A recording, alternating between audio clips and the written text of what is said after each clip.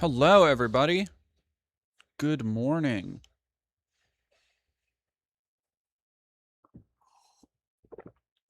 In the kitchen on the stove.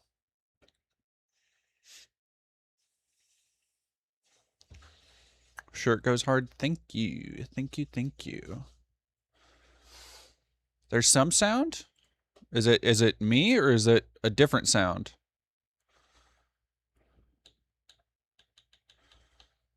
I think it's just me, the Terran ambassador, but thank you. Hey, awesome Stella. Okay. Awesome Stella, let me actually, let's do, is this another 24-hour one? No, I'm glad I didn't do 24 because, so originally when I said, hey, I want to do one, I just put it down on the 20th because that's, I wanted to put down a firm date. So it's like, okay, yes, I am doing another charity stream. I'm going to do some fundraising because I haven't done one in a long time, and I try and do them as much as I can. And I'm glad I didn't say 24 hours because one, I don't make it to 24 hours. I never do. I get too eepy. Second, I'm leaving for LA for a filming trip like 3 days after I'm done with this. So I don't want to be like dead tired and all that stuff around then. So it'll probably be 12 to 16 hours, honestly. Just to, and I should already have pinned on Twitch and YouTube the first GoFundMe that we are trying to hit. We are trying to raise, thus far, I want to be able to try and raise $1,500 today. Around $1,500. Split between, thus far we have 3 different GoFundMes I want to try raising for. The first one should be pinned. And then my mods will help cycle those out as we get through the day. But yeah, 24 hours, no. Because also what ends up happening is it gets late, all the guests leave, I get EP, and then there's just nothing going on. And we will also be reading the entirety. If we get through the first Halo game, first Halo game. I'm staring at a Halo game right now. I'm staring at my second screen. Don't worry about it. Objective. God damn it. I'm so tired. I'm so out of it today. Really, truly not the best day to have a charity stream with guests and shit. Hey,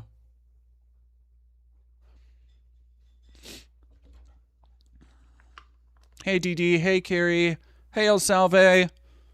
Don't forget to donate at the designated places. Already out of it. Yeah, I'm... And technically it's my fault because last night, Ko and I were chilling. I had been working really hard the last couple days trying to get as much stuff done on the channel before I leave. And so we were like, you know what? We have the stream tomorrow. Let's grab something fun from the dispensary. So we tried a new weed drink, which they're like the little shots. God, they're so gross. And yeah, it actually messed me up way more than I thought it would. Derogatory. So I am in this weird, like, funky zone that I'm not the biggest fan of. A DD Court Among Us event in 5 hours. Oh, there's a Discord event on my Discord. I should know. It's my Discord. Wild Antic, good morning.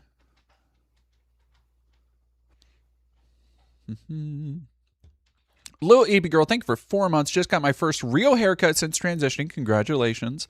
I cried when she finished doing it, cried on the walk home, and cried when home. I love it so much. Haircuts are real. Like haircuts go so far in ways that you don't even think until you get a good one, right? Can be so affirming, and that's for everybody. That's like, that works even for cis people. Amy Van Hart, thank you for Prime for 17 months.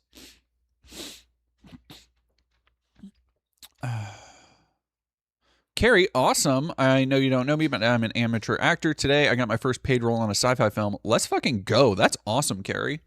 Congrats. Hell yeah. Let me really quick. I need to reach out to somebody.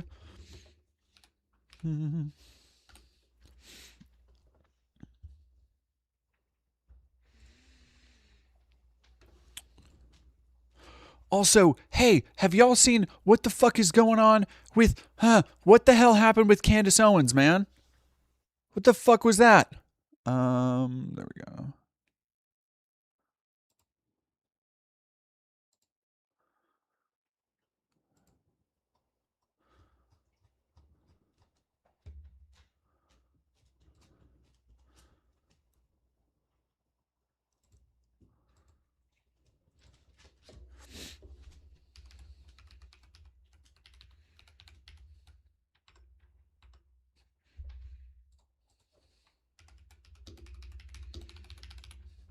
Sorry, I am sending requests and such.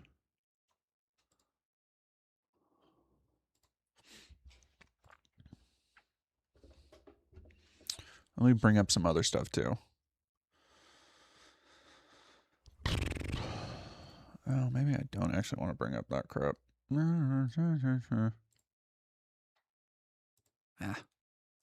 Yeah, let me go to... What did Candace do now?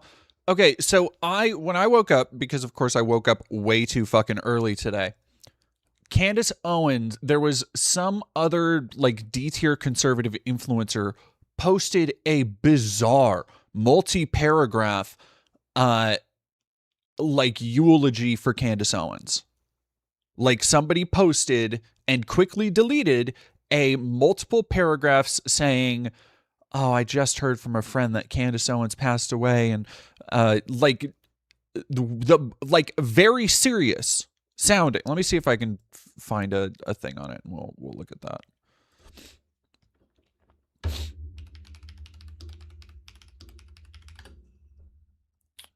Lily Gaddis. There we go.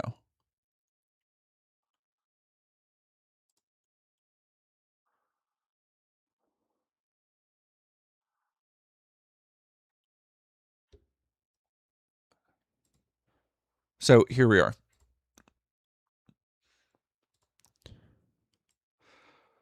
Lily Gaddis said today, Candace Owens' family reached out to me earlier this morning. It is with deep sadness and sorrow that I am sharing the passing of my longtime friend and fellow political commentator, Candace.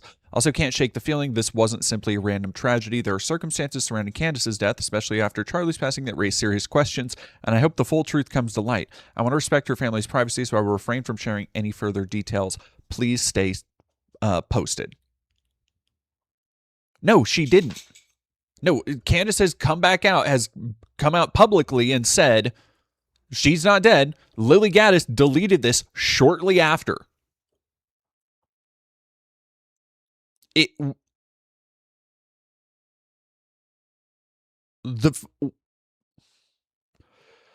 Just bizarre.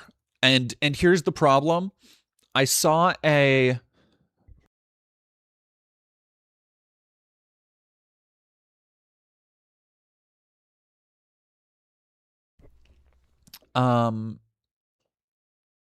the only thing that I saw somebody conspiracy posting that somebody had been planning to kill Candace, and they jumped the gun on announcing it. Like there was a huge thing there for the stream. Among Us with the community, since the stream and event are happening at the same time.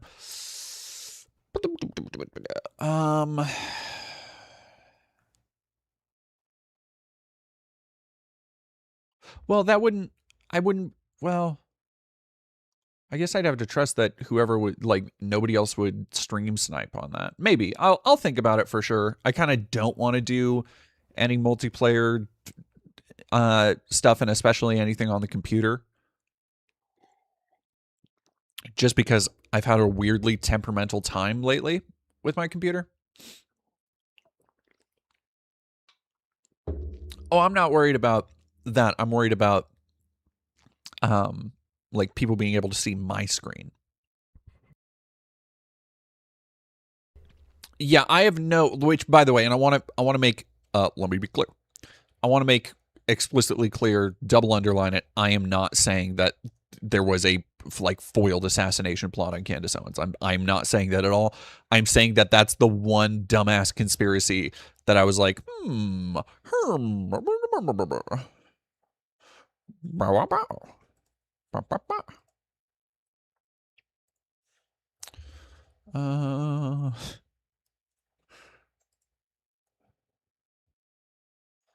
Here for charity, Mayanaka Midnighter, thank you so much.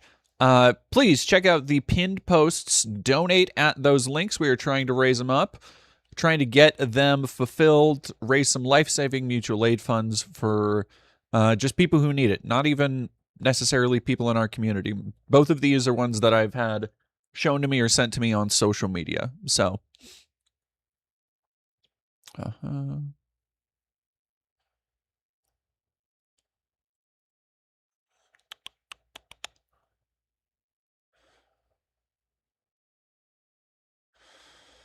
Jesus Christ. Leg Tickler, did you see that video critiquing your new DC character's terrible representation video?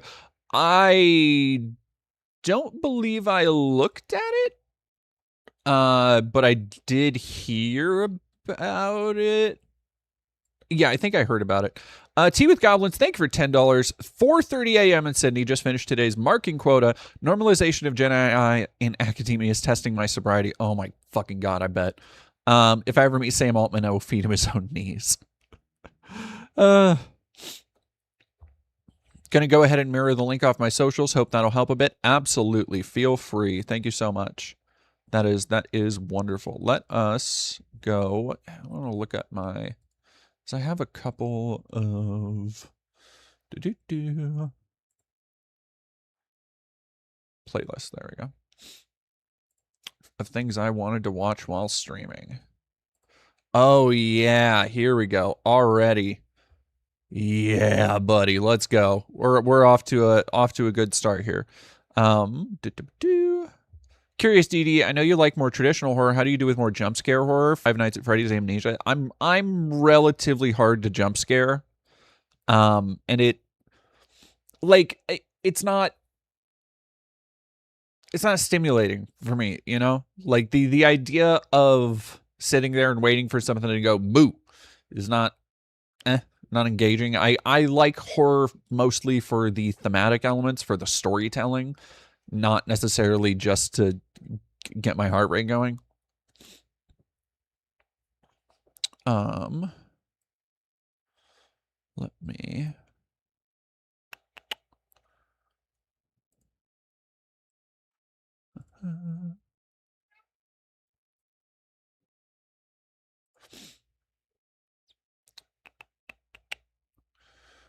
sure my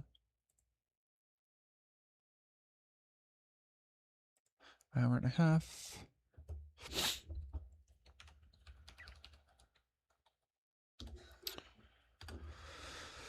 All right, so we should still have, so in an hour and a half or so, I think Jack is going to come in. We've got Eden Riley, Actual Jake, Gabriel Sky. Who else do we got? We got the Black Nerd Gaming.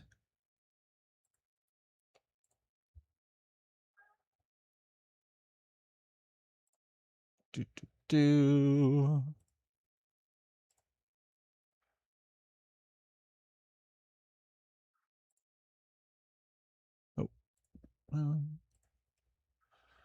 Do ML.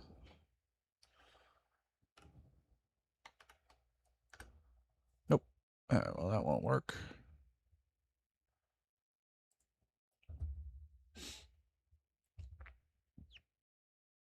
Yeah, Xenagirls. So we're gonna have TTB on gaming.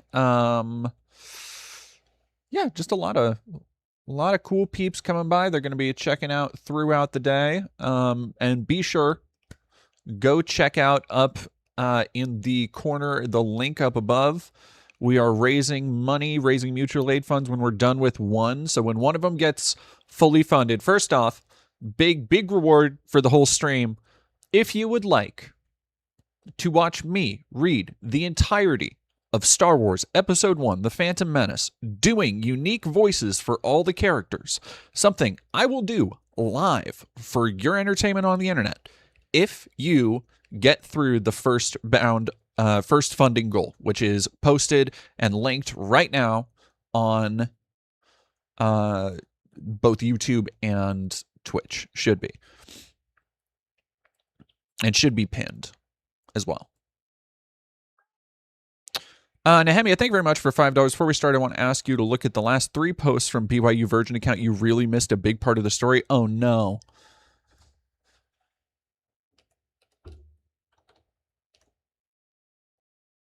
Last 3 posts.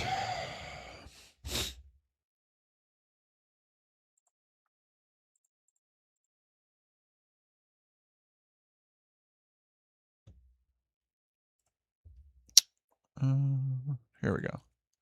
Official statement on the future.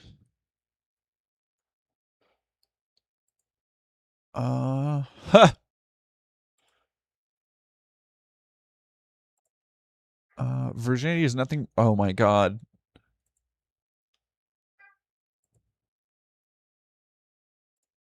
More to come soon. When was this? This would have been 2020. What? 2024. Okay. Fucking Ben Gavir. Oh, that motherfucker. I genuinely wonder what Israel has on Trump. Like that's the only, and I know it's conspiracy brained, but that's the only possible explanation, is they have the goods. They have the intel.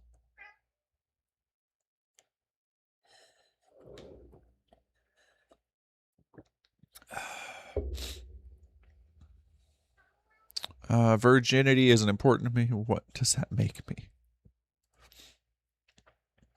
Get the fuck out. Okay. Okay. Very good. Very good. Whoo. Very good. Fern just made a video on Israel killing journalists. It was the most centrist bullshit ever. Fern. Our Fern?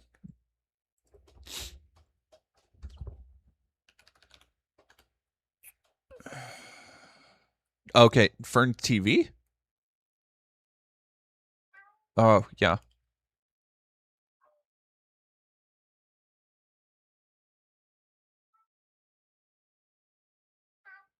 Oh my goodness.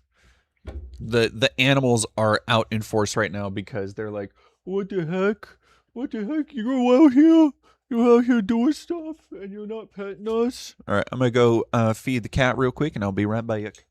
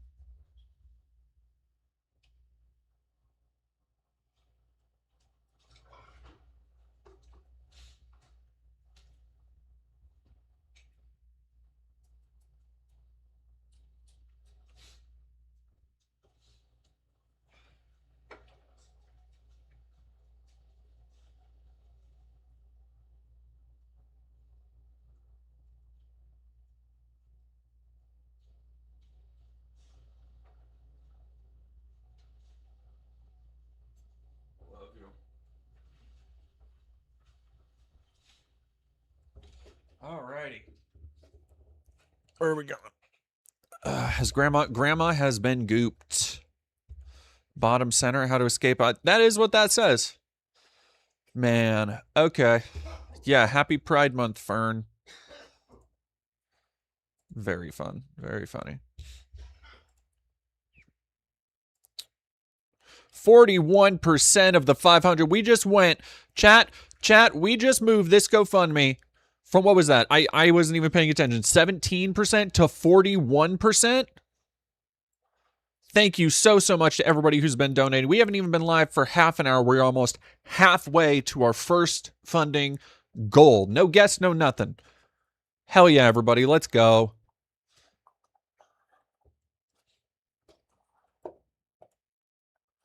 Congrats. Let's do... Oh, yeah. Okay, so let's... Right, and I need to periodically be checking in. Jump in until 2.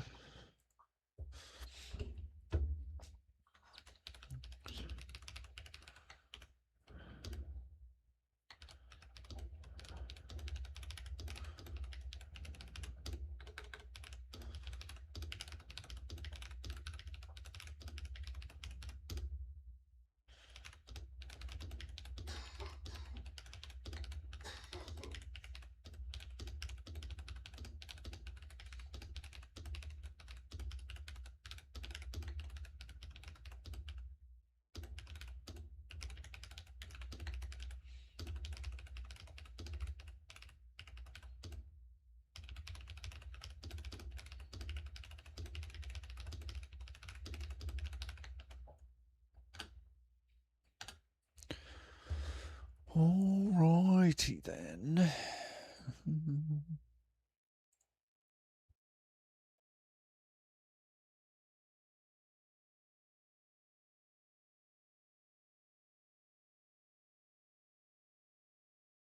The DD recommendation algorithm is so fucked. Oh yeah. Oh yeah. Hellion Vision, very cool to be raising money to help people. Hey, look, I can only raise as much money as everybody else helps and spreads around. Let me actually put out a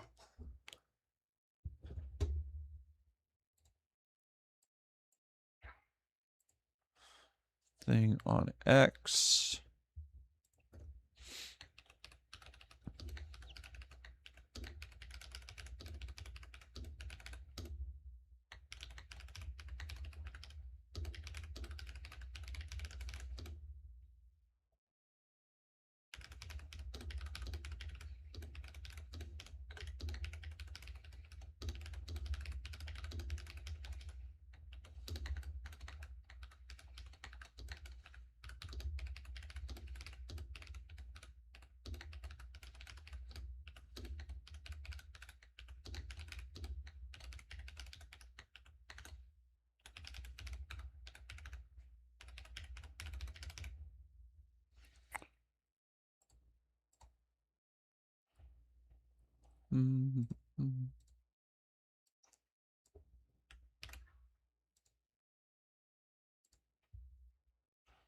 Alrighty, so there's that one. Sorry, I'm posting to both Blue Sky and Twitter right now.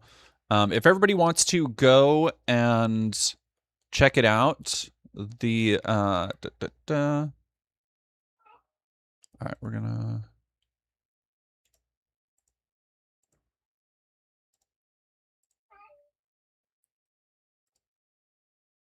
Why is it not going?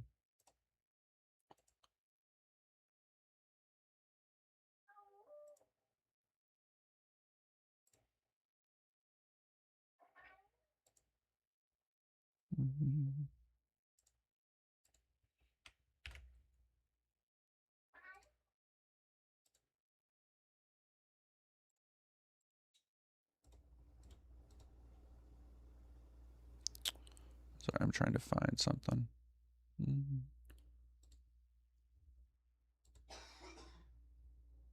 Why?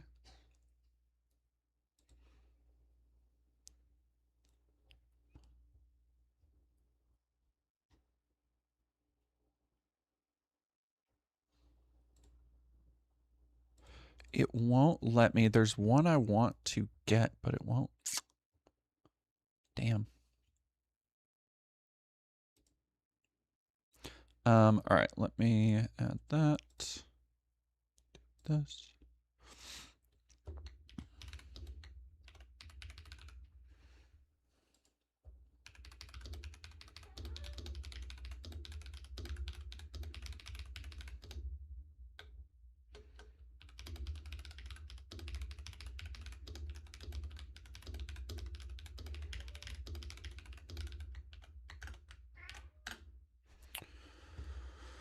All right, there's that.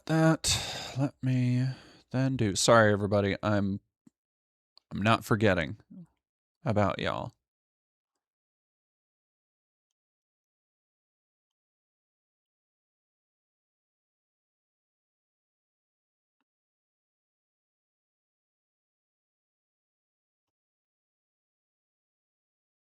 Hello, Juno.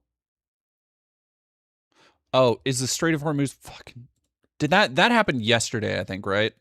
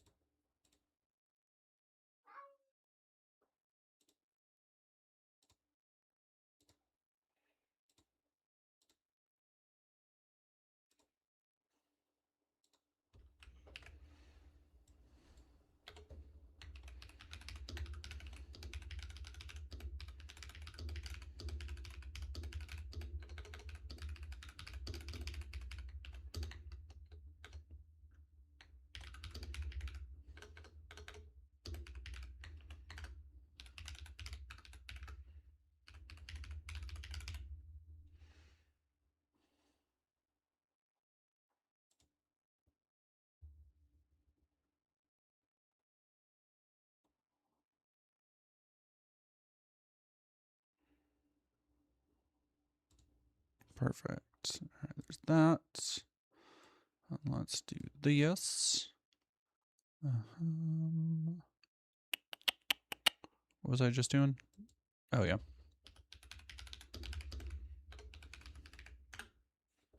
God, my ADHD is wild. See, this is what happens when I lock in for 2 days straight and do 2 days of videos back to back. Is my ADHD is like, need to get off the leash.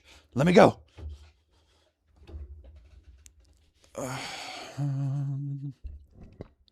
Yeah. Iran accuses U.S. Israel of ceasefire violations. Like this is what I'm talking about. How are we with as thin-skinned as Trump is, right? Man, okay, that's still playing. Northern Lebanon. That's according to Iranian state media. The strait had reopened as part of the U.S.-Iran deal this week. In a statement on X that did not acknowledge the apparent closure, U.S. Central Command said 55 merchant ships transited the strait on Saturday, quote, moving large amounts of cargo and more than 17 million barrels of oil to global markets, end quote. Now, it goes on to say U.S. forces remain present and vigilant to ensure all aspects of the agreement with Iran are adhered to, obeyed, and in full force and effect. In an interview this morning, Vice President Vance confirmed that President Trump's special envoy, Steve Witkoff, and son-in-law Jared Kushner are in Switzerland for the next round of negotiations. The vice president said he expects to join them there. We'll continue to monitor the story and bring you the latest here and on NBCnews.com. Jeez. One day. Whoa.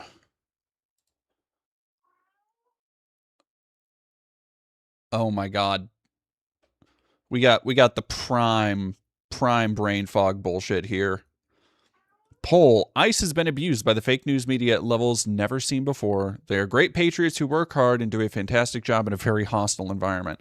Much of this hostility is caused by the Democrats and the... Man, I know that it's just because he always wants to put his stamp and spin on anything, but Democrats had way more riz than Democrats. The concept I have had for quite some time, a strong feeling that the name of these patriots, ICE, should be changed to NICE, in that it will totally discombobulate crooked, dishonest, and unpatriotic reporters and journalists. This is a real post from our real national leader. For them to say we went to a nice facility today as opposed to ICE.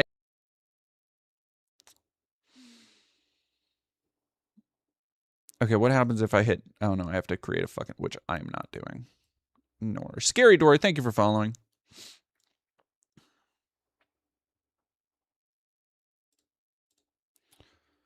Man. Dumbocrat or Democrat? Man.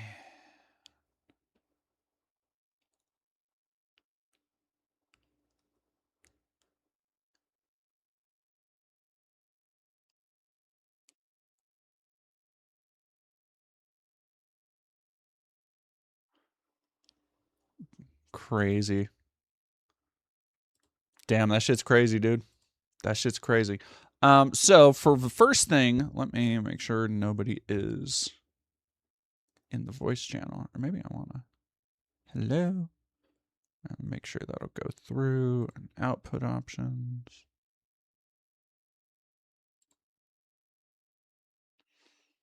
I'm hoping that will be fine, but we will see. Nehemia, thank you very much for $5. By the way, there's a new party in Israel founded by / related to the group standing together, an anti-Zionist coalition of Israelis and Palestinians. Wow.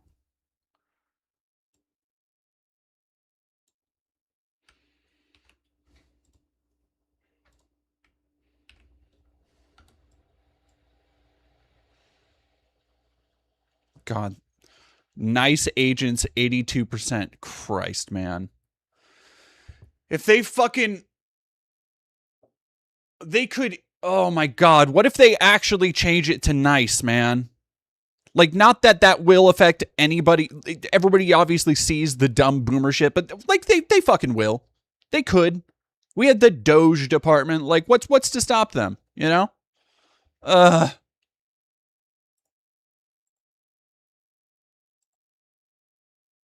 All right, chat.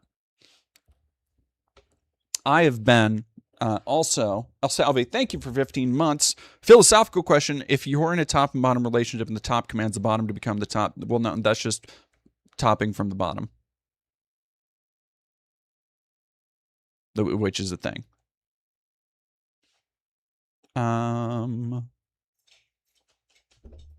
right, give me 1 second. I will be right back. Let's actually watch this video of somebody who was mad at my review of the Daily Wire's dumbass Merlin show. To this, and unfortunately it came true. So last year in one of my videos I mentioned that there would be breadtubers and breadtuber adjacent folk going after the Pendragon cycle, and oh boy, last week I was recommended a review for the Pendragon cycle, a lengthy one if I could remember, and I just clicked on it, just a few seconds, watched it, and scrolled through the comments. You could easily tell, okay, these guys are not here to give it a fair critique. These guys are here just to dunk on this show.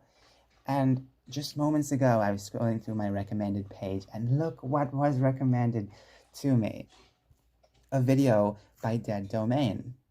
And it's titled, I watched all of Daily Wire's awful Game of Thrones ripoff. Now, it's been a while since I've heard of Dead Domain. Now, a few years ago I discovered her, and I think it was because of a Synthetic Man video, and Synthetic Man did respond to her. I think it was in a live stream, or maybe he went on a chat and it just typed something and she spoke out. It was funny, okay? Wow. Okay. It was spurged out. Okay, so this is a like 4chan or like Kiwi Farms incel. Oh, this person was trans. The trans conservative waifu. That's who this was. That was more important than me. The trans conservative waifu is who we're looking at. Violet Left, thank you for 11 months. Won't be able to watch much of the stream. Hope you have a great night. Thank you. Not the she, her misgendering. I appreciate it, I guess. Service topping, Juno dear, service topping is the new big thing. It says Service Top Incorporated over here. Says somebody who has stock investments in Service Top Inc.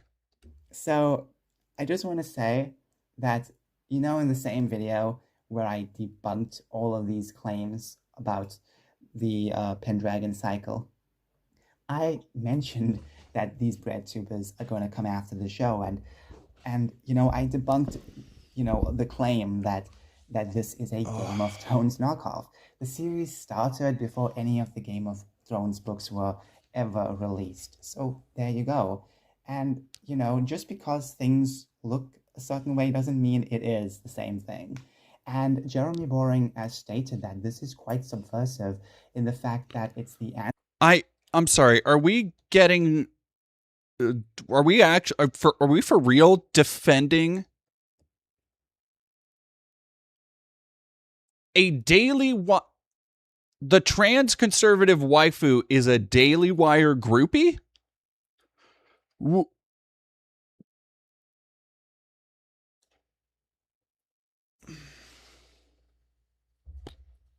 Sure. Game of Yeah, Thrones. whatever. Yeah, it's not trying to be Game of Thrones. It's the opposite of that. It's subversive in the fact that it isn't a Game of Thrones show. It's not following the Game of Thrones meta.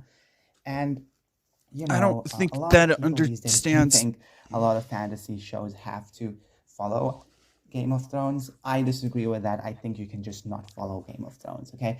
Just like how, a lot of people were refusing to follow Tolkien's pathway.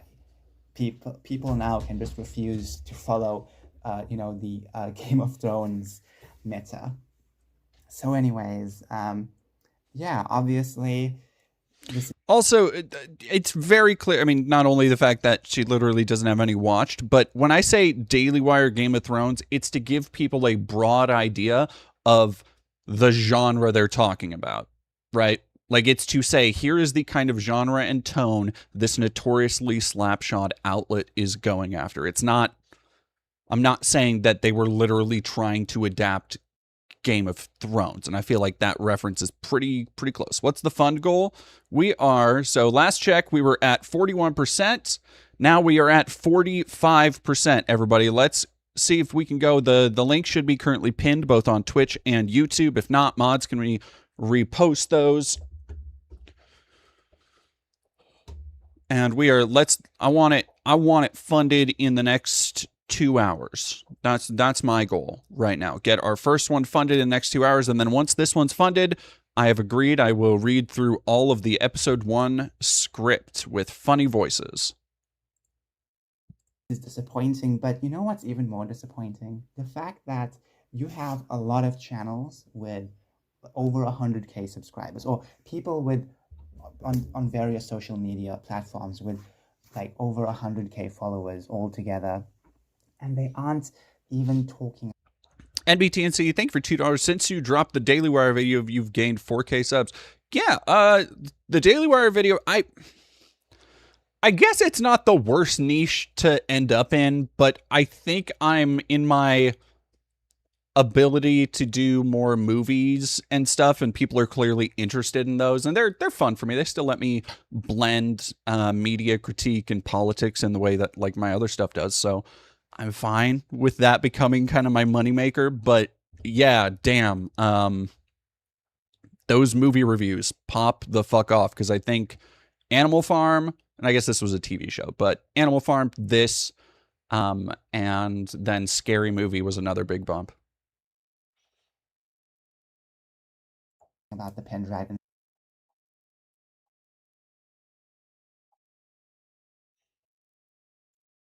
cycle, and you have this group, the mainstream right, they don't want to promote the show. Maybe once or twice they'll acknowledge it, or they have acknowledged it, but they just don't want to touch it.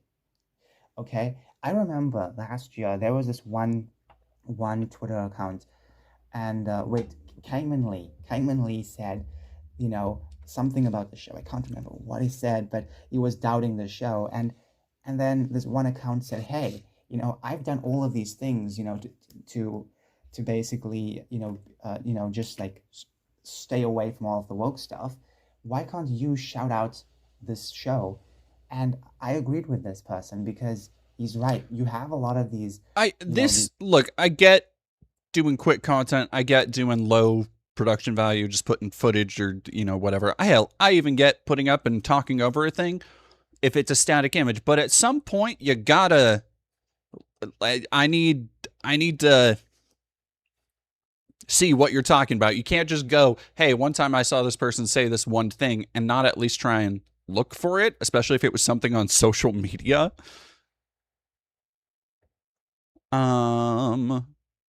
J Kung, is super chatting you still okay during the stream? Let's get our first fundraising goal finished. We're at 47%. Let's get to 50, everybody. Let's get our first fundraising goal met, and then we can do that. Right-leaning influencers who have a lot of followers, but they don't want to promote something. Oh yeah, baby's first Kafka. Do you mind sharing those again? My favorite. I have a tattoo of the Kafka story, the penal colony, and so that's my favorite Kafka story, like kind of number one with a bullet. But also, I think probably his most famous work outside of the Metamorphosis is The Trial, which I really really love. The Trial is dry. It's very dry in the same way that the America stories are, and a lot of his going into Kafka, you need the kind of, not that you need to have read all of them, but you need the kind of cultural knowledge that dark comedy and absurdity and kind of wry, sardonic humor was a lot more common in the day, because so much of it is funny, but it is the driest, oftentimes darkest kind of comedy, to the point where you won't even laugh. But that doesn't take away from what I really love about Kafka, is how clever the writing is throughout. There are points in which, even though the Metamorphosis is often read as a horror story, there are so many points in which not just the absurdity, but people's reactions to Gregor are closer to comedy, right? And so that's kind of the thing that you should go in knowing and understanding, is that oftentimes Kafka's stories take the guise of just a dude getting fucked around by life. Like something just happens and shit just keeps happening. And a lot of times it's just a young dude who's like, I guess I'm going with the flow here. God damn. But yeah, anyway, y'all got me started on Kafka. Awesome home. My sister read Metamorphosis in college and called me in tears, telling me she would never smash me if I was a giant bug. Oh, thank you very much, Frog Swamp Person, for throwing $5 more. We are 47% of the way there. Let's get some life-changing money up. Let's keep it going. Thank you, Aaron Plasma, as well.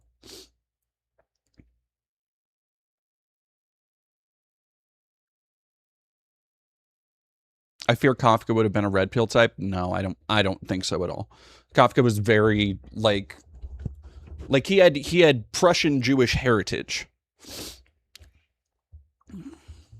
He was at several intersections of demographics. Like he was an oddball. He was an outsider. And not in the way either of somebody like H.P. Lovecraft.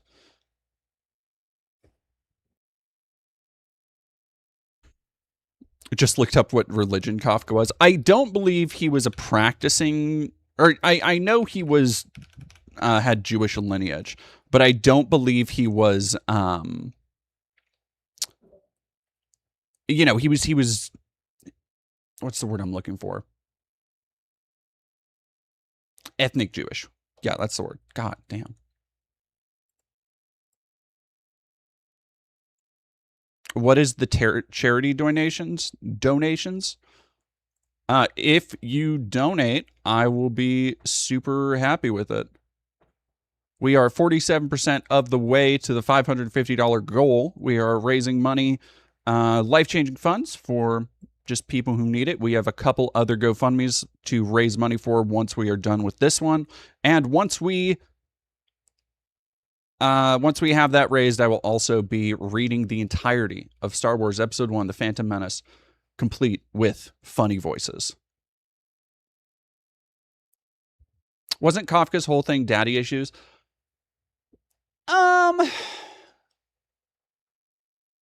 I would say family. Like, yeah, there is a lot of that, but it's a lot of family issues, and it's less like,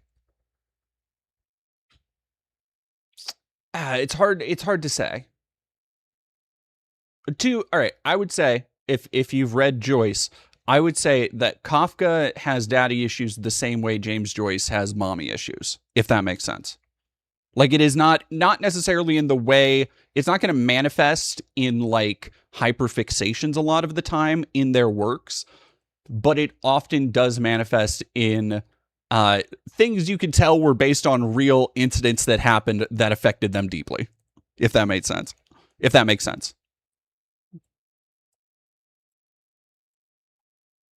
What's the blue sky one? Are you going to let me in chat, or do I get the Instaban treatment? I mean, I see you. I see you in chat. If hey, look, did somebody ban them in over on the other thing over on Twitch? I just saw you subscribe on Twitch. I thought you talked there.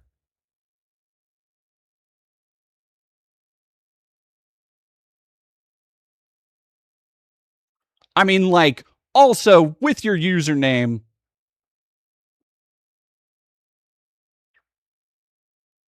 But like, also, yeah, don't just ban somebody if they're not causing. No one was banned today. No one banned them. Okay. Yeah, nobody's banning anybody that I know of. Never read Kafka, but I fuck with Zadislaw Beksinski, whose art took a lot of inspo from him, among other things. Yeah. I like Zadislaw. Zadislaw? On Twitch, not. Oh, yeah, no, that's just the default for Twitch. Like this, which obviously deserves praise. You know, it's one of the most ambitious projects coming from a right-leaning filmmaker. And that's the part. And you know what? Hey, you know what? I will admit, like, I'm not going to say it's good. I'm certainly not going to say that Jeremy Boring had any kind of talent for it, but I will say, yes, it's making a, like, what was it, 8-10 episode miniseries, truncating like 4 different books on a shoestring budget, but still somehow spending like $1 million plus per episode. It's nothing. It's nothing if not ambitious. Nothing if not ambitious.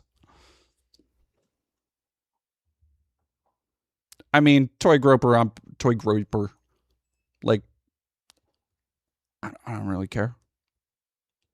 The link is to the White House lawn looking like dog shit. Oh, right. The 8647 thing came back. Oof. All right, we got a couple. Yeah, let's keep the fun train going. What up? That sometimes we start a video and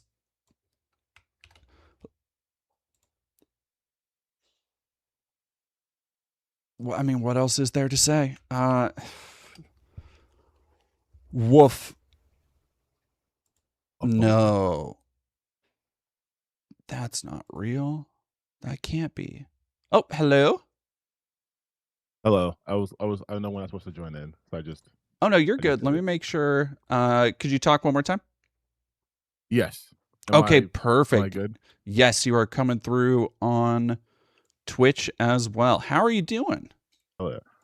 I was doing better, and then I saw your video about the Yule Bowl film. So. Oh my god. I spent most of. Let me. All right. Yeah. Let me get my multi-screen set up so we can have people. Can I break this out into a? No. Oh, no, I can go on camera if you want me to too. Oh no, it's totally okay. I just want to make sure I can. There we go. Pop out and do that.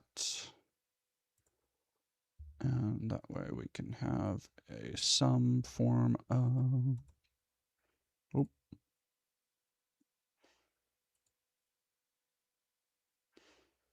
Damn, someone recognized my voice already? Holy shit. Yeah, Jack Garland 78 says TTBN. Nor. Let's do a. Ask me about Mexican Ninja. Oh god, there was a game I played on stream called Mexican Ninja. It was honestly kind of funny. What is it called? It's called Mexican Ninja. Great. And yep. It's like, imagine if it's sort of like it's a roguelike, but it's like crossing the aesthetics of like Hades, but with the humor of like season 1 South Park. Oh, great. Yep. Yeah, it is a game. Put it at that. All right, perfect. All right, now we got that. And let's do this.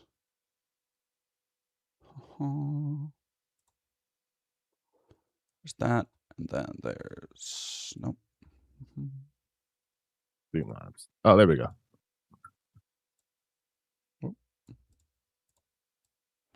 There we go. There we are. And then Oh, are you watching the stream at all? I am watching the stream right now. I think there's a delay watching the stream. Perfect. But I am watching the stream. Wait, what happened to PS2 games all year? No, I'm still doing PS2 games all year. I'm not just playing on PS2, and it's the PS2 era. But I am also, but when I'm gathering footage for stuff too, is also that. Are you able to? Oh boy! Oh no! Let me. Okay. Oh jeez! No, this is on me. I know the game. My streams are There we go. Nope. Uh-oh. Oh no. I can't play Halo, it's gonna make me bisexual. Well, now I've done it because let me try that. Alright, that'll be easier. Now we're playing the fun game of nothing works properly.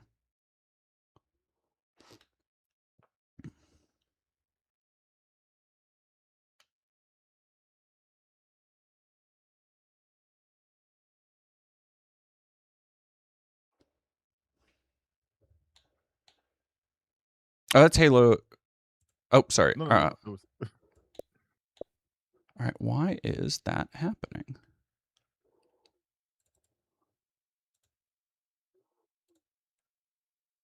Well, this sucks.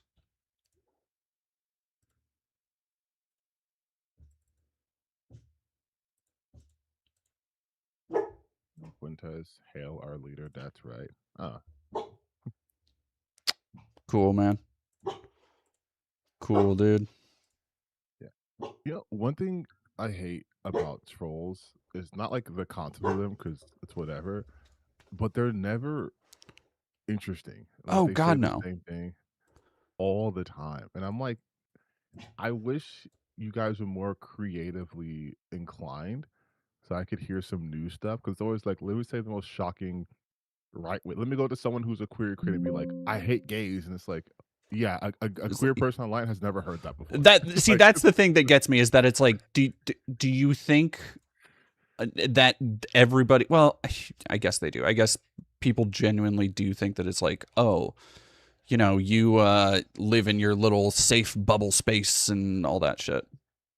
yeah, and I'm like, dog, we are minorities in real life, not like on the internet. Like I have to go outside. I know it's a weird concept, but I have to go outside. Like I have been racially profiled, I've been called slurs. Like you're gonna have to do so much more to me than like call me the N-word, which apparently is what every VTuber does nowadays. But I'm like, you guys are to quote the great Heels versus Babyface, you're fucking boring. Oh, that's so much better than I could have done.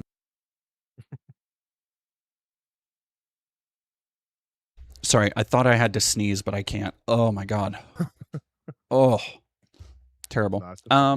Really quick, Fitzpatrick, thank you for $20. Speaking of episode 1, what do you think of the idea that Padme is just as twisted as Anakin, but she just hides it better? Yes. You think so? Oh, their freak has to match. Yeah, I guess that is fair. All right, let me check what we're at really quick. We are at, thank you all so much. We have raised this already, quick fundraising stream. Just in an hour, we've raised one person's goal from, I think it was 17% to 53%. So let's get it all the way there, and then I can fully commit to the episode 1 of it all. All right, now let me see why the hell my thing is still doing that, because I don't want it to be making those noises. Oh yeah, what are we troubleshooting?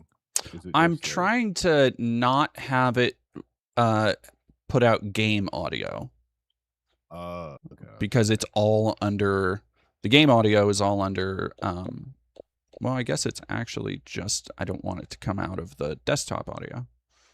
yeah. Oh, because you're doing Streamlabs, right? That's what Yep. I use. Yep. Yeah. Yep.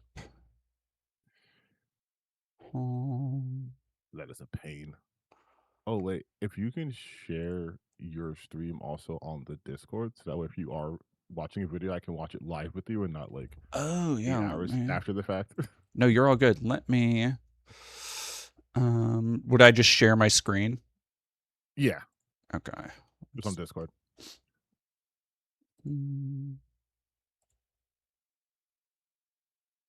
All right. You see it? Right. I am looking at it right now. Yep. Perfect. Okay. Perfect. Now I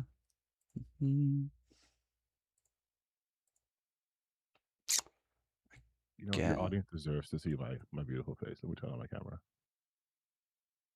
Let's see if that fixed anything. Nope. See, I don't know. All right. Oh. Xbox button. Scroll down to. Oh no. I have that headset for the computer. It's coming through the computer. Yeah. It's sorry. Somebody's No, I'm reading. helping troubleshoot in the chat too. So what have you been up to? What have you been working on? Fuck me. So I've been. Yeah, so yesterday I was streaming like 80 demos, and then on top of that, I am trying to work on a little bit of a mini script about just because at first I went about the whole gamers or games are male dominated. I did a video on that, and now I'm trying to work on a bit of a decent sized video on just the whole culture of how we've got to this point of just like a part two to my old video basically of the right dominating gaming, but now this is like the aftermath of a year after Trump, how things have gotten just fucking worse. Yeah. It sure seems like they keep getting worse too.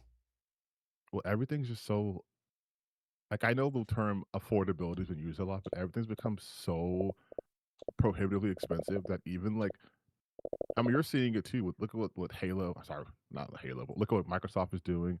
I just saw a report that PlayStation, if you want to play Halo 5 co-op, both parties have to have an active PlayStation subscription to play it, and it's like they're doing weird shit they never do before. Everybody's broke. Can you? Oh my god. I can definitely hear it.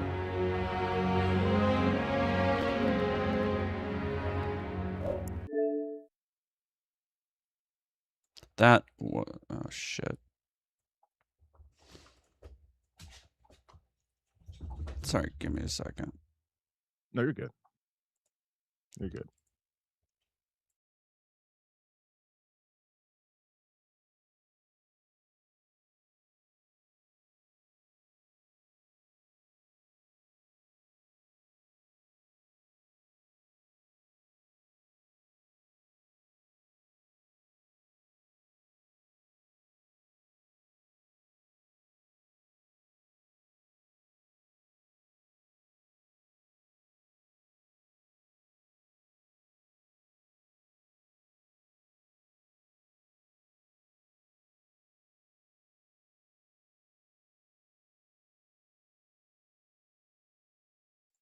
All right. Nope.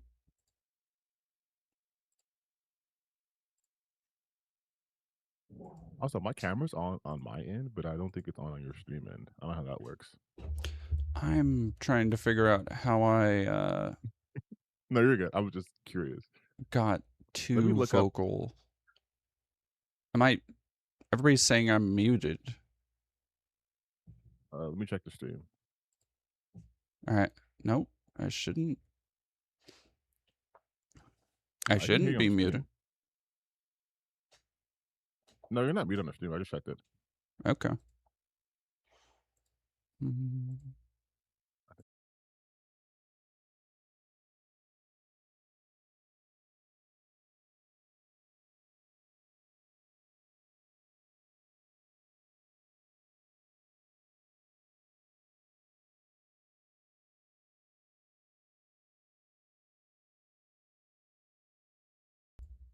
All right. Oh wait, no.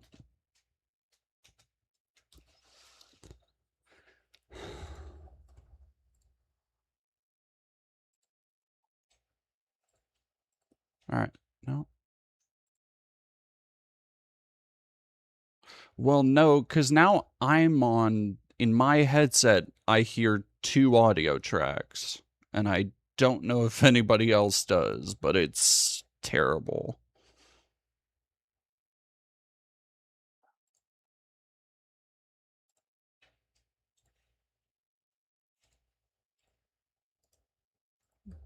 Okay.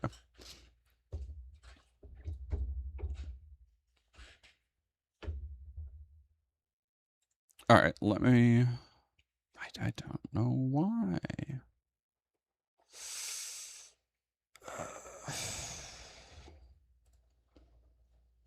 All right, there's, oh wait.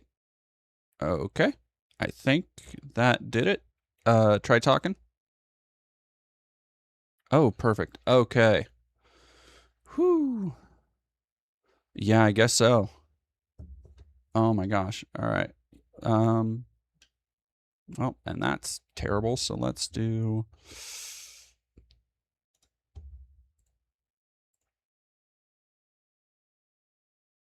You can't. Wait.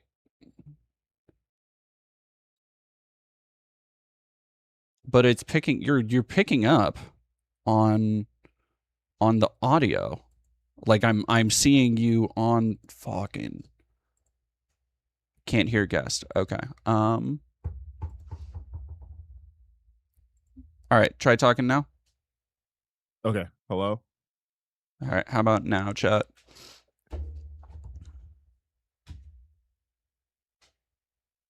Nope. Yeah. Yes. Okay, that worked. Perfect. Thank you, All right. man. Okay. And then All right. this.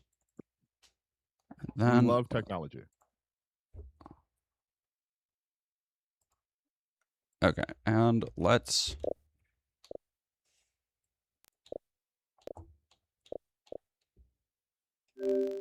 God. No, I don't want that to happen. Oh my gosh. Really quick, for everybody who doesn't know you, introduce Oh yourself yeah. and talk about what you've been doing and what you're up to lately. Okay. I don't know if I'm visible right now because I have my camera, but I can't see it on the chat. So I don't know if you guys can see me or not. But Oh, yep, there you are. hi. Okay, here we go. I am it's me. It's your boyfriend slash girlfriend slash day friend favorite content creator. I am TTB in gaming.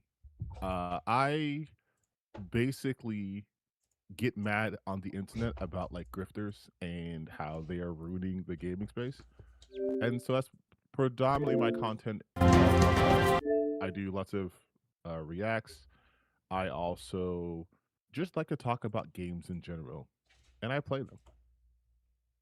I'm basically like, what if Hassan Piker was a little bit taller, blacker, less knowledgeable, and actually played games?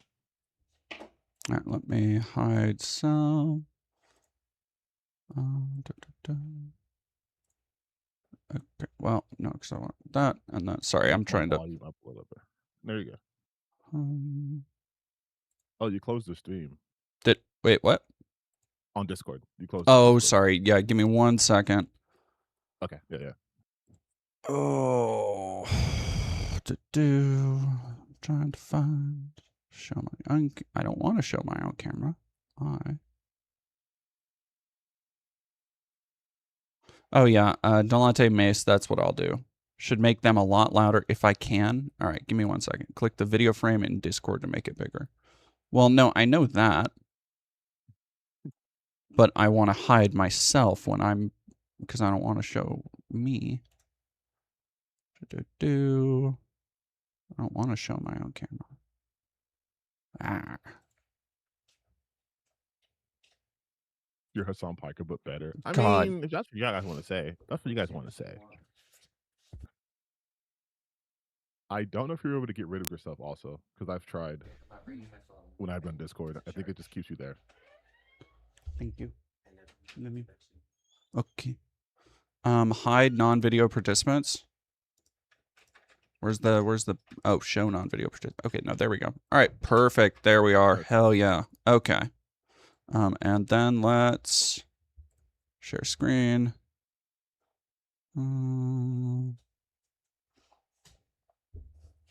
Close the stream out then, so that way that's not. There we go. All right. Okay. Well, now I want to hide that screen too. Yes. Hide everything. Come on now. Come on now. So you've had a couple videos and stuff I've noticed blow up recently. Yeah. I don't know why. I have no insight as to like, honestly, maybe it's because I've gotten on certain people's radars, and so I'm probably put through someone's like hate algorithm. Oh yeah. All right, real quick, You try might be talking just- again. Yeah. Hello. All right, that should be better for volume. Okay. You probably got it though, right? Like you'll post like a community post or something, and you'll get a comment like, "I don't know who you are. Why'd you show up on my For You page?" All the time. Yeah, and I still get that.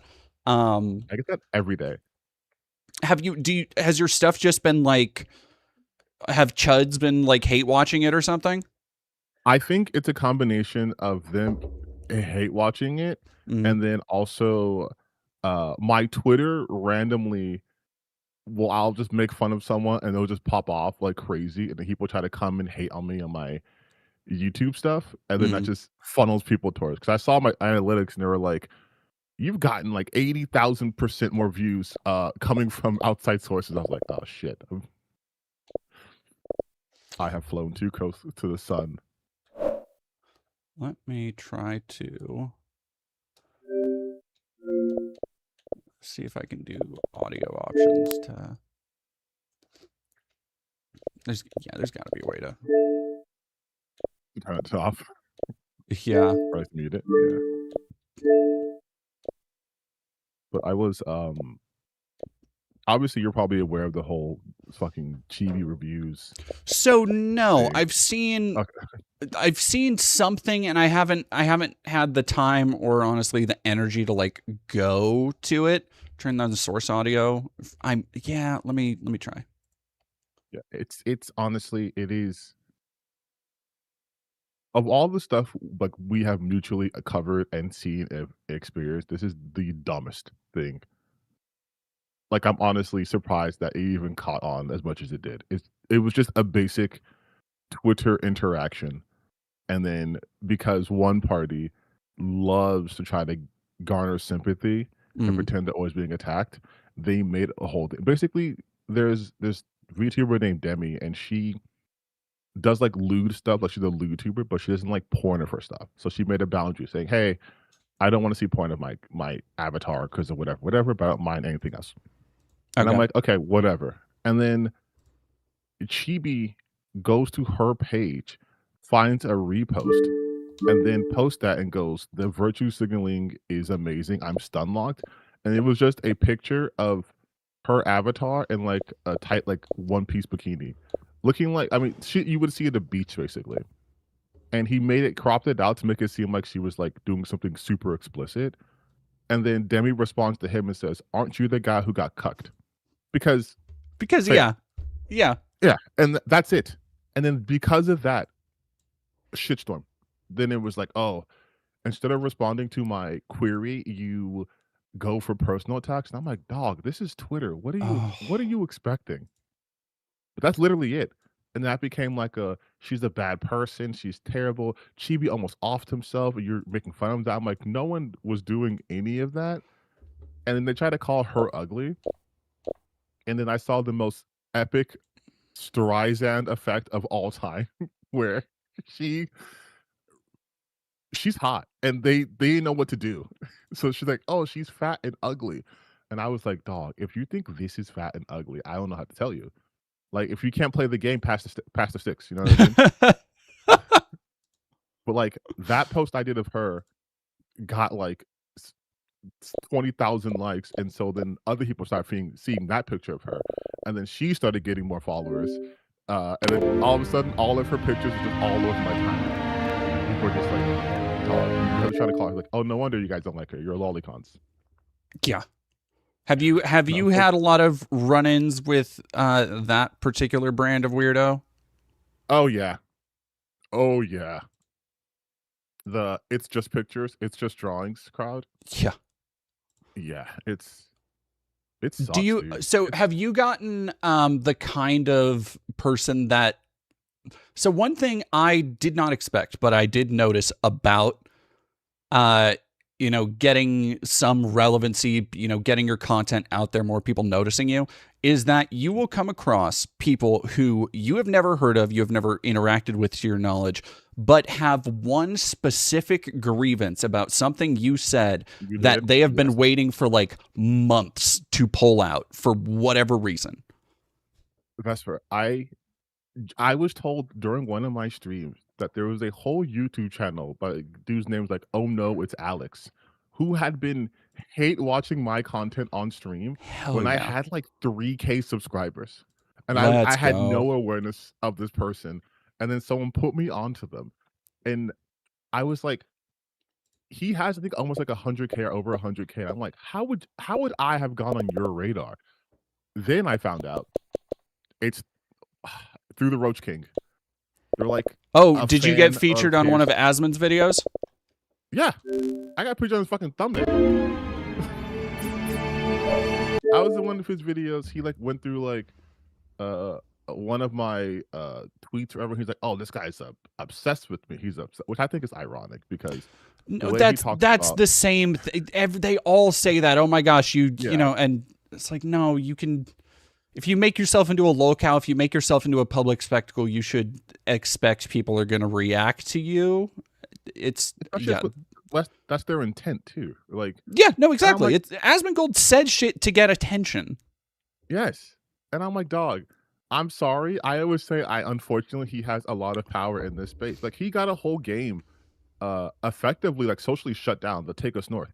Oh, That was the video yeah. I did on him, and then that got brigaded to hell because his fans were just like, "No, immigrants are bad and they're criminals, and you're making an illegal immigrant simulator is what they call it." And I'm like, "You guys are jizzing yourselves over Grand Theft Auto 6, but Oh my god. suddenly illegal immigrant simulators a bridge too far." I'm like, "Come on, you're not real gamers." I just genuinely don't know what the fuck this thing wants me to do for the audio. Because it's just, He wants yeah, you just it's to not still, have Halo. do what? It says no Halo. It just wants you to know Halo right now. But I want Halo. Let me, because I Well, want I something, won't be Master Chief. I want to be Master Chief. No, I want to be Arbiter. I want All to right. be Big Spartan woman. I want to be Big Spartan person. I want to be Dutch. I want to be Chips Dubbo. That's what all my I want friends to say. be. I want to be a meal. News stream? No. I am going to. Yeah. Let me navigate really quick to some options. Just don't say Apple Pie to me 3 times or else he'll be selling like Beetlejuice. There we No, go. don't worry. He won't be selling because All right. Beetlejuice actually leaves his fucking house, so you'll be safe. All right. No. Oh, I don't hear the game audio. I have it a little bit low. I have it at 3, and it's. Oh, okay. We'll see. We'll see. I mean, I'll that's just useful have enough. something playing in the background. And if that doesn't work, we'll be there. We go. So let me do that, and let me do this, and let me do that. Okay, there you are. Now you're on stream too. Everybody, we're all chilling. It's all good. We did it, everybody. Claps all around. Claps all around. And really quick, let me go Awesome. check over on how we're doing on the funding. Yes. I will Mods, read could we the get chat. hell yeah, we're at 58%. 58%. Oh, shit. I'm proud of y'all. Let's get it all the way to 100 on that first goal. Yeah, let's go over 100. Let's go plus ultra. Yeah, let's go. What is it that the Super Saiyans say over 9,000? I don't know. I don't know from Dragon Ball Z, unfortunately. Oh, don't worry. I got it. It's we're gonna go beyond. And this is to go even further beyond. How many do you recognize anybody in my chat from your streams? Yes. Big Jer. Jack was in my stream yesterday. Hell yeah. Hell yeah. I always know when Jerry's in because he'll just say W and then my name, and I take her to like W, that domain. Oh and yeah. Jack, it's so interesting the minute I shifted my content to more like what I'm doing now, because this is more my personality, how much more fun I've been having overall meeting cool people. We would have never have met, like, unless I like did what I'm currently doing. Mm-hmm. I think it's awesome that we also have overlap with our audiences, because they'll just be like, did you see the new Dead Maybe? I was like, yeah, it was awesome. Like, because I got put onto you, and you inadvertently put me onto Synthetic Man. But I oh my god. Oh, what the fuck? Oh, sorry. Give me 1 second. Because I was like, there's no way this is a real person. And then I sat my ass down and I watched the entire video. Oh, and I was like, such this has yeah. gotta be fake. It has been, the Synthetic Man like arc has been so strange because I see like every now and again, because I don't look into them and I don't keep any tabs on them, but Brianna Wu and Synth specifically, I see if they, have a shitty take, if people are talking about them, whatever. It comes up every now and again in my Twitter feed. And then if I go into the comments, I almost always can find somebody being like, hey, Dead Domain did a really good video on this. Hey, you should watch this. Completely unprompted, which I think is just fun as hell. You, as someone who has been, and by the way, thank you, Jack, for acknowledging I'm almost at 9,000 subscribers myself. Oh, hell yeah. As someone who did that, I was one of the people who saw that in the comments, because I was aware of Beyond and Will because of Gamergate. Yeah. And actually, someone wrote on Twitter was like, they're like, oh, a trans person's lives never cause you any harm. And I retweeted, I said, that's false, because I'm aware of who Brianna Wu is. Fair. I'm like, entirely right, fair. You guys, you owe me $10,000 just for the fact that I know who that person is. God, Brianna Wu. Do you? It is my. I don't keep up with Synthetic Man just because it's very boring. But every now and then, to like rage bait myself, I don't know, to feel something, I go and look at Brianna Wu's Twitter timeline. I can't. I can't. It's rough. It's such a. The thing with Brianna Wu is, I feel like I can speak on it in terms of like marginalized community member, like from marginalized to one to another. Mm-hmm. And like there's something about seeing your own sell themselves out so much to a group that does not, like, has ostensibly shown you they do, like, bro, like fucking Caitlyn Jenner is getting dogged. I'm like, and that's like the most the in the party rich white affluent what have you, and they're like, I was not allowed in the bathroom in the White House or some shit like that. I'm like, Brianna Wu, what do you think is gonna happen? Do you think by capitulating to these fucking losers that they're gonna be like, you know what, you're one of the good ones? Like, well, and she has this weird also not, fixation is a strong word, but no, it is a fixation with like Israel and being like the Israel supporting trans person. Like even more than trying to appeal or trying to do the whole centrist conservative thing is so weird. Like the way she posts about Israel is just weird. It's this, but you know what I realized, especially because of, watching your amazing video, thank you, that she is this person though, where it's just whichever group. She's kind of like a you probably know who Kelly Cadigan is from like TikTok. Yeah, I believe so. She did the videos of people like misgendering her. Yeah, well, she was a person who got to transition early, like pre-puberty, and is now was like puberty blockers are bad and you should never do that. Oh, okay. No, whatever. Kelly Cadigan. Kelly Cadigan. Okay. No, I was thinking of Lily Tino for whatever fucking reason. Sorry. Oh no, Completely yeah, so, different person. Not the same at all. That's my bad. Oh, you're good. Brianna Wu is like that to me, where it's just Yep. whatever group is in quote unquote like power or just in vogue is because first it was Gamergate. And it's like she wasn't even really a part of that. She interjected herself into that mix and then was like, I'm being attacked. It's like, well, yeah, but we'll defend you because these guys are bigoted assholes. And then it became, oh, well, I'm one of the good ones. Because we're on this weird political arc, right? Where it's like, oh, I'm going to become like, I think she's running for like a councilman or like a senator position. I think it was like a government position, and she lost her race. Yeah, it was. I think it was a congressional seat, I believe. Which is crazy. It's crazy that there's been. It's crazy that her and Marty O'Donnell have both tried to run for congressional seats, but because you're playing Halo, but oh right, yep, I completely fucking forgot about him. How could you? How could I? Wow, fake fan. No, but like just seeing all these people, I am like, I cannot believe I was so either like unaware of the level of just loserness in the world. Like I just thought we were normal people. And then I go on the internet, I'm like, what do you mean Synthetic Man's not like I thought he was doing some sort of like Kafka or Kaufman-esque performance. Oh God, I wish. And I was like, this is brilliant. If it was, it would be so good. I was thinking, so Andy Pants recently reacted to something I did, and I made a whole video reacting to that. Oh wait, shit, he did? Yeah, well, he signaled me out. God, what was he? He was talking about people who have publicly shit on his game. And of course, my video. Oh, yours is the sole video.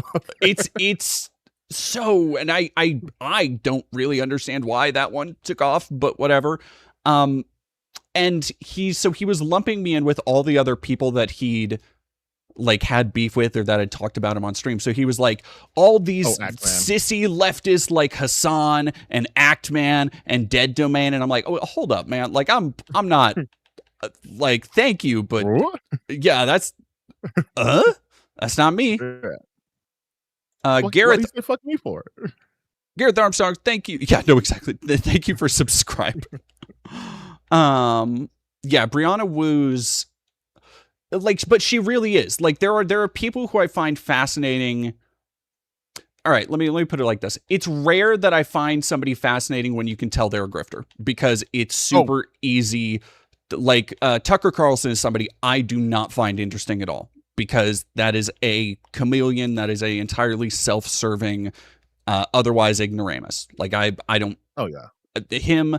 But there are people then like Candace Owens, who I don't think is a grifter. That is a legitimate, like, she believes the shit she says. Oh, I see. So your kind of metric is like known grifter, but like interesting, and then just like boring grifter, and then like I think this person's a true believer, which makes it worse but also better. Like Candace Owens believes that Charlie Kirk was assassinated from Israel because he was started having second thoughts. Like, and that's like not like a I'm not anti-Semitic. She might be anti-Semitic, but like no, she believes this. Like she, 100%, yeah. She believes this. And then there's okay, I have a question for you then. Yeah. Because I've been toying on this idea for the longest time, doing just like a grifter tier list. Oh yeah. And to me, I will always put Synthetic Man as like super stylish tier, where he is he's a true loser. Like I say these jokes like he's my goat, but like he's a true loser. Like there is no pretense to what he does. He's that hateful. He's that lonely. He's that like he is. You could never.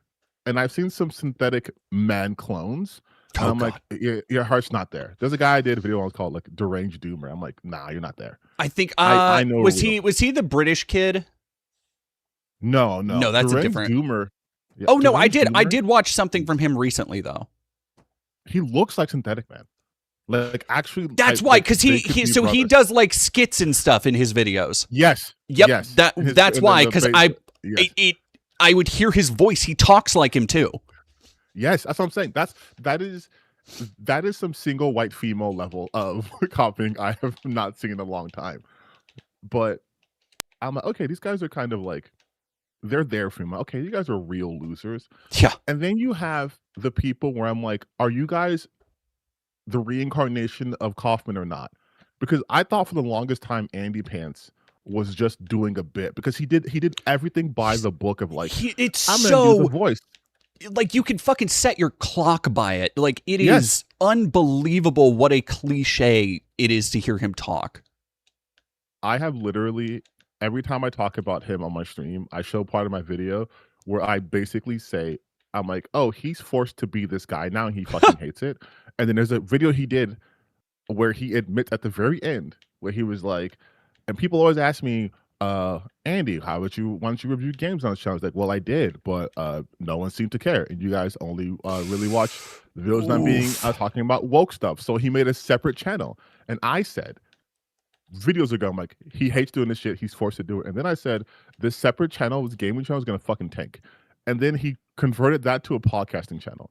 And I'm like, dog, you don't understand how much people actually don't like you, but you're useful to get their rage out. Like, if you're not talking about how gay Halo is, no one's going to check in on you. Like, they're just not. Andy Pants is fascinating to me because he's kind of like Synth with a lot more confidence. Like Synth will stay with like whatever games he likes or whatever games he doesn't like.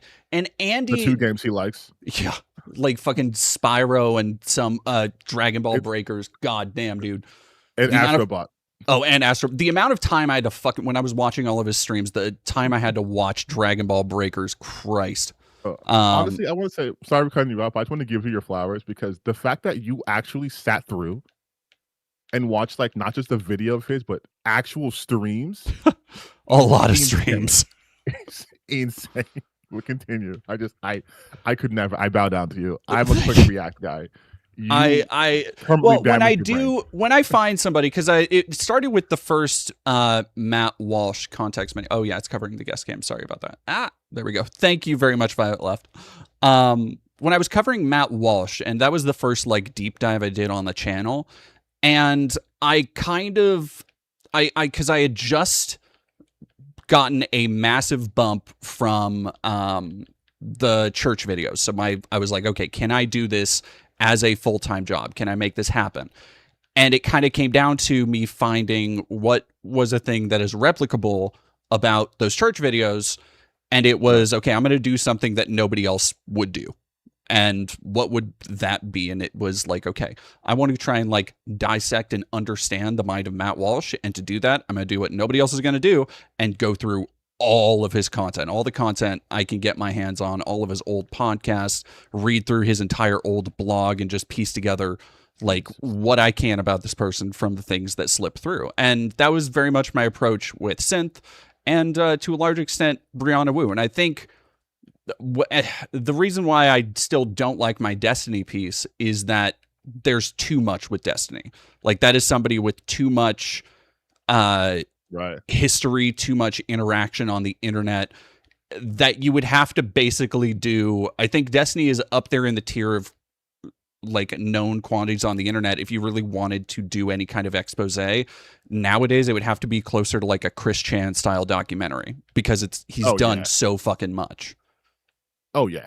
And I feel like a person like you, who I can tell is someone who obsesses over the information they put in their stuff, would never finish. Oh God, no. You would never be satisfied with like doing that, because I think it's an ongoing story. Like, he's still currently being the chapter is still being written, because he's still currently being sued. He's still in a lawsuit. Like, well, that's another thing too. I know I'm kind of jumping over the place, but like, no, you're I'm good. just having a good time right now. I have been struggling with trying to not understand these people, because I understand them, which is an unfortunate part of me. Yeah. I can chud post. I've been chud posting online so well that people have been racist towards me in a way to be woke. Uh, but it's so interesting to me that someone like Destiny or like Asmon or like Tectone or like any of those guys can be considered masculine or like cool and alpha when by their own standards they completely fail. Like they will look at me and they go, "Oh, look at your salmon pink shirt. You paint your nails from time to time. I've been called gay all the time." I'm like, I don't care. I've been called gay. It's whatever. But it's interesting to me that I'm 6'9", like 305. I'm pretty strong. I work out pretty frequently. I have a beard. I'm everything physically they say that's what a man should be. But because my ideology is so anti theirs, instead of coming to reality, they've doubled down so hard that actually looking like Asmongold is peak alpha energy. Yeah, no, that's you're a Chad for not having hygiene standards like everybody else.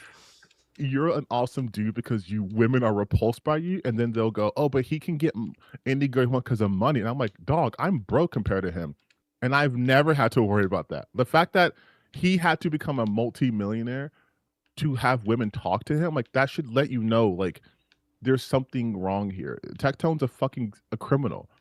Like God, in Tectone, Texas, you lost in Texas. That is there are so many of these guys because it this whole crop, I feel they've grown a bit tired. It's a little long in the tooth, you know, for people like Grums and Smash JT.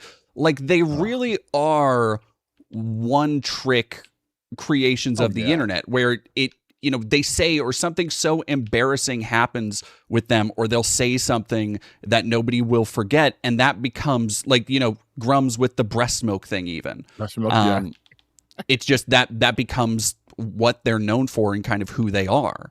And it's, I don't know, I feel like we had better lolcows back in the day. We did, though. Like that's the thing too. Like this weird perception they have of like, I guess like the online gaming left. I guess that's kind of the spirit I operate. But like the perception that they have is like, we're too offended. We want everything to be woke. And I'm like, dog, I was streaming a game called Mexican Ninja, where the plot of the game is you are a Mexican ninja who is on task to kill this woman because she stole the holy panties, and it's making everyone corrupted, full of sex and horniness. But also the demos, you're in a strip club. Like I'm playing games that are over the top violent, over the top not PC. I'm not going like shaking my head while I'm playing. I'm like, I know, I'm having a good time, I'm enjoying myself. Well, but then these same people can't play GTA because they're like, kill cops. It's the same thing, because I was looking back through some of because I've been trying to play more games and stuff on stream just to help me like keep a little bit of attention, you know, bring extra people in if they don't want to be, you know, always looking at the worst things in the world. But it occurred to me how much all of the games I was playing, because I was playing like Manhunt and like Alan Wake 2 and like these games that are pretty well, not so much Alan Wake 2, but like some games that are pretty graphic and violent. Oh, we were playing a lot of Mortal Kombat, so it was like Shaolin monks and stuff like that, where it's just, you know, geysers of blood and stuff. And we've played, you know, a ton of those games, a ton of games like that on stream. And so it's always funny when people who just assume for whatever reason that like being a lefty means that I'm also, I can't handle the questionable, problematic content, et cetera, et cetera. I know, I 100% am so confused now though, because I thought, being like, I know I'm the interviewer, I'm a cis man, but being like a hetero dude, I thought girls making out was always going to be something we were like, hell yeah. You would think. That's you would good. think. And they're like, actually, that's degeneracy. I'm like, oh, what? So you guys, and I always feel like it's so, well, because I'm not like a piece of shit. So I'm just like, if you want to, it's Pride Month, okay? I think if your whole thing is you don't want to play like God of War Lawfit, you want to be Kratos, you want to see big muscular dudes all the time, you can have that. But you guys are trying no to better month for it. Yeah. Exactly. I'm like, they're trying to position this as like, no, this is what real masculinity is. We don't want girls anywhere. It's degenerate for women to make out because that's gay and we hate that. We want big muscular men all the time, sweaty. I think Kratos is hot and that's why I play as him. It's like you guys are so counterculture to the point where you're counter to your own ideology. Like I'm more of a right winger than these guys are. I can play. No, it Grand does Theft Auto. seem like that sometimes. It's like I know your arguments better than you do. Like I'm sitting there 100%. watching them, and I'm like, y'all don't even know about the most important shit about your own racism and stuff. What are you doing? Yes, I'm educating. I was doing a stream talking about God of War Lafe, and I was like, they keep saying God of Laundry. I'm like, that's so God. predictable. And you know what I said? I came on the spot. I said, Cooking Mama Valhalla. Way better title. That's so much funnier too. That's what I'm saying. I'm like, just be creative. I don't care. Like, I get upset more because I'm like, not only is this bigotry and whatever, but it's so boring that I can't even enjoy. I can't even go like, damn, he got me. They're like, oh.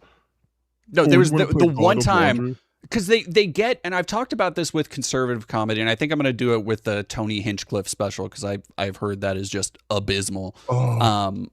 But they get so mad at whatever they're trying to make a joke about that they forget to make a joke. So they just say, like, the thing that always happens to me is people will say like troon domain, or like the things they say, they don't rhyme. It's not a pun. The best one, and I'll let them know. Dumb domain. Like anything like that. Dumb domain would be something. The best one I saw was, I think, dead name domain, which was like, that's something. That's more original than like, yeah, like, and it's stuff like that where I'm like, what? It's not. Also, you're not offending me because 10,000 other people have done it. Yeah, and also I'm sorry, I'm not gonna say the word because I'm not transmitted, but like when they say that, I'm like, it sounds like tune. It's I'm so like, dumb. This doesn't sound offensive. Like I know your intent is to be offensive, but it's like I've never met a single trans person who is offended by it. No, I think I've never even understood like the etymology of that. Like of all the slurs, I mean, usually racial slurs have to do with like a stereotype or just like a misinterpretation of words or whatever. Like we have a bunch, right? Like clanker, for example. Yeah, I'm using fictional Star Wars slurs, right? Even that became a little too close. I already got a rage quit. Let's go, man. For trans people, I'm like, dog, like where is this even coming from? Like, I'm like, am I supposed to understand like deep lore? Like, what does this even mean? Like, no, you're good. But like looking at your footage right now, right? No, I didn't hear anything. Okay, that was weird. Like even looking at you playing the game right now, right? Like the fact that your gun is like pink and like gold or whatever. Yeah. They remember the Call of Duty trans bullets? Oh my God, I forgot about that was like last year. Okay, chat, y'all heard that too, right? What the fuck was that? Oh, I didn't hear shit. There was just like a ghost in the stream for a second. Oh. That was weird. Spirit of pride. It sounded like like could be a voice chatter in Halo. Well, but it wouldn't be. I have all the volume. Oh, you know what? Damn, you might actually be right. Give me a second. Let me. It was the ghost of Charlie Kirk. Off voice chat channel. There we go. I was like, okay, that's probably what it was. Yep, game chat. For me. Game chat. Hell yeah, there we go. But like going back to what you were saying earlier, I'm so fascinated with like all the people we've been covering because I'm like, it's like I feel like if I was playing, like if I was a Phantom Thief, if I went to like their little mind palace, I would just be hit with like, what the fuck is going on? Like the first off, it'd be a ton of BBC cuck shit just locked in a corner somewhere. But then the rest of it, I'm like, these are such conflicting ideals. You want to be dark comedy edgy. You want to make the jokes about 41%, 40%. And then the millisecond someone goes like, you got kirked. Oh my God, you guys can't do that. You can't say that. You Well, cannot and then they put that out there. immediately go, see, this is why everybody wants to kill you. And it's like, what? Yes. But, Yeah, this is huh? And then you scroll down and they just like have open memes where anime girls are saying like, we gotta gas all the Jews. It's like, Dude. what the fuck are you talking about? Like, what game are we playing? Are we gamers or not? Can y'all handle or no? You guys tell me. They tell me who is of the age I wouldn't have survived the Call of Duty lobbies. I'm like, I did survive. You wouldn't, because the minute someone has a flag that doesn't say USA on it, you're like, this is why we can't have open borders. And God, especially as Asman is fascinating, because one of the weirdest parts of studying and watching a bunch of old Destiny content and Destiny streams was that Asman was this weird kind of background side character to some of like that group. So he would appear for whatever reason just in debate streams, but he was always like, he was such a weird nothing presence. Every time he talked, it was just him trying to understand the arguments that people were making, like being like, so if I get this right, like you're trying to say this and then you're trying to say this. And it was so different to what he does now, where he would act very casual and wasn't, I think his brief time in the debate space showed how not serious he is as a debater. Yeah. And that's probably why I think he really doesn't want to, take up Hassan or anybody. Well, he's an interesting case to me, and the fact that like he is the most transparent case out there. Right? Oh, where yeah. People try to mystify him, and I'm like, he's a dumbass who got lucky. Like that is quintessentially who he is. His success isn't replicable because he was literally right place, right time. There's no one else, thank God, who's going to be able to do what he does and find a modicum of that success. He's really built in that rancid audience. But like you're saying before, at least back then he would attempt to try to understand. Yeah. Now he famously goes, I don't read shit. No, and it is so like it. Somebody was speculating, and this might be kind of what you were talking about with attempting to kind of mystify or justify what he's talking about or what he says. But somebody was talking about how there was a noticeable shift. They used to be an Asman fan, and there was a noticeable shift in content and tone after his mom and dad passed.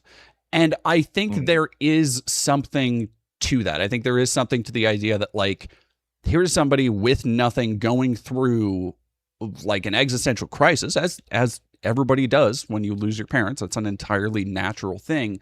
But also somebody who was never forced to, by the sounds of it, grow up and forced to reckon with a lot of, maturity and feelings. And so being in this online space that will just surround him and reaffirm him as awesome, and anybody who reacts against him, like I think it is very easy to go down those rabbit holes, so to speak. Oh no, you hit on a nail. Like it's 100% correct. This is a person who, like I was saying before, right place, right time. We like the internet. I'll put it this way: if the internet was how it was, like let's say 10, 12 years ago, and he started off this way, he goes nowhere. Yep. Right. We didn't have that level. Now you have such parasocialness, and on top of that, again, the current administration I think plays a factor into that too. We have basically created a permission structure to be the most insecure loser, but as long as people can profit around you, whether that's financially or in his case parasocially, they will support him. Like he is not capable of living in the actual real world to the point where he has been in his home his entire life. He's never once tried to even fix that place. He doesn't engage with the world in any sort of curious way. It's very much I'm afraid of everything. And on top of that, because he lost his parents, he never had a support structure.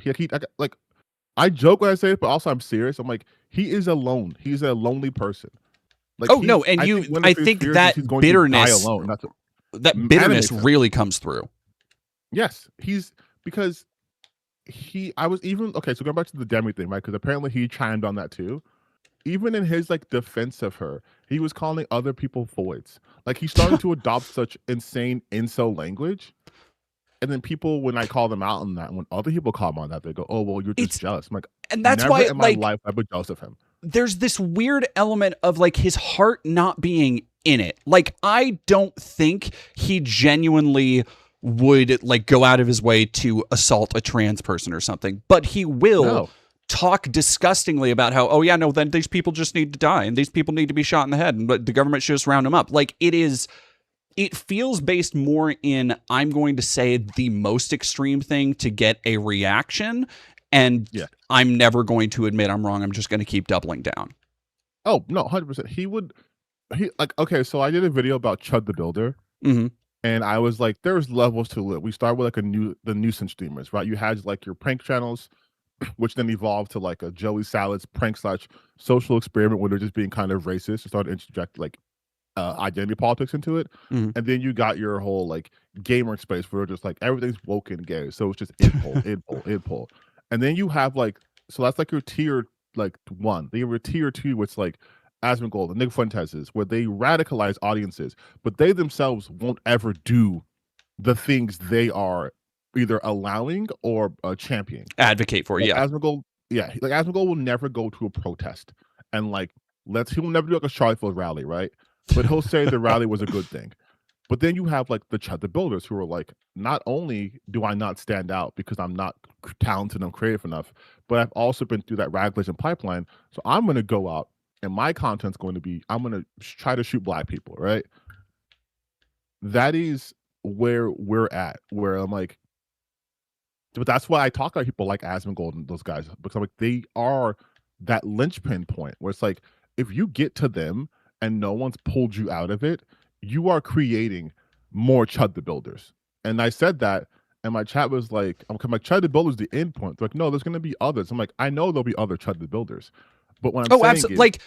Like looking attacking people and killing people on stream is going to be the next thing. Well, and I think it's also when you look at how, because you're absolutely right, and it's the same thing that like it has been particularly in the conservative spaces, the meta for getting famous. And it doesn't matter if you're, an online chud. It doesn't matter if you're a college athlete. If you can say something or do something that is so fantastical or ridiculous, like if you can get a modicum of attention on you or the shit you're selling, you can probably make a decent amount of money off of it. Like, I think Nick Shirley is another great example of that. Oh my God. It's so, you want to talk about industry plant. you want to talk about like someone who's astroturf. That guy is legitimately a dumbass. Oh my God. We were just talking about him on stream the other day. Unbelievably stupid. Like truly didn't learn primary colors. Like 2 + 2 was high level math. Like truly just someone who was honestly the perfect encapsulation of the American education system. Yeah. Pushed along throughout the system with no sort of critical thinking or anything like that. Like you're gonna expose the fraud in Minnesota. Hey, how come when I knocked on this door as an adult man about this door with a daycare and cameras, you guys wouldn't let me in? You must be criminals. Like, what? But like at the same time, because people have talked about how the lying meta is underrated and conservatives just use it, but it's fucking true because you can just, and you see this I've started noticing it a lot more in other things where people will just say shit. And then you get that eventually online, you get that coming back to you where somebody will say, oh, this person said this. And it's like, I never said anything resembling that. Like, people saying that I promote somebody, I'm trying to remember even what it was, but somebody recently said that I promote like turf. I promoted or defended it. I don't remember what it was. But then people were just, somebody on Blue Sky was responding being like, oh, that's unfortunate. I really like their stuff. Guess I'll have to block them. And it's like, can we look into what people are saying? No. Just like a little? I see that shit the worst version of those right now though? It's Clippers. Oh yeah. you'll see a comment, you'll see a clipper will put a tag and like, Pokemon says that black people are the most disgusting creatures on earth and they'll kill their family. And oh my god, I can't believe Pokey said that. And then you watch the video and she is like, yeah, I like black, but I prefer pink when I'm doing my nails. I prefer pink color, and that's it. And that will be the entirety of the clip. But like, because no one actually verifies anything, yeah, lying is fucking OP. Really quick, everybody, I do want to say we are 67% of the way to the goal. We have gained 50% of the goal in the time we've been raising. So if you can, go to the links. They are posted in chat by our mods. They are pinned to the top. Be sure to like and save the stream, or save the stream. Go share the stream on social media. It's shared on Blue Sky and Twitch, Twitter. Sorry, god damn, too many apps, too many websites. And once we are done with that, by the way, if you need another incentive to share, once that is finished, we will be reading through the entirety of the episode 1 script, where I will be doing a bunch of goofy, funny voices and such.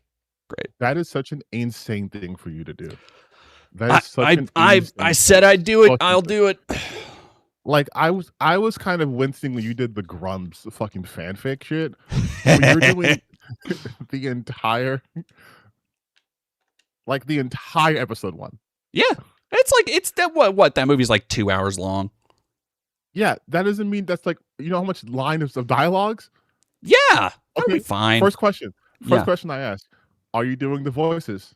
I mean the voices for the beginning of the scene. Yep. When they are doing trade negotiations. Are you going to get canceled? What I'm trying to tell you. Are you aiming no, to get, because I'm not. Because here's the thing: I'm not doing a stereotypical accent. I'm doing a classic Nemoidian voice. Listen, all I'm going to say, I'm being lore accurate. If shit falls out from this, I do not condone nor know this person. You disavow. I strongly condemn. I disavow any knowledge of. Furthermore, I will be scrubbing this from the internet. Oh god. Oh no. This is going bad for me. Okay, no. Thank you, Christian. Best crossover ever. Hell yeah. Hell yeah. Thank you, Christian Garcia. But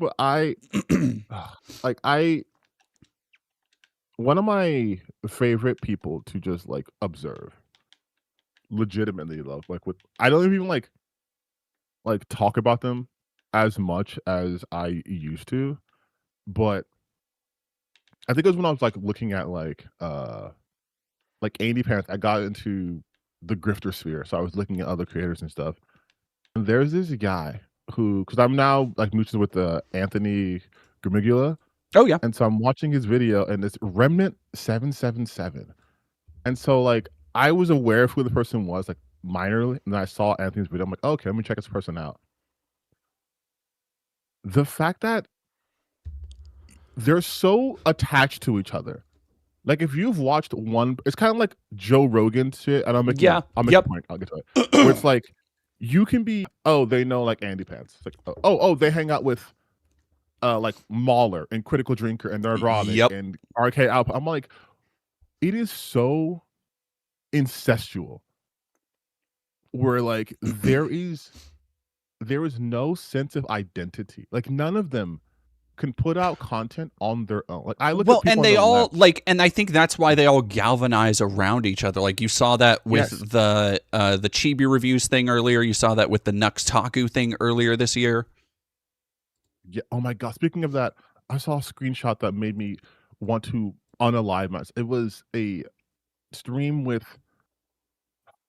Nux Taku, Powder, who's this racist VTuber, Jack Monroe, who was a golf guy who became. I put out my content. I've seen Burn Dance. I've seen a bunch of Anthony's videos. I've seen a bunch of left-leaning creators, leftist creators videos. Mm-hmm. Almost none of us talk about the same thing at the exact same time. Unless it's a really big, Charlie Kirk getting assassinated or something massive. Right? But yeah, massive, right? You will never see that. You look on those other sides, and it's oh, what games come got God of War Law? Okay, expect 7 videos about this. 2 of them coming from Vera Dark, 1 from Smash JT, 1 from Hills vs. Babyface, 1 from Andy, and it's Like, I can look at your channel, DD, and be like, I don't know what the fuck video's coming out next. Oh yeah, Last and video I is keep people on their ball. toes. Yeah. One video is about this awful church, then it's Synthetic Man, then it's a retrospective, then it's talking about Halo. I'm like, okay. But at the very least, I know these are topics you decide to go into yourself without any sort of external need to do so. Like, hey, I'm interested in this, whatever. Here's a deep dive. I look at their shit. I was watching the Summer's Game Fest, and I was telling my chat, I'm like, this is going to be a video. Yep, you They're can gonna be a you video. can. All of you. Can Oh my see it. god, you can hear the thumbnails being made. like the second I think because I think it was just when I was relatively starting streaming, but a couple years ago, or I think it might have been last year or a year before when they had the reveal of the new Perfect Dark game that got canceled now, and I was like, oh, fuck, this is going to piss off. So the second I saw Joanna's face, I was like, this is going to piss off so many people. And it wasn't, like, I think still the funniest one was Vara Dark with her, with her face looking like so similar next to Joanna. You guys do not get to, if you're known as the pronouns guy, and I mean, if you type in Google pronouns guy, Yeah, that's he comes who shows up. up. And there's only but Wojaks about you. I'm like, dog, you've lost. You don't get to the stream buffering for anyone. It was buffering a little bit, but the stream should be fine now. But I was like, you don't get to talk about people's appearances. Yeah, we should be good. When you guys look the way that you look, and we live in a world of mirrors. Like, I'm like, if she was that was a real woman coming up to you, you would be stuck. People in my mentions because one of my tweets like kind of popped off talking about it, and I have people in my mentions being like trying to be racist about it or trying to be like, oh, she looks like a trashy streetwalker and all this other shit, and it's like, no, the people have spoken. The community consensus is out. Like, you can't sway this one because it's not some astroturfed opinion that everybody's being fed. Everybody saw this hot character and they're like, this character's hot, and nobody's buying the bullshit. Yeah, like, and that's the thing too. How many times, especially because of Joanna Dark, but I wish that game was real. Oh, me too. God, I fucking wish that thing actually ended up coming out. I wish it came out. I wish it came out. But I'm like, you saw it also with the Fable 4 thing. Oh, God, where they will take a it's back up on my end now. Okay. I don't know if it's like my camera on is making it buffer, because I can just turn off the camera. It shouldn't. It shouldn't be. Yeah, it shouldn't be too much. Let me try. Well, no, because you're still seeing my screen.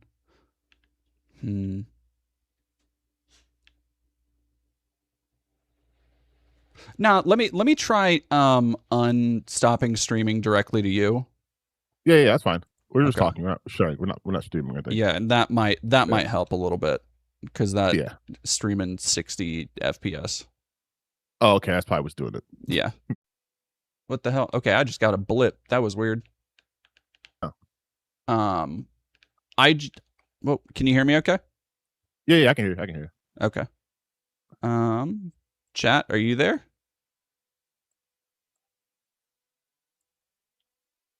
Oh, holy shit. Hell yeah, chat. Oh, did we hit a goal? We hit our first goal. Okay, that was weird. Hell yeah, let's go. Right as we hit the goal. All right, and then I think Riverboat Jack will be popping in 5, she said. Oh, sick. What do you mean? I would have done my makeup with it. What did you think I meant when I said it was here?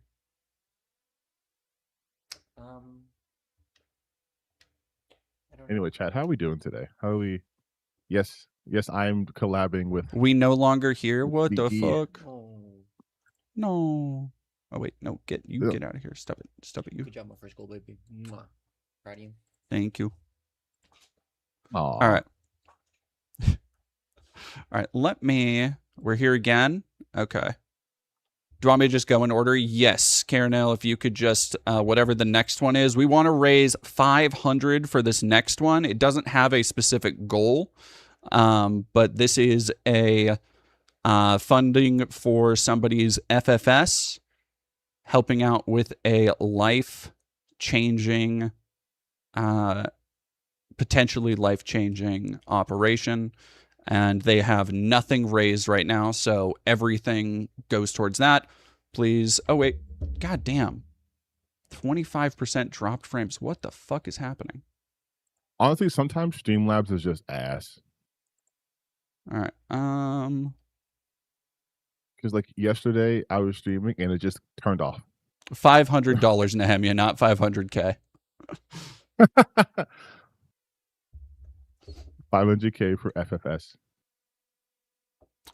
You getting a whole new head at that point. Yeah, that's a full body. Lowered Discord stream res. All right, let's try that. But you know what though? I will say I do have a level of empathy for people who are like super confused on like the difference between like sex and like gender and all that stuff.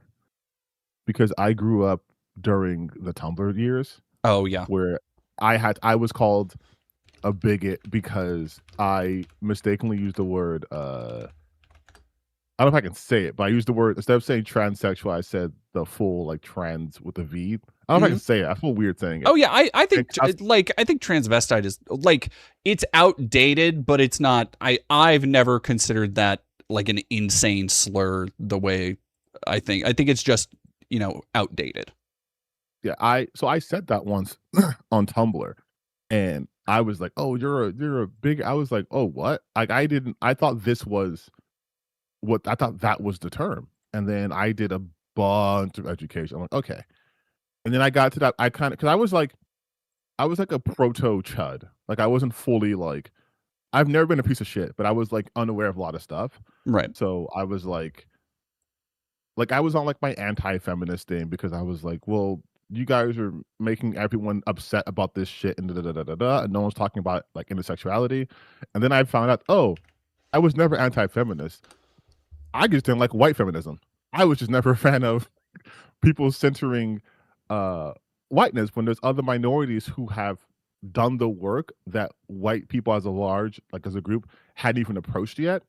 So I was like, oh, so I did some more learning about history and all that stuff. And then I started understanding the differences. Like, okay, so like, yeah, like sex and gender are not the same thing at all. Gender is a fucking construct. I mean, technically so is sex. You can just call whatever. But going through that was such a necessary thing to come out on the other side and be like, yeah, it is kind of fucking weird that people are like, you'll never be a man, you'll never be a woman. I'm like, well, what do you mean by that?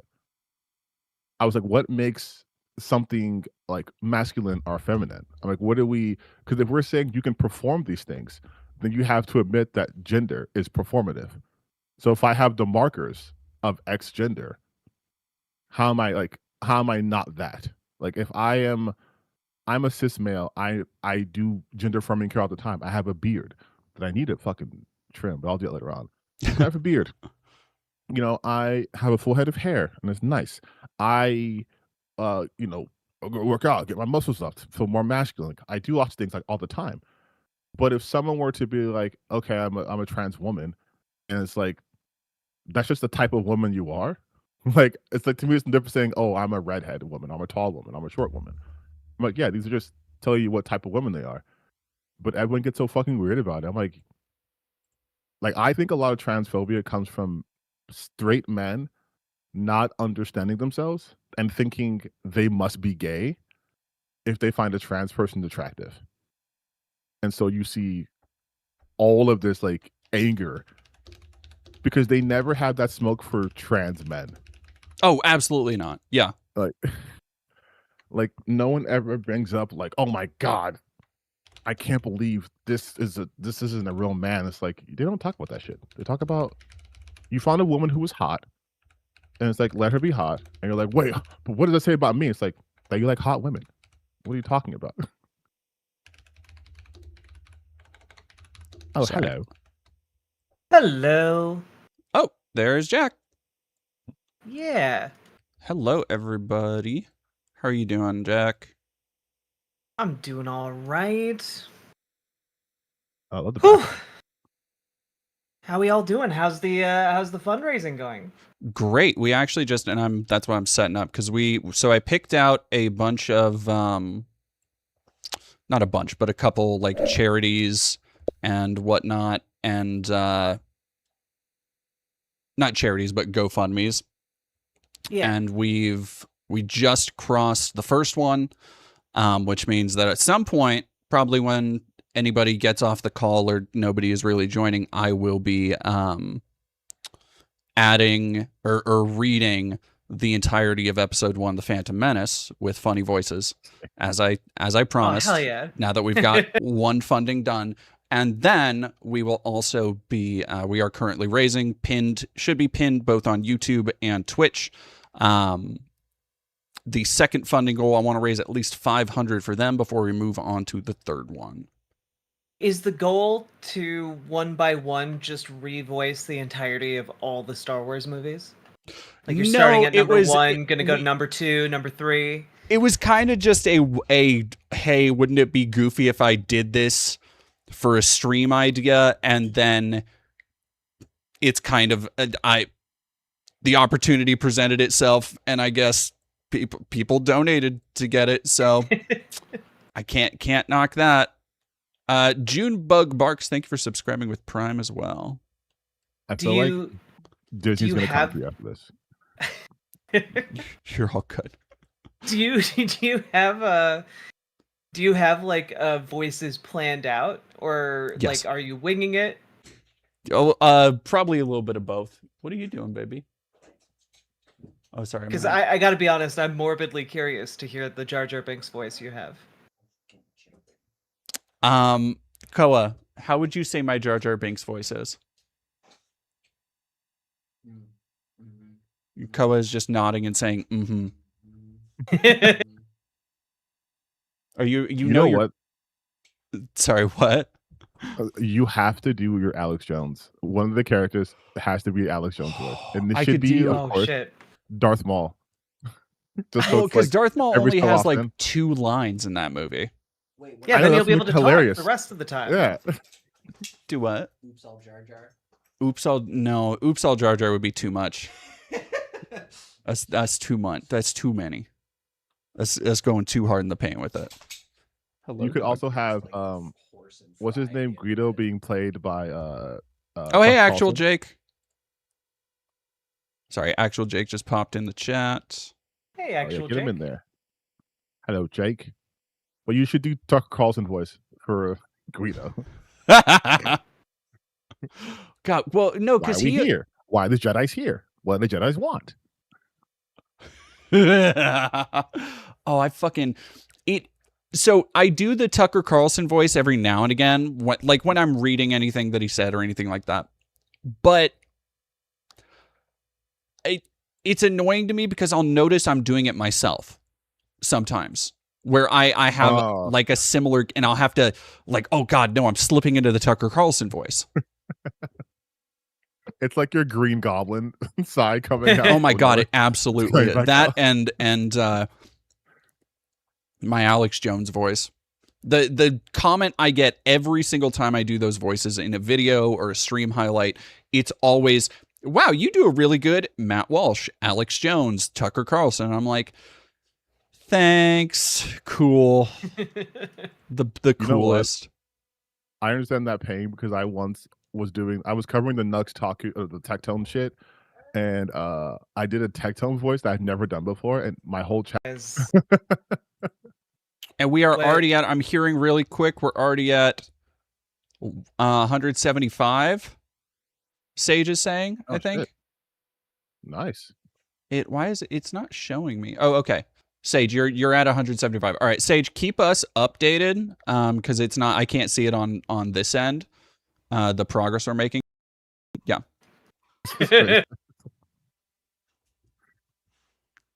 Okay, I got a Truth Social post I can read. Oh hell yeah. Oh, let it rip. We've cleaned, renovated, and beautified over 45 monuments and memorials, 28 statues, 22 fountains in Washington, D.C. Things are looking really good for our nation's capital, and add in the fact that when I became president, crime was rampant, and now Washington, D.C. is one of the safest cities anywhere in the United States.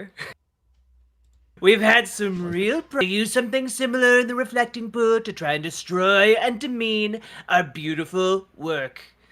Lightweight ABC reporter Jonathan Garl was seen sticking his hand in the pool and trying to rip the rubber off the surface.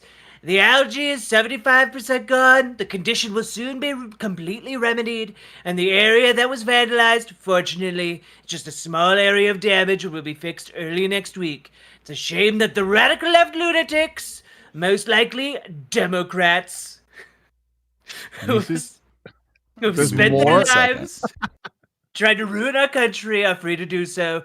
Law enforcement is states of a little girl's being resign. I would resign. I'd be like, you know what? When I thought I was gonna serve my country, I didn't mean like I'd rather if they're gonna serve the country that way, go work McDonald's. At least you have a better. At least you're doing better for communities. Wait, did he really? Yeah, there were National Guardsmen patrolling around the reflecting pool. Oh my Because gosh, that dirty algae. we already apparently hit 43% on the second goal. Thank you so much to everybody. Yeah. And really quick, Nehemia, thank you for 2 donations of $5 asking, can you do a Joyzy voice for the Trade Federation? I can try. And if that fails, I can just do my shitty Marky Mark. When Nehemia and soon as well. God, the thing with the reflecting pool has been such a just wild boondoggle. Like just a truly dire mess to watch. It's such an unforced error. Oh, no one was asking to do a this. compounding one. Yeah. Well, it's also just like the perfect stand-in for everything that's going wrong right now, and the fact that he keeps doubling down on it is very funny to me. Everything. Yeah, he like touches. instead he's not even trying to like shove it. True. He's just bad at everything, and then it's like if he wasn't the president of this country and was just like a YouTuber, I would no doubt be a subscriber of his, because everything to me he does is just like it's fascinating. Lots of buffering right now, people are saying. He Yeah, does it's back have now, like the internet presence of a lol cow. Like just like Yes. I'm just baffled by every decision he makes, and like unfortunately he's very entertaining, and I think that MAGA, like with the rich guy, and then just doing utterly. Well, it's like if you were to combine the weird appeal of DSP, but like the absolute brain of the quartering, that is Donald Trump. Where it's how much money can I make selling this? How much money can I make selling this? Oh, I can make a lot of money, but I'm bad at it, so I'm not going to make any money. Okay, on to the next grift. Trump coin, Trump Bible, Trump steaks. Trump's like, God, like he's a failure in every metric, but because he's rich and people know who he is, they're like, we like him. Yeah. God, we are blowing through this second fundraiser, y'all. Thank you so much. We are at 66% of 500 raised.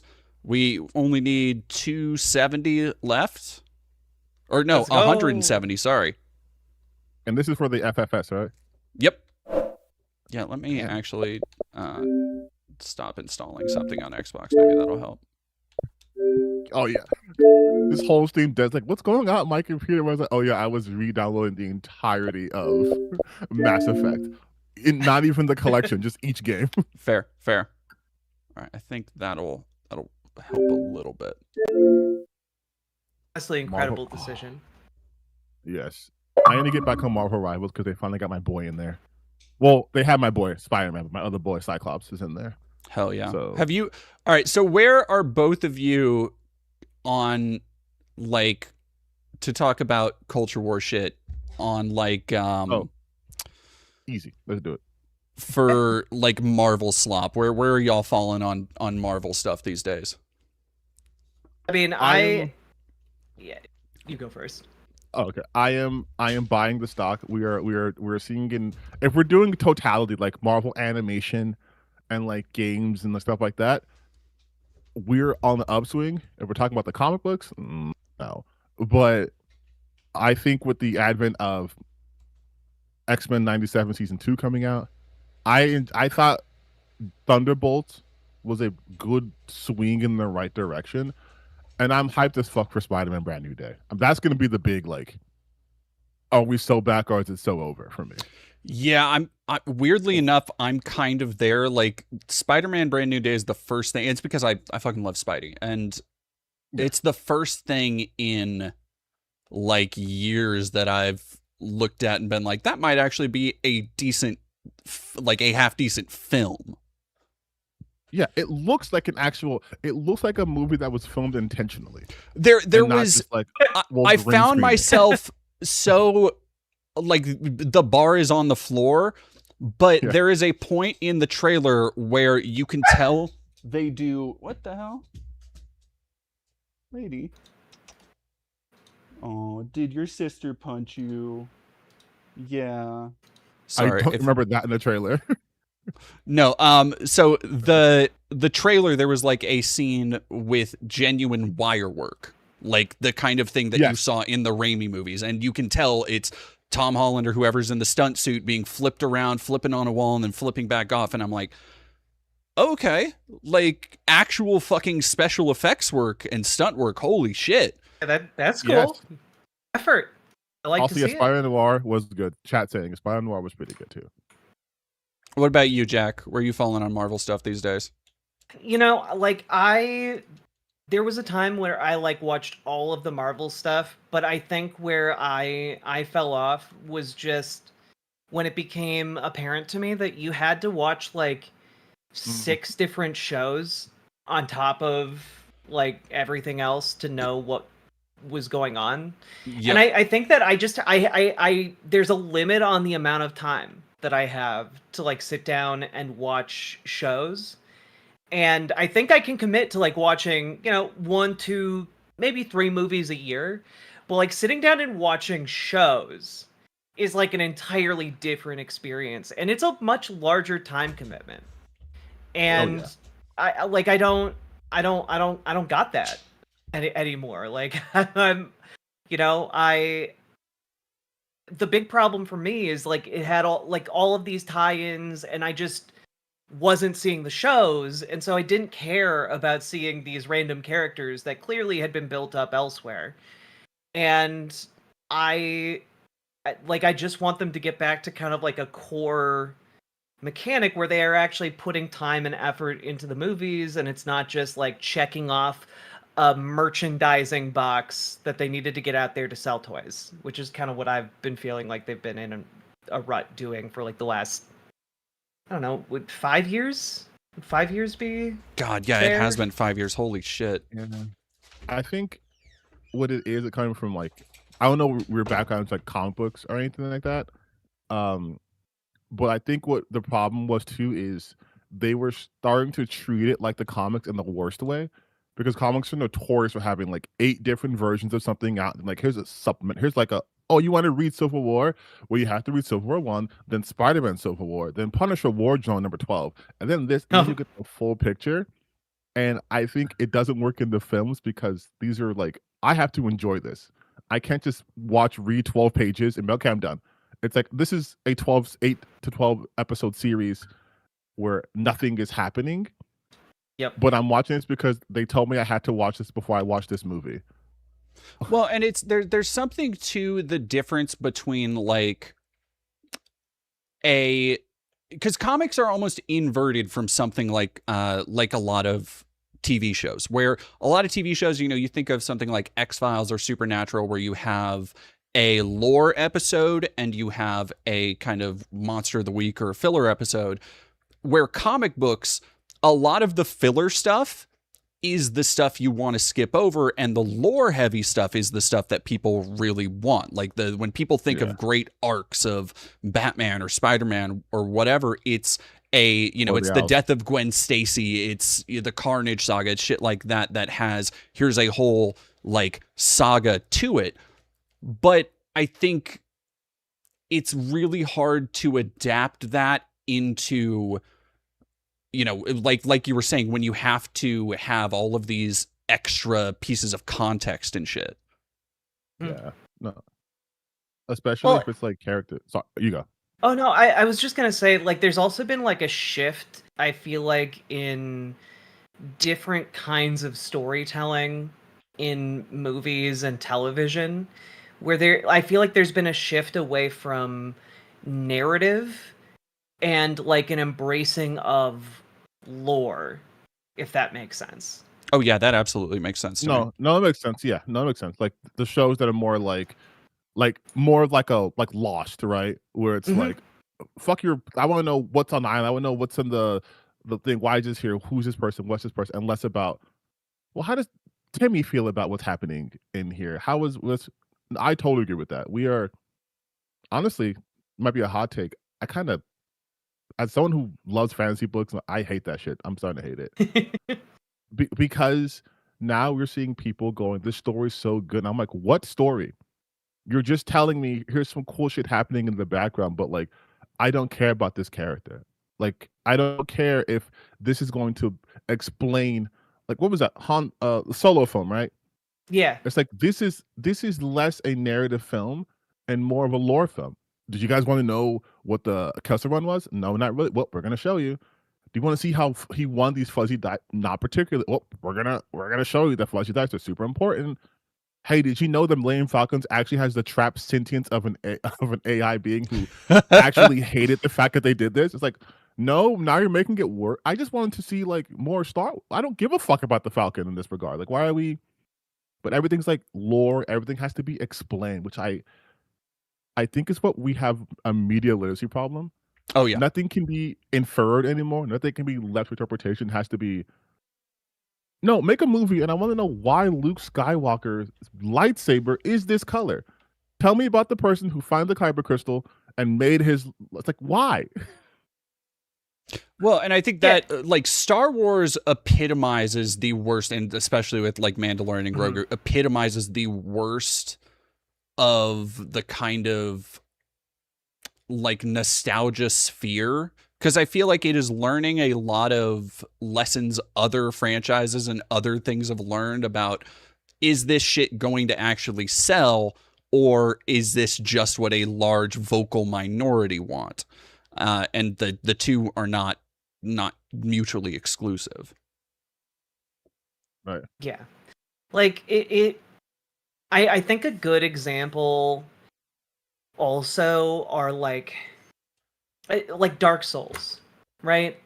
Like the Dark Souls games, and like people go gaga over the lore in those games. And I love digging into the lore of Dark Souls. I find it really interesting. But there's a big difference between what the actual narrative is for people playing the game in a moment-to-moment sense, and like what the lore of what is happening in the background that you can like piece together from reading all of the item descriptions. And like you can do that. It's super fun, but like I feel like Hollywood in particular is kind of misconstrued the fun people have piecing lore together as if it's like the main draw, you know? And like I don't want a story about why Luke's lightsaber is a certain color. I don't care. But I do want, for example, if we're going to talk about that god-awful Han Solo movie, I do want to see Childish Gambino like doing some kind of scam as Lando Calrissian. I want to see that. I think that'd be super fun. But it doesn't have to have anything to do with anything else. Like, just tell a good story. I think that's a point that I haven't heard of in a long time. But like, you're right. I think we've basically lost the ability to tell side stories, because like every side story, like Vesper mentioned Mandalorian, right? I think most of us can agree that Mandalorian, like season 1, was great. Yeah. It was something so different in the Star Wars universe that it made it engaging, just because I was like, okay, I don't have to deal with Jedis or anything like that. We can actually see like how the universe looks outside of like 4 people. And you're following a somewhat known entity in the Mandalorian. And people are, oh, we love the Boba Fett armor. Okay, we'll make a whole thing about him. Now he has his own thing. And then it just became, we're gonna have Baby Yoda. It's like, oh, okay, that's still that's still not like a full-on Skywalker. Oh, Luke Skywalker is actually physically appearing in this show. So now we are the ending again, of like season 2 was the moment I was like, oh, people are gonna like, this is going to be the thing that 10,000 people online are gonna praise, and then this is exactly the high they're gonna chase from here on out. And I stopped watching after season 2. Like, I'm Same. not even kidding. Same here. I didn't. By the time 3 came out, I was like, eh. Like, and that's kind of been that way with like the Marvel TV shows too. Like when the Daredevil season 1 came out, I loved the hell out of that. I think I ended up watching through season 3, but then when you got that kind of second wave of all the Marvel shows like WandaVision and whatever the hell else, I was like, I don't care enough. I don't want to do homework to watch these, movies that I'm going to forget what happens when I leave the theater. Mm-hmm. And I will say, it was one of those things. Sorry.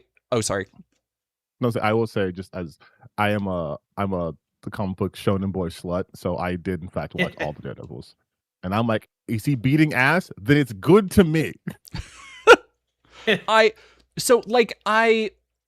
one of those things where you don't realize how much the movies have changed until you see one of the old ones, where you even catching the first Avengers, a movie that is so like kind of weird and colorful now, where all the even the suits and the designs weren't as weirdly over busy like we have now. It's just been, I don't know, it's weird to see the totality, to grow up kind of with something and then see it change over time to the point where you can look back and be like, yeah, they don't make them like this anymore. No, yeah, but I think also too, a lot of this is just Marvel setting trends, and I don't think Marvel Studios is a film studio, right? No. Like, I don't think like they are out here to be like, let's have a communication through language of film, and we're gonna have a conversation with like a dinner with Andre, but within like the Punisher film. Like, they're just like, we're gonna make comic book movies.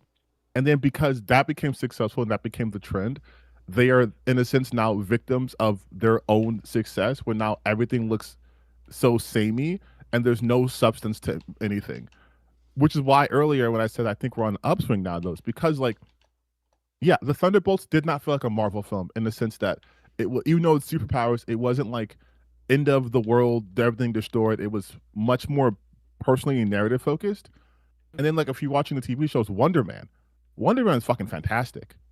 Yeah. Yahaya and Ben Kingsley are in it, and they're doing fantastic work to the point where I'm like, how the fuck is this a Marvel show? Like, this is just. And then it's like, oh, he's playing Simon. Okay, he's powers. I think it's part of the answer there is that I think there's something to being the project that doesn't get all the attention. Being the project that is like, yeah, we're also, being maybe regarded at first as more of a filler project, not something that, this isn't the next Eternals. This isn't the next, this is going to be like the huge tent pole and this is going to be everything that you see them building up with some of these other movies.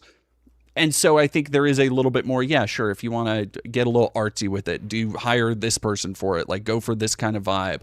And I think if there's something to be gleaned from the successes of those, it's that they had probably more of a cohesive creative vision, and we're able to stick to that. We're given a little bit more freedom, and you can tell.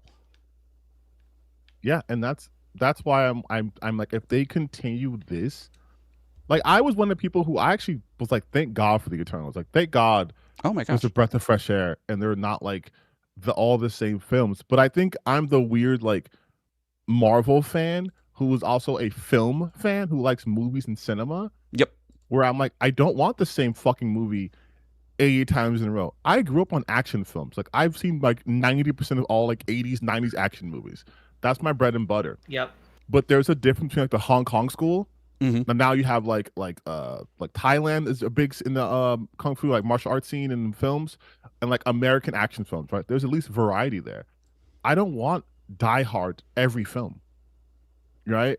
And the problem with Disney was they're like, what if we Die Hard, even to the point DC, We're like, what if we make everything Batman Begins? I'm like, why would you do that? Like, and now you see James Gunn, which I think honestly DC's doing better than Marvel at this point when it comes to movies and comics. Because I watched The Batman and I watched Superman like on TV like almost every other weekend. Because I'm just like, you watch The Batman and it's like, this is film. Like these are things are shot in camera. These are. I will be right back. Keep discussing amongst yourselves. Yeah. Oh, okay. Like these are things shot in camera. There's a level of practical effects. There's a storytelling, which like, oh, it's not just let me go on my phone and scroll through. And they're like, hey, did you guys know that the Riddler's bad? And he's a bad guy doing bad things, and I'm the good guy. So I'm going to stop him. It's like, no, there's a crime noir happening. I'm like, I like that. And then with Superman, it's like, yeah, Superman should be bright and fucking colorful. And I like the fact that Superman doesn't curse. Yeah. I like the fact that everyone's like, you're such a boys guy. He's like, gosh darn it. You guys are really pushing my nerves. Like, I like that. Like, it's.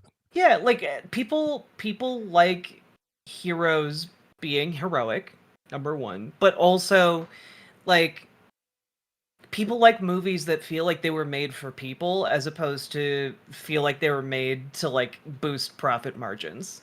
You know? Yes. Like, and I feel like that's kind of how Hollywood treated a lot of comic book stuff for a very long time. Just like, okay, what is the most recognizable thing? We're going to do that. And then we make infinite money. All right, let's go do some cocaine. Like, it's like that was. While they're doing the script.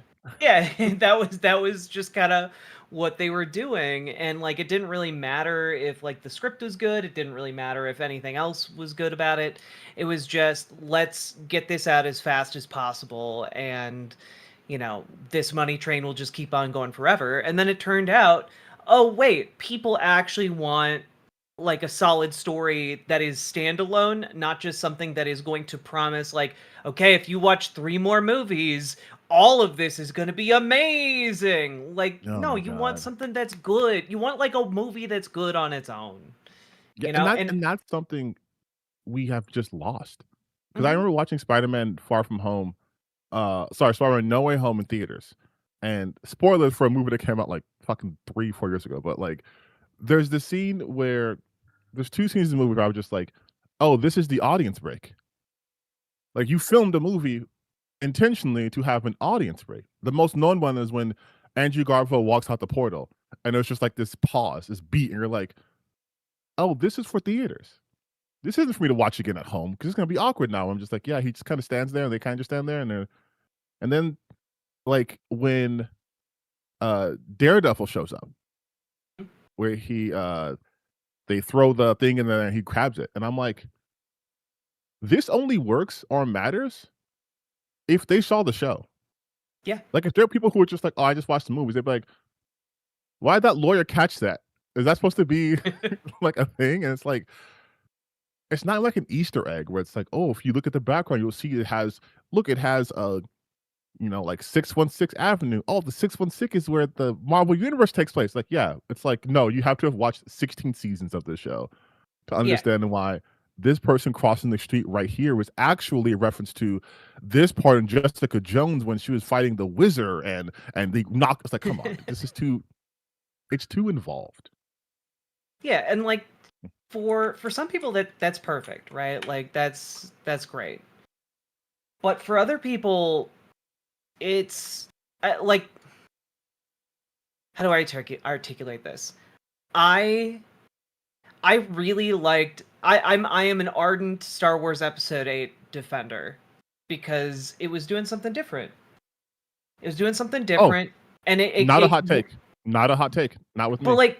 But like if they had just followed up on that and like applied that lesson throughout the rest of Star Wars, I think Star Wars as like a franchise would be a lot healthier. I think it's the lesson that like Andor learned. And everyone fucking loves Andor. Everyone loves fucking Andor, as they rightfully should. Yeah, they should, because like it is a story set in Star Wars that treats the characters like they matter, even though they don't have magic blood. And like that's something that the core movies just never learned outside of 8. And they I really thought- tried hard with 8 to move away from that. I thought I was not like the only person, one of like the few people who are like, is Star Wars getting a little bit too eugenicsy? Like, are we getting too focused on like the bloodline of like two people who are the only ones who can fix the universe? I'm like, I thought the whole point was the Force. Yeah, fucking anyone can do it. Who cares? Like, Yeah. Like no one was like, oh yes, only the son of Qui-Gon Jinn can help the son of Obi-Wan Kenobi or whatever. It was like they're just guys. Yeah, they're just this one dudes. guy, this one dude just happened to have kids. Like that's it. And that suddenly became the foundation of everything. But like, episode 8, I'm like, Rian Johnson, by the way, River, you're 100% correct in your assessment here. Thank you. Thank you. Their inability to move away from just the Skywalkers has, I think, done irreparable damage to the Star Wars brand, in my eyes. Because now they are forever trying to appease the fans from like the 1970s and not understanding why it endured as much as it did. It wasn't because Luke Skywalker, son of Darth Vader, has powers. It was the story told that Luke was going against his father. Like it was a much more personal story than that. And now it's just become every generation is like, we've made 70 Star Wars projects and we have not moved past, the vast majority has not moved past this time period. Like fucking 20 years of time has moved in the films. Yeah. I'm like, this is a galaxy far, far away with aliens and all this other stuff, with actual magic and all this other shit here, space witches. And which I'm like, first off, I think people were really upset about Star Wars Acolyte because they're fucking bigoted and racist. Because you can't, if I'm pitching a show to you, everyone hear me out, okay? If I'm pitching you a show and I say magical space lesbians have a coven, I want 100 seasons. Yeah. You have me at magical space lesbians. I don't even need to know the actual rest of the plot. You have me at magical space lesbians. Oh, and we're actually going to show Star Wars where there's a bunch of Jedi, which means crazy fights happening. And some of the best choreography we've gotten in lightsaber fighting in quite a bit of time. Yeah. And we're going to have a diverse cast. And Manny Jacinto is going to be really hot. And this is going to be a super horny show. Like, there's going to be straight up a scene where it's like, oh, they're going to fuck. And we're going to watch it. And you're just like, no, this is bad. Give me fucking Grogu and Mandalorian. Like... And really also, quick, it had, I'm just gonna throw out there, it had the hottest villain ever in Star Wars. That's what I'm saying. Really quick, I want to thank everybody. Oh, great! I just ate, so now I'm all congested. We are at 90%. We need $51, and we will already be finished with our second funding goal. With just $51 more dollars, and we can move on to a third one. Let's go! Hell fucking yes. Who's gonna be the hero? Hell fucking yes. I know somebody has $50. I know somebody has, or if y'all put some coffee money together, we can get one more going. But y'all keep talking. I am looking for more GoFundMes. Okay. But yeah, no, like we are stuck in this nostalgic spin where like what He-Man just came out, right? Yeah. And I'm like, yeah. And Didn't I was gonna start, watch like, it. fucking like the 83 or something. Yeah, like He-Man is not like if they wanted to be more modern, they probably should have started off with She-Ra. Yeah, She's no, more recent yeah. history. She's like oh my gosh. She's had a show recently. Like kids know who a great She-Ra show. is. Yeah. I have a She-Ra anecdote. I don't want to derail whatever. No, go for it. You're not derailing anything, trust me. Okay, so back like when She-Ra was like, Bugs very, Matrix very... just joined. Sorry. Hello. I was like, who is that? Howdy. Hey. Yeah. Hey, howdy, hey. No, but like back when She-Ra was like very recent-ish, this would have been like during lockdown, I was showing my soon-to-be exceedingly queer little sister the show. And we were like in season 5, like during the finale-ish, or like I forget if it's like the finale or like the penultimate episode when She-Ra and Catra like kiss for the first time. But whenever that was happening, like they were like leaning in for the kiss, and our little brother from the basement, apropos of jack shit, screamed, Mom, I'm not a furry. I have that seared into my brain. Anywho, yeah, no, like Incredible. leaning on He-Man for like whose nostalgia is this for? Whose nostalgia is this for that we haven't milked out of like 18 Batman movies and some Ghostbusters reboots and a Jurassic Park? Like what are we doing here? Like, do these guys even have money anymore? My whole thing with that was like, at least with like, like Batman, Superman, Spider-Man, there are, surprisingly enough, stories they have never adapted into live action. For all, so you have fair. things Yeah. to go to. But like, to me, it's like when people are like, we're gonna put out a new movie, you kids are waiting for it. Oh yeah, what's a new movie's called? We're bringing out fucking Fraggle Rock the film. Aren't you kids excited for Fraggle Rock the film? And it's like, okay, but if the Henson Company is signed on Fraggle Rock the film, I would consider buying a ticket. I would probably pirate it when I'm high. But like, exactly, right? It's like, who are you trying to capitalize on this? Most people don't even know what Fraggle Rock is. You have kids today who don't know Michael Jordan played basketball. They think he's the crying meme guy. I'm like, you lost the scriptures. Yeah. Okay, yeah. No, like I know lost it. I didn't watch Fraggle Rock as a kid because I was not around when Fraggle Rock was around. Same. But I know what it is because I'm like, oh yeah, because I'm like, so for like those are two good words put together, like Fraggle Rock, fantastic title for something. But like, oh my, like they made a fucking trilogy out of the Smurfs. Yeah. Like what? And Justin Timberlake was a Smurf. What are we doing? What is this? Trolls. It's Trolls. Trolls. Okay. Oh yeah. Same. Speaking of get like, it right. trilogies, Speaking of like, did you guys see they're making another like 21 Jump Street movie? No. Yes. What? Yeah. Yes, they are. What? They are. It's like I will Jump watch Street or that something. one. If they bring back Hill and his name escapes me, but he's pretty. That guy. Yeah. They are coming Channing back. Tatum. Yeah, so is Ice Tatum, Cube. yeah. Channing Tatum, whom should own the fact that Channing Tatum has never been a fucking lead in a musical is a like indicative of how washed the film industry is, because that man is just built to be a song and dance guy. Like him, and also Hugh Jackman. Hugh Jackman should like that man should just be a leading man in musicals.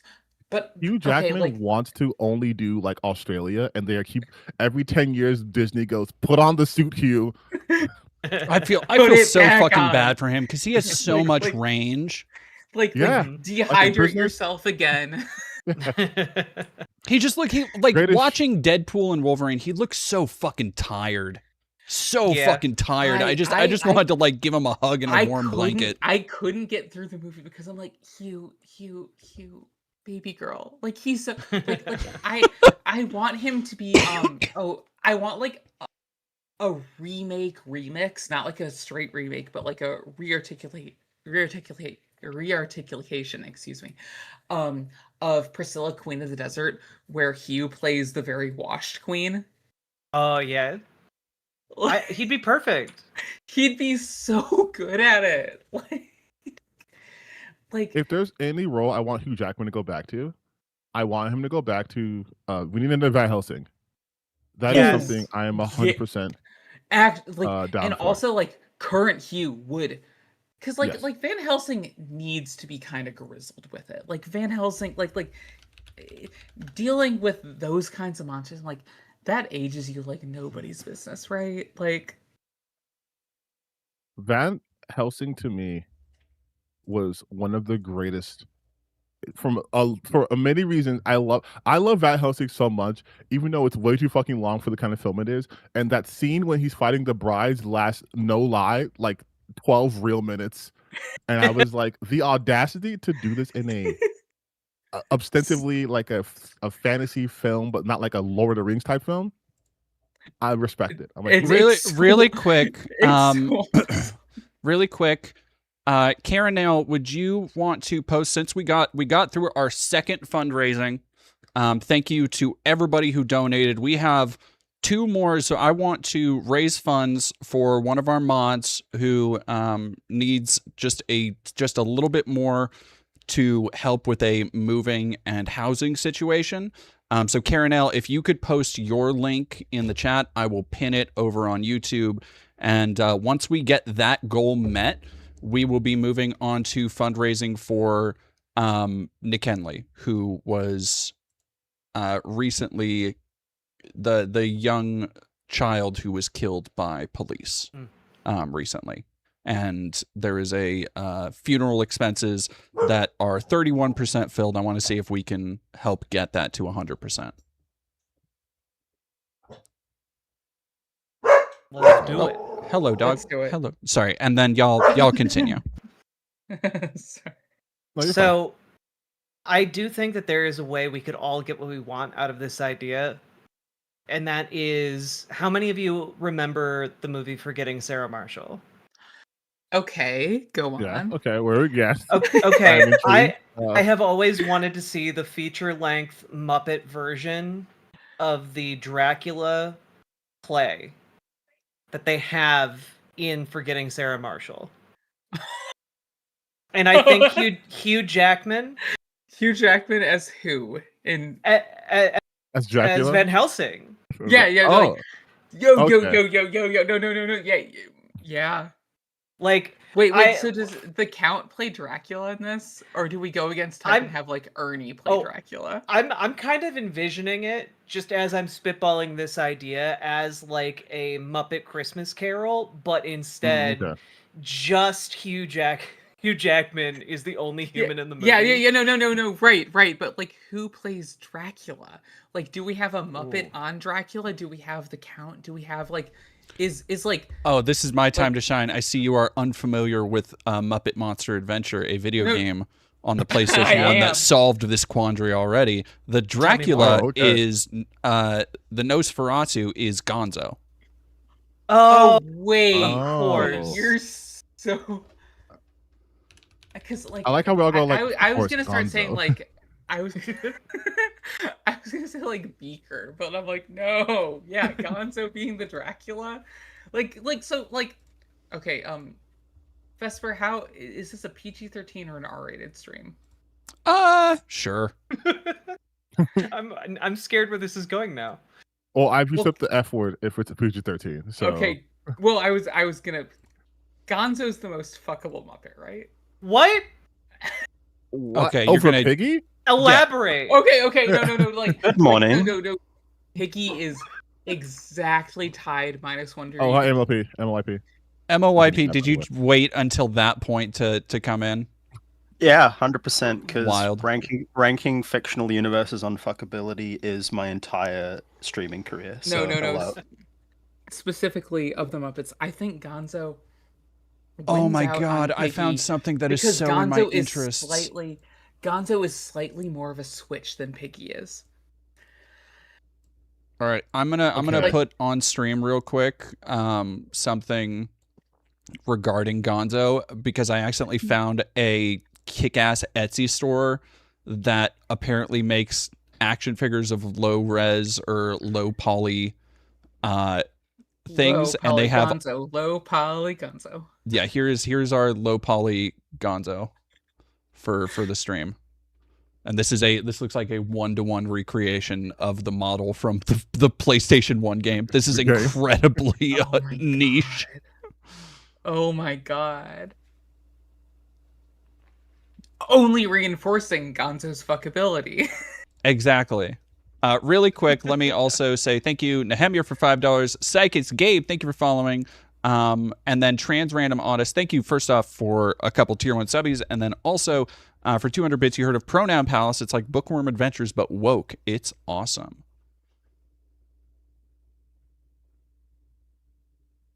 Anyway, sorry. I'm waiting for the Gonzo thing because I'm trying to. Because when we say fuckability, are we talking in terms of like the versatility of how one might be fucked? Or One night stand. Okay. Okay. All right. I will share my screen. I think that Miss Piggy is probably a better and more interesting long-term partner, but I think Gonzo will get up to gadgets more Jesus often Christ, in a one-night stand. Sorry, I'm looking at the fucking picture of that. Yeah, this is a 1-to-1 with that video game, which is awesome. I'm kind of obsessed with this store now because it also has It's so good. That goes crazy. like they got a lot of stuff on here that I'm a big fan of. This is the flying Robin, which is like the main character from the game. That shit goes Kermit dummy as a- hard. Is that no Kermit's his Frankenstein? Is that an original character they made for No, the game? Robin Or is Kermit's nephew. Oh, I did not. I do not remember. Yeah, that that's detail. deep. Oh yeah, no, that's deep lore. No, that's from the 2011 Muppets movie. Oh no, it's been forever. No, but I believe it was initially established in the more recent Muppet affair. I don't know. No, because he's Uncle Kermit in the video game, which came out in 1990 or 2001. Wait, so he didn't have a puppet until like the early aughts? Are you kidding me? No, Robin absolutely had a puppet. Robin's old. Wait, no. Show me early Robin, dog. Okay. This is what the chat's here for. This is what y'all came here for to see. Yeah, deep Muppet lore, which like Vintage emphasis 1966 Robin. No, that's probably a bird. Actually, That's gonna be no, Batman. that's a different Yeah, Robin. you got Batman. Yeah, you know, there's a more No, popular Robin. Damn. Okay, no, you're right. I don't Yeah, think different Robin Muppets, had yeah. an official puppet. 1971 was when he made his debut. That's Jesus Christ, dude, Wow. that's crazy. insane. You guys have such a grasp on Muppet lore. Yeah, I was like not how expecting this. everyone became activated. Like we're earlier talking about like Andy Kaufman, and I heard Dad was talking about like Kafka, like deep like political things. Chat's like, yeah, whatever. Muppets, everyone suddenly a historian. No, Everyone's and activated. that's Muppets. I think Jim Henson should be like I hate the concept of sainthood, but like whatever the secular version of sainthood, Jim Henson should achieve that because like Muppets are so like I think that's the Hollywood Walk of Fame, though. I think that's like but his legacy is like everyone treats Muppets like they're people. They're piloted by like 3 to 6 or 2 to 6. So But, really like, quick, I want to start with MLYP on this, but we do have a question that branches off from this. Question for all of you from Awesome Stella. Pick a movie and replace all the characters with Muppets, but keep one actor. Which movie, which actor are you picking? Star Wars Episode 4: A New Hope, you keep R2-D2. Oh, we've talked about this, I feel. Huh. MLYP, Okay, what do you got? Yeah. that's a good question. Like off like the top of my head, I think the funniest one to do would be Die Another Day from James Bond. The one deep where cut. that's the one where he goes to North Korea and gets tortured and goes into like the dimension of naked women to survive the scorpion torture. Oh wait, so the dimension of naked Muppets is crazy. Wait. Okay, no, go on. I have a follow-up. I think, and the question would be, who do you leave as the one human? And I almost think Kermit should be Bond, so it can't be that. So you leave the bad guy as the one human, the Graves dude that So when you go into the dimension of naked women, which Muppets are we seeing? He's seeing just Miss Piggies. Piggies. He loves his pig. He loves his Miss Piggies. None of Electric Mayhem. Look, so the Muppets didn't actually have much of like a cultural impact here, so I'm only very surface level Muppet lore. Wait, dog, wait. Not today, but eventually, if you want Muppet lore, dog. like Muppets be Muppeting. What about you, Riverboat? I have a take. All right. Arsenic and Old Lace. Keep Cary Grant. That's a deep cut. Statler Yes. and Waldorf are as like the aunts. Miss Piggy obviously as the love interest, but like just the manic. I rewatched it recently, and the manic performance of Cary Grant in that movie as he just slowly goes insane trying to cover the many murders that are taking place. It has to contend with Muppets. Yeah. It would be perfect. I think it'd be very funny. That's Oh, I have one serious answer and one also comedy answer now that I've had a chance to like look at my Plex library and think about it a little deeper. off the Okay. rip. So, Please go I on. think you could do Sicario, but leave Javier Oh. Bardem. Wait! Finding Muppets in the walls and the opening would be crazy. Oh, Crazy, dude. oh, All right, I now have two answers as well. go ahead. And then my other oh, answer, sorry, was Mad Max Fury Road, but leave Yep. Max. yeah. Oh, that'd Yep. be perfect. No, but Sicario, leave her. I Sicario, like think- Muppets in the walls. Oh, and like the That's- Javier Bardem like torturing a Muppet. It's dealing with Muppets, dealing with their war crimes, and also like the final scene of like, all right, execute Muppets. Gonzo as Josh Brolin. I would do Fozzie. Sunset It's not Boulevard. Josh Brolin. Sunset Boulevard, but Sunset keep Norma Boulevard. Desmond. And everybody else is a Muppet. But And then also Inglorious Bastards, but keep what the I fuck's keep his Brad name? Pitt, personally. Hans. No, I would have Hans No. Gruber. Okay, yeah. That's the correct answer. But like, no, keep Brad Pitt. what if I feel like any Godzilla Alan minus one. Rickman. Ooh, hell yeah, Godzilla -1. Godzilla -1, and everyone's a Muppet besides Koichi. So just the thought of the scene where she's like, "Is your war over now?" But instead of it being like this heartfelt, like human emotion, it's just a Muppet. No. It's heartfelt, but it's heartfelt. Heartfelt. You just see him crying and breaking down, and then this wire-held Muppet hand coming in from off screen, patting him. you trying to have that moment with Godzilla, and Godzilla is just a Muppet. Like there's. Oh, Godzilla Muppet He would go got the wires crazy. and shit. Yeah. No. Like, wait. Actually, if we're fan casting all of this, what if Godzilla's like stop mo, but like animated by like Phil Tippett? I would fucking Oh, that'd love be that. so great. God, that would go stupid hard. Hard actually. Yeah, then- because sorry, like literally right before jumping on this, I've been depressed watching Star Wars movies, and I'm like, man, Phil Tippett really made shit. I think you could do every James Bond movie, but the villain's the human. Every single one of them would be a great time. Like No, Kevin I think Bacon. no, that's the obvious cop out. I think the human is Bond. Yeah, imagine Daniel Craig, Casino Royale, opening scene.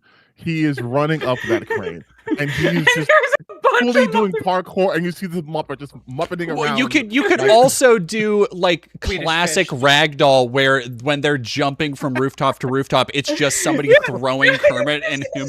The wide angles of Daniel Craig like running and jumping, and it's just this felt puppet going. "Meow." No, you Yeah, guys, that's listen, hear me kinda why I out. Hear me wanted- out. The Batman, obviously, Batman's real, but everyone's a Muppet. So when you get the scene when he's chasing Penguin in his car, and then the car crashes, and then Penguin's being tied up, and then it's him and Jim Gordon trying to interrogate the Penguin, and then Who's the the Jim goes, Penguin? Wait, no. Open your eyes. And Gordon's played by Sam Eagle. Oh, absolutely. Yeah. Who And would Muppet play the Penguin. penguin though? Oh, Yeah. Beaker. Yeah. Beaker, "That's the fire Beaker just Beaker." meeping out, no habla Yeah. español, fellas.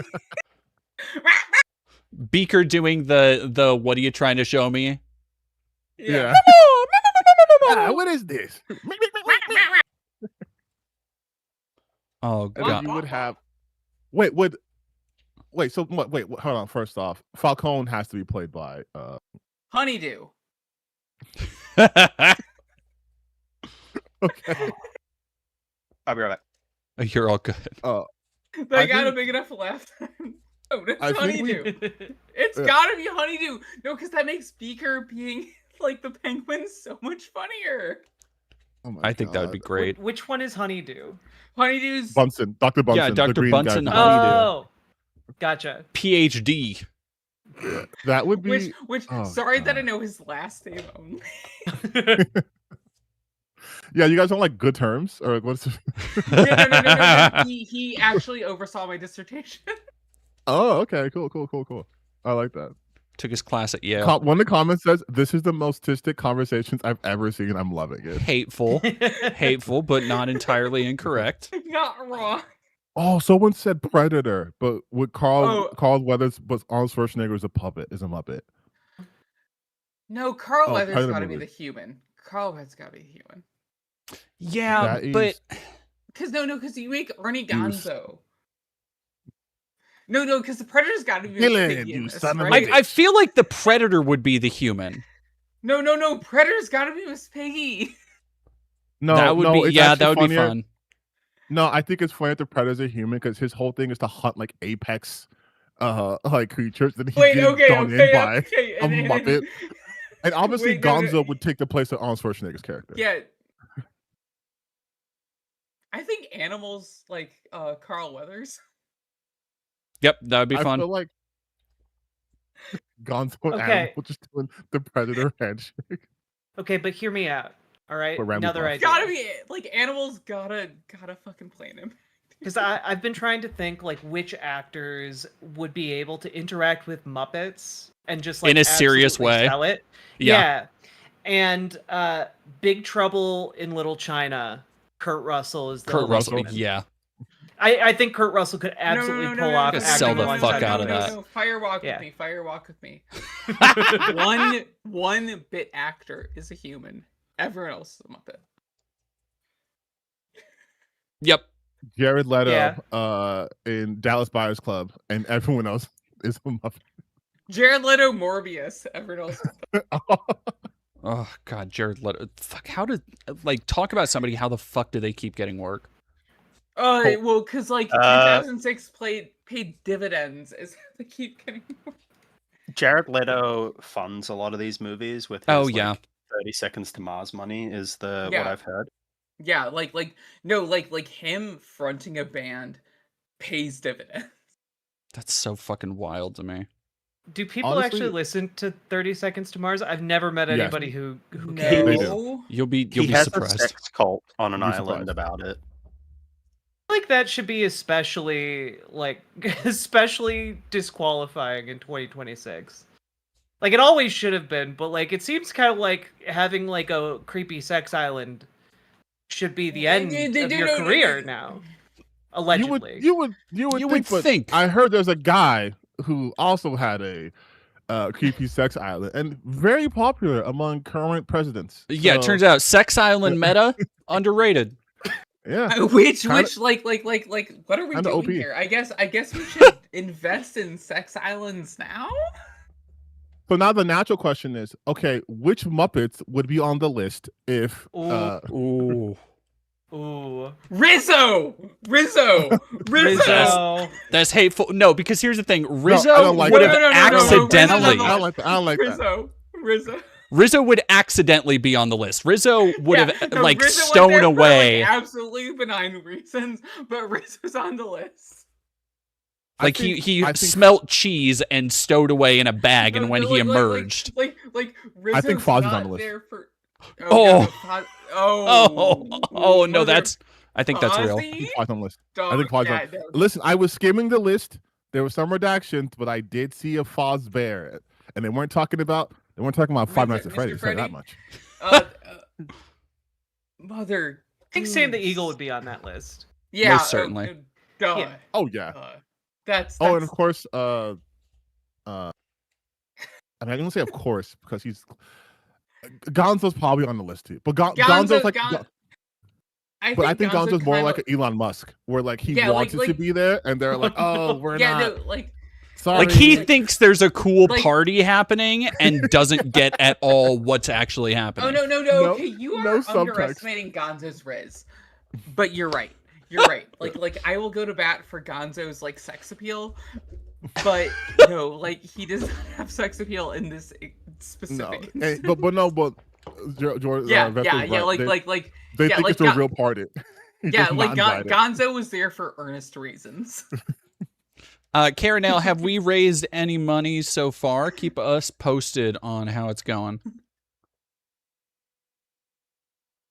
And Elon Musk is Beaker. Don't you ever. No. Corporate carrots. Don't you ever. Don't degrade Beaker like that. Ever. Are you mother? No. Absolutely not. Are you fucking? How dare you talk on Beaker like that? Mods, arrest this man. Yeah, like Gonzo, like Elon wishes he was a fucking Muppet. No, we just gotta pop him like a balloon. Like a balloon. So do y'all like my mug, by the way? Oh, that's it's a Grinch. Oh, that's tasteful. It's my grug, my Grinch mug. Oh no! I have a friend who has a clown-themed bong. They call a clong. Was the Grinch there? Oh my god! Yeah, the Grink's always there. We've started calling like bad customers at my fiance's jobs Grinks. Because like the recurring customers that like always turn up at like your retail job or like so literally the Grink is there. I'm so sorry. So yeah, the Grink is there all the time. Like someone turns up like, fuck, the Grink turned up again today. Oh, geez, yo, okay, that sounds. I'm so sorry. That's crazy. That sounds a little bit like it's just like little Grinkist, honestly. My fiance works. No. The Grink sucks, dog. So the Grink sucks. The Grink's like now something that sucks. But it's a great shorthand for like just bad person you have to deal with in a customer facing job, right? Because NLYP, I love the fact that everything's a slur. New Zealand, right? Yeah, so I'm in New Zealand. It is a Sunday morning. It's 9:30 a.m. here. Very fun. Oh wow. All right, yeah, Karen, now And I it's will winter. mod chat real quick. Nehemia, sorry, I'm not reading as many dono notifications just because I don't want to interrupt the conversation too much. But thank you, Nehemia. Funniest answer I've seen in Knives Out, but Daniel Craig is the human solving murders with Muppets all around him. That'd be No, so good good. like that's the peak of them. Yeah. Yeah, who's playing Ransom though? Oh. Oh. Eat shit, and you eat shit, and you eat shit. And who's wearing that beautiful cable knit sweater? All right, that's what I need to know. Wait, Who can pull that off? Okay, truly, I just want to see Kermit try to make it work. Kermit would never swear publicly. Yeah. No. Kermit as the bad guy from Glass Onion.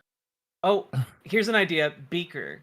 But he like suddenly just like when he finally starts telling people to fuck off, like just like has like a deep.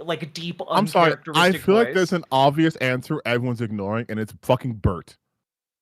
He's already wearing his sweater. Yeah. Bert could absolutely be like.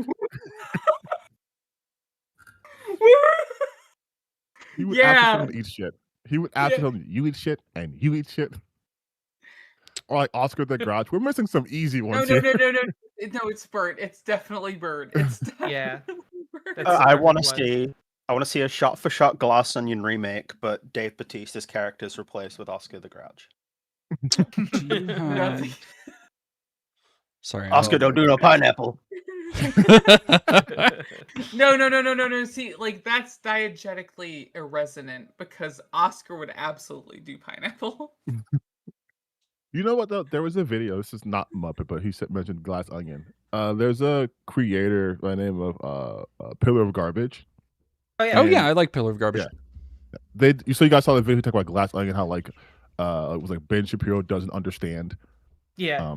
Like any sort of media, and I was watching that like a while ago, and I was like, if you don't understand that Edward Norton's character is a riff on like the great man ideology of like one person can come up with all these things and do this stuff, I think you should be they should open up the schools and just throw you in there and close the doors until you just come up with some sort of knowledge. Because literally.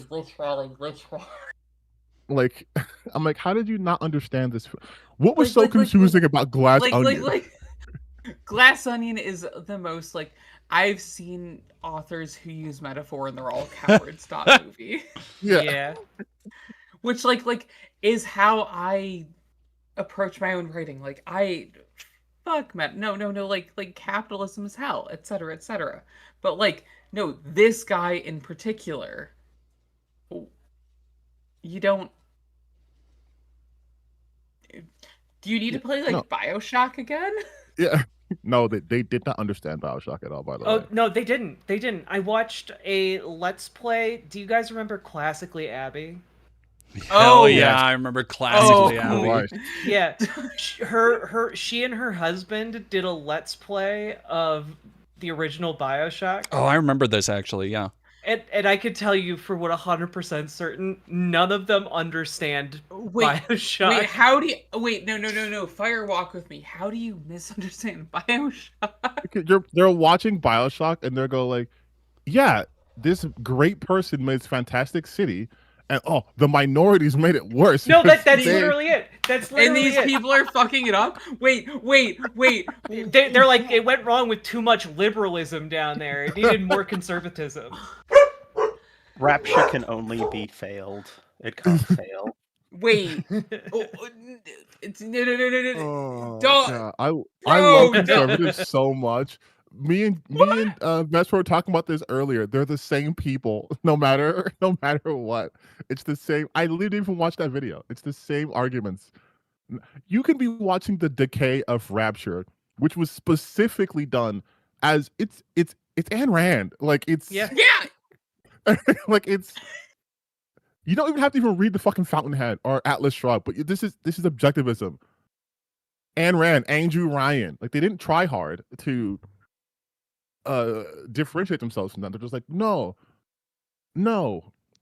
Yeah, I didn't listen to any of the audio logs, but I do believe unregulated capitalism, letting the market decide everything, was a good idea. Human experimentation available to everyone, so now alls are equals. I see nothing wrong with that. Little girls being fucking factories to harvest Eve and Adam. Yeah, I see nothing morally wrong with this. A man chooses. All okay. I'm not a slave. I'm a man. The man chooses. And I choose which girls I harvest. Yeah. Oh dear. Now, would you like, kindly? It's like no. Like I don't want to insult anyone's intelligence, but like, how fucking obtuse do you have to be to miss that? I mean, it's like a willful blindness. Like they just can't allow themselves to understand it because it would be deeply inconvenient. Like I played the original BioShock as a teenager, and I was like, without any sort of political understanding, I was like, this place fucking sucks. Yeah, like, this is a horrible place. Like like you're in hell world. Yeah, like you want to live. You only unlock deeper and worse hells. I don't want to live somewhere where it's like actively hostile to my existence at all times. Like if anything fails in this city, I'm flooded to death. Yeah, fuck that. But you get away from the commies. Isn't that worth it? Because the real flood is the red wave coming to America. Yeah. Certainly not the literal water that's going to leak into everything and drown you. It was the same thing for me with BioShock Infinite, which my hot take with BioShock Infinite, which is not hot anymore, but I said it's like over a decade ago. They didn't do the racism hard enough, and so a lot of the messaging in that thing failed. So a lot of people didn't understand that it was a white supremacist, like entirely the whole basis of that was like white supremacy, like literally, like, and people forgot about it because they did such a poor job with it. But I love talking about BioShock, and people going like, games are now woke now, and I'm like, did I hallucinate these games when I was a child? Like, I mean, like games have never not been woke. Games are made by autistic furries first and foremost. Here's my hot take, though. Here's my hot take, which is that BioShock Infinite did do a lot of the racism. Like, you literally have to go through exhibits about the racial history. But that doesn't impact the player enough. Like, no. Well, like, I think where I'm getting at here is that, like, people and gamers in general have not ever been expected to actually like thoughtfully engage to a sufficient degree with a lot of that stuff, and so they just like breeze right by it like it's just normal. Look at a Rothko for 10 minutes. Really quick, I want to keep this going. We do have a couple more guests coming in soon. We have Kid Bandit, who will be joining us shortly, and I want to thank everybody because we have gone through 1 through 2. We are almost through our 3rd fundraiser, and we have a 4th and a 5th already lined up. The next one's going to be a lot bigger, but we are 96% of the way. So if you can just get us to 5.5K, we are at 5.2. So just a little bit more to finish off our 3rd fundraising goal. And we will have cleared about, I think that'll be about 1,500 raised so far. Jesus, in like roughly 2 hours. Well, it usually, I do want to say it's usually a lot more upfront than it is as it spaces out, but thanks so much to everybody who's donated so far. Yeah, no, the real rock stars, honestly. Anyway, sorry. Please continue. Very good. But like for me, like BioShock, like we were saying, River, like BioShock Infinite, especially because the set dressing was racism bad, but they never had to, like you said, engage with it in a way that was meaningful. It was all white people under the water. Yeah, like it was like the only time we saw black people was like the Vox, or like you saw like which is weird because I believe Infinite came out like 2012 or something like that. 12, I think is right. Yeah. Yep. Yeah, where you had they had like the one like Asian doctor who was like working with them, and then if you play BioShock Burial at Sea, they redo his voice, but they give him a very like stereotypical, like I'm talking Star Wars Episode 1 accent of like broken English. Yeah, and I was like, why? Now you do racism for real, but not in the game. Like what the game racism was bad, but like they did real life racism. I was like, oh yeah, okay, what the mother goose. Well, and like I bet in part that was in response to people who are like, we don't get it. It's not racist. It's just video games. It's just BioShock. And it's just like, God damn it. Like, think about what you're playing for like 5 seconds. There's an entire fucking house. There's an entire level in BioShock Infinite dedicated to worshiping John Wilkes Booth. Like, it's so not subtle. Sit and think. Like, really quick, I do want, because we have a number of people who have joined and people might not know everybody. Would we be able to go down everybody who is currently in the voice chat, just introduce yourself so if people hear, they will know who you are. Would we be able to start with Bugs real quick? Because over in the voice chat, let's just go alphabetically. Hey, howdy, hey, I'm Bugs Matrix, God's favorite gas leak. My pronouns are they, them. Hello, I'm MLYP. I make videos about the bad times of the internet on YouTube. My pronouns are he, him. My name's Riverboat Jack. I talk about the news and socialism, and my pronouns are she, her. Hello. I'm TTBN Gaming. I talk about all the bad things on the internet in the gaming space, and I guess politics now too. My pronouns are is/were because I have to leave. I have to go to thing. So I'll be backing out, but if you guys are still on, I will come back to watch Vesper do episode 1 of Star Wars. No, Vesper. Oh, actually, Vesper, if you need a watch partner for episode 1 of Star Wars. Oh no, I'm not watching. I'm doing all of the voices. I'm doing a read through. Oh, wait.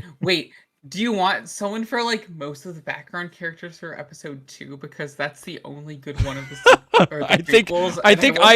I am only doing episode 1 today, but if people like it enough and keep donating, maybe for a future stream I'll do that. Unironically, I'm gonna go. Okay, have a good one. Thank you so much for joining. Thank you for inviting me. It was really fun. Yeah, absolutely. Bye, everyone. See ya. and I gotta split in like 30 minutes. But Oh, you're totally good. No, I think episode 2 is the only good Star Wars prequel. You are Oh, you man, are so fucking buck wild for that. That's I'm gonna need you to explain. I'm gonna need you to explain it. Yeah, no. It's the only one that's trying to be a movie. Episode 3 rests on its laurels. Episode 1 rests on its laurels.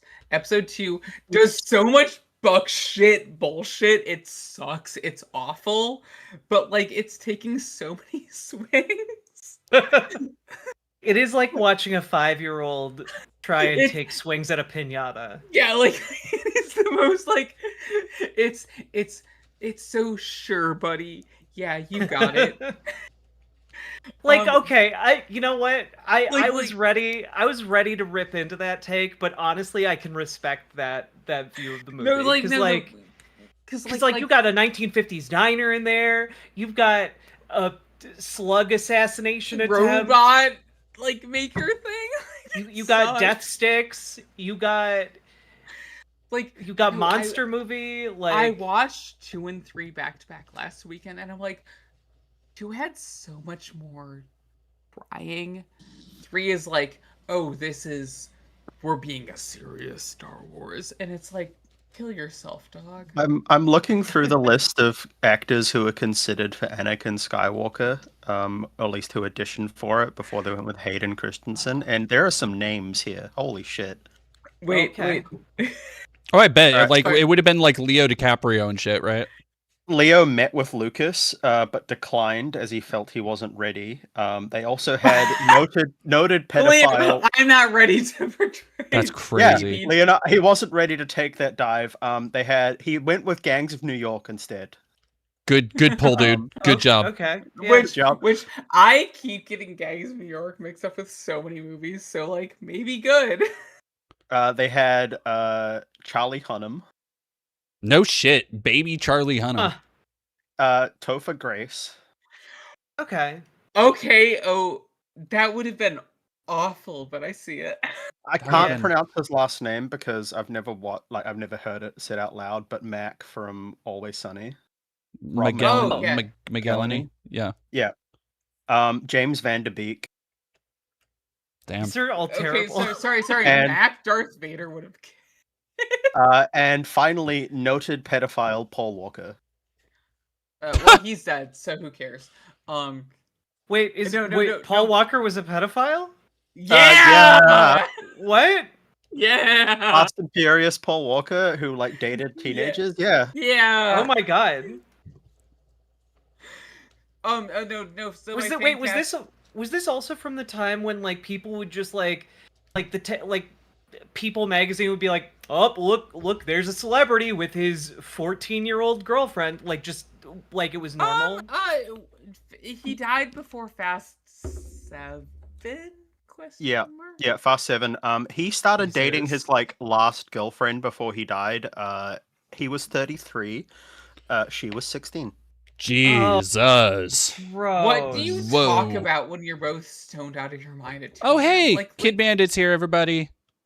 Never mind. I'm gonna abandon that thread. Hello. How are you doing?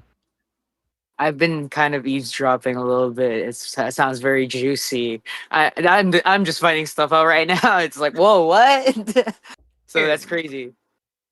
Yeah. No, Walker Leo from Fast and almost Furious. auditioned to be Anakin Skywalker. It's crazy.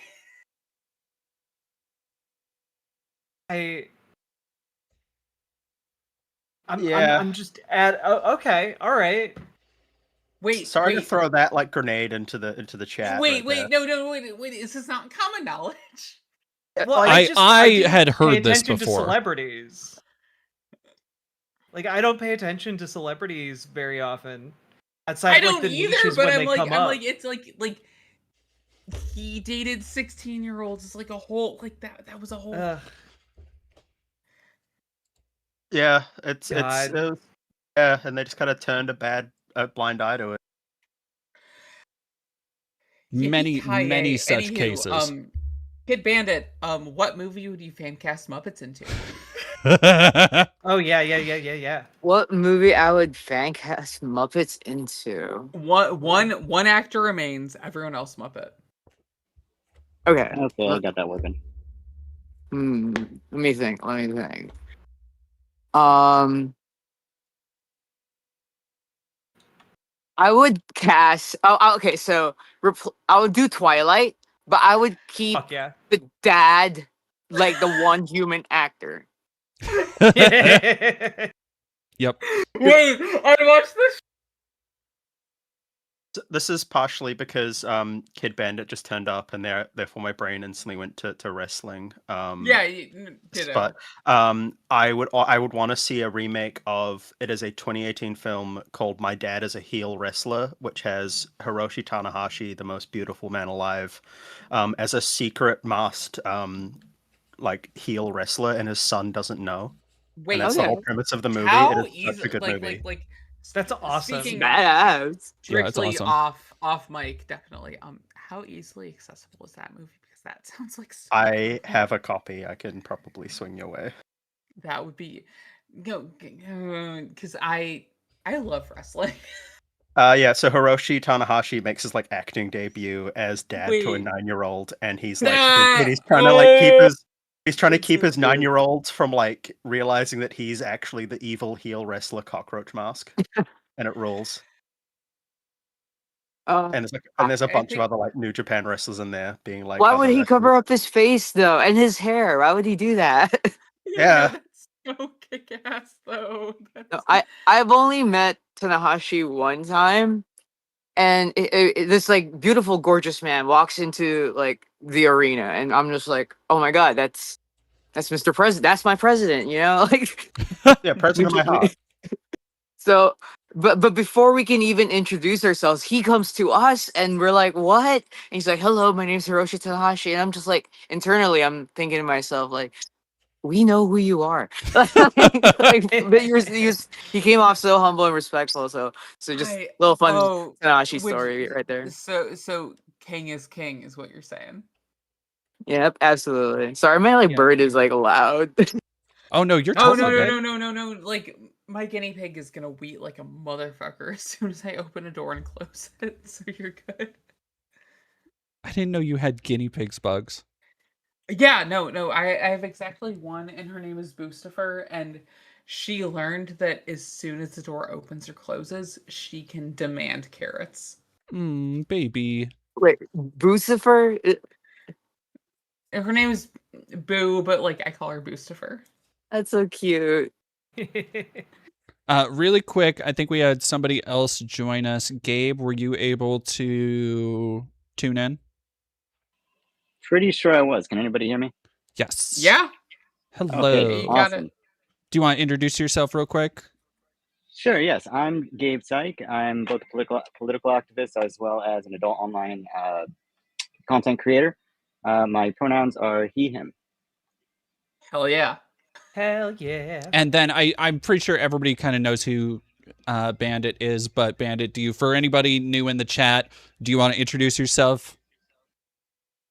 Hi, I'm Kid Bandit, formerly a pro wrestler, now a wrestling promoter, and I'm the owner and promoter of T4T Wrestling out of Los Angeles, California. So, hello. Hell yeah. Hello. I knew you sounded familiar. Bandit, if I can like for 2 seconds be like, you kick ass. Oh, thank you. Like your shit. Dog. Sorry. Like I'm not gonna get into my goobies about it, but thank you for your work. Oh, thank you. I can't move like that anymore. I struggle to get out of my bed these days. Well, but there was this wrestling podcast I used to listen to years ago, and they would have wrestlers on all the time, and they would ask the same question almost every time, and it was like, what's the level of pain you're at on a day-to-day basis? And they'd ask that to every wrestler that came on, and every single wrestler would be like, like a normal person would be like an 8. Jeez. Like, oh yeah. Like I also work a little bit in the wrestling space, so but not as a wrestler. I do ring announcing occasionally for the New Japan shows here in New Zealand. Oh, that's so cool. That's so cool. And so see these guys like just get at the shit absolutely kicked out. I'm like, hey guys, yeah, I'm just standing here in my suit and tie.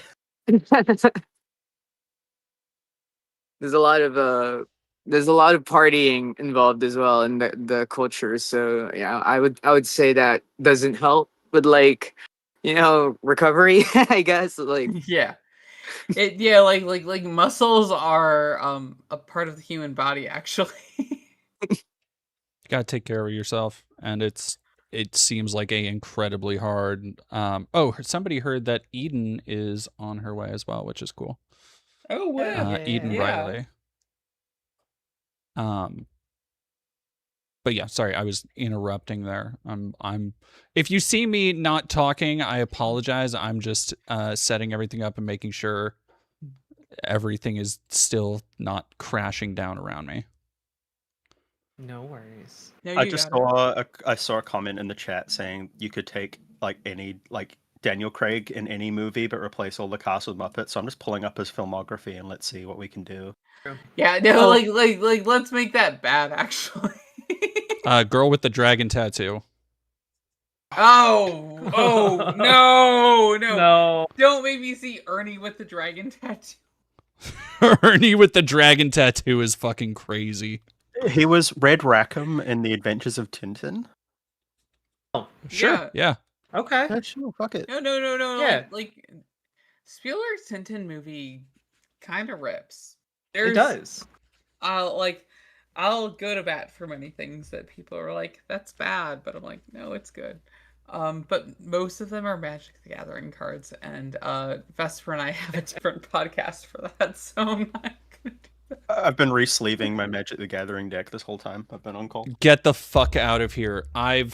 Wait, what you playing? What you want? I've been sleeving cards too. I made 2 crazy ass pulls in the last couple of days, so I'm adding them into my Urza deck. Are you doing you're on Urza? You diabolical motherfucker. What's your combo? It's the Terra reskin though. Okay, that's yeah, cool. no. So what combo do you go for? Hullbreaker Horror line. No. That's safe. Be more degenerate. This is solidly bracket 3 Urza. I don't have any 2-card combos. No. If you're on Urza, be a shithead. Yeah. But I pulled a Force of Will and a fucking Simulacrum synthesizer yesterday. So. Oh, Jesus. Okay. If you're on Urza, don't be be degenerate. It's Urza. He was Unfortunately, it's the new Marvel Simulacrum synthesizer. So no, that's fine. You got caught opening Marvel stuff too, huh? No, I called it the Gentleman's pre-release. If there's like a set where I'm kind of iffy on, I'll just buy the pre-release kit and nothing else. MOYP, do you have a short name you like to be called? I just people can call me Cameron all the time. It's fine. Cameron's my normal name. Cameron, why do you want to have a bracket 3 Urza when you could be decadent? Because I don't want people at Monday Night Magic to beat me to death with sticks. It's yeah. Why are you not beating them to death with sticks faster? Because when I want to beat them to death with sticks, no. I have a deck called my Grixis Wizard Chuds, and that's Let's go. my high powered deck. Yeah, like no. It's if you're on Urza, I want you to fucking kill me. No, because we've talked about this. You need to have, because we have the same. You and I, Bugs, have the same metric for if you want to have something gross, like bring it out when everybody else is being gross. You know, I have my Valgavoth dumbass nightmare deck for if somebody sits down and they were to be like, yeah, I'm doing like a Nekasar. I'm on Infect every day of the week. Oh, see, that's I actually just sold one of my Infect decks. I actually just sold a shit ton of Magic cards. But I've only ever traded Magic cards. I should probably sell a bunch of them. I was surprised. I had a guy around me who gave a hell of a good deal that I'm very appreciative of. Really quick, let me see. I think Peden is ready to join.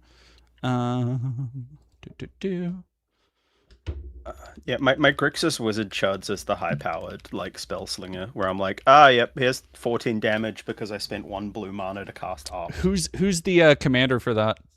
Kess, Dissident Mage, gives everything one spell flashback a turn. Oh yeah, I know. She's in my Azula deck, which is another one that I've is real gross, but I have a deep love for. It's one of those decks where I'm like, if I want to play nice with my friends, I never tutor for Vivi, but I could. Yep.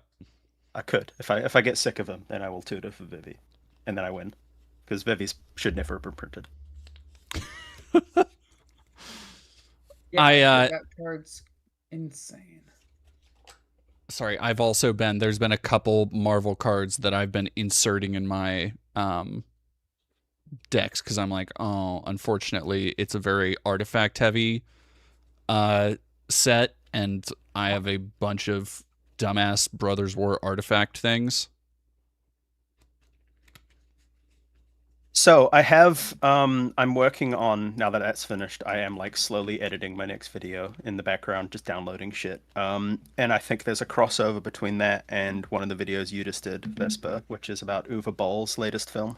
Oh, Christ. Yeah. Because my next video is about the time Uwe Boll had a boxing match with Lotax. Wait, is Uwe Boll still making movies? Yeah, he just made one. Yeah, so in 2007, Uwe Boll got really pissed at the reception to Blood Rain, so he challenged 4 people to a boxing match in one night. What? Okay. How would that solve his problem? He made a documentary about it, and he knocked all 4 of them out. The damage this man Okay, has wait, done to Blood that's Rain. pretty... Okay, that's pretty badass, though. Like...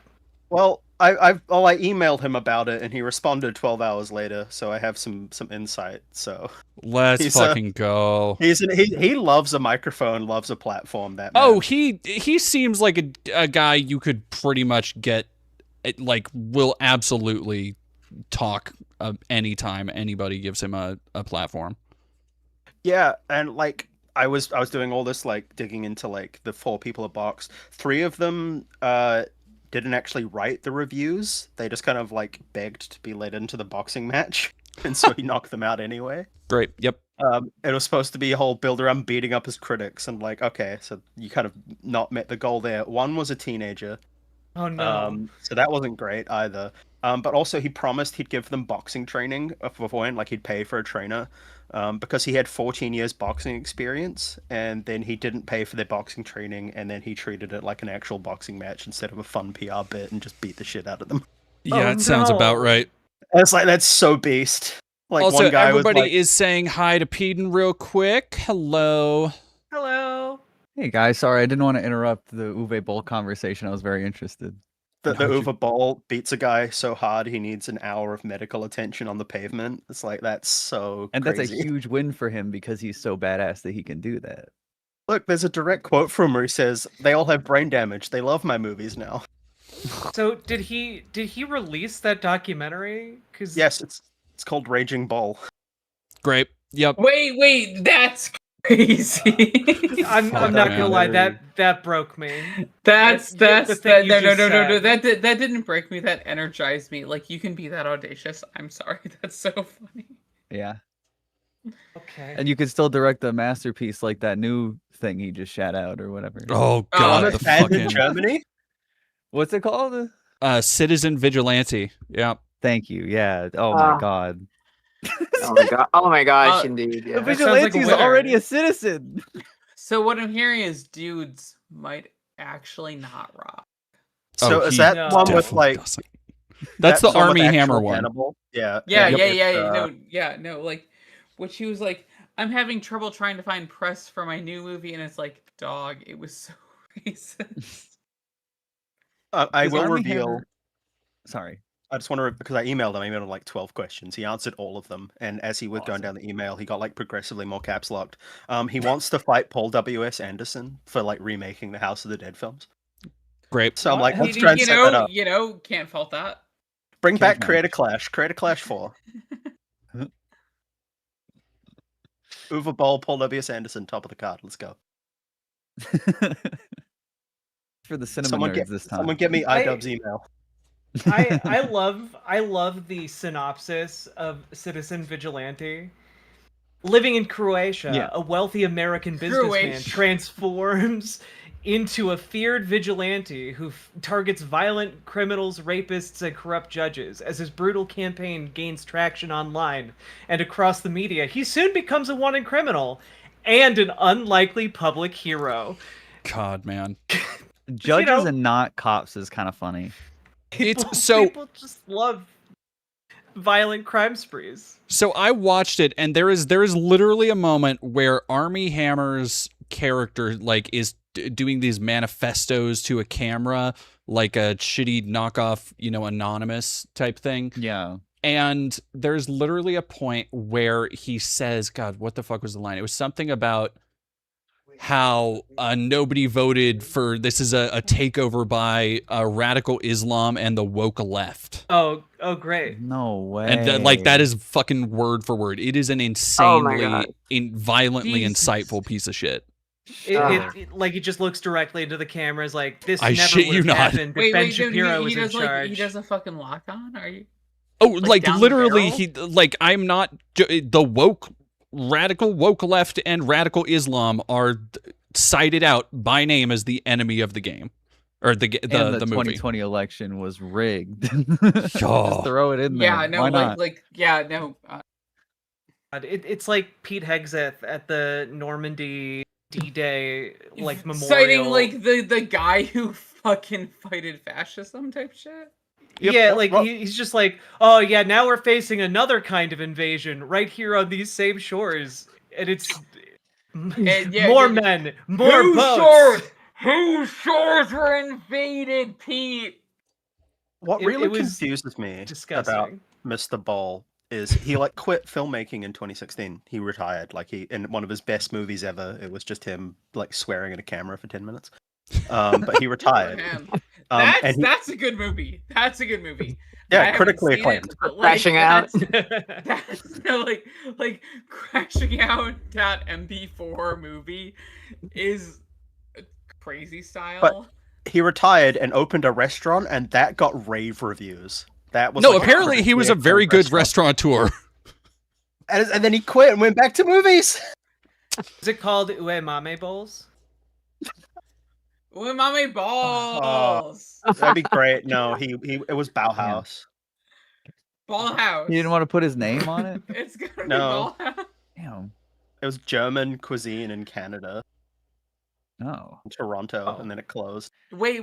He resides in Toronto? He lived in Vancouver until 2020. I was... Hammer, are you killing me? Why Armie Hammer?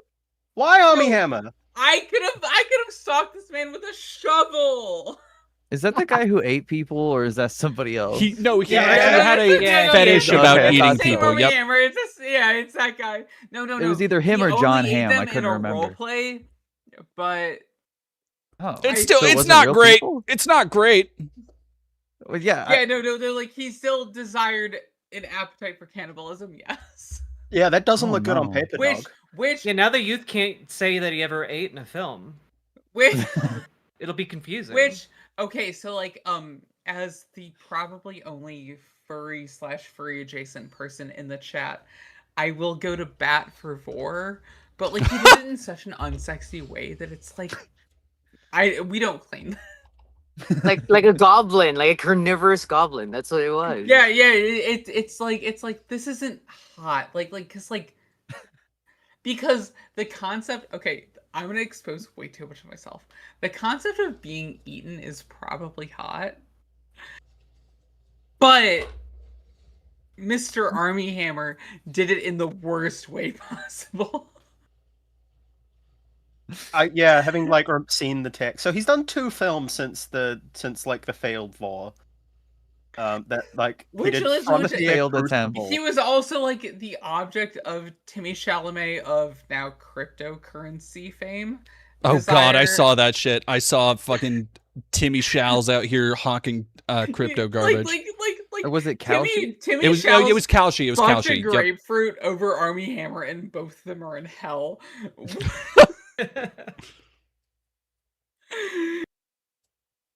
What I get, because John Hamm also did some weird shit, but that he was like doing like Isn't- insane hazing or something. But I thought John Hamm's entire thing was that he had just had a huge dick.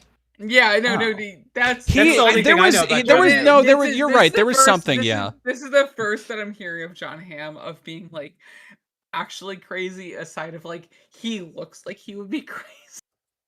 Does John Hamm have like Willem Dafoe syndrome, where his Yeah. heart's- Yeah. Which like who else wants to get Green Goblin?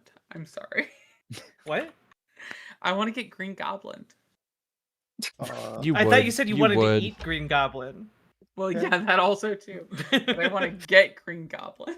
I'm thinking of like a Green Goblin like steak, like a prime rib, of, but it's just green, like green egg. Yeah, and ham yeah, style. no. I'll be gobbling on that green. Don't worry. But also afterward, and he's got to deal with the cleanup. But like, selfish. William Defoe. My back door is open. Okay, hottest Willem Dafoe appearance. I'm going Lighthouse, and no one else can. No. say that. It's I Boondock can't Saints. remember the I agree. I agree. No. Okay. It's when he plays a fucking mechanic in the guy who hates making the guy who does body horror. Cronenberg? Yeah, Oh. the Willem Cronenberg in 1999. It's like it's Extremis or something like that. Oh, no, I know what you're talking about too. I always get it confused with K-Pax, but it's not. It's Existence. Existence. Yeah. Yep. That's his hottest performance. I haven't seen it. I have to look up what he looks like. Existence. Existence. No, it's Existence, not Existence. With a Z. Oh, with a Z. With a Z, yep. That's awesome. No, it kicks so hard. It's a pretty fun one. It's awesome. Also, No, I need to watch that. Thank he you, does look Vesper, nice in this. for like understanding what I'm trying to articulate. No, I got you. No. I got you. I've done enough podcasts with you. He doesn't only look nice. No, see him in action. This man is downright railable. I didn't realize this would turn into Bugs being horny for Willem Dafoe. Which I guess I should have expected. That one is on me. Really quick, I do want to spotlight another thing. Bandit, do you want to talk about really quick, sorry. Before that, Karen L, we are 99% of the way. We need $92 to our current goal, and we will have met 3 of our fundraising goals. So if y'all can chip in, if anybody who is coming, I know we've had a couple raids. If any extra viewers are doing that, please go check out the pinned links. We are raising mutual aid funds for life-changing, just things that people need money for, whether that's debt, medical help, assistance, housing costs. We're raising money for one of our mods' housing costs right now, so less than $100.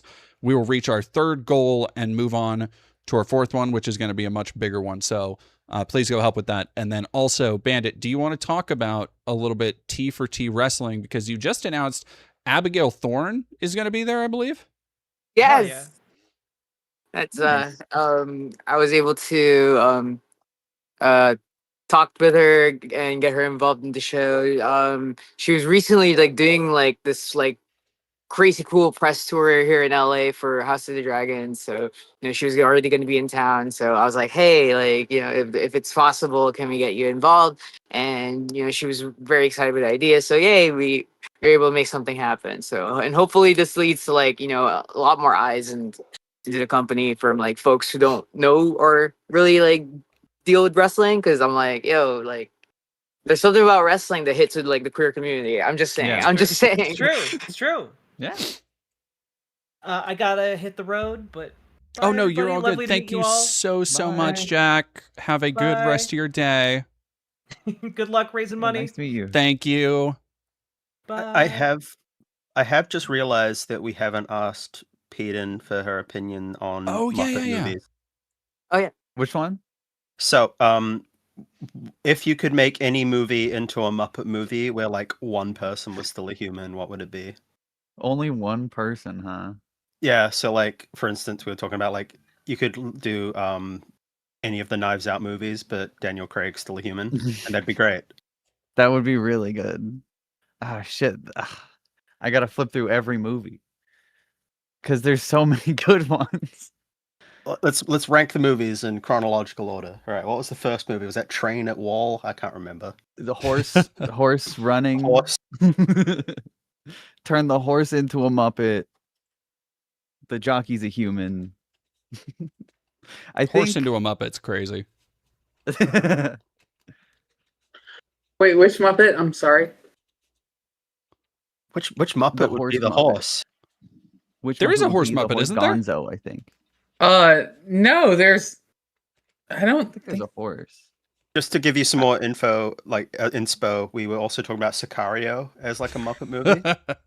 Yeah, no, Yeah. it's Javier Bardem. Yes. It's obviously he needs to contend with Muppets because, I don't know why. One of the first things that came to my head was Nightcrawler, but Jake Gyllenhaal is still Jake Gyllenhaal, and he's No, doing like night crawling for Muppet accidents and disasters. No. Yeah. Fire walk with me on this, and this might be like too stupid, but the Summoner's Wormbo is Jake Gyllenhaal. Oh, I would love Wormbo in the Muppets. That sounds like a fucking nightmare. Yeah, no. Like I don't think that Wormbo is a Muppet, but like he's enough of a fleshed out guy that I'm like, no, let's inject him into the Muppet canon to see what happens. To see what happens. Yeah. I'm really rotating the cube of knowledge in my mind to like think of which person in the Dune movies would be the best human to leave. Yeah. Zendaya.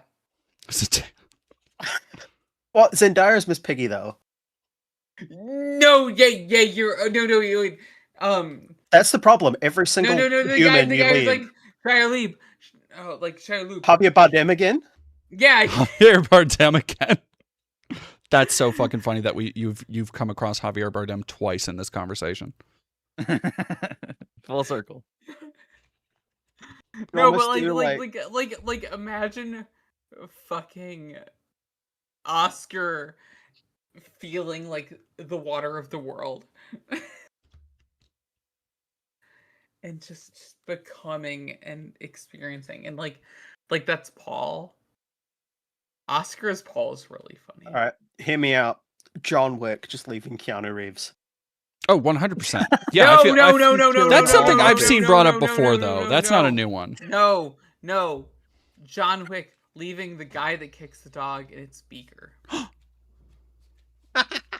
John Wick is Beaker? Beaker is John Wick?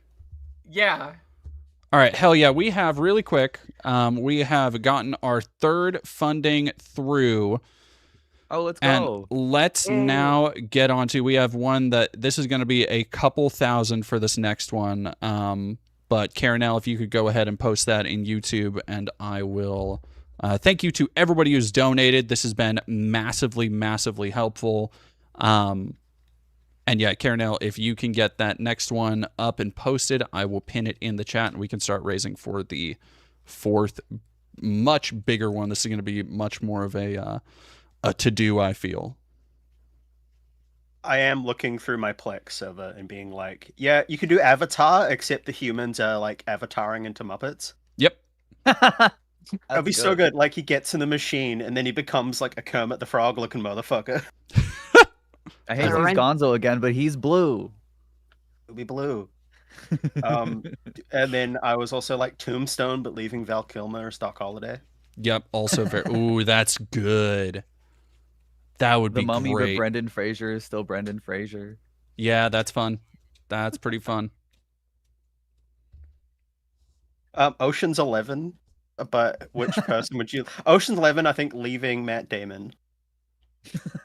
Yep. Because yeah, you have to factor who has the most like chemistry with Muppets. Yeah, I think that's a genuinely underrated part. Like, It is. you could like think about Jurassic Park, and you just have like the dinosaurs are also Muppets. And then Okay, I you're feel like, like there has to be like a Muppets bit where they Or, already did or like that. the Matrix, but like That's only good. inside the Matrix does everybody turn into a Muppet. That's awesome. I have just finished watching the Vin Diesel cinematic universe, so I'm just like casting my mind through all of the Vin Diesel Have you movies. did you dive into the Riddick verse? I watched all of the Riddick movies. Let's I fucking also go. watched The He's Last in Witch those? Hunter. He's Riddick. I did not see those. Oh, they're fucking He's- good. They're so good. Yes, they are absolutely. The Last Witch Hunter is like probably my favorite bad Vin Diesel movie because it's a Really? movie based entirely around his D&D OC. Oh, I love that. Like Very he nerdy wrote- guy. He's such a nerd. Like he was like teaching Judi Dench how to play D&D on the set of Riddick, which is awesome. crazy. But I'm like, could you just do all the Riddick movies, just leaving Vin Diesel? But I feel like he wouldn't have enough chemistry with Muppets. You know what? I think he would surprisingly have a lot of chemistry with Muppets. Yeah, actually, thinking back to like the first Fast and Furious movie where he beats a noted pedophile Paul Walker in a drag race. Yeah. He like gets out of the car and his arms look normal because he hasn't started doing HGH yet, and like he was kind of like musical in that moment where he's talking about granny shifting and double clutching. Jupiter Ascending. Was he in that? No, Jupiter Ascending is Okay. Muppet. Sorry, I'm just looking through my play. Yeah. But leave Eddie Redmayne. See, I don't. Oh, God, was that the Wachowskis? Yes, where they had like Charlie Hunnam as a sexy dog man. Oh my God. Which they were right for. I think that was fine. It was That that was was that made by noted producer of movies what also star Bugs Matrix, who is among us right now? Who is among us? Yeah. For those who don't know, Bugs was in Mia Moore's film Again. I Again, also which- helped produce that one. Yes, also co-producer. Also a producer of Again. Yeah. Alongside the Right on. Wachowskis. Bitch, congratulations. Thank you. Yeah, that's huge. I don't want to gloat too hard, but I was the Wachowski connection. Awesome. It could be funny to do the Fast and Furious franchise all over again, just leaving Vin Diesel. No. You leave Paul Walker and let him settle with his sins. Oh, He doesn't That's- deserve to hang out with a bunch of Muppets. Yeah, he's pedophile. you're so right. Never mind. real shit. In hell, there are no Muppets. That I'm sure. All Like, Muppets go to heaven. All Muppets All go to Muppets go heaven. On that note, I got a rip and dip. I'm so sorry. Oh, That was you're so all good. Thank you so much for joining and hanging out and stuff. Live, laugh, Nice to yell. meet you. Love y'all. Sorry. Nice to meet y'all. Nice to meet you. Nice to meet you. Finally. Yeah. Like Bandit, we've been mutes for a second. Yeah. Live off of y'all. Vesper, should I do like a sign off or should I just like? Oh no, if you want to tell people where to follow you and where to go find your stuff, go ahead. Find me on Blue Sky at Bugs Matrix. That's Matrix. So why? Just y'all. I'm annoying. You'll find me. And also Vesper and I have a magic podcast called Potatog, which I should plug. Yeah. And also I have another podcast to plug. Sorry. Oh, you're good. That's Plug Everything away. is Wrestling. Which Everything is Wrestling actually. Yep. Everything is wrestling. Yes. Real talk. I'm on that train as well. I understand. I didn't if you realize hate we it- would have so many wrestling fans here. Yeah, like, and also like and wrestler. Yeah, also a and- wrestler. Yeah. Like like I'm like no, but like I have a lot of thoughts and feelings about Jimmy Hart, and so we're doing them in a podcast. Fair. But live off of y'all. I'm gonna rip and dip, but thank you for having me. Absolutely. Thank you to chat and also y'all in the chat. Thank you for having me. Live off love. I'll talk to you in a bit. Bye. Good Bye. chatting. And we have, let me check. Oh shit, I completely forgot Caranel. Would you be able to post one more time the link in the chat, Caranel? Because I completely was missing the fourth funding goal. Oh, the one I want to do next is the one that somebody posted in the chat here. The one from, I believe, Zane, it was. Is the one I want to do next for fundraising. Sorry, talking to mods. Peden, what have you been working on lately? I actually just got back from a trip, so I haven't been working on much. I've just been trying to get my stream highlights chugging along, honestly. But I've been writing a bunch of stuff in the background. It feels a little late. Maybe you guys can weigh in on this, but I've been I've been stewing over a video and just kind of adding notes to it for a long time about Clavicular, but it already kind of feels like people are over him. Okay. At this point, I could do a goddamn retrospective, but All right. I'm locked in. As one of the preeminent clavicular scholars, you've come to the right okay, place. perfect.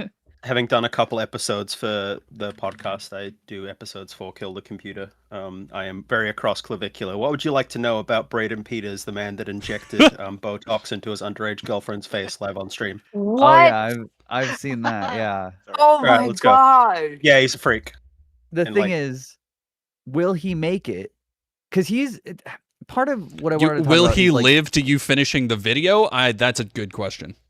that I was genuinely unsure of. 'cause Yeah, I bet. while I've been writing this video, he was arrested for shooting a gator in Florida. He OD'd on his stream. I'm like, he's gonna get locked up or die. Like, He's a and modern then the video Icarus, has right? to. Then the video has to be a little nicer if he dies. Did you see his recent interview? Wait, Which with, one? 60 Minutes? It popped up earlier, but somebody had asked him if he would do a a mass shooting, and he walked off the set. I think people are kind of opening up and seeing kind of where his it almost seems like his mentality is leading to. Not sure what that means, but they're trying to portray a certain type of I would say attitude towards him because of his plastic surgery and all the other things that he's done, and it's kind of ridiculous, but also this guy has been a constant pain when it comes to his what's it called again? Look maxing? Looks maxing, yes. Yeah. God, I don't know. For me, that's just something I find so, I don't know, it's just repulsive in a way. Yeah. Anyways, have you seen that yet? I haven't seen that interview. It was it after his like recent because he got this nose job and he got his ears Yes. smaller and I think it was like, yesterday. He got Okay, his, so that was recently. That's Yeah, I recent. Yeah, haven't it's like seen real that. recent. He got a nose job, then like 3 days later had his wisdom teeth removed or something, which feels and almost his like ears smaller at the same time, which I didn't even know they did that. there's a couple of I know there's a couple of ear surgeries I have where they'll like disconnect your like what's the little wiggly bit at the bottom of your ear called? The lobe. The lobe, yeah, like if it's like too connected to your head, they can like go in and like cut that. And then there's like I've seen enough e-girls get elf ears before that I'm like ear surgery. Body mods are one thing, but he's making them smaller. Yeah, I think it's it's just- genuinely it's weird to me. like somebody with the most, because I also think there's something to, and maybe MLYP you can give a little bit of insight into this, but as somebody who hasn't nearly done as much looking into him and monitoring of him, he does seem like somebody who is genuinely kind of, if not on the spectrum, then he is so self-absorbed as to be socially awkward in a similar way, if that makes sense. Yeah. It's always rude and hard. Like that's rude. It's and impolite to like diagnose someone without being a professional in that diagnosis. But you can peer review them. Exactly. And as someone with a touch of the tism, I think that man's special interest is looks maxing. Yeah, that's what I see when, or I guess that's what I mean is that like I don't ever want to say like, oh, for sure, like you're exhibiting this sign, but when I see somebody who is so, to the detriment of everything else, who is so singularly focused and even to the point of like, I genuinely don't think he gives a fuck about things like politics. Like I think Like if you were to tell him, oh, these people you were hanging with, Nick Fuentes, Sneeko, they've said all this horrible shit, I think he would just be like, oh yeah, well, I don't agree with that, but whatever. Like, I think he just doesn't care. I don't even know if he disagrees with most of what they say. Well, no, I think he would probably be, if you asked him, hey, what do you think about these things? If anything, I think he would repeat what they say. Sure. Or what he remembers. Are we all aware of his opinion on trans people? Just if you are all unaware, he was like on an interview with someone, and he was like, "Why are you getting upset about a trans person? That's just another person to mog." Yeah, no, exactly. Like that's the kind of shit where I'm like, that's just like what? That's a weird fucking thing to say. No, for But sure. And he's just like, I don't care. He's like, I don't care about a trans person, which is like, in 2026 feels weird to hear someone from his perspective say, because he lives on Kick, which is like home of the transphobes. Yeah. I mean, it's tough because I've also seen him interact with other trans Kick streamers, and he's not exactly like normal. He doesn't treat them like cis women.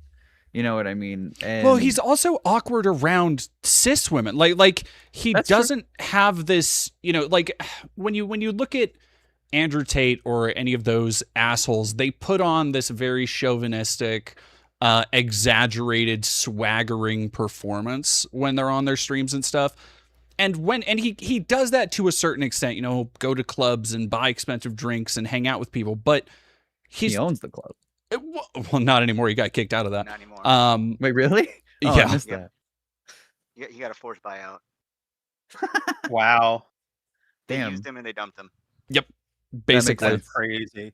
Also, I do want to say at one point, look maxing had a different term for it from what it sounds like, at least from what I've observed. Wasn't it once called metrosexual? And now it's become some type of hype beast type of like fad. I don't know if it's a connected. rebrand. It's a rebrand, yeah. I would say. I've made the connection. Like, you remember Ziz or Ziz from like early 2000s 4chan? Sounds really familiar.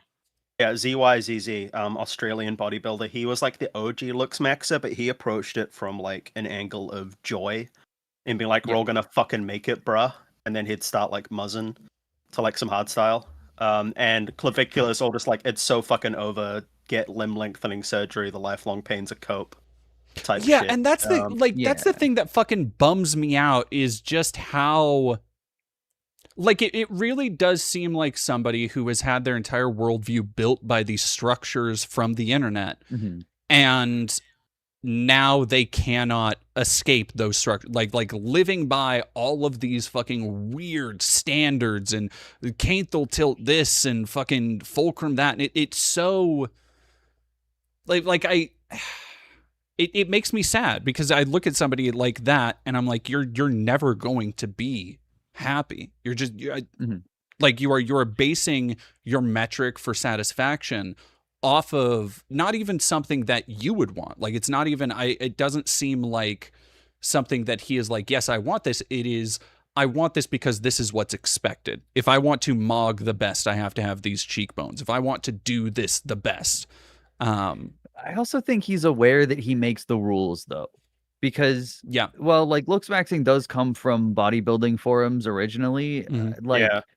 He has sort of owned that term. I mean, he is doing currently the Andrew Tate strategy, Hustlers University type shit, but it's like Mogging University or whatever he called looks maxing university. He was selling $300 guides on Telegram. Yeah, exactly. And now it's like its own website or whatever. Great, awesome. Masterclass on mogging. But Mogster class. Sorry, continue. He more or less does make the rules. Like, he is chasing some kind of dragon with the surgeries he's doing on himself.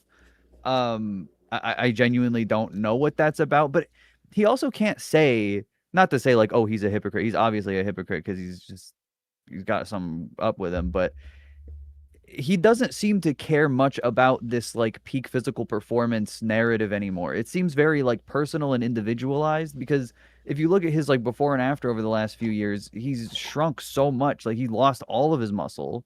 He has like no meat on his bones.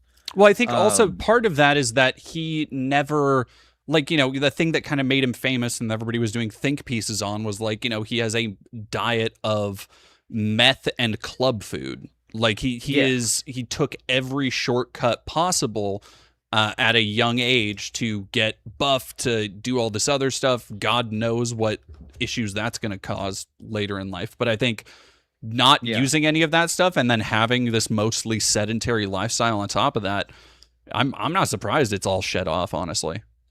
Like, Can I say something? Yeah. Go ahead. No, you go ahead. I was just going to talk about him just slamming TRT. So go for it. I also think that, you know, when you're building body or you're trying to get to a certain point physically, like it takes a rigorous amount of like discipline in terms of like what you eat, like how you like sleep and like all that stuff. And you know, when you get thrust into like a lifestyle like this where you're partying and you're doing, you know, like you're involving yourself with a lot of like illicit activities and all that stuff, like a lot of like the stuff that you need to like, you know, stay like beautiful, like, and like all that, like it kind of just goes away no matter how hard you try to fight it. Like, you know, like if anybody who loses, like, it doesn't get like enough sleep will always develop like really sunken eyes, right? Like, because it's like a physical need, you know. So, you know, I think that the lifestyle itself also like is one of the reasons why he was like starting to like deteriorate right in front of our eyes, you know. That makes sense. Are you saying like he pushed himself with the exercise and that rigorous routine that he was going through, and it like altered the way in which he looked, and he didn't like that? Is that what you're saying?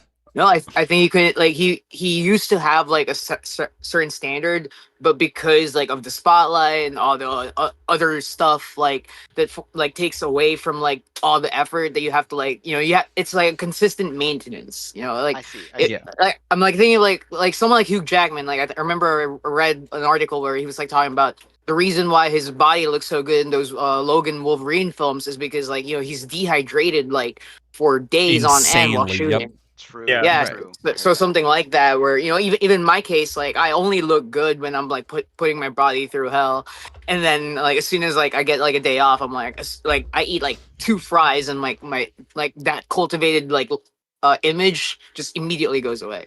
I see what you mean.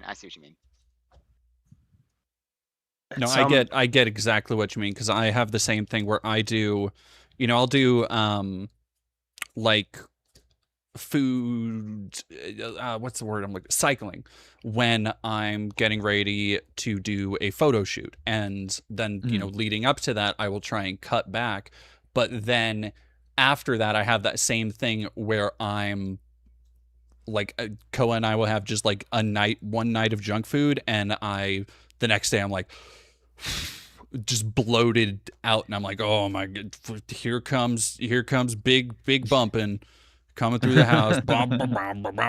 Like, even though I'm not, and I'm fucking over here boohoo poor me, and Koa's like, no, you look exactly the same, but it is that it's like a mental thing.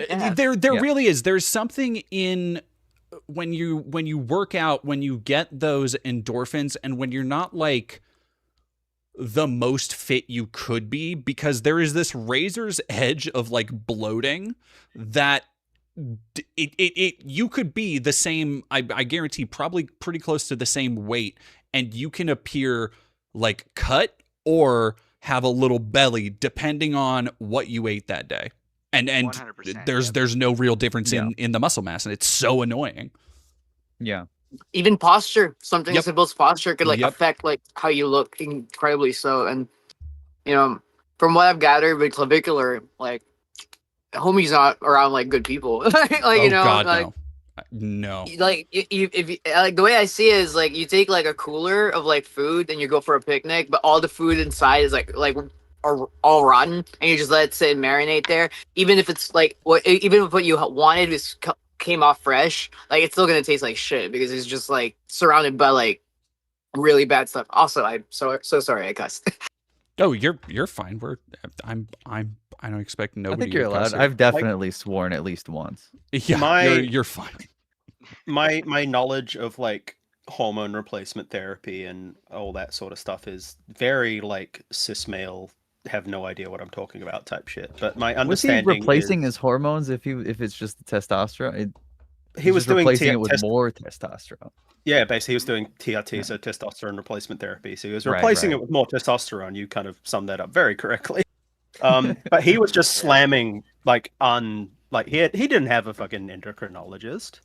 No. He was just going, I'ma just do this much test from this bodybuilding forum told me to take. Well, and he also that's like the kind of the same thing when he has what was it like a 16-year-old girl he fucking gave that shit to. So there was a 17-year-old girlfriend. I've got my slides from when I did the Kill the Computer episode up here. He was injecting cosmetic peptides into her face, so it was like Botox. Yeah. Christ. And he was like 19 at the time, which is like one of those like, okay, 19, I can blah blah blah. But But still, how's that legal? 17-year-old girlfriend putting Botox into her face. Oh, Jesus Christ. Yeah. He's only like 20, 21 or something. It's crazy. Yeah, and I think something else I wanted to get at in the video is that there's a culture specifically around kick streamers and these edgier communities that thrives on seeing people suffer, even people that are held up or like idolized like Clavicular. It comes with even internally, like there's not a lot of sanctuary from this destructive push that he has in his life. And I don't feel bad for him really at all. I think he's done this to himself. Like, he's young, but I don't know. I think there's a lot of ways that he could have changed by now, and he has every like resource to do that. But there is, and I feel bad for the people this happens to that don't try to cultivate this kind of edgy, like racist audience on Kick. But you know, these people that come in and even pretend like they might have your best interest in mind, but still saying like do the TRT or do this surgery or giving him money to do these things, to buy a club, to buy more drugs. Like, these people don't necessarily want him to thrive. They want to see more content of him suffering. That's the other thing, is that he is a side, crazy and that's culture. It's a locale culture. Yeah, and it's the locale culture is it's gotten so pervasive at this point that it gets hard to tell how much of even an audience is like Asmongold, where how many of them are just hate watching at this point, waiting to just catch whatever incendiary shit. Yeah. Yeah. There's been at least one public death on Kick already at the moment, and that was like off the back of a week of like his friends in air quotes like abusing him for like a week, and then he died on stream. Oh, like, Kick just has this I remember that. vaguely remember that. I do. It's like Wasn't this it's not the good. older man? The older Yeah, gentleman, this right? like older French guy. Yeah. Well, and how I'm sure MLYP you've been keeping up with the pump fun bullshit and the bounties on that. Yeah, that where they're just like paying. They put this bounty up for like $3,000 for someone to get like a word tattooed on their forehead, and then didn't pay it out because the older Indian gentleman who did it, the tattoo artist misspelled it. So now he didn't even get the money for it. Fuck off! Whoa, really? that's We crazy. read that on stream. I didn't catch that part. Are we Yeah, talking from my about that new? Sorry, are we talking about that new website that's been promoted? Like, Yep. you pay anything for bounties and shit. Oh my god. Okay, yeah, I've seen so many horror stories. Anyways, continue. I apologize. And yeah, so now he's just like stuck with this fucking word on his head. Oh my god. And didn't even get the money for it, which is crazy. And it's taking advantage of like people who are desperate for that kind of money are going to be the ones doing it, and they're just kind of fucked when that scenario. It's not good. That is deeply fucking frustrating to hear, honestly. Like, that would, like, you have no recourse for that. Like, it's one of those things that you can tell, oh, none of the Silicon Valley vampires who thought this up and fucking thought it would be a good idea, nobody thought of like, okay, now you've created this permanent impairment for this person, and is he able to sue, or like what? Or are you just saying no? Yeah. Nope. I think he's if my like it's a very surface level, so I'm very aware that I might be wrong. I think he's literally from like rural India. God, he's not even American, not even in America sucks. with like, and it's just, and also Pumped Up Fun wouldn't care. They'd just be like, fuck off.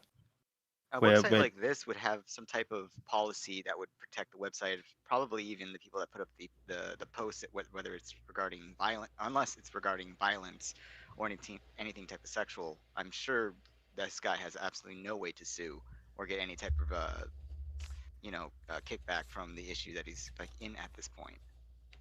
Yeah, and then there's all these other bounties where it's like go down and record yourself giving bottles of liquor to the homeless in Skid Row in LA type bounties. There's like half the content on there. Right. Which is God, and that's I don't know, that's the Mr. Beast effect, right? Where it is, hey, we are doing the stuff that technically, if somebody's gonna criticize us, we get to say that, oh, we're doing, it's charitable or whatever the fuck. But in reality, you know what you're doing. You are treating impoverished people like a sideshow act in the hopes that you can incite, a fucking like bum fights, basically. Yeah. God. Sorry. And Pumped Up Fun's the site where Chud the Builder was streaming, where he shot that guy too. Shocking. So it's like Lily, because he got kicked off of Kick for being Chud the Builder. Right. Chud the Builder. Also, can I talk like Chud the Builder? What might be one of the dumbest fucking names of one of these dorks I've seen. Like, it doesn't even rhyme. What the fuck? It doesn't make any sense. It's so dumb, and he looks fucking stupid. He looks like if the faithful sheriff was a human. That's true. It's one of the names of all time. I will give him that. Yeah, it's like Bob the Builder, though. You guys get that reference? If you squint at it a lot. God, his ass is probably going to jail forever. I hope so. Shoot someone outside a courthouse, even in a southern state. It's just, it doesn't fly like that. There is something to his just the assuredness at every level, and I do appreciate the judge white constantly being like, judge would hate that. The judge just being like, don't like it. Judges don't like it when you shoot someone on the steps of their courthouse. I'm not gonna lie. After missing your court day, he was already there for another crime. Yeah, and he missed that. He missed that court. Showed up late, and then the altercation happened, and then he shoots the guy, and the guy kicks his ass. I loved it. Yeah, he shot himself. He got his ass beat by the guy that shot that he shot. Yeah. And then there's all of the tweets he was making beforehand, where he was going, "Here's what I'm gonna shoot." Oh, the season finale, tweet. Yeah. And all I could see when seeing those, because I'm on Twitter to research for my YouTube videos, right? Where it's and you see that it's dog, that doesn't look good on paper. When that happens, that is gonna be blown up on the big screen. Yeah. And it's not gonna look good on paper, dog. Yeah. And what about the bail? Just people raising money for this, and I think they just deemed it none of the money that got raised was going to be eligible. Yeah, he wasn't allowed. Yeah. He can use it for legal fees. He can't use it for bail. And his bail got revoked. Chud the Builder is this it was Luke in the YouTube chat said it's big jobber energy. That's an 80s wrestler name. We're local talent name. Here comes local talent is crazy. Yep. No entrance, just hanging out at the corner of the ring, waiting. Kane makes his entrance in the ring, and waiting in there already is the local jobber is going to get annihilated in 10 seconds with one choke slam type name. I myself have been a jobber on TV, so I can relate to that at least. Have you guys seen Slap Mountain? A chatter just reminded me of it. No, what is that? Oh my god. Okay, if you guys like wrestling, you'll fucking love Slap Mountain. It's redneck Appalachian slap fights, but it's a scripted series of videos that it's some of the best comedy gold I've ever seen. Is it like Lucha Underground but for slaps? I don't know what that is. Lucha Underground is a very scripted premiere style TV show centered around pro wrestling. So they have actual wrestling matches, but then they have all this other shit acting happening off the back. It's honestly it's so good. Off about time travel. That sounds really good. I don't know how comparable it is. Slap Mountain is more like it reminds me of like home movie style wrestling, like some shit you'd make in middle school with your friends.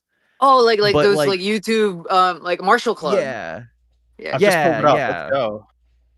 No, highly recommend. Amazing fucking bits in here. Mayhem family grudge match. Women's barbed wire slap match. Yeah. Oh yeah, they're so good, and the slaps are I think definitely real. The slaps have to be real, but I'm pretty sure like the lore and shit is scripted.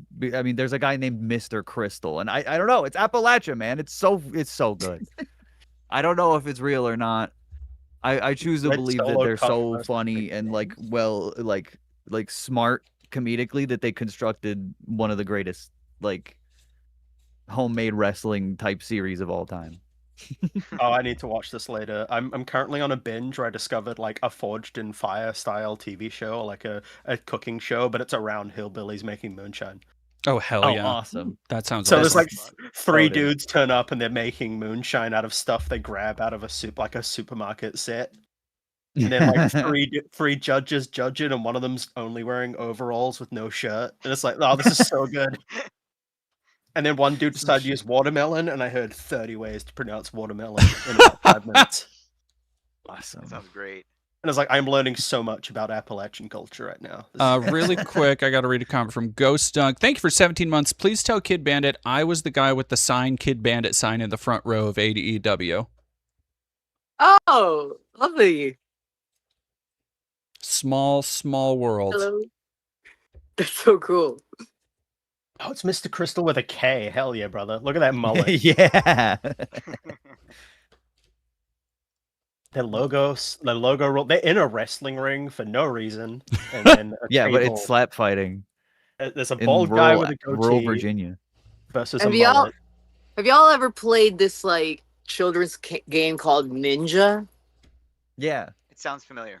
What is it? It's like you're kind of like so like you have like your hands and like the goal is to like touch each other's hands and like if you get your hand touched then like Yes. you lose the limb basically and it's like every turn is like you're only allowed one motion to like either evade or like try to get like an advantageous position. I always thought like a highly competitive version of that would be so sick. I Oh agree. no, it would. That would be intense.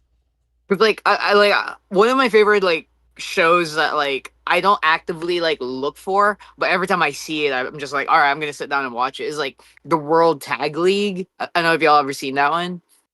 No.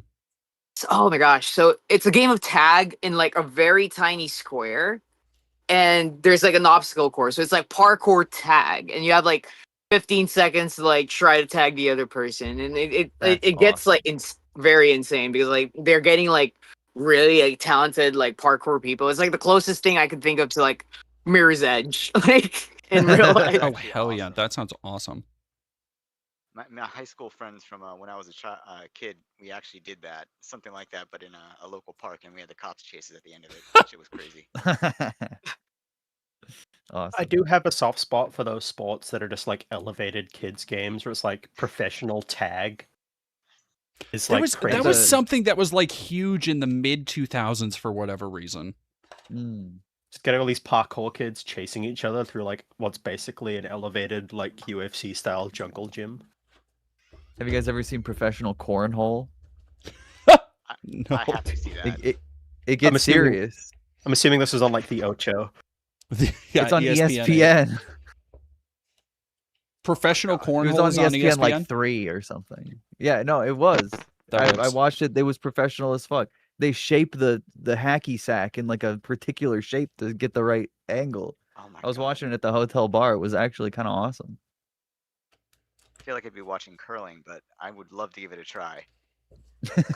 Curling can get intense. Like can. with the camera work. Yeah. Curling's one of those sports where you can see it and go, yeah, I could do that, and then immediately eat shit. I learned that first person.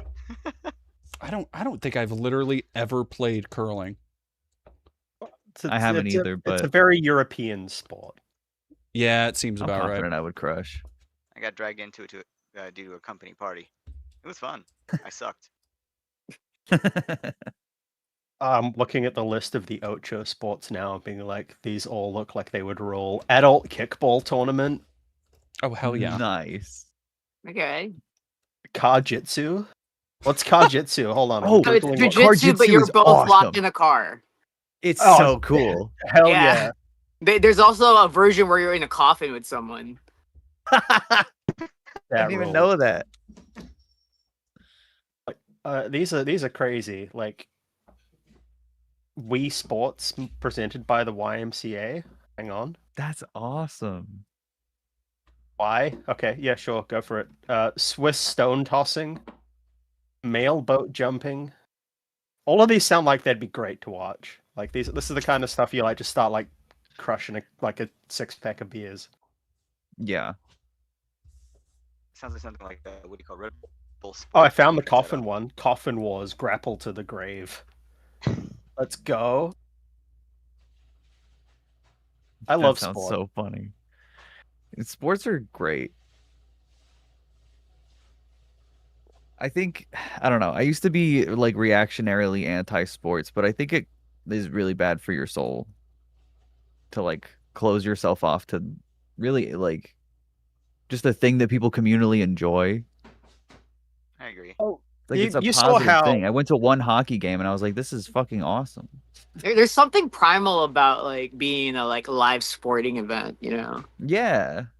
it's like you saw how Elmo wished both the Knicks and the Spurs would have fun, and then like then the New Yorkians started like carrying his head through the streets of New York. Traitor. Well, because I think, Peden, there's also this idea that goes along with, because I struggled with a similar thing where for a long time, if somebody liked something and I just didn't get it, I would let it kind of negatively polarize me towards it. Like I would, and I'm not sure why. Like if somebody liked it and I just didn't like it, and then you get this like weird inclination. It's encouraged by like modern discourse, because there are so many people who do this, where they just latch onto anything they can about something instead of just looking at it and going, that's not for me. Like like people always try and find a reason that they have to dislike something. And a lot of the times they could just be like, like maybe not. I will Can I be say right back. Oh, you're all good. Okay. Can I say something about that? Yeah, go for it. So, I think it's a lot of like wanting to put it out there on the internet to like say like, oh, I act like everybody else is liking this thing, but I don't like it. And then when you put it out there, you're either looking to stir the pot or you're looking to find commonality with people. Because like, you know, like it's one of those things where it's like when you see something that everyone's into and you just can't get into it, it almost feels like you're like, it's like FOMO, but in like a weird way, because you're not missing out. You just don't understand it. Right. So I think that kind of plays into that. But also, like, I used to do it like when something was like mainstream and I just want to feel like a cool hipster. And I'm like, oh, I don't like that thing because like everybody's into it. And I think the fandoms are like ruining it for me without ever actually giving the like whatever a shot until like years later, where I realized, oh my God, this was peak. I can't believe I'd like deprived myself of this thing for so long. Totally. That's how I feel about sports. Exactly. Like you could be a hipster or whatever, but there's not as much joy in being contrarian as, in my opinion, there isn't just like letting go of your ego and enjoying something that's fun. And that's kind of the thing I'm getting at, is that like letting go of your ego and enjoying it is, well, and it's not even enjoying, because there are things that I think even more than that, there's this ability to be like, you know what, no, this just isn't for me, but I don't need to tear it down. Unless, you know, and I think because there is a difference, right, between something that you don't like and something that you don't get. And they aren't always the same. Sure, absolutely. If that makes sense. What is No, it totally does. Though what has everybody been working on? Y'all got anything fun you're doing? Because I know, Kid, you're working on your T for T show. Peden, you are working on your latest clavicular thing. Well, so is the clavicular, because to go back to that, was that the video that you wanted to like focus up on next? I don't know. It's always hard to decide because I want to get like the timing right because I feel like if you really line it up, it can do a lot better than just like throwing it out at a random timer when people are like bored with a topic. But yeah, there's also like the Kevin O'Leary stuff I wanted to talk about with like his fucking data center and just a bunch of insane things that he likes to say. But also like digging into his background was really funny, so I think that would be fun. I don't know though. There's some other. Oh, I wanted to read Model Land, Tyra Banks's young adult. Oh God, like that came across my feed too recently. Novel. Holy shit! Oh, it's fucking awesome, but it's 500 pages, and on top of working on other stuff, I'm like, are people still gonna be into this in like a month? Yeah, that's a big ask for that. It's also a really rare book, but I did find a copy at my local library. So oh no shit, that's a huge W for me. Hell yeah. I've got I'm just caught between shit. I've got my invention of influencer boxing video coming because like I genuinely think like the Lotex versus Uber Bowl thing, if they did it like today, would make gazillions of dollars. But they did in 2007, where we hadn't invented like live streaming and the attention economy yet. Right. Is kind of where I'm pulling that line. But I am also working on a video called "Mr. Beast is a Weird Little Pervert," isn't he? Ain't that the fucking truth? And I'm also digging into a lot of like older stuff, like the Habbo Hotel raids and things of that era, because that's more my beat. My beat's very much like the early 2000s, 2010s internet. And kind of as I keep researching, going, man, everyone here was a pedophile, and then I get depressed. Fucking real. That's unfortunate. What God, it really is shocking going back to, because even so I'm doing a kind of thing this year, like a year-long experiment to just play PlayStation 2 games in my free time. So I haven't been playing any, unless I'm doing it for, covering an issue, or unless I'm doing it to like stream a game. I haven't been playing any modern multiplayer games, any modern live service games. All my free time, I'm just focusing on like old games. And one of the shocking parts, it was this twofer that happened at the beginning of the year, was playing back to back. What was it? It was Time Splitters 3 and Guitar Hero Rock the 80s. And in Time Splitters 3, there's this character that is depicted as a teenager and is like hyper fucking sexualized to the main character. And is like has a G-string, and her shirt literally says slut on it. And she's like meant to be this kind of goth alternative girl, but she's written and depicted for this middle-aged main character as a sex pot, and it's fucking you're playing. It's like, man, this was insane. And then Guitar Hero Rock the 80s, just playing through all the track list. All the fucking lyrics. There's a Winger song called 17, and it's about how a girl is just 17, but she's old enough for me, and it's like. There's so much this of shit that. was so different so not that long ago. I'm doing my best Kermit the Frog impression here and there. It's fucking I'm not gonna lie, it's rough. It's rough goings out there. Ugh. Yeah. I was thinking as soon as you started talking about the character in Time Splitters, I was like, rock the 80s, huh? Yeah. That's not a good formula for success. It's just it's one of those things that you don't necessarily think about, how awful shit was just a little while ago, because I think we compartmentalize and we're able to be like, oh, we've come so far, but then it's the thing everybody talks about when they go, oh, I revisited this old sitcom on Hulu, and Jesus Christ, what, like, they just have an episode where they're going to talk about doing a pogrom for trans people. And it's like, and we memory hole that shit in a big bad way. As like someone from a very Eurocentric household, like, parents are English and all that stuff, and I'm from the Commonwealth. I grew up watching a lot of like older British comedies, so like Monty Python, Big Part of My Life, Blackadder, all of Mhm. that stuff when I was a kid. And rewatching it as an adult, I'm like, wow, there's a lot of bloke in the dress bits with Yeah. these, and it's like, oh, what's going with Jesus? Yeah, Funniest shit I ever sure. seen in the 20th century. Is just the whole episode is just bloke in a dress, and that's the whole gimmick. And then you like also Little Britain, if anyone remembers that, like it was a skit series from Matt Lucas and I can't remember the other one, but like two of the characters were just them in a dress, and that was the whole joke. And it's like, oh, that's bad. Okay, aged badly, like the second it got made. Many, So unfortunately, common. many such cases. So nuke Britain is what I'm saying. I Well, it just never don't know. stops getting There's some funny. redeeming qualities for it. Are there?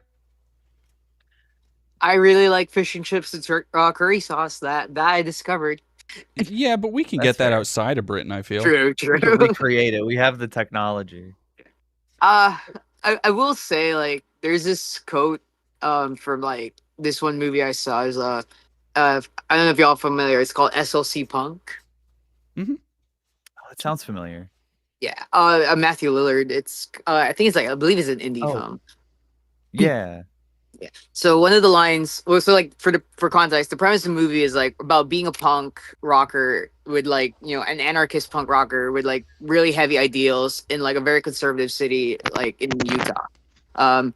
The line that I'm referring to, it goes like oppression feels like or rebellion feels loudest and hits hardest in like a place that's like very oppressive, and that was like kind of like my experience when I was in the UK. It was very like like yeah, like from the outside, like you see a lot of like transphobic things going on, but when you go find the communities, it's so tight knit, it's so strong, Yeah. and and I think that's a product of like the culture that like people have to like put up with there, so yeah, I don't know, I had a wonderful time. And the fish and chips were good. When did you go over to the UK? Couple of times. So my first tour was, I believe, 2022, and I just every time I ended up doing a UK tour, I always like made sure I stopped by England. Hell yeah, that's awesome. Oh, Juno, dear, Juno's in the UK as well. We have a couple. I'm always surprised by how wide of a variety of people tune in, or like the backgrounds and where everybody's from. Yeah. Yeah, I'm from the Philippines. Were you born there? Yeah. Oh, cool. Yeah. And they just released a Filipino Street Fighter character, so like we're all hyped about that. Oh shit. Oh hell yeah. That's awesome. Yasmin. Are you a big? Yeah, you probably are a big fighting game player. That's a silly question to ask the wrestler nerd.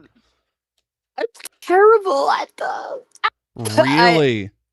That doesn't mean you can't play them. I'm terrible at Tekken, but I love playing as King. Yep. Yes. I am. So I am gonna be one of the many people that will criticize Tekken's plot. I think there's a lot of wasted opportunities. I think they should like they focus way too much on the Mishima bloodline, much like how WWE focuses too much on the bloodline. Like move on. So I think that the plot of Tekken is not great, but I play Tekken for the plot. As a hardcore lifelong Mortal Kombat fan, I get it. No, I get yes. it. Yes. Oh, thank you. I love the new direction they went with Mortal Kombat, but not a lot of people like share my sentiment, unfortunately. Yeah, it's one of those things where when you have things that people take too seriously that were not ever really meant to be taken that seriously, you get a lot of people who just can't accept that, I feel, and that leads to weird opinions and differences in opinions and fan bases. It's very funny to me that they got Kenneth Jerome Omega in to do the mocap for like Street Fighter 6 for Alex, and then immediately made him like do incest. Yeah, so weird. Oh It fuck! was so I weird. forgot about that. And then they tried to walk that back, They but did, somehow they made did. it worse. Oh Yeah, no. they tried to like backpedal immediately. Like, oh wait, it's not what you think, y'all. It's fighting games are fun to me because relatively long ago, I really tried to like, I was into my local like fighting game community. Like I would go to meetups and events and go to tournaments and like put in hours into practice and stuff. But it gets to a point where unless that's going to be your entire hobby unto itself, you can't, like, you got to accept you're just not going to be very good at fighting games ever. And it's unless you have rough. unless you have like a specific training partner like group that you know is like around your skill level that you can consistently play Yep. with. Like it's hard to organize that shit. Well, because you go online and you just get fucking curb stomped. Oh yeah, in any game I do. I'm just I play against other people, and then when I'm like practiced, I'm too good to play against like my friends casually. Yep. And then I can't play online and I can't play with anybody. Yeah, I am went through excited that for with that Smash Avatar Bros. fighting game though. Oh, Yeah, Smash same. Bros is the most brutal one. Holy shit. Like, I never got like crazy into the FGC stuff, but like I would just sit there and I'd just play like the whole of that like single player game on like hard with like my characters, and then my friends would come around. They're like, "Oh, you want to play Smash?" And I'm like, "Okay, I've got to pick someone I've just never played before," and I'd still style on them because I just knew all the basics. And it's like I wasn't even any good at the game. I just kind of had the basics down. It's awful. Well, and then you feel bad because you're like, you know, if you ever want to play the game with friends, like I can't play Koa. So Koa and I saw Mortal Kombat 2 and we really enjoyed it, and that put me in like a little bit of a Mortal Kombat phase. And so Koa ended up my partner, for everybody who doesn't know. Koa ended up playing through all of we went home, I showed her like MK11 and MKX, and we played a bunch. But I love MKX, I love MK11, but between those two games and MK1 was kind of a disappointment to me, and I did not put anywhere near as much time in there. But I put, again, different time in my life, but I probably put close to 1,000 hours. No, probably closer to 1,500 between both of those games. Like that was a very different time for me, and it's hard to then try and show somebody and try and genuinely get somebody invested and interested in playing those games when they like it's so easy to just destroy them. Right. It's probably pretty discouraging from their side. Well, and I try not to do that, you know, because I don't Yeah. want to like what fun is that? Like, here, girlfriend, play this game. I'm just Right. going to stop you. That's something that happens all the fucking time, because we were talking about Magic the Gathering earlier. That's something I see not all the time, but I've heard it multiple times when guys get their partners into Magic and bring them to a game, and the girls always have opinions on the guys' decks. Because the girls, they made their deck based off a theme. They were like, oh, I saw this, you know, Mrs. Bumbleflower. I saw this bunny. I thought it was super cute. And then the guys are like playing sweaty. They're trying to like end the game in 3 turns and doing some real bullshit. And I'm like, let me. Like the meta. Yeah. Couldn't be me. My deck. fiance's deck is Valgavoth, and I hate it. Which Valgavoth? Black and red? Black and red Valgavoth, and she has the mono black Valgavoth in the 99. Yep, yeah, I do too. That is my that's my demon deck. It is demon typal now, and I used to, because like I said, I just sold a whole bunch of stuff, and I kind of only have my like 10 or so babies that I really love decks. But there used to be one I had, Marlin the Morn Song, which, for those who don't know, Marlin the Morn Song, top of my head, the text reads, players can't draw cards, so any card draw spells completely useless. At the beginning of your upkeep, you lose 3 life and you tutor for a card. And that's every player. Every player tutors for a card at the beginning of their upkeep. So instead of drawing, you then look for any card in your deck, which is this weird offset.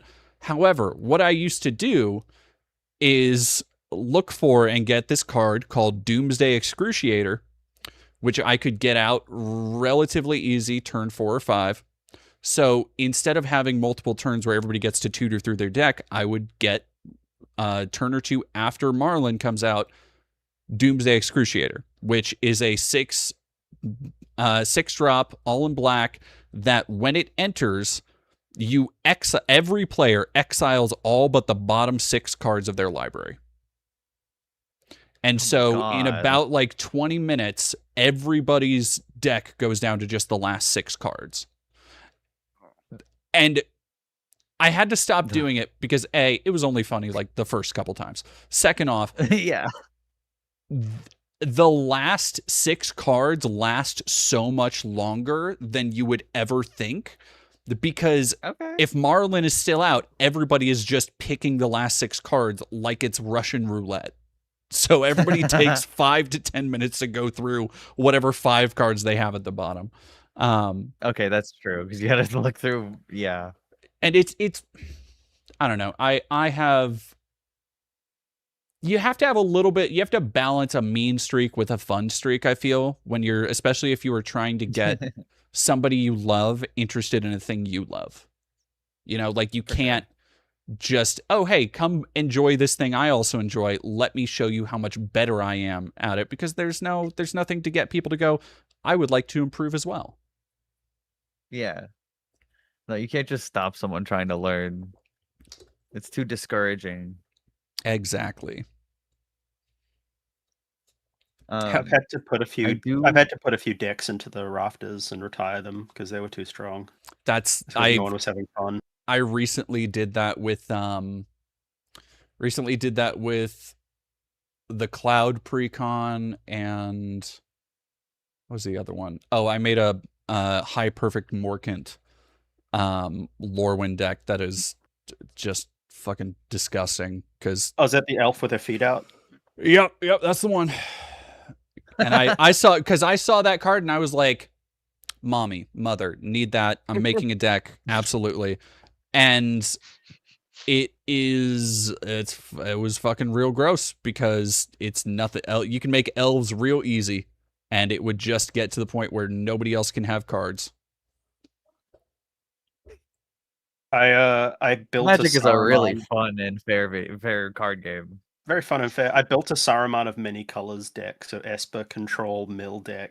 Played it once and then got told never play this again. Yep. Yeah, deserved. It was like no one enjoys this.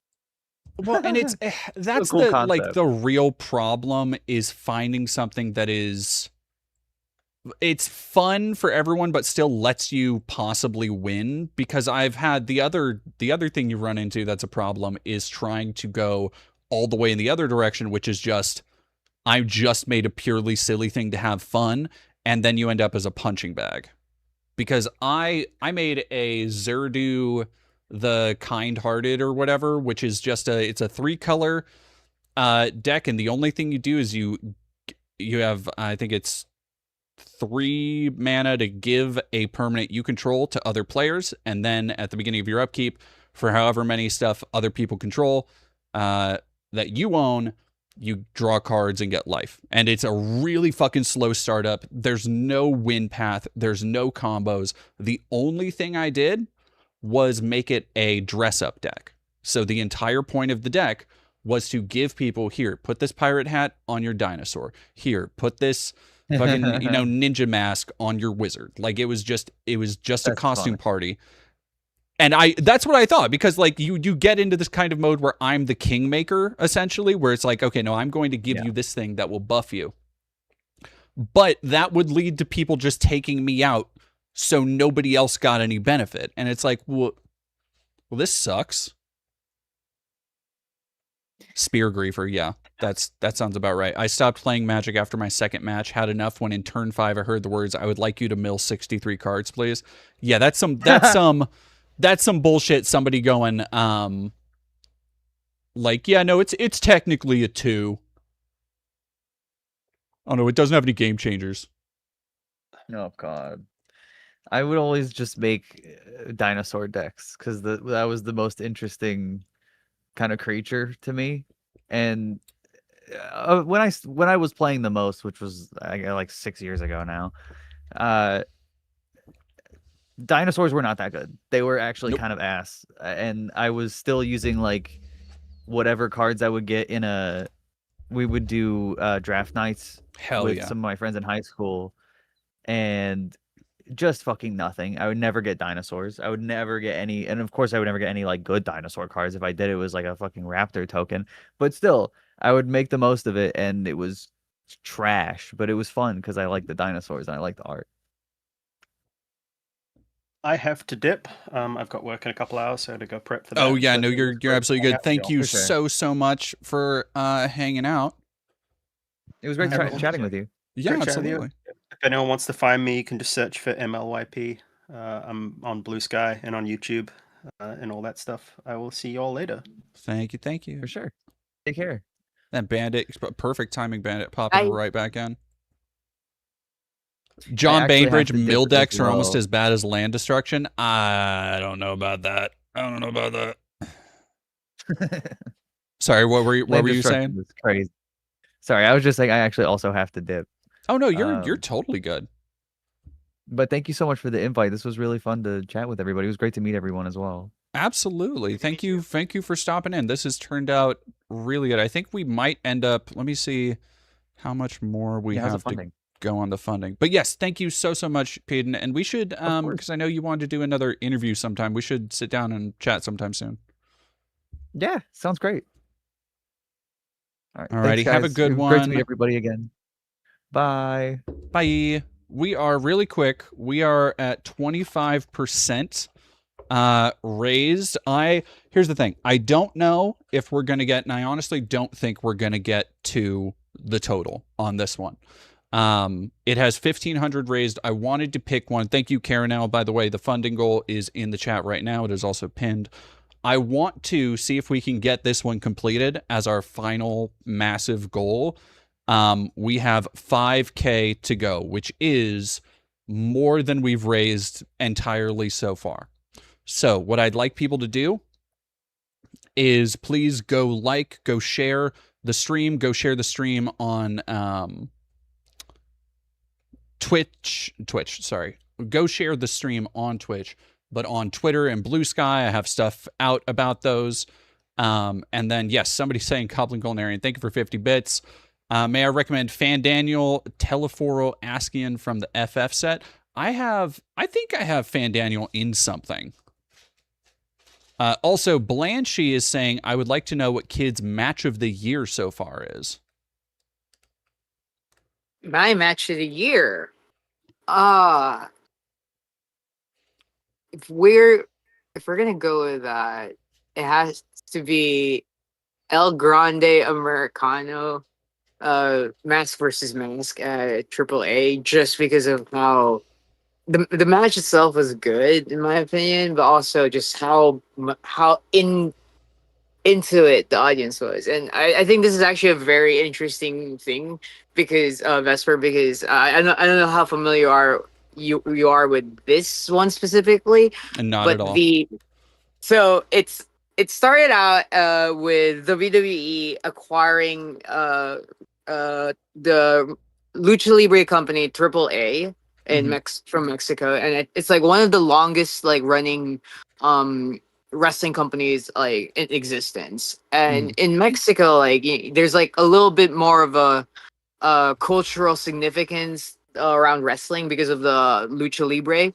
And when WWE acquired it, there was like this like worry that they weren't like WWE, that has a history of like not really being culturally sensitive about things. They might not handle this properly. And they introduced a character called El Grande Americano, who is portrayed as obviously an American person pretending to be a luchador. And they use like AI generated like vignettes for it, like where they were calling it the Gulf of America. It was very like MAGA coded, which it was kind of disgusting. But the wrestler that was portraying the character, like was doing really good. Like he was like performing really well because like he's a consummate professional. And then he gets injured, and they have to, at the peak of his popularity, they introduce a German guy to portray him portraying a Mexican guy. So now we have a German pretending to be an American that's pretending to be a luchador. Jesus Christ. Yeah, and the Mexican audience just like gravitated towards this guy. Like they loved him to death. And then they reintroduced like the original like wrestler portraying the character back, and like they had like this big dramatic storyline.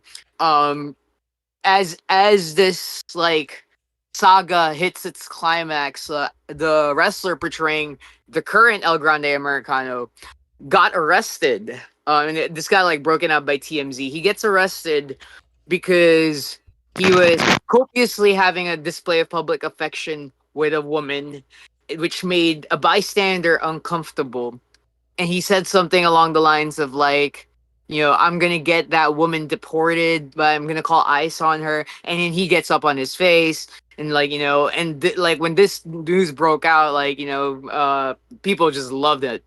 And he flies to Mexico. They have this match, and like it definitely has been like one of the most talked about things going on in Mexico, like during the airing of it. So that would be my match of the year so far because of how it like broke out of like the mainstream bubble, in my opinion, and how much like outside stuff played into making it like must see TV. Like there was like a nice mix of like real world controversy that like kind of fueled the drama aspect of it, and then like they actually had like a physical altercation to kind of pay it off. So I thought it was really well done. Hell yeah. Somebody said, Karen L said, for me, it's Rhea versus Io at Evolution. Oh, that's a great one too. Yeah, I was like, I want to say like, was that this year? I'm not too sure. Do you keep up with like everything in wrestling? Like, is there like wrestling a magazine that you follow and all that stuff? I don't anymore. Oh yeah, I bet. Yeah. Yeah, as soon as I retired, I'm like, all right, I'm done. I'm gonna take a break real quick. I'm gonna start playing Baldur's Gate 3. Yeah. So yeah, like in the very much same vein that you have to keep up with like current events within your sphere. Like it's very much the same with me. I would like watch whatever I can on top of like keeping up with like whatever goes on in a specific city or territory and stuff. For the magazine, like I'm subscribed to one in Japan, which is like a weekly zine, and I just try to get them, and I just use like a translator like to like kind of read through it and stuff because they're covering events that like otherwise wouldn't be able to like be accessed like overseas. Like they don't have like apps or anything like that. So for the smaller Japanese companies, and same for European countries as well. Like the best way for me to keep up with them is like usually just through their social media. But I try to stay on top of everything. And outside of just being a fan, but also like I never know if I'm gonna find myself somewhere and having to work there. So I want to be familiar with everything going on. And then Gabe, are you still here? Yeah, I'm still here. How you doing? What's up with you? I haven't heard you in a minute. I've just been listening, honestly. A lot of this has been pretty eye-opening, and also I haven't heard a lot of this stuff before. I'm not a watcher or even a fan really of wrestling. I actually have a family that's really into it, which is why I believe I've heard of you before because your name is extremely familiar. What? But Great. yeah, I it might honestly be because of my sister, but I'm not sure why. But a lot of this, there's been a lot of correlations that I've put towards some experience in my life. So just listening to this has been very entertaining to me. I'm glad. Well, I have let me see if we have anything else we can do, because I'm trying to make sure I didn't leave anybody out. I do want to ask you something. Me? Yes. What's up? So you're doing like a 2000s or like video game run, like PlayStation 2 run. Mhm. Is there anything that's like you're looking forward to like revisiting in like your catalog right now? Oh, any old favorites I've already revisited. The some of those, Okay. and it wasn't like all at once, but it has been just gradual because I go through phases and I'm like, okay, like I'm in a little bit of a Halo. Oh yeah, Matriarch Archetype, you can jump in whenever. Halo, Devil May Cry, like a lot of those. Ooh, Devil May Cry, yeah. Yeah, Devil May Shame, Cry, Kingdom Hearts. shame we'll never get an anime of that. It's a shame, you know? God damn, the fucking I ended up getting, because I really wanted to, so after we watched like everybody else, we watched The Furious lately. And oh my gosh. it's so fucking good. And I've been, because my partner is one of these people who has not been, like, my partner doesn't keep up with movies, action movies at all, and certainly not martial arts films. So I've been taking advantage of that to go through and show her, before we watched The Furious, I showed her the Raid 1 and 2. Great. Afterwards, we've watched, last night we just watched Drunken Master 2. We've watched a couple other like classics like that. And one I wanted to watch and show her was The Night Comes for Us. Except it's apparently only streaming on Netflix, and I didn't know that. Hey. I saw The Furious 2 days ago. It's so fucking good. Oh my gosh. I don't know how they shot some of those scenes. I have no idea.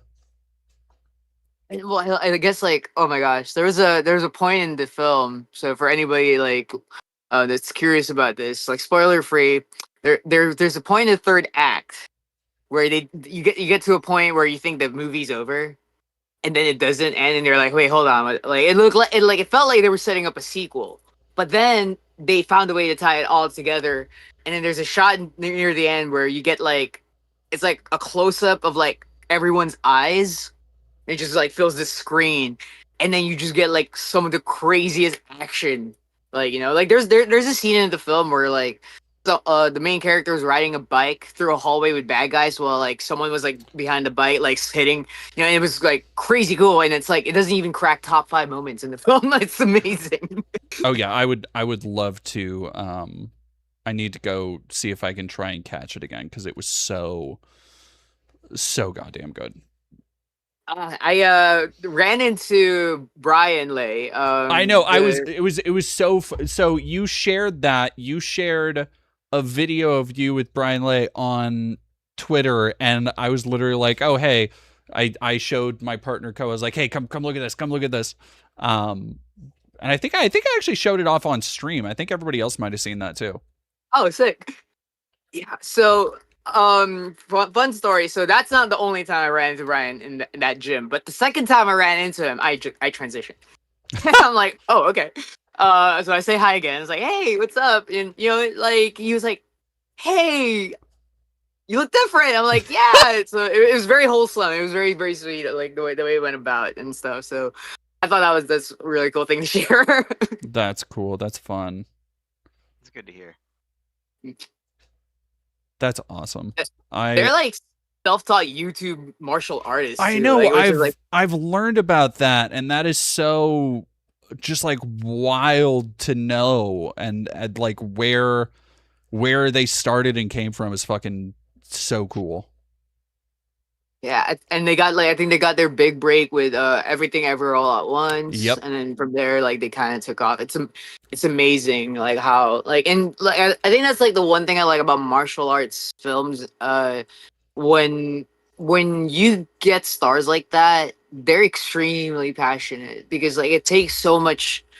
Like it takes so much like skill to like get to like where they're at, you know. And speaking as someone that did a lot of athletics for a living, you know, like I don't even scratch like the surface of what they're capable of. It's incredibly amazing, and to actually like, you know, have brief interactions with them and seeing how like down to earth they are like as people, it's like, wow, like that's like, you know, it's nice. And like I have mixed feelings about martial arts these days because I'm a martial artist. I've done it my entire life, but I feel like it's so I don't know, like we just had UFC at the White House. Like, what is that? Like, ugh, you know? Yeah. Yeah. It's feels a little different these days in a weird way.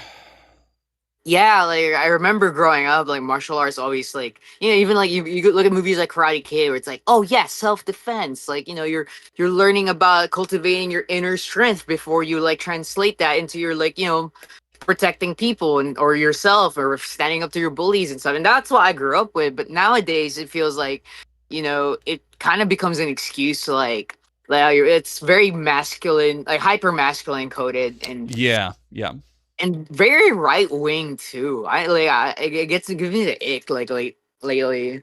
So well, I feel like even just gym culture and well, no, because I feel like there's also this kind of more concentrated effort from like even queer people to well, and I guess that's always been that way when you're talking about in some queer spaces how fitness and uh just kind of, you know, being fit, being in really good shape has always been a signifier.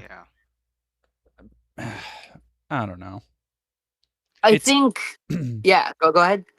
It's annoying how some things just get kind of claimed or ceded to the right wing. I talked about this a little bit in a recent video I did on Halo, talking about how recently there was a little bit of a weird conversation online about it being like reactionary media and belonging to the right wing, and I had to be like, well, no, that's not. No.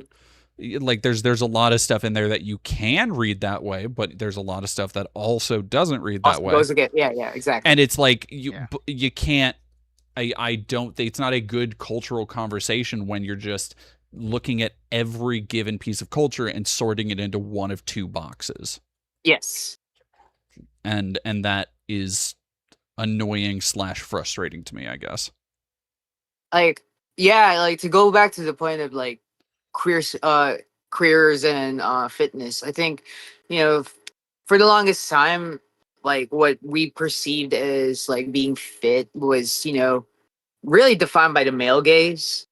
And especially like in the early 2000s, you know, like you had to be very like thin in order to even be perceived like as attractive.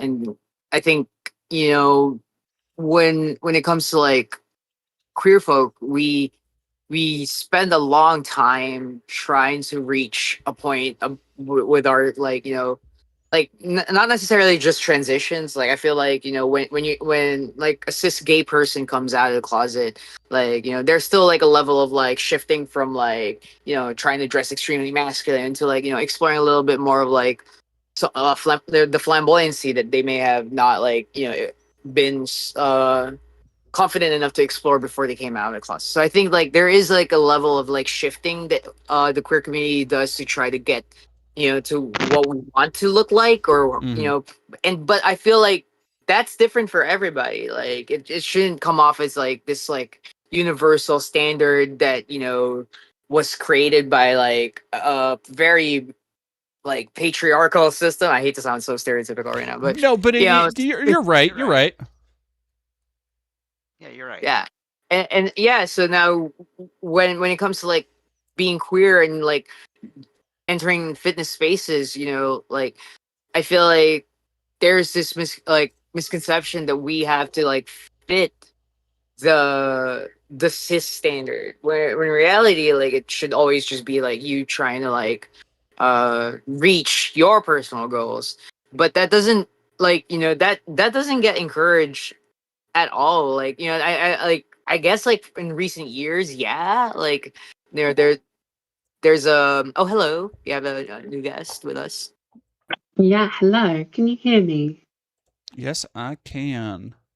Hello, I've got a train that periodically goes past this hotel room, so if I just disappear for two like seconds, that's why. You're all good. Really quick, Matriarchetype, do you want to introduce yourself? Yeah, is my camera working okay? Yeah. Hello. Yeah, hi everyone. My name is Louise. I run a channel called Major Archetype. I was just listening in to your lovely little chats. Yeah, I talk about similar stuff really, politics, pop culture, lefty shit. And I actually live in Japan, so I was listening to your previous chats about like anime and stuff like that, and I was like nodding along, like yeah, shit. I didn't know you live in Japan. Yeah. I live here with my husband. We moved here like 4 years ago. I like studied Japanese since I was like 16, so it's always been my like favorite hobby. And then when I met my husband, he was like, "Oh, I want to learn Japanese," and then we kind of clicked. But so we live in like really rural Japan. We live in a fucking shed in the woods. Am I allowed to swear? Oh my god. Yeah. Everybody, I need to figure out a way to just let everybody know. Yeah, you can swear. It's fine. Yeah, we live in like really rural Japan. We bought this like one of these like Akia houses, like kind of empty. Oh yeah. Yeah, you know them. Yeah. It's been a mission. We had like we're still halfway through DIYing it, but yeah, we're really happy here. It's cool. I mean, we're in Japan. You don't mind me asking? Yeah, we're in like the Kansai region. So at the moment, I'm in Osaka. Yeah, you know it. Have you been before? Only Tokyo and Osaka. Yeah, lovely. I mean, like Tokyo, everyone thinks is like the best main place, and it is obviously for like first time. But there's so much to offer in like the western bit, right? Like Osaka region. And I'm actually in a hotel room tonight because I've got a friend's birthday, and we live so far away that it's cheaper for me to stay in a hotel than it is to get a train like there and back. Because I also got something else going on. So yeah, so I'm in like a cheapy little hotel joining this live, and it's an honor to be here. Anyway, how's it going? Welcome. It is. Thank you. It is going good. You've been on for a long time. I caught it literally like before I went to sleep last night, and I woke up and you were still going strong. I was like, wow, that is some. So can I just piggyback off like Japan real quick? But Japan just introduced a lot of like LGBT like affirming stuff lately in the news. You want to talk about that? Yeah, sure, if that's okay. I'm not disturbing any ongoing conversations. No. I want to hear it from like someone that's living there right now. I want to see your perspective. I mean, ironically, I probably focus more on American politics than I should, as much like obviously following Japanese stuff. But yeah, I think so it's like the Likai Hoshin or something, like understanding LGBTQI plus communities as like a policy. Like, I'll be honest, like it's a great step forward. But even when it was being like discussed, it was kind of pulled apart by like the right wing, and then kind of re-put together by like the center right, or the the version of like the Democrats in Japan. So like it's still very basic, and in the current atmosphere at the moment, like it's kind of getting a bit scary out here anyway, like fashy wise. It's kind of like I feel like it's gonna kind of just bounce off the shield of the enemy, if that makes sense. But it's a great start, and I think like Japan generally is in many ways at the point of like just having a discussion about what transgender even mean can be really vital. Like they just had trans march recently, right? Yeah, like, just had trans pride as well. Yeah, you really know stuff. Yeah, and that like again like pride itself has been around I think for a few years, but like trans pride is now starting to take off, which is good. I think like in a way like there's just no comparison to the West. Like transgender like in pop culture has been around for years. Like you will know like from anime and games and stuff, like characters have been existing fully just without any drama. Like there's no like I think my husband described it once like there's no like Christian religion based sin with like queer culture. But at the same time, it's so neoliberal here and it's so hidden. Like everyone keeps their identity really secret. Like even though there's no religious based like history of sin and stuff, it's really weird. So, but yeah, so considering the current politics and stuff, it's a little bit of a drop in the water, but it's a good start. And yeah, it's hopeful here. But yeah. Historically, Japan like would have like kabuki theaters with like trans women, or I don't know if they identified as trans women, but they definitely like were like presenting themselves that way, even outside of like performance. Yeah, and that was considered like high art. Like that was like considered really a skill. And like even like pop culture, like, you know, some of the anime we grew up and loved, like Sailor Moon or Card Captors, like they had like canon trans characters, but they would be written out of the script when transferred to the West. So like, I'm sure you all know this, but so like in a way it's been way more conscious and like accepting of certain subcultures, but then also you'll go to like a gay bar and meet like a 50-year-old gay guy that's like, oh, I've never been able to tell anyone I was gay in my whole life, like my parents think I'm going to marry a woman. It's like quite sad to hear that, like at the same time, you know. It's weird, so it's a bit weird, but we're quite lucky, I think, here. And I would say in my little rural town, I'm kind of like stealth by default, if that makes sense. Like I'd have to really sit down and explain to my neighbors what it even meant before like they got it. Yeah. But then at the same time, I also, you know, that you like when you live in a constant paranoia of like, no, everyone knows. As soon as they see me, they just obviously know they're just being polite and they're not going to say it. So like, it could be either of those things. Yeah. My experience in Japan was definitely like, you know, it felt. I'm from Really quick. Could I Go ahead. let y'all take over for a hot second? I'm gonna take my dog out for just a couple minutes, and I'll be right back. Okay. Okie dokie. Thank y'all. I don't have access to the chat, but no. Y'all just keep talking. I'll be back in just a couple minutes. All right. So yeah, my experience in Tokyo was, you know, very much the same. Like I don't think people quite understood, like, you know, a lot of the nuances of what it's like to, like, you know, learn about queer identities, like past like the surface level stuff. But also it wasn't a big deal. It was like, okay, like, yeah. And I think that plays into like how they view romance and their dating culture.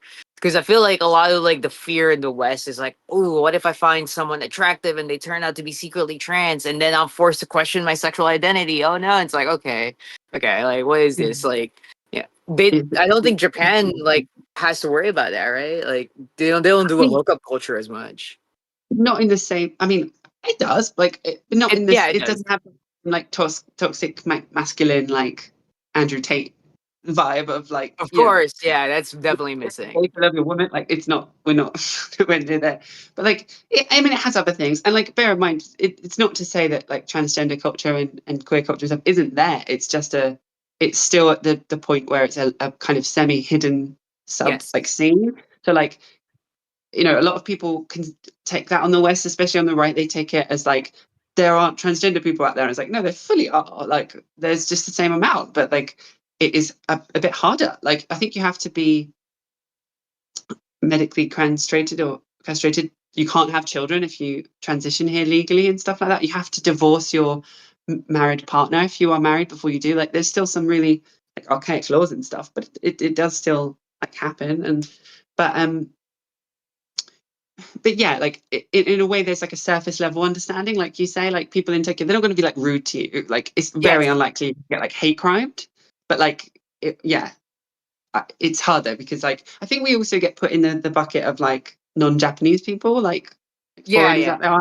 Like I will be a gaijin first before I'm a trans woman. That too, absolutely. Like I have a friend who recently moved there as well, and like that's all she would talk about. I was like, yeah, nobody cares that she's trans; they care that she's white, and it's like a foreigner. I'm like, okay, yeah, that makes sense. Yeah, I'll have so many more doors shut to me because of that than I will. I'm trans. Like the trans thing, if I say it, they'll be like, oh, okay, I had no idea.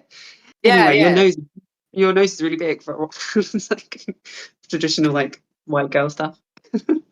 Yeah, But I it's think. good. Yeah, I think that pretty much it is sums it up. It's like, yeah, they for a lot of like the Japanese like advancements in terms of like understanding it, like it doesn't quite have that, like, you know, you pointed out, like it doesn't have like that strong Christian level of like lens as far as like how like mainstream like observes it. So in a way, like it's not as demonized, or like there's no real basis to demonize it. So I think most people are more than happy to like leave it well enough alone, which, you know, like sounds great, right? Like, but I also know that like right around the time I was staying there, the prime minister was elected, like the first female prime minister, I believe.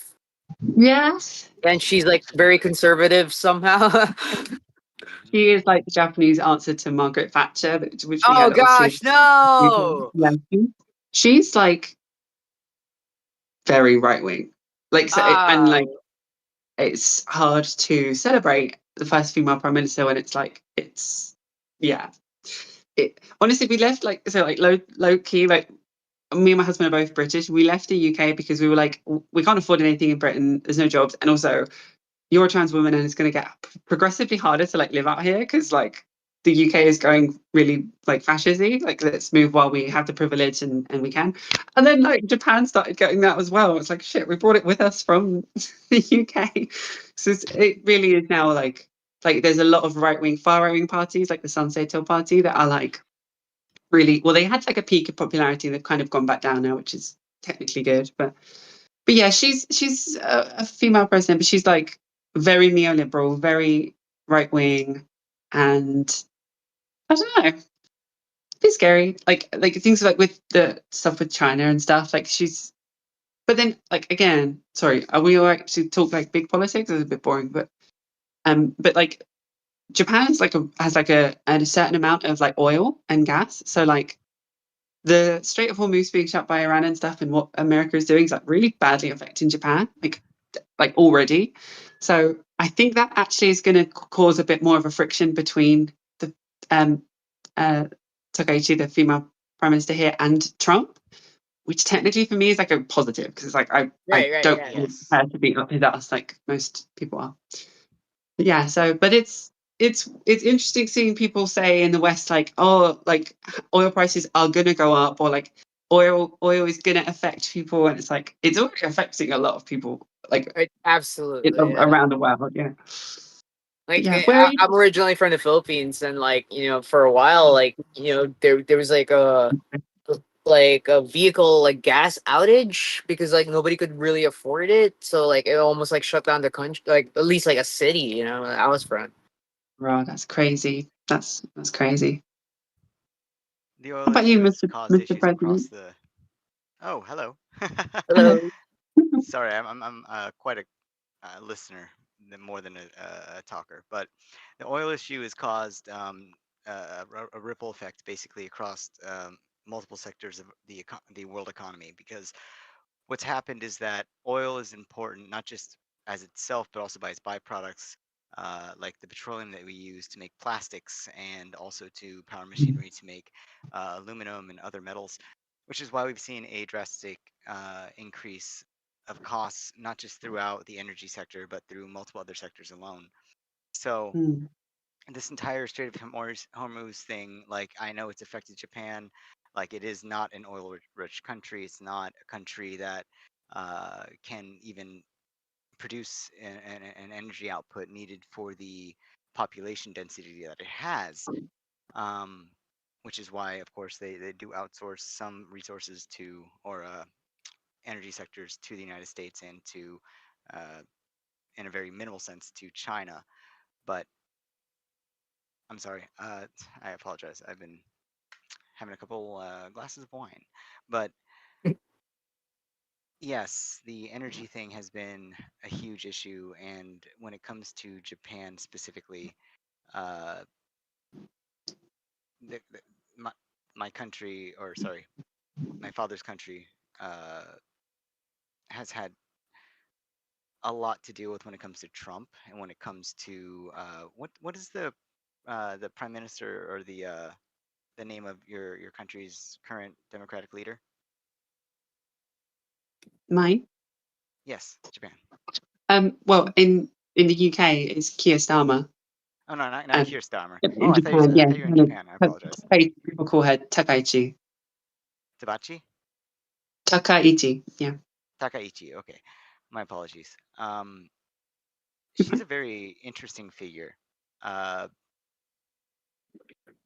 she has been, yes, she's a very right wing, as the United States would consider her as a figure, a very right wing figure. But she has shown that she, although has made a lot of outward face mistakes. I would say with her recent meeting with Trump, I think about a month or two ago, she has shown some levels of disconnect when it comes to the energy issue and the Iran issue. And even though that has caused the country some issues, I will say that's one of the benefits that she does still hold. Although, even with Japan's national government and with your guys' news cycle, I'm kept much in the dark being on the east coast of the United States. I apologize. I wish I could have kept a little bit more on topic because I do know I kind of veered off a little bit, but I was in the You're middle of a fine. conversation with a family member at the time. I apologize. No, you're fine. No, you're completely right as well. It's hard to keep up. I find it really hard to keep up with like everyone's politics at once, all different countries, because like physically with time zones. She's there, dropping her hairbrush on top. Yeah, it's hard to keep up with everything. Like I ironically keep up with my own country's politics, like the UK, like the least, which is terrible, really, because I really have to keep an eye on it. But yeah, Takeishi-san is same old right wing stuff, really. I mean, yeah, I hope to see things change, but Japan is very like the working populace of Japan is very large. So like most people are like middle class, working class, like 80% of them. So like if you kind of appeal to that demographic, you're going to get in power and you're going to stay in power, which is why same parties have been able to just maintain power for so long without really doing too much. As long as the main demographic have their treats, like you can keep float by, which has allowed for a lot of stuff in the back to happen. But really quick, I do want to let everybody know I'm going to be stepping out for a little bit. My partner will be coming to take over from me in terms of just being on camera, being able to talk and let people into the stream and stuff. We have one goal we are working towards. I just need to go take a little bit of a break because I've been staring at a screen for a long time, so I will be gone for probably an hour or so. And then come back. What's that? I might have to go a bit soon, maybe like 20 minutes or so. If that's okay. Oh yeah, that's totally fine. And honestly, I will go as well, but I will be back. Okie dokie, perfect. Then let me. Do you want me to set it up? Okay, I have a perfect thing, honey. Once you're good to let me turn that on real quick.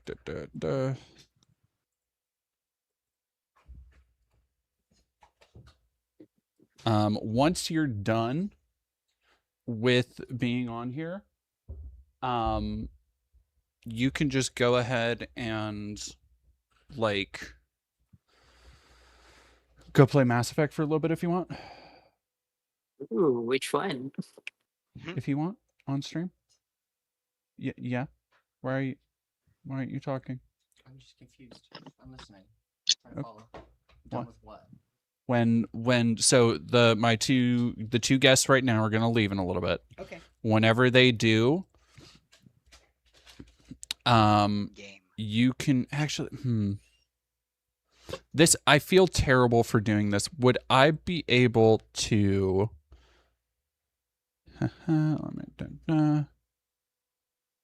okay.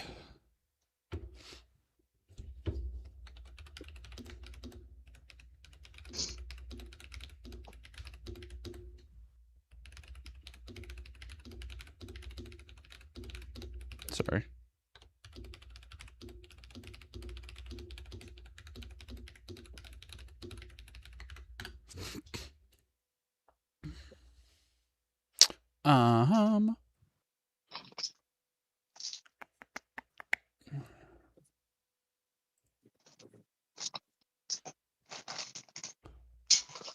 Let me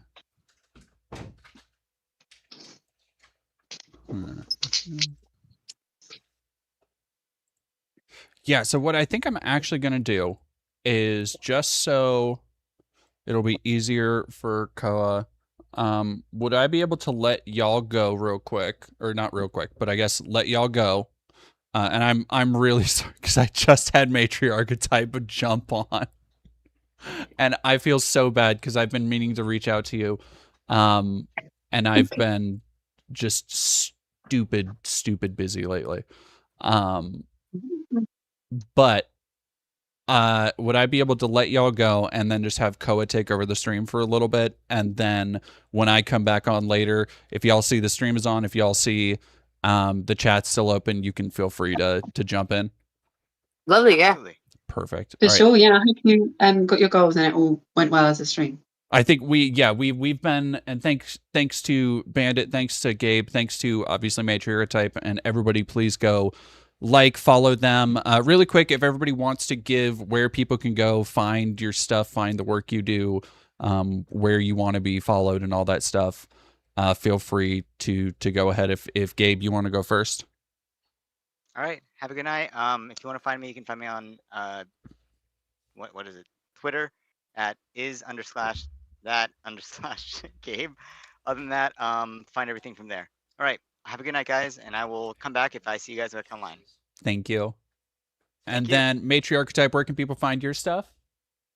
Yeah, come take a look at my YouTube channel. It's just Matriarchetype. I cover some of the similar stuff as Dead Domain and more pop culture kind of light left stuff. So check it out if you can. It's an honor to have jumped on at the end, though. Good luck with everything, and I'll chat to you soon. Oh, sorry. Thank you so much. And then, of course, Bandit. I think we've introduced you a couple times, but if anybody new is just popping in, feel free to introduce yourself and what you do. Sure. Kid Bandit, former wrestler, current promoter for T4T Wrestling. You can find us at T4T Wrestle over at Twitter, Instagram, and TikTok. And you can find me personally at Kid Bandit Pro on Blue Sky, Twitter, and Instagram. Thank you so much. Thank you all so much, and I will see y'all later. And then we are going to go over to, and the reason I had to do that, everybody, is because let me put a notice in the chat.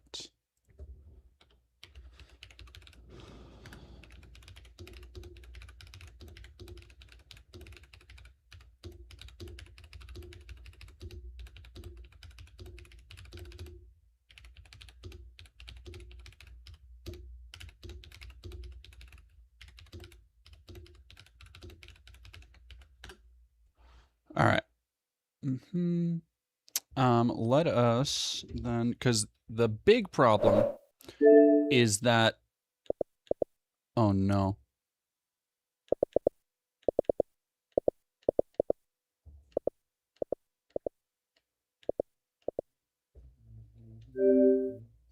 Why is it doubling the fucking noise, dog?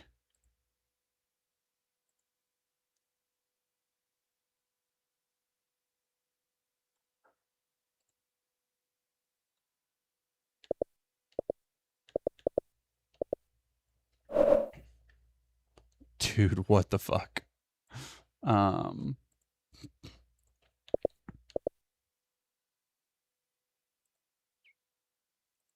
I hate this. Oh, I hate this. Let me... Yeah, that's fucking unlistenable. What the hell? Okay, chat. We are gonna... Really quick, I need to figure out what the fuck is going on with the fucking audio. As per usual.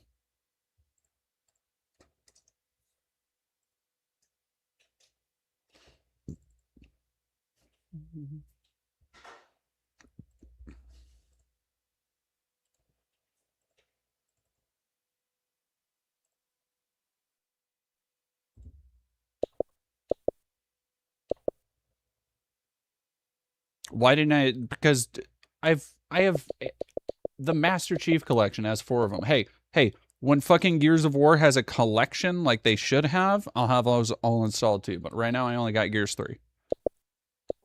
Why? Oh god, I hate disc. Oh, I hate this fucking thing. All right, let's...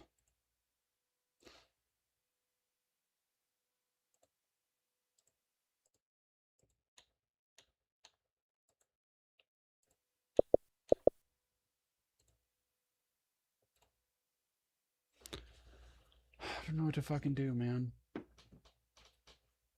fucking hate this so much. Do I have monitor turned on for my stream audio? Do I need monitor off for everything? Because I think I need to put monitor off for everything.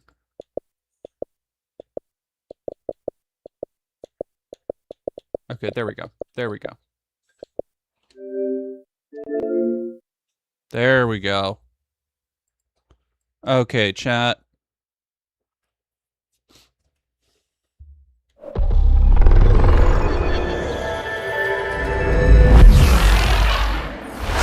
There we go.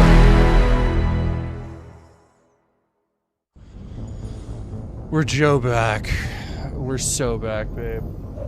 Is there any games you want to play? I'll get too locked into Hades.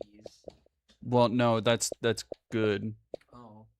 Well, I mean, as long as you keep up on chat and reading, and if Caranale and Banana Brains can keep Koa updated on how we're doing for fundraising, because that's the main thing. Right. Just keep calling back too. You don't need to worry about that. We have a really big goal we're working towards right now, and that one is where we're working towards 6,500 because we got 3 down so far. So we've raised about 1,500 already. Actually, we've raised about 16 or 17 because the 1,600 one we've made a dent in already, and that is, let me see how that one's doing.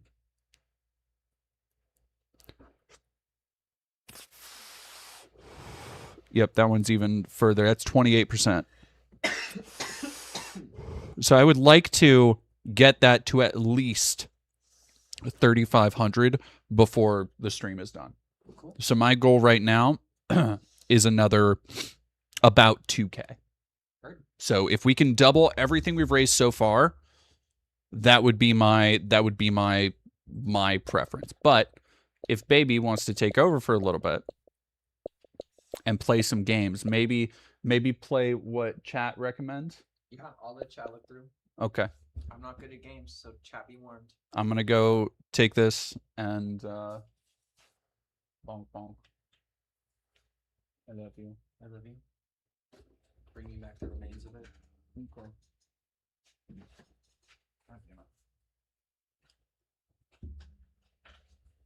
Hello, chat.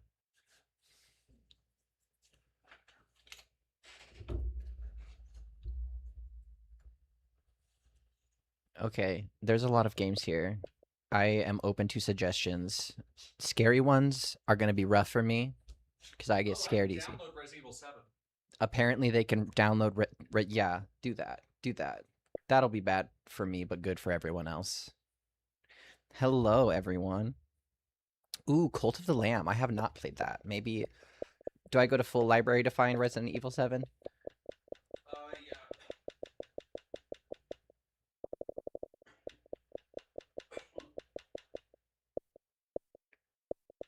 Oh, those are different zombie games.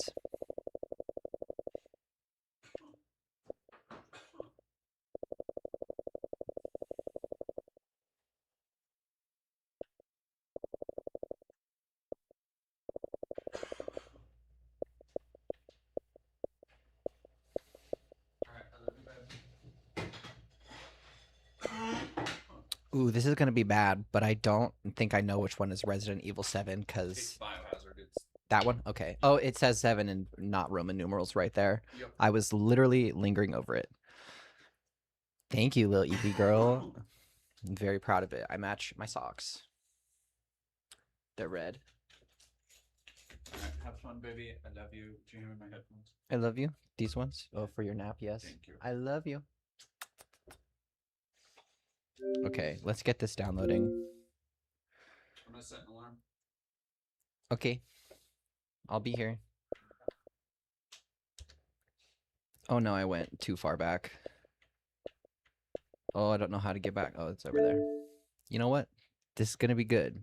I am not that much of a gamer. I don't even know how to work the Xbox. So we're doing our best.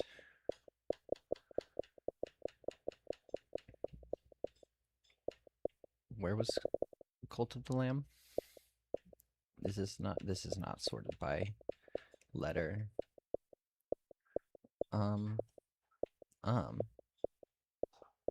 Y'all, I don't see Cult of the Lamb. Are you on games? I'm on games. Go up. Am I blind? Yep. Right there. Oh, there it is. There we go. You should also check out Cross the Moon. That's a fun little visual novel. Across the Moon? Or Cross the Moon. It's the game right next to that on the menu. Anyway. I'm gonna start a little cult.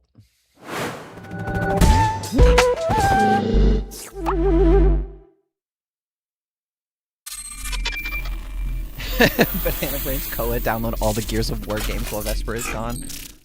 I hear you, Banana Brains. Pretty cool, guys. Good job, baby.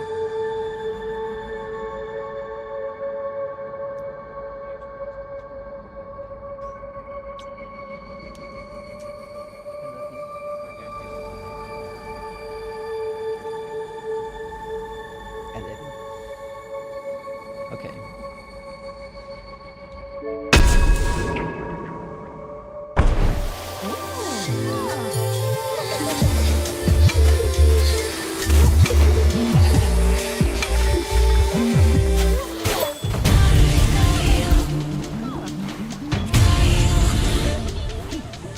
Okay, is that better for all? What are some of the best Marmalade. Pretty good one. That one, short bear with the hat likes it. They made a musical about him. I've seen the Marmalade song. That is all I know about that. Okay, get me in there. Get me in the game.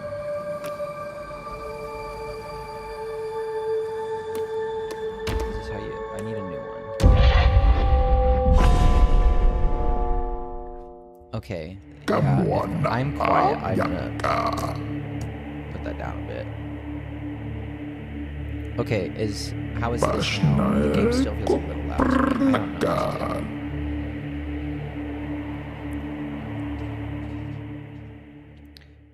I missed the text. I'd hoped that it wasn't important.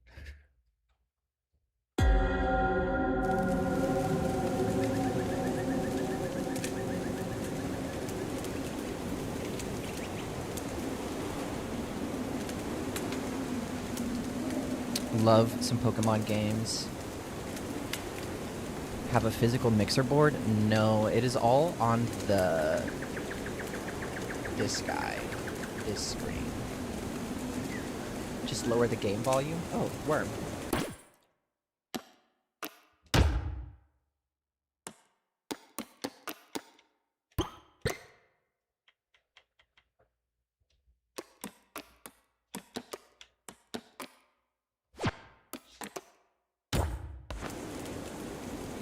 I like this. I like this. If it is... Okay, we're so back. We are so back. Okay, I'm just walking around. Kind of bound. I like these birds.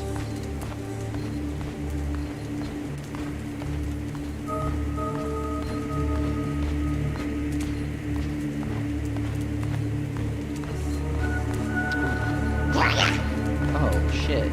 That was kind of rude. I want to go talk to this guy with the axe.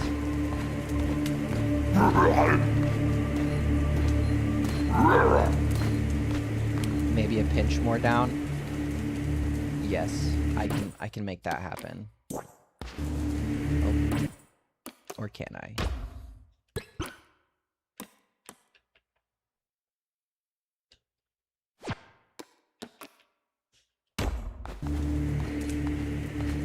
Kneel to be sacrificed.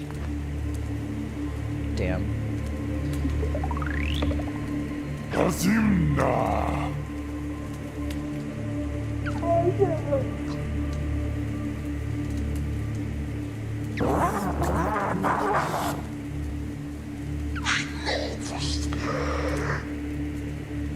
I like this guy on the far right. The spider guy, he's got good vibes.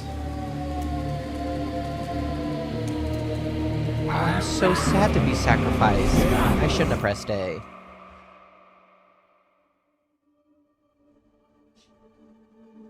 Cool.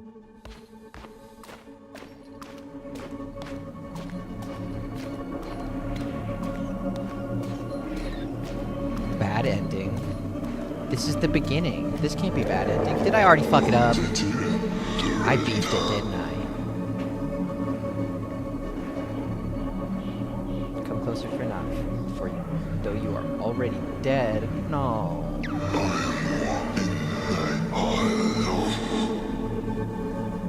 Straight to you?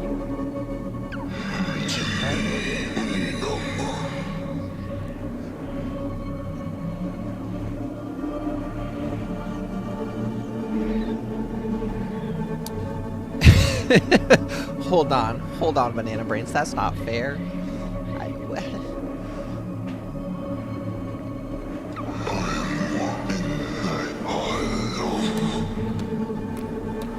I like, yes, it's a little more casual. It's like, sure, bud.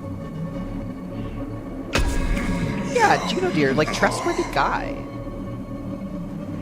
Kind of got the Orville Peck thing going on with the mask, so he's cunty.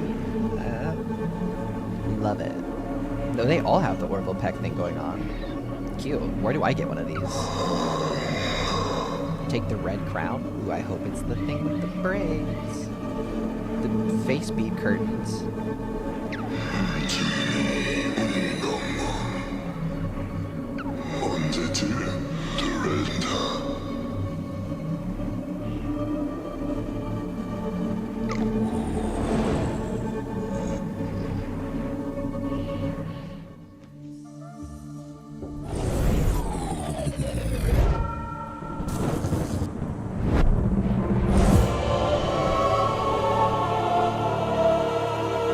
I hope this game isn't too much like Hades, because if it is, I'll get addicted and probably not play anything else.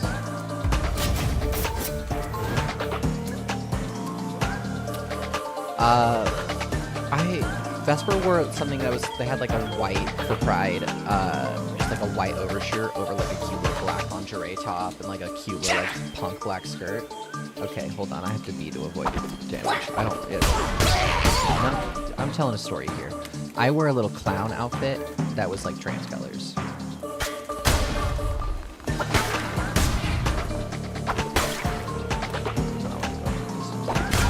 Yeah.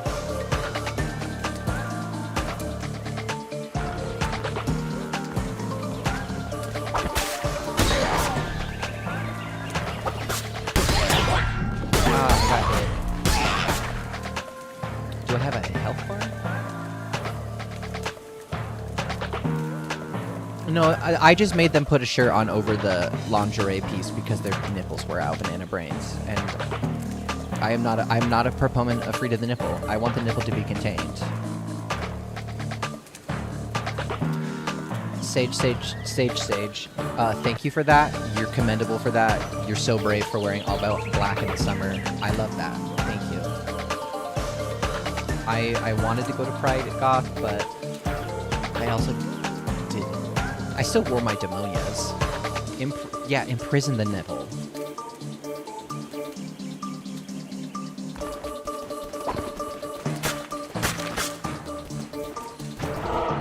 Okay, so this game is pretty cool so far. I like the little sword and dodge thing. It is not like Hades, into where so far I can do different things.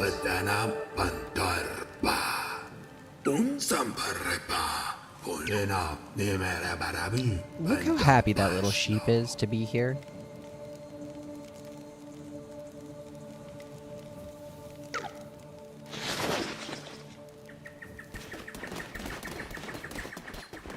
Oh, look at the... He gets a little angry when he runs. Yeah. Determined. Back to happy. That's cute. I love this.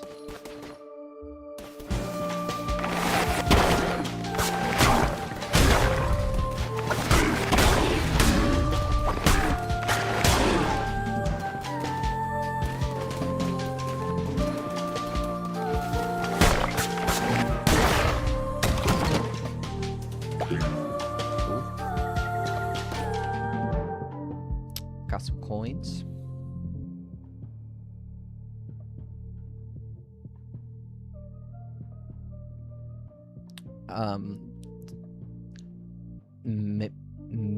Mimitichi 5,000. I would believe that it is compared to Binding of Isaac. I'm getting that vibes already. Also, you set my brain into overdrives by saying "but more chill," because I'm a musical theater nerd, and I thought it was "be more chill" at first because I also have a little bit of dyslexia. So now I'm thinking about that. It's a freaking good musical.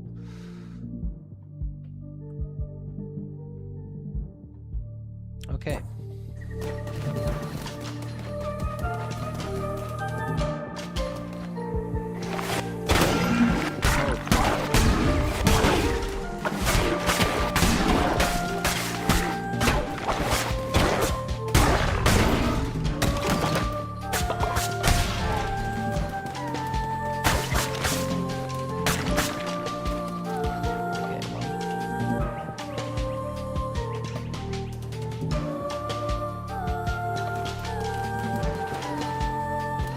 Juno dear, are you eating coins?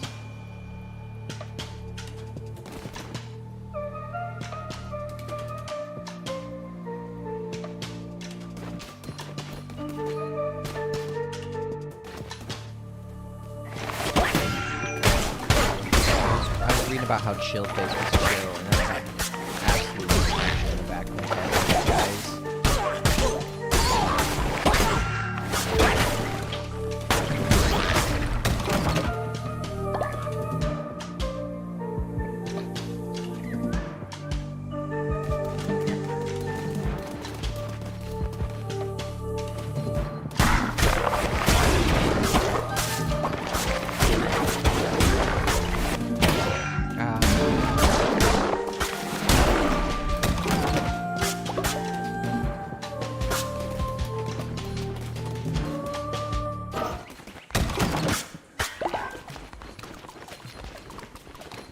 This feels like I'm gonna have to fight a boss next. Guys, am I gonna get stomped? Am I gonna get stomped? I don't wanna get stomped.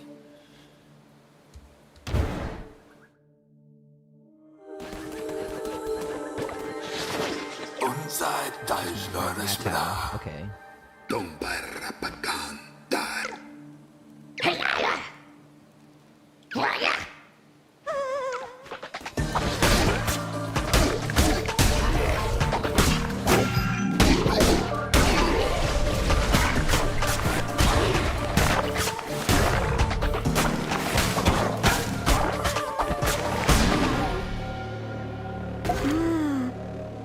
We're good. The little cries are so pathetic. I feel so bad for him.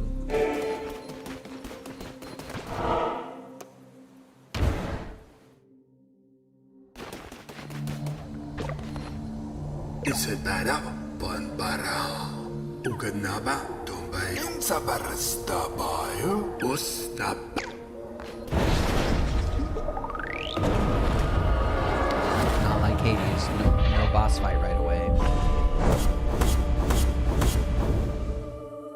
A little bit of a bummer. I kind of wanted to get stomped. I thought that would be fun.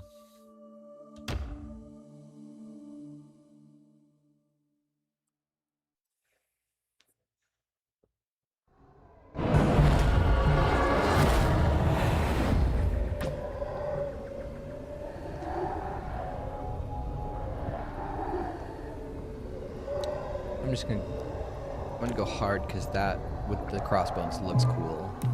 This is a sick vibe. I just know that I'll make it nowhere in this game. And I a little bit want to get stomped, so like hard seems fun. Okay, my boy Ratau.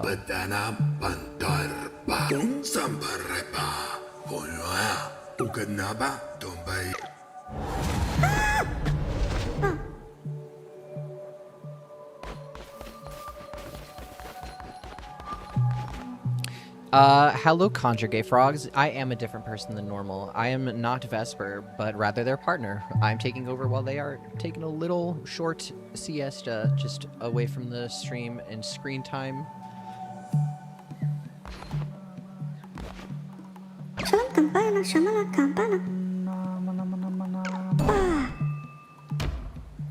Okay. What should we name this guy, chat?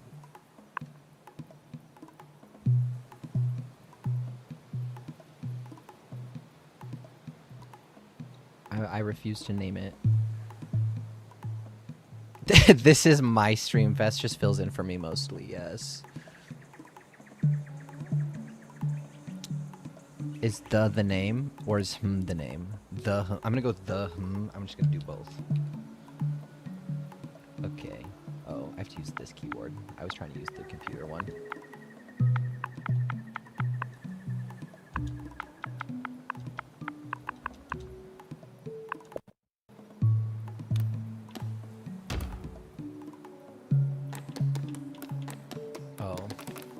Oh, I can make him a pig. I like this furry little guy that he already is.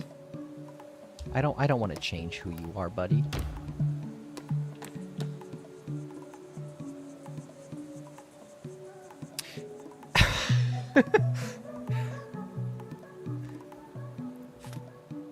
Oh, there's so many good names. Backlog the great names. I'm not naming one of them Charlie Kirk. I can't go through losing him again. I'm gonna go purple. I'm making a purple boy. Choose variant. A little heart or... Ooh! That's fun. Okay. Terrified of death. Yeah, that seems like a good thing to fear. Against sacrifice and faithful. Well... Ah!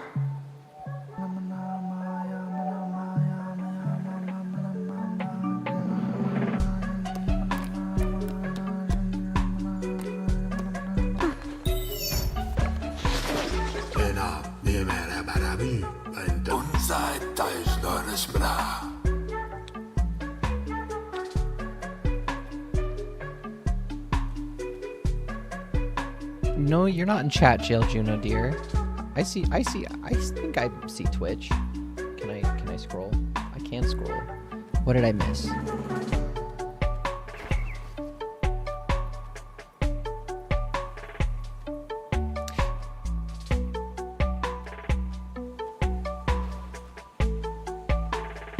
Name the next one Dildo Saggins. You're just working on a theory. Science in chat.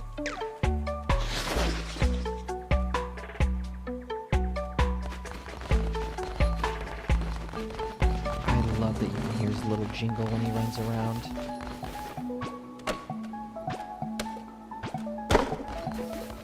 Just fun.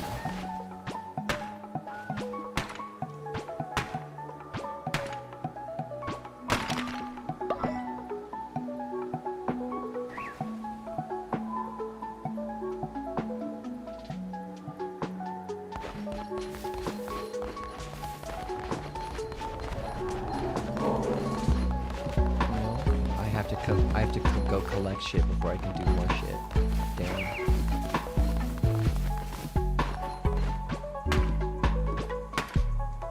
On the real grind here.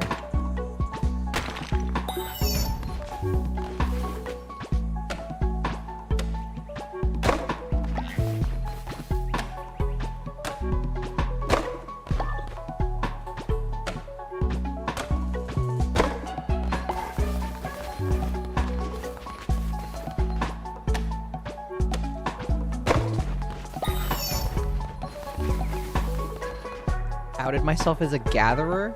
There's hunting? I can... Oh. I would hunt. I can hunt.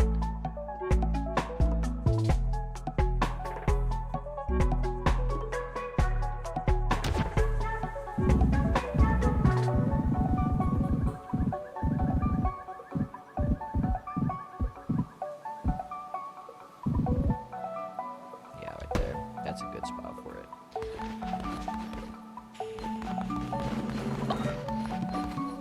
Come on, I should have put an R in there so it feels like the like a Minecraft villager.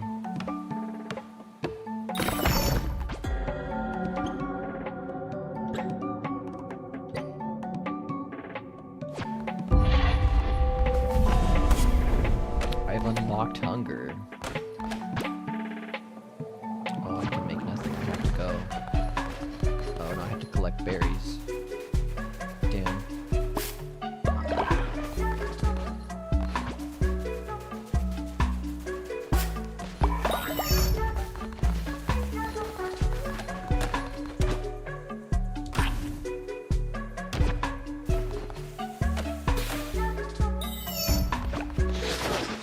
Sabarista. Is it better? Bon barum para pagkantai. Don't is it better? Bon para. Un sampareba. Okay, I get to go back out now.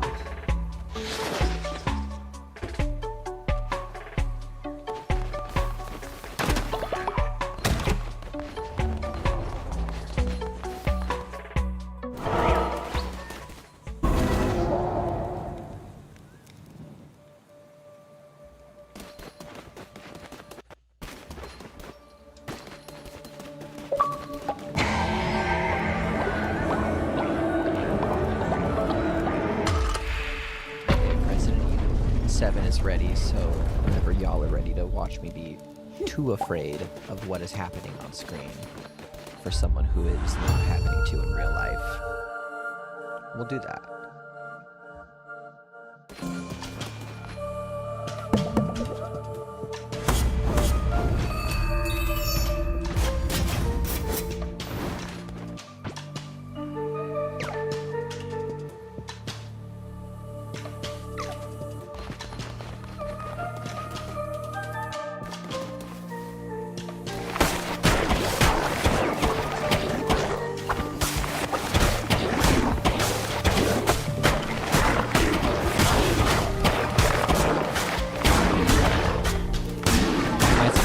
Kill the squirrel also.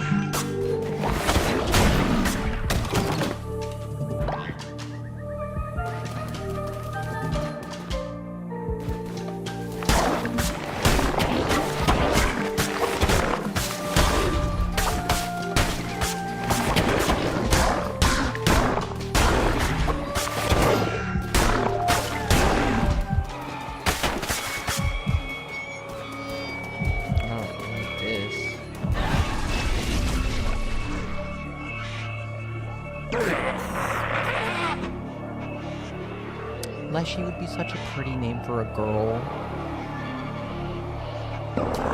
Is Leshy a girl? Or is Leshy a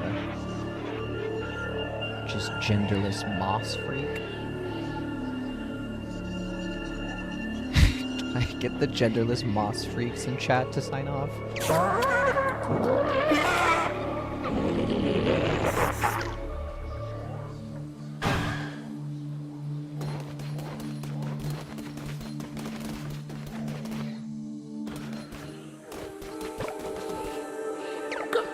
National Quamalana. Kella McCoy now. Kapatational Ka.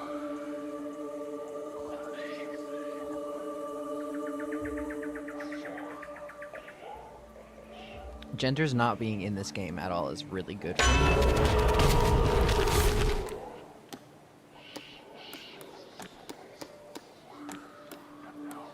Wow. Two of hearts and the lovers. Both cards very love-based. Wow. That's beautiful.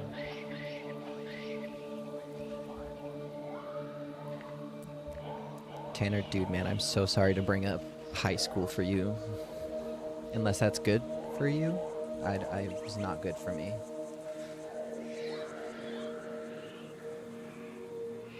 I'm just gonna do this guy. Heart. Doug Dimmadome of the Dimsdale...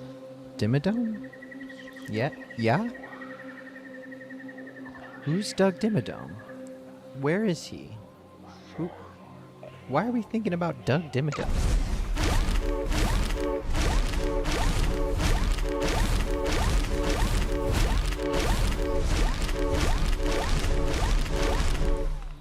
What's the leg? Oh, it's a rabbit's foot. That makes sense. Can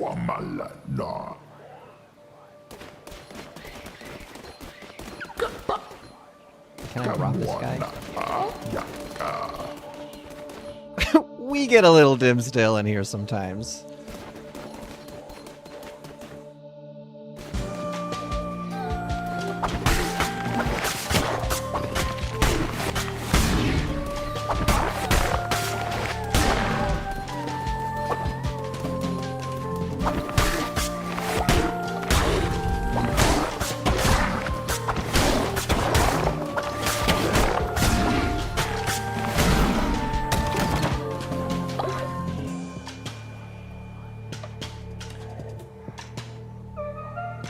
Sage. I think you have black mold then. He's not real. Sage. Doug Dimmadome's been dead for 40 years. You gotta stop bringing him up. It's unhealthy.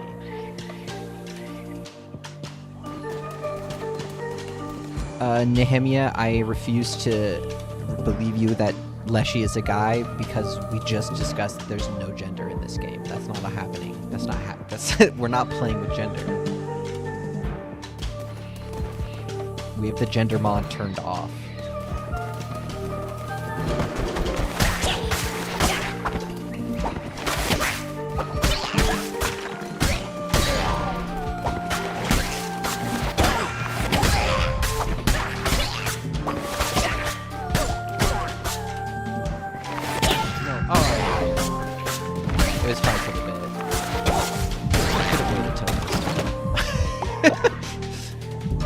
Mods, can we ban this gender? Mods, can we ban some gender in the chat?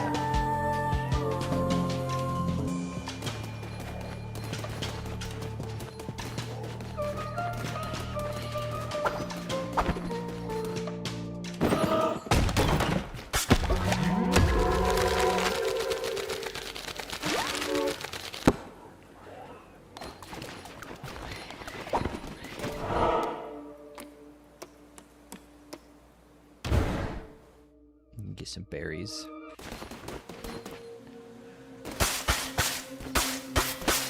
I'm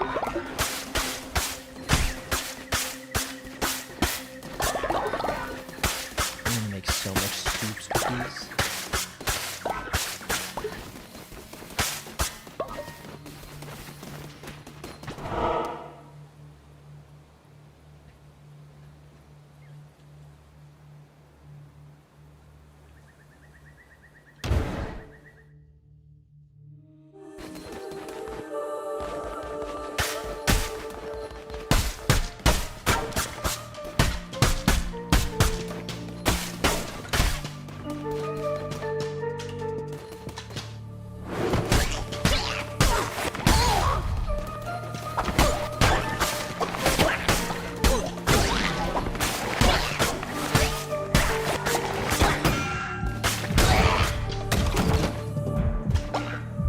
So beat up now.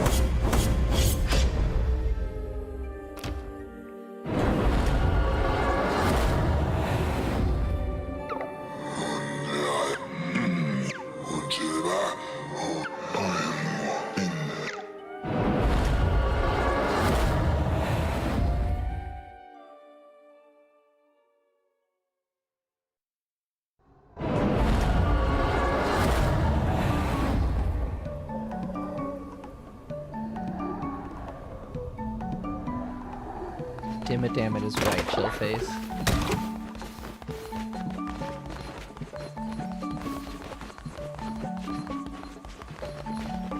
Do I just go back out? I'm gonna go back out. I'm just gonna keep at it. Keep slamming my head against the wall till I do it.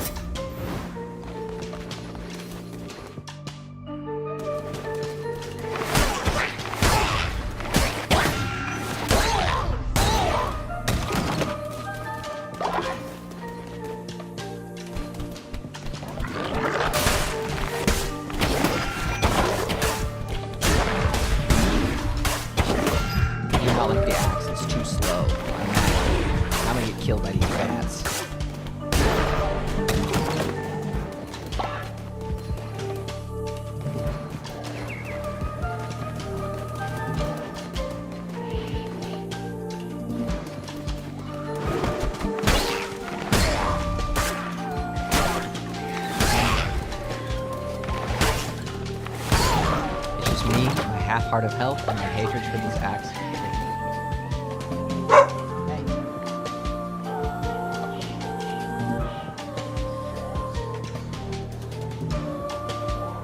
She doesn't like that we have neighbors.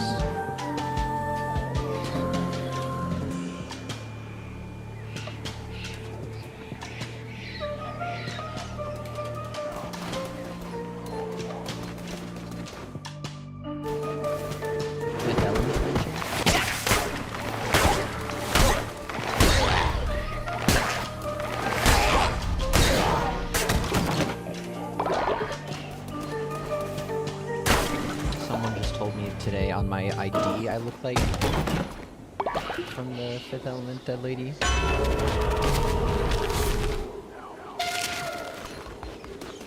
Damn, walking into this boss fight again with half a heart if I make it all the way there. A guy.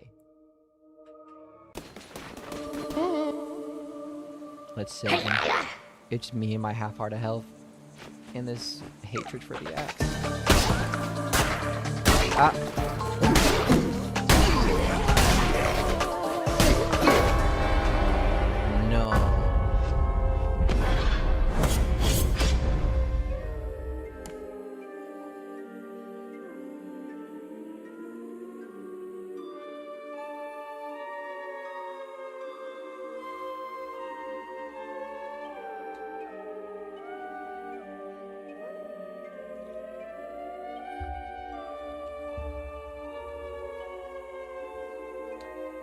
I want to play this phone library game. Since I've died, what's the most recent photo in my phone library? Oh, it is also a selfie, so it's kind of boring.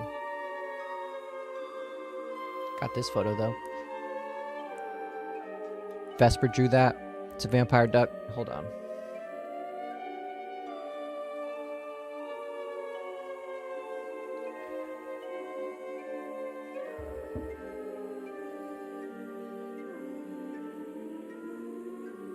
Okay.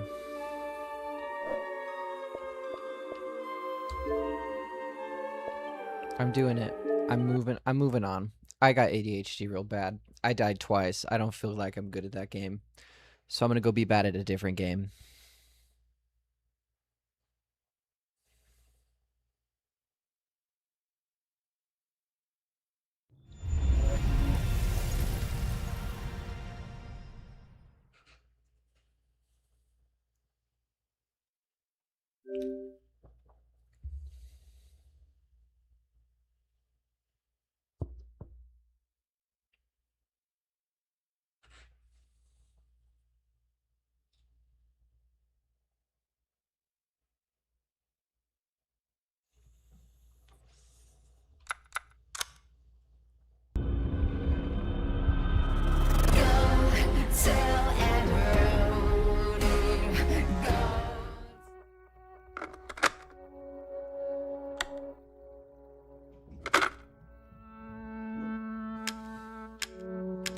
I am gonna put it on easy for myself.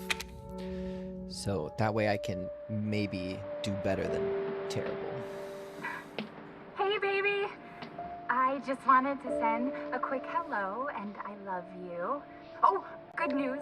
I'm gonna be coming home soon. Yay! I cannot wait to be done with this babysitting job and come home to my loving husband. I miss you. Oh, I gotta get back to work. I love you, Ethan. I miss you so much. I'm sending tons of kisses. Bye, baby.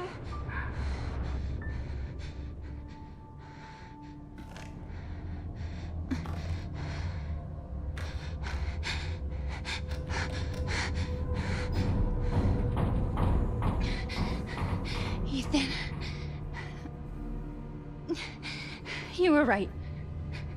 I did lie to you. I shouldn't have. All I can say is that if you get this, stay away.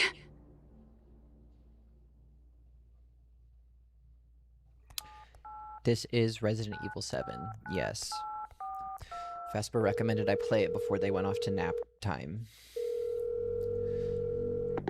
Hello? Hey, it's Ethan. Oh, hey. You alright? You just disappeared the other night. Yeah, no, I'm good. I'm good. It's Mia. She's not dead, she's alive. She's back. They found her? How? What happened? I don't know. Look, I don't know how, but she's back. She's back somehow. Maybe it's a prank, but she wants me to come and get her. Where is she? Dulvey, Louisiana. Dude, it's been 3 years. I know, but what if it is her? I have to find out what happened. Asmongold?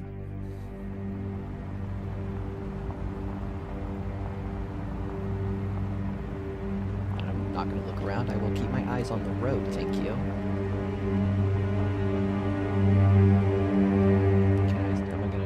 Parking. I thought I was gonna hit the tree.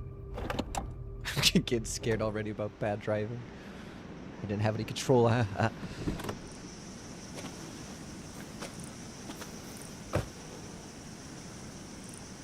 This is the place.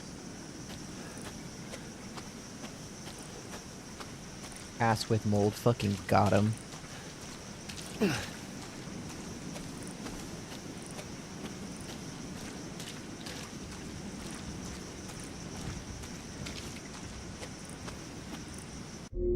That's not the button it wants me to press.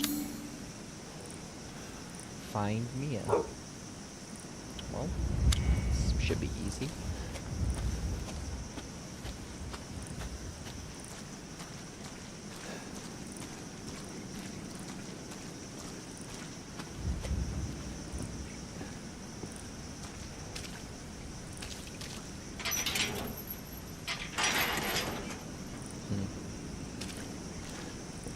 Is there a sprint? Huh.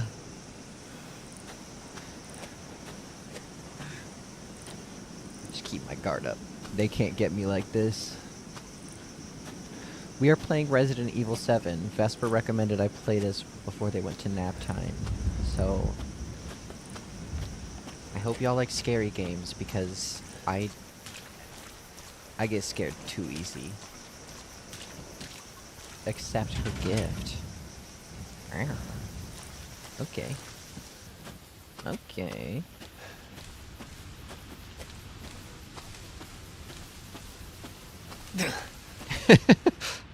Is that a bush? I forgot how to do the block thing. Okay, is that a bush? Ah! There we go.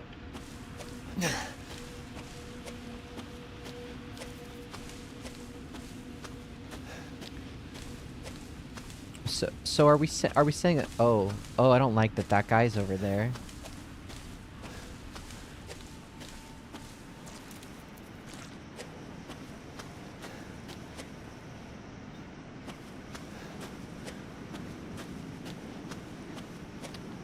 Okay, so Ethan is a good guy. We like Ethan.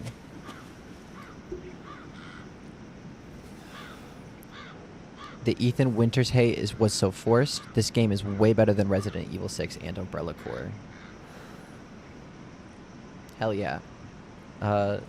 Thank you, Merchant. Oh god. Merchant Resident Evil. Oh, hell yeah. So you are coming with expert opinions. Hell yeah. Yeah, just to be here, but this is a new peaceful place. Just a nice little jaunt through this beautiful neck of the woods in Bumfuck, Louisiana. We're about to go to... So this is the door to Ass with Mold's house.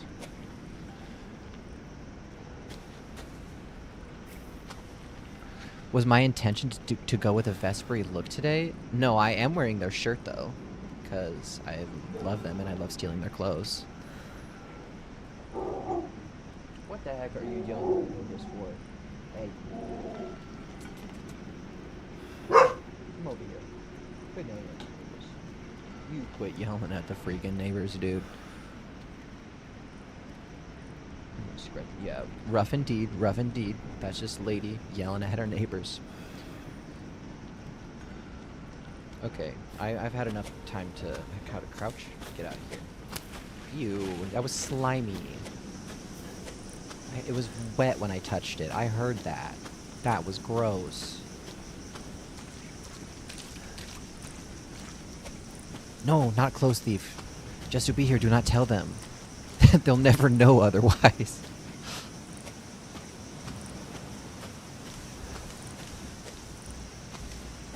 Oh, what the heck do you want? Hi, Pupper. Hi, Pupper.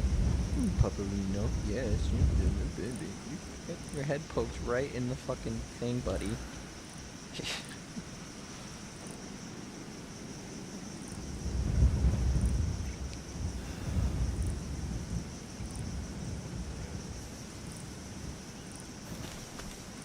That's funny. Okay.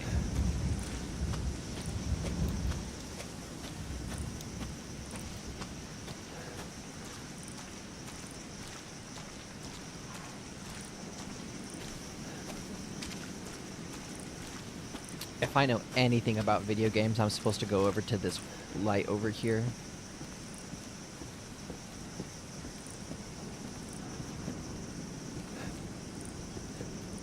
It's so dark inside. Well, gotta do what you gotta do. Oh, I don't like that the door closed behind me. Please let me out. I take it back.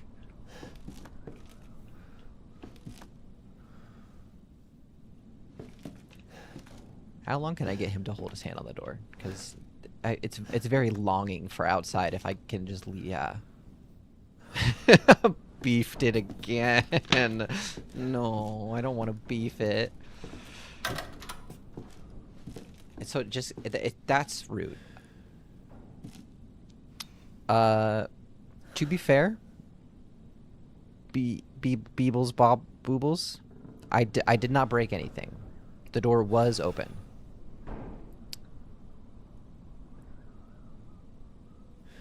The mama has a bit of misery going on? Wait, what? What miserable mother?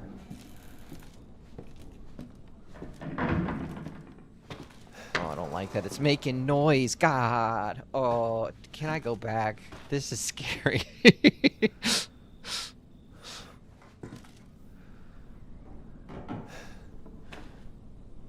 Hello?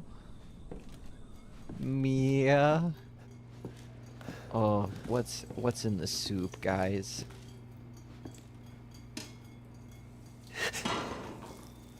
Ah, fuck! Fuck!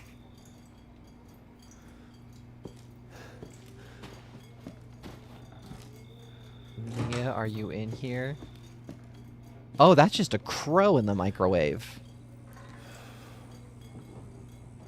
Can I close this? Yeah. I think we need to just cook that a little longer. Mia?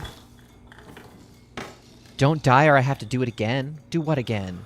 Oh, I'm already worried.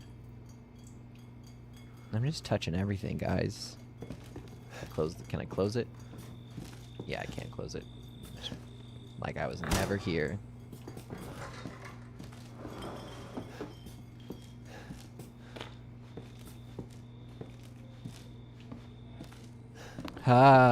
What? Okay.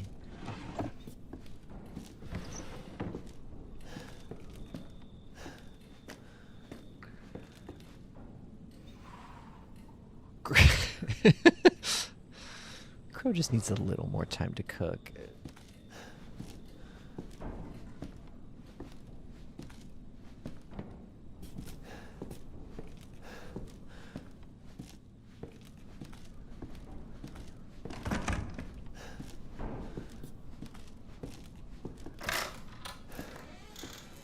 Hello?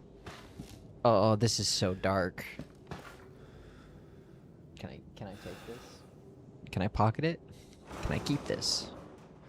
I would like this. This is lovely. I would like it. Set it on my end table by my bed.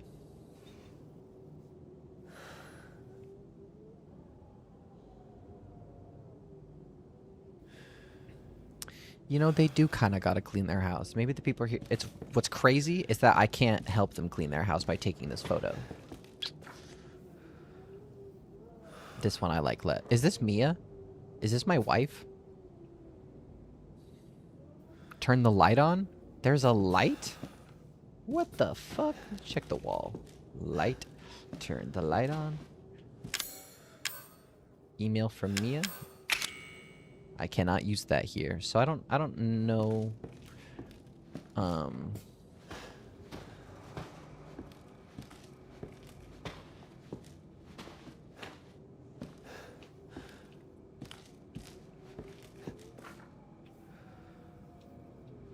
Okay.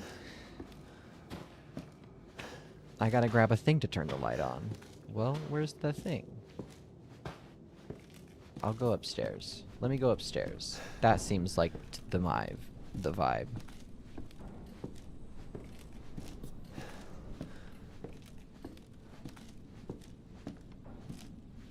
Button.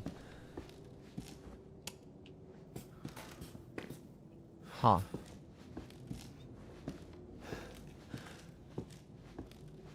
Oh, this is good. This is good. Yeah. Boom.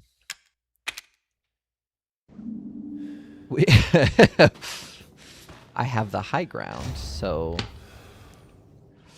basically they can't get me if I'm up here, is what I'm hearing.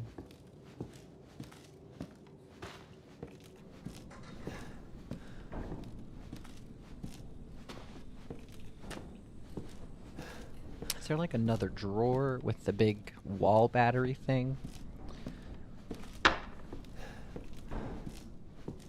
I can use the TV maybe? Oh, should I play the piano? Oh, that...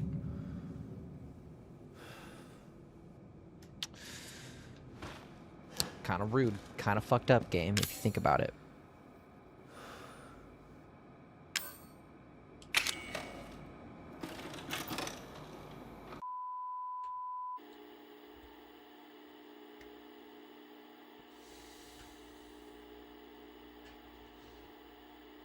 Do I gotta press buttons? Oh no, it's okay. Who? Where did you find this guy? Give me a break, piece. Hey, 70-30 I only work matchup for for professionals. Koa versus the Evil Speaking of which, Residents. Am I the sound third? is right this 70? time. I don't want I a feel repeat of like that's Amarillo. That was generous. 2 fucking years ago. I don't do ADR. This new guy? I'm not feeling it. Again? Merchant Resident surprised Evil, we have you're to make a expecting change. too much from me. You gotta lower the piano expectations and kind of ask like what Just to Be Here is asking for, like a little heart and soul. I can make a little heart and soul happen on that piano. No problem. Oh, I have to walk. I'm in the tape. Another worthless That's fucking crazy. shithole. Happy? Ecstatic. Can I go on the porch swing? In the flashback?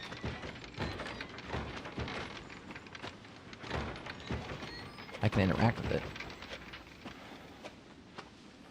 It's pretty cool.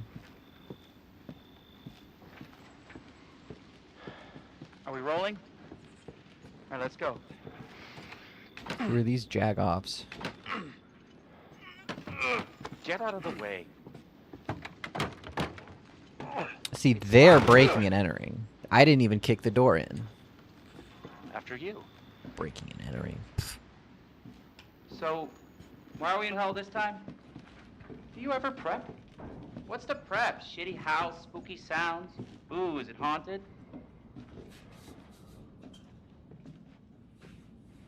Fuck me. I was an anchor, you know? Weekend sub, Pete. Not anchor. What's that? Nothing.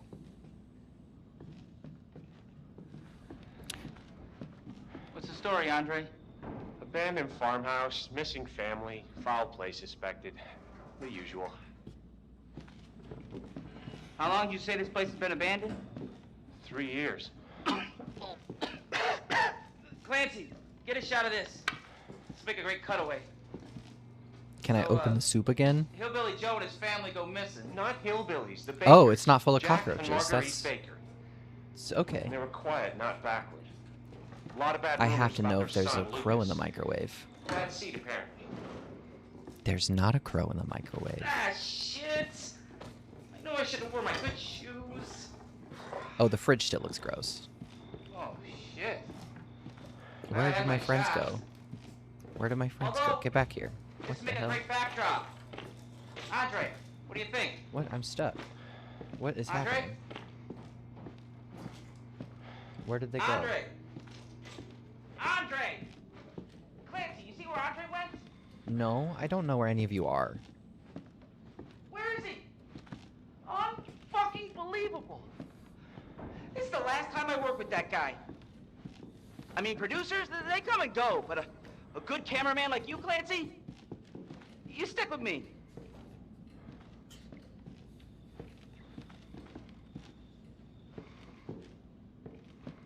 Okay.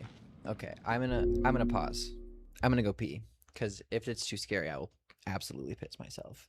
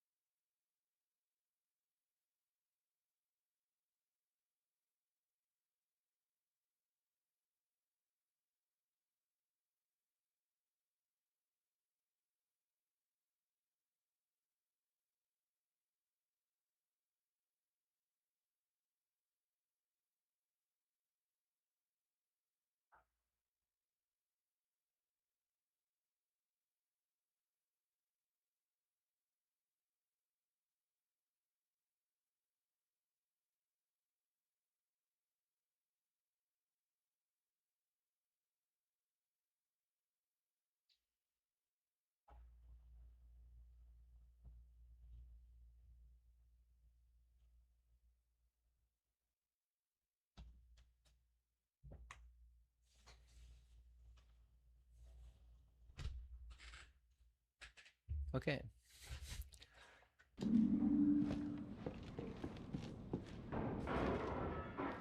What the fuck was that? Did you hear that?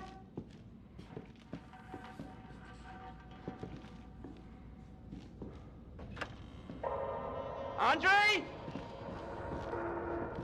Where the fuck is he?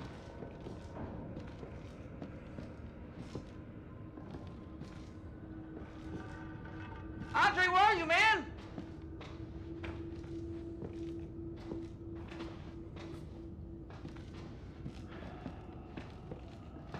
Okay. Heart and soul time. Let's go.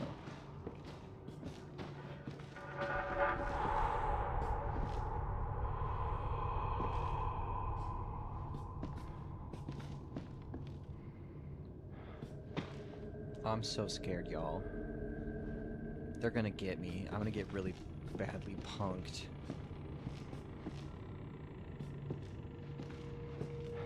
What the hell?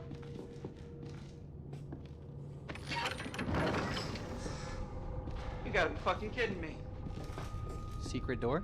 All right, new deal. We find Andre and we go. I mean, fuck this show. Okay.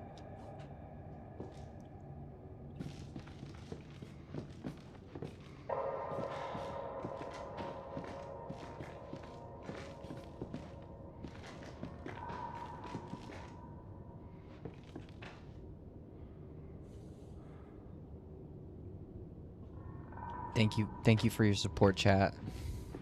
first. Me Get a nice first? hero shot of me coming down the ladder. Okay. So, you first. I'm brave and strong. I have chat who believes in me. And I can do anything. What do you see? What is it? Oh, it's our guy. Hello? Oh no. Oh, he's gooped. Oh, he's yeah. Oh no. Oh no, even oh bad.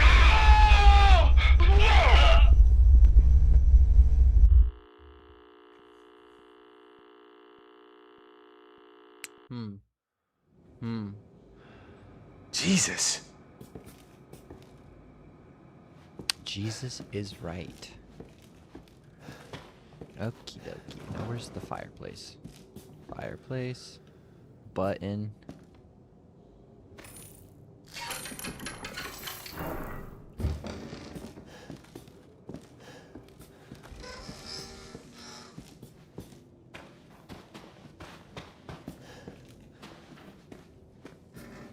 Oh, I'm so scared to do this again, except... Whew.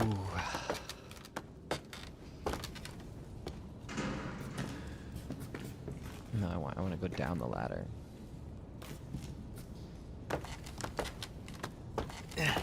Okay. Oh no. Oh no. Damn it.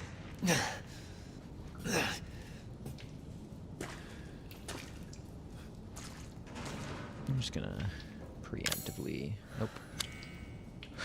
There we go. Now I can't see where am I going, but I don't need to, because nobody can get me this way.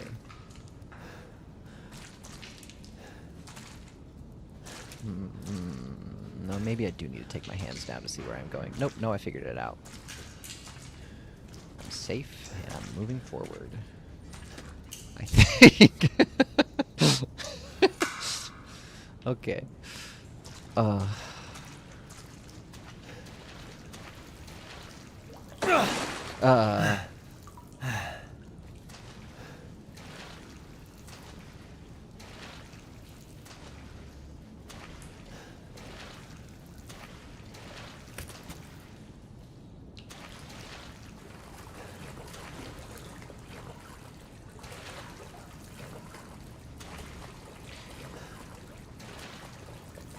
Just making it through the... Don't make any goopy noises, you water. Ooh, don't piss me off.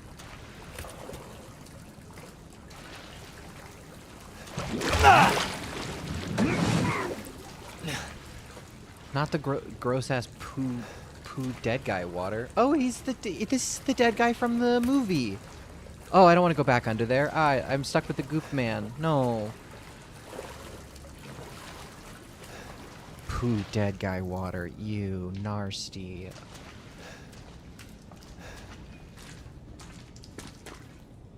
Is there like a towel? I would like to dry off. I'm very squishy sounding.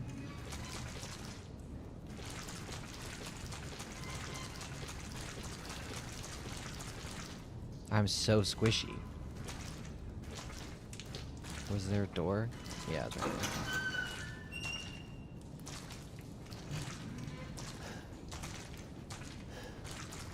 Hello?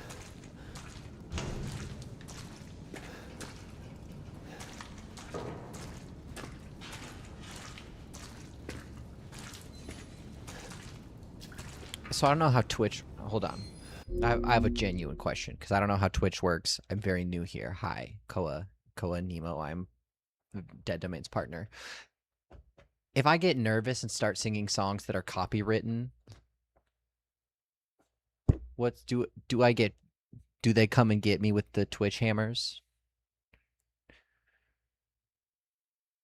New boot goopin is really funny. Yeah, these people are hoarders. They need to take their trash out. But I'm genuinely concerned. Am I Oh, people are getting to the spinning and squishing.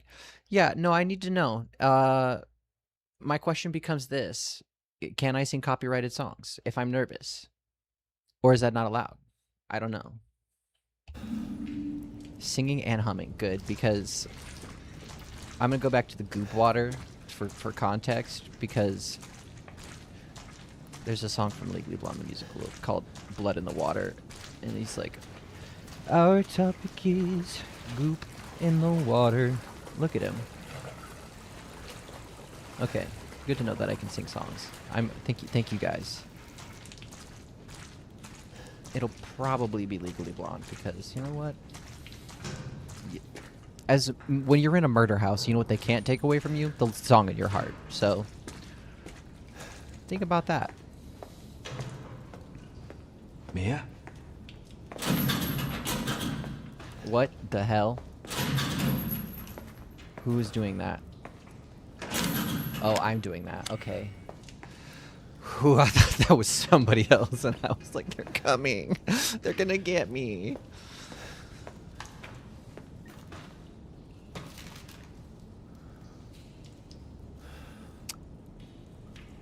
Dead, turned, dead, turned, dead, dead, dead, turned, dead, dead, L.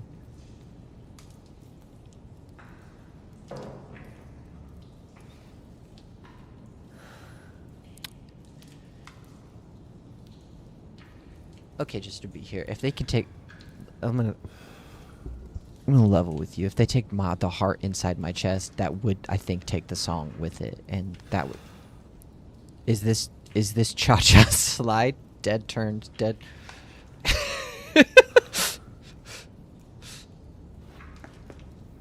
Ooh, some bolt cutters.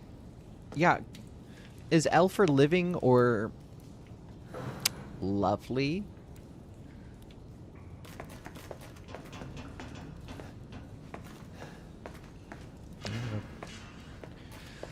Yeah, if they cut my heart out, the heart in my heart is the song in my heart is gone. Bolts. Boom.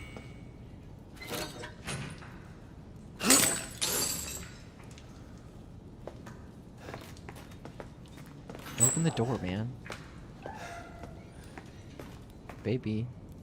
Hey, baby. Mia. Oh, thank God I found you. It's me. It's Ethan. Ethan? Ethan? Are you all right? You shouldn't be here. What do you mean? You contacted me. No, I wouldn't. Did I?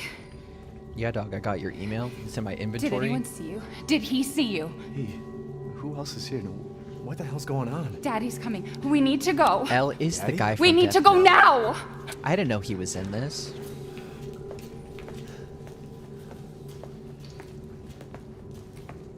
The goop man? Where are you Daddy? You call the goop man safe. daddy? Are you gonna tell me what's going on? Baby, you've been gone 3 years. 3 years? Has it really been 3 years?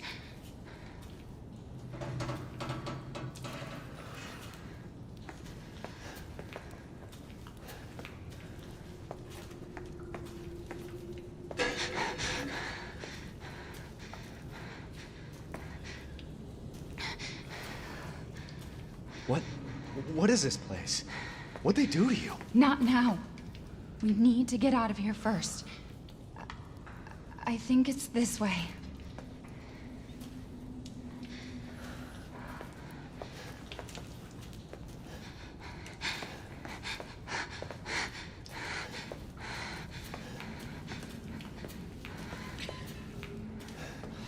If I wasn't such a ladder idiot, we could fucking use the ladder, but... Mia, we have to talk. That message you sent me. Not me. That wasn't me. But you did. I didn't. Okay, fine. Just tell me what's going on. I'm telling you everything that I know. We have to go this way.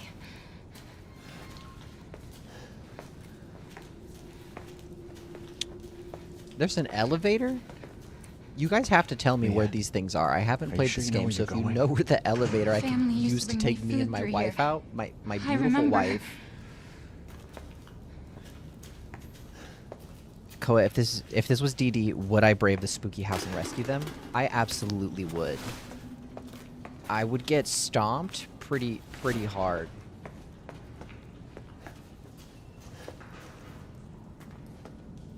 Oh, I hear alarm in the distance. There. It's there. DD joining us soon. Epic DD returns moment. This is it.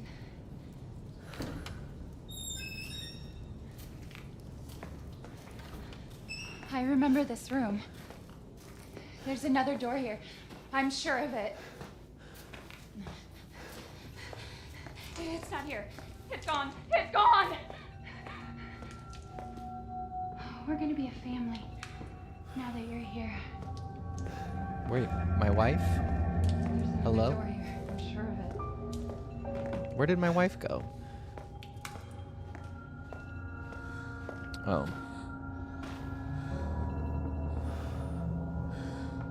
Yeah, I would rip everything in half to save DD. Hey, bud. Mia. We gotta get out of here. My wife. Just stay here, all right? I'm gonna have a look around. Okay, Pookie, you rest your pretty little head. Let me do this. If it isn't a beautiful little Pookie who's done resting their head.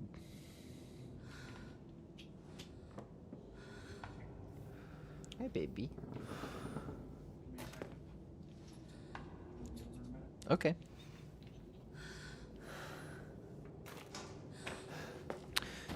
When does Ass with Mold show up? Ass with Mold? In Resident Evil 7? This is his house that we're in? I'm in the basement and my wife is on the couch.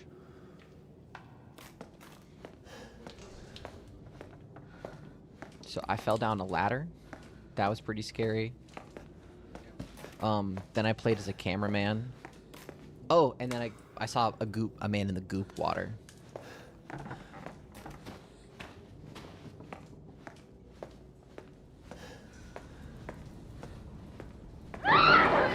No, leave me alone! What? No. Mia? Hello? My wife. My wife is gone. They took my wife. Oh, I don't like it. This is very early in the game. Oh.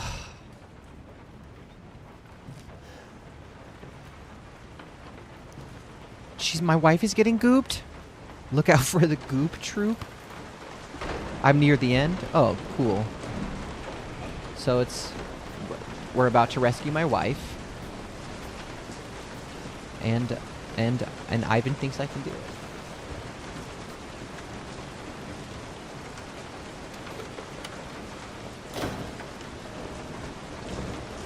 Hello?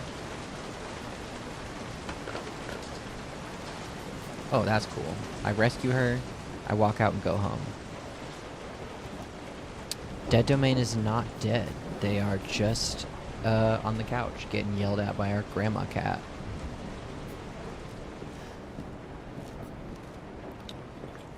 Okay.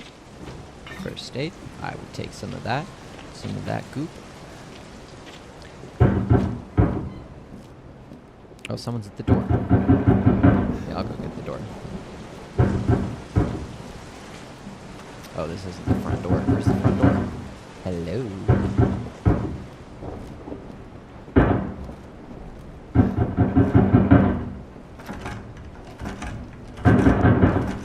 Well, I'm trying to let them in. I just don't know where to go.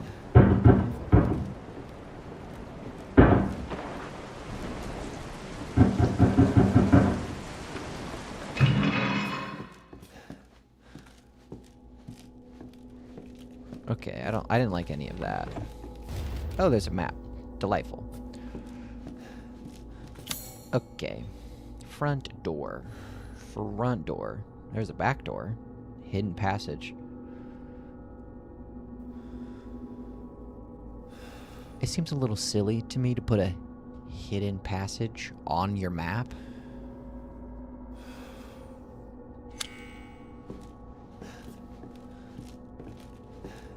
Where's the... Nathan, where's the goop camo to put on? What the hell? What? I don't know why I thought that door would work when it didn't do anything for me before. Okay. That door is locked. So I go back to the basement, I guess? I freaking guess.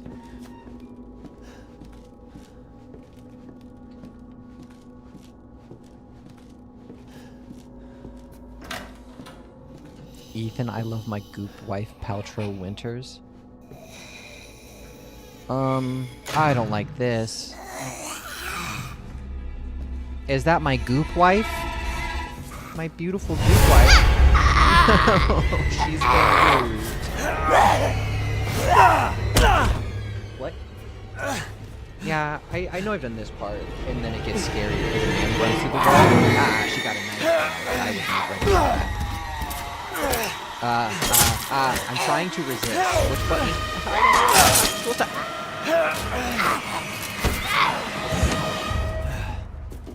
Mia? Wait! Wait!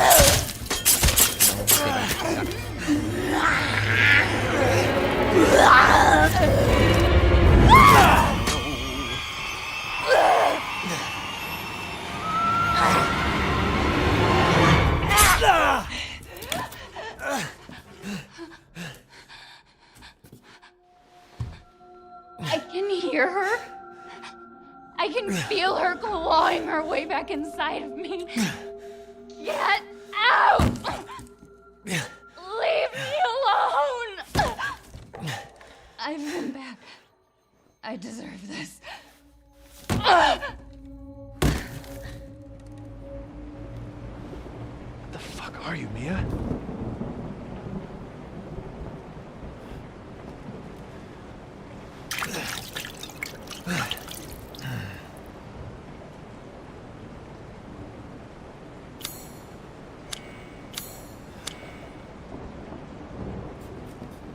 Can I take the knife? Where did that knife go?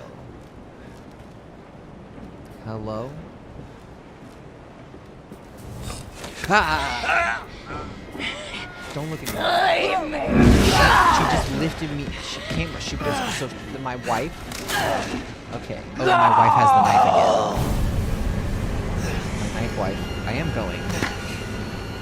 No, don't make me kill my wife. I'm dead, Ethan! I can never leave!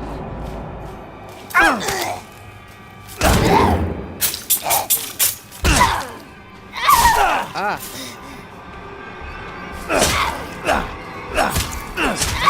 Ah! Stop, my wife! Okay, okay. Harry, get Harry. Oh.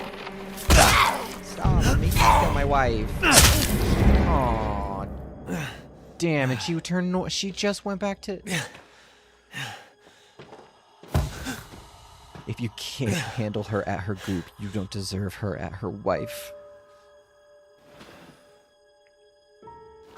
Words to live by. I guess I'll just look in these drawers, I guess, see if there's anything good. Oh, the phone's ringing. Let me go answer that.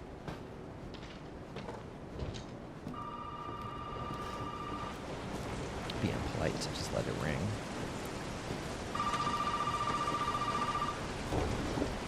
Okay.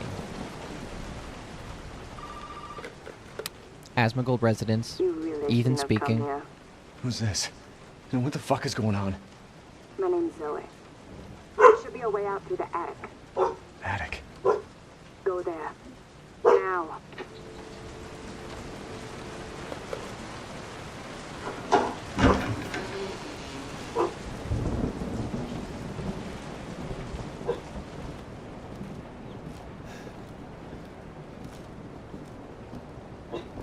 That's pretty cool.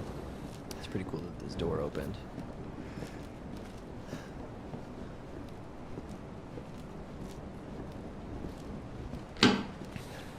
Wrong number would have been crazy.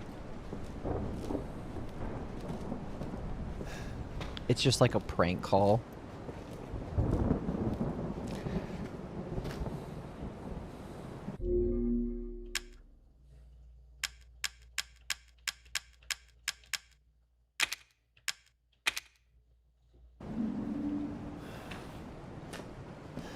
Is this not the attic that I'm supposed to be in? Should I have turned the lights on already?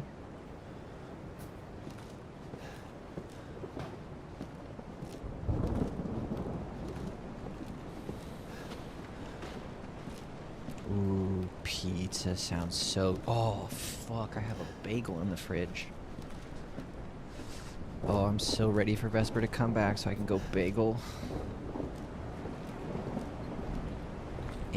Dark ambient bagel time. Oh, the axe from earlier. Cool. That's pretty cool. Wait, wasn't this in my wife? Where did my wife go? Yeah.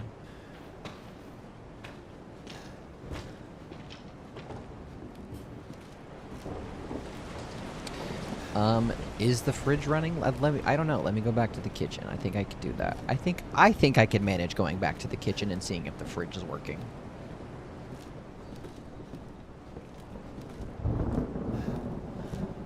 Yeah, go bagel. I'm gonna put bagel. It's a bagel breakfast. Breakfast bagel sandwich. Okay.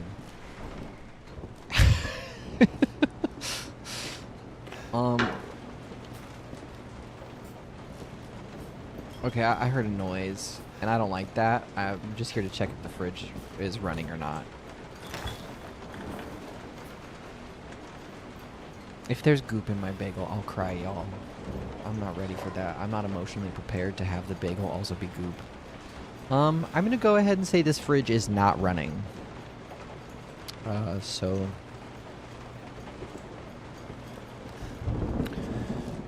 Can't really...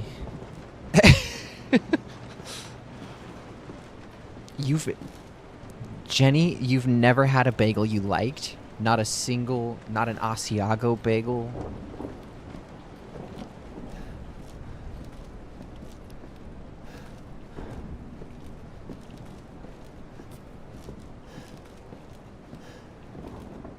Look in the mirror at the man that I've become. Oh. Well.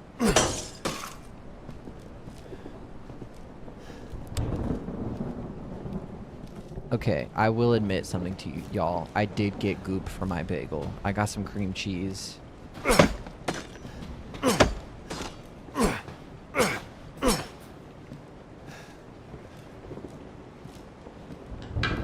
The mirror didn't break. It just made glass noises. I bet if I went back, even my axe marks are gone. Oh no, they're still there.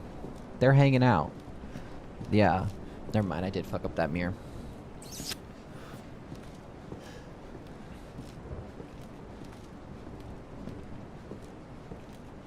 My streamer aura is strong AF. Sick.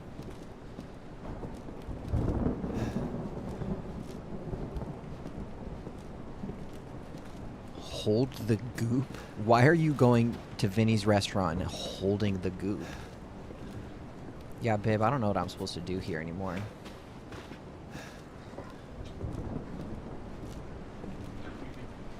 I think I'm supposed to turn on the lights. My wife is gone.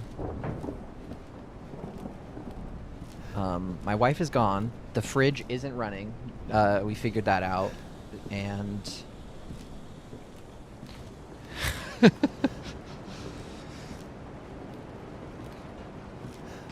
just to be here, yes, they do actually call me Koala Bear sometimes, and they get me a lot of koala, like, themed things. Like, they got me a stuffed animal koala, they got me a bunch of dice that have koalas in them. Yeah. Yeah, people are guessing it right, that you call me Koa Bear. Oh, I found more first aid. Damn. Hell yeah, can I use it right now?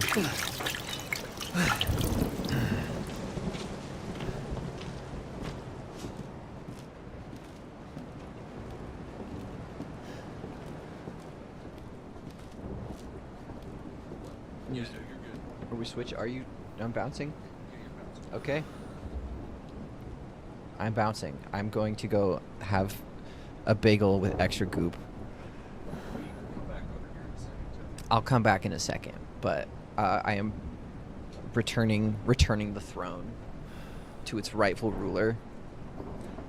Get the hell out of here. Whoa. Good the fuck out. Goop, bye, Juno dear. Bye.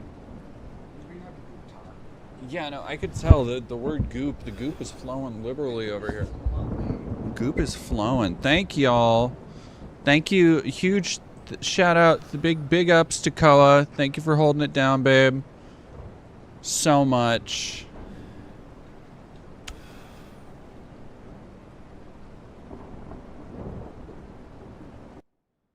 Is there...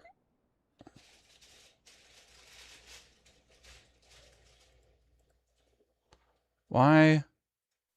I turned things down a bit. Why? Because it was loud, and I was quiet. Yeah, but you also had it coming through here.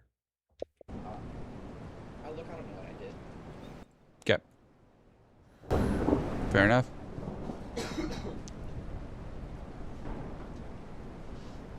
What's gooping? What's gooping my dudes, my guys?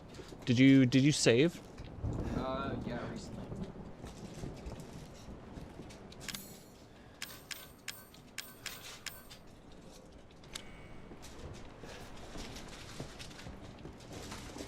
So what you need to do, you need to go right here.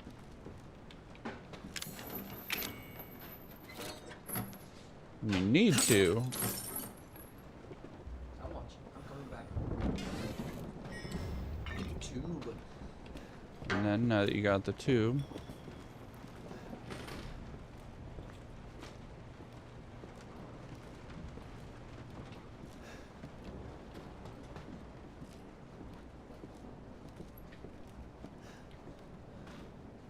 Oh wait, no, I gotta put the thing down. Yeah, you go put the tube slot. Well, let's save first. Almost to 2K. Well, we should 2K raised. We should be further than that. All right. Now we will be. What else did we download anything? Or I wanted to finish downloading Marvel Rivals so we could maybe jump on and play. You don't know from Marvel Rivals. Mm-mm. Okay, yeah, let me... I didn't cancel that, did I? No, it's right here.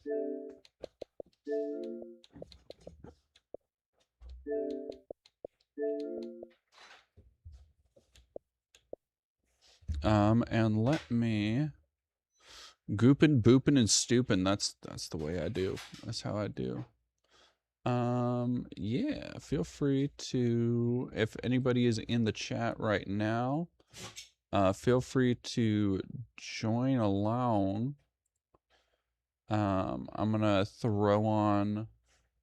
What's your plan? What are you doing, babe? I'm gonna go eat that bagel and then I'm gonna come back and bother you. Okay. Do you want me to bring my headphones out? So we can... Sure. Let's see if we can try and get a dual headphone thing set up. That way, we at least are both listening to the same thing. Oh, thank you very much, Grinner. You are a lovely person. I'm happy to have found your channel and works. Thank you. Are we hearing episode 1 read? So I think we have 1 or 2 more guests who want to come on for a little bit. And then once we get our next batch of guests done and out of the way, so probably around 8 p.m. PST, we'll do an episode 1 read, which I think would be around...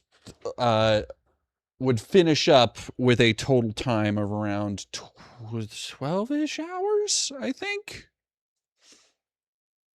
Because if we started around 11 to 12, we're almost 6 hours in. 8, 9, 10. No, why doesn't that add up? 8. No, that will. Yeah, that would add up. Sorry, I took a little nap and I am kind of out of it now. What does Vesper think of the new marathon? I have not played it. That has been part of my, like, not playing modern games thing this year.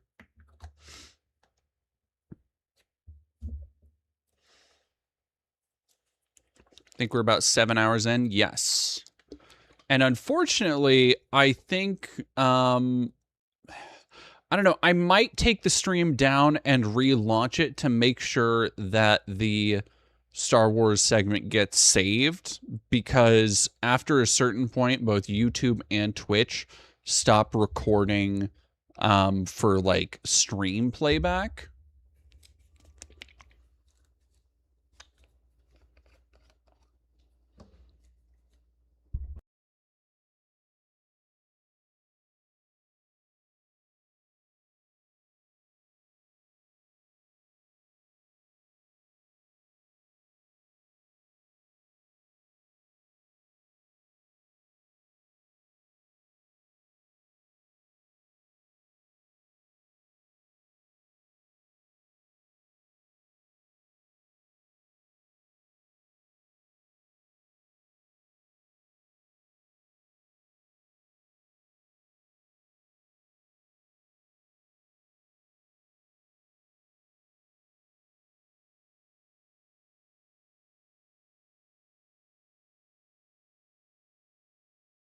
Rosa's silent film bit is forever yeeted because the VOD didn't save.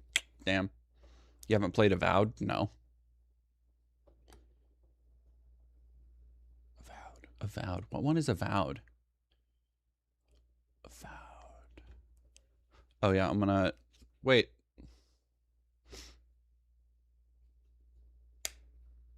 I'm gonna try and put these on. Koa should voice someone. Koa doesn't really do voices. Let me...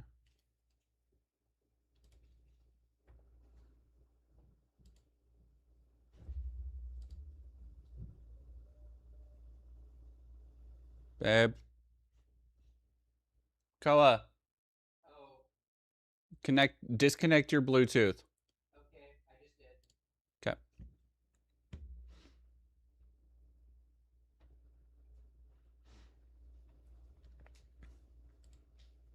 Do you know what this device is called?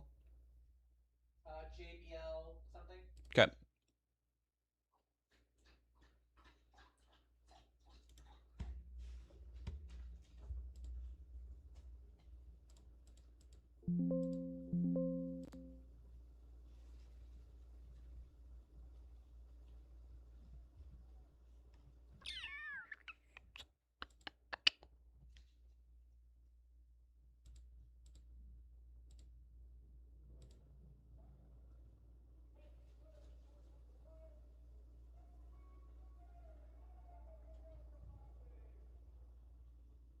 All right, there we go. That should work.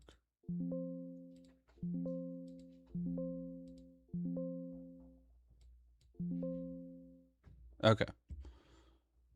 Mm-hmm.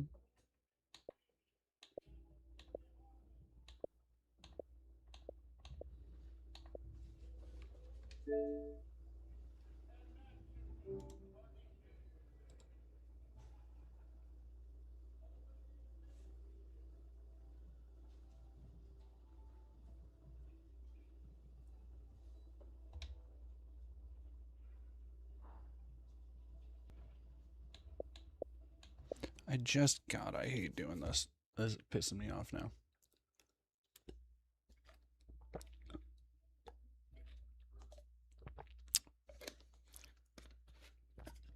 Wolf Among Us? All right, chat. Let's see how far have we gotten on our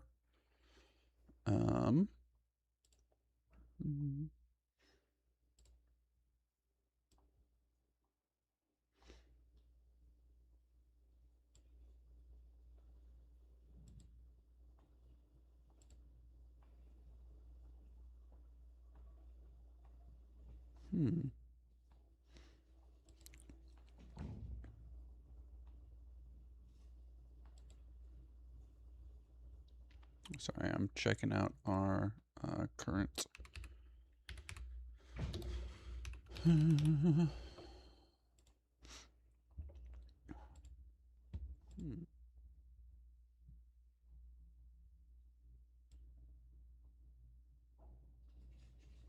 damn it. Oh my god. Do we not have where's the is the latest dono, is it not? Well, no, is the latest dono, is it not pinned? Has it not been pinned this whole time?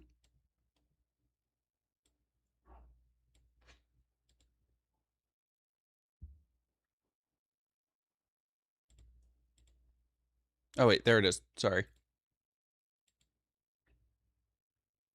Why the fuck? God. All right, no, it has been. Sorry.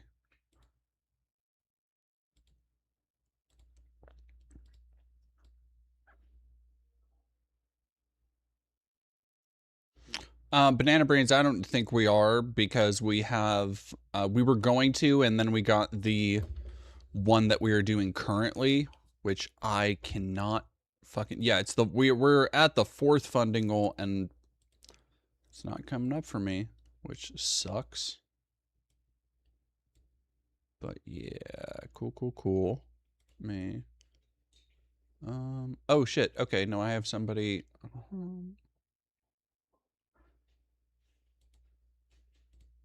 Okay, can you hear me? Yes, Steamboat, feel free to unmute. Hello. Hey, can you hear me okay? Yeah, I can hear you. What's going on? Perfect. Hey, how are you doing? I'm good. Had another lovely day in New York Sport District. Was out doing community cleanup. Went to the Long Island DSA Pride picnic. It was very fun. Great time.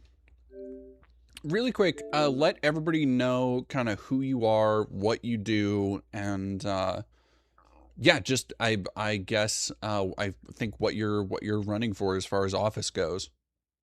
Oh sure. Although I'm conflicted on how to start. What's the opposite of a face reveal?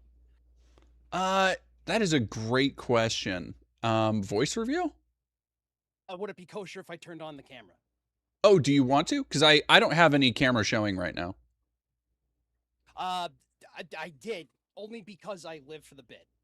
Okay, give me a second. Let me get that again. Pop that out. And yeah, feel free to put your camera on, and I'm gonna make sure the there we go. That is there, and that's gonna go.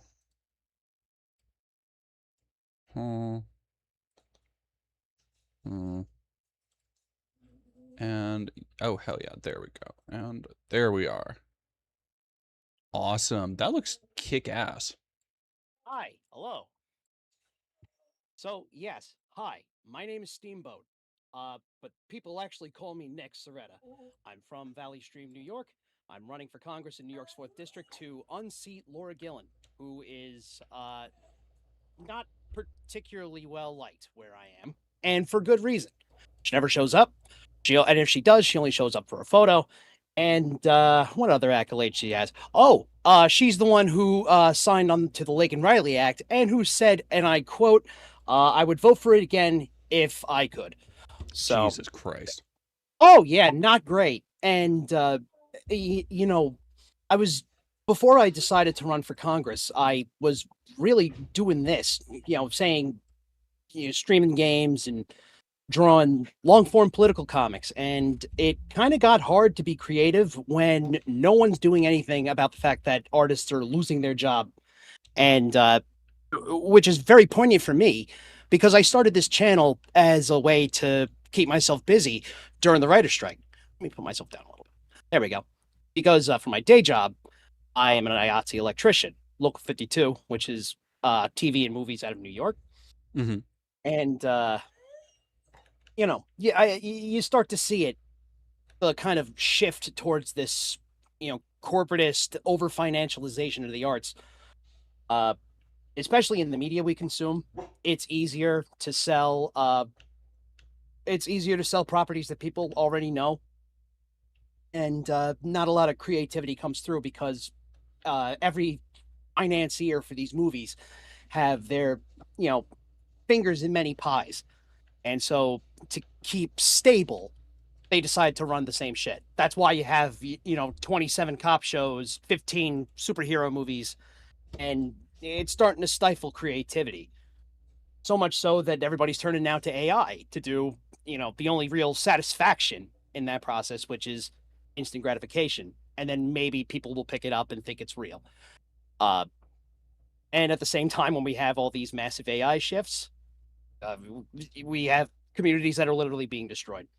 Sorry, I know I jumped in real fast. No, you're good. Take it away. I'm managing stuff with other guests. I think we might not be able to get Queen Coke Francis on. To anybody in the chat who's been waiting for that, it sounds like our schedules just aren't lining up today, which is fine. I have them, and I will get them on another one at some point, and we'll of course do more charity streams in the future, y'all. But yes, please continue. And for anybody out there who's not in New York, like, so yeah, what New York, I feel to a lot of people is kind of this shining beacon right now because of everything that's happened with Zoran. But to everybody on the outside, kind of explain to us the political landscape and the makeup of what it's like there, and how what's the word I'm looking for? How dug in the kind of old guard is. Oh, sure. So it's really deep. The entrenched Long Island Dem machine, which is kind of headed by Jay Jacobs. I don't know if anybody is familiar, but he's kind of been like the figurehead for Nassau Dems for as long as I can remember. And probably the reason why all my emails that get sent to Democratic groups to try and pitch my platform are always left unread. Don't really know why that is. But this is the same guy who said if Zoran Mamdani won the mayor's office, he would resign. He didn't because he's a massive liar. Excuse me, goodness.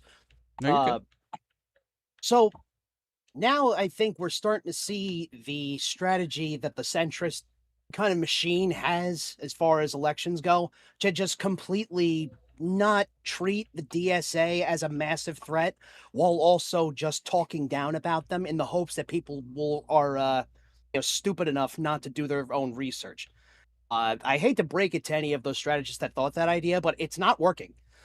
Zoran Mamdani, for all intents and purposes, got the mandate of heaven in New York City, and they're still giving him guff because I wish he was more than he's a Muslim and an outsider, or someone deemed the outsider. But to every Long Island person, I should make mention, the South Shore of Long Island, where I'm running right now, is right on the border of Queens. So it's where it is kind of like the border between both Nassau County and the city. And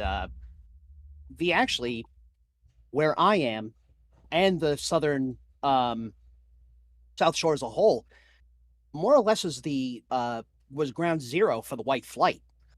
Rosedale was which is the neighborhood over, which is like suburbia Queens. So you get like Rosedale, Elmont, Kew Gardens, Forest, like that, places with like houses, like quiet places of town where you can have a car real easy.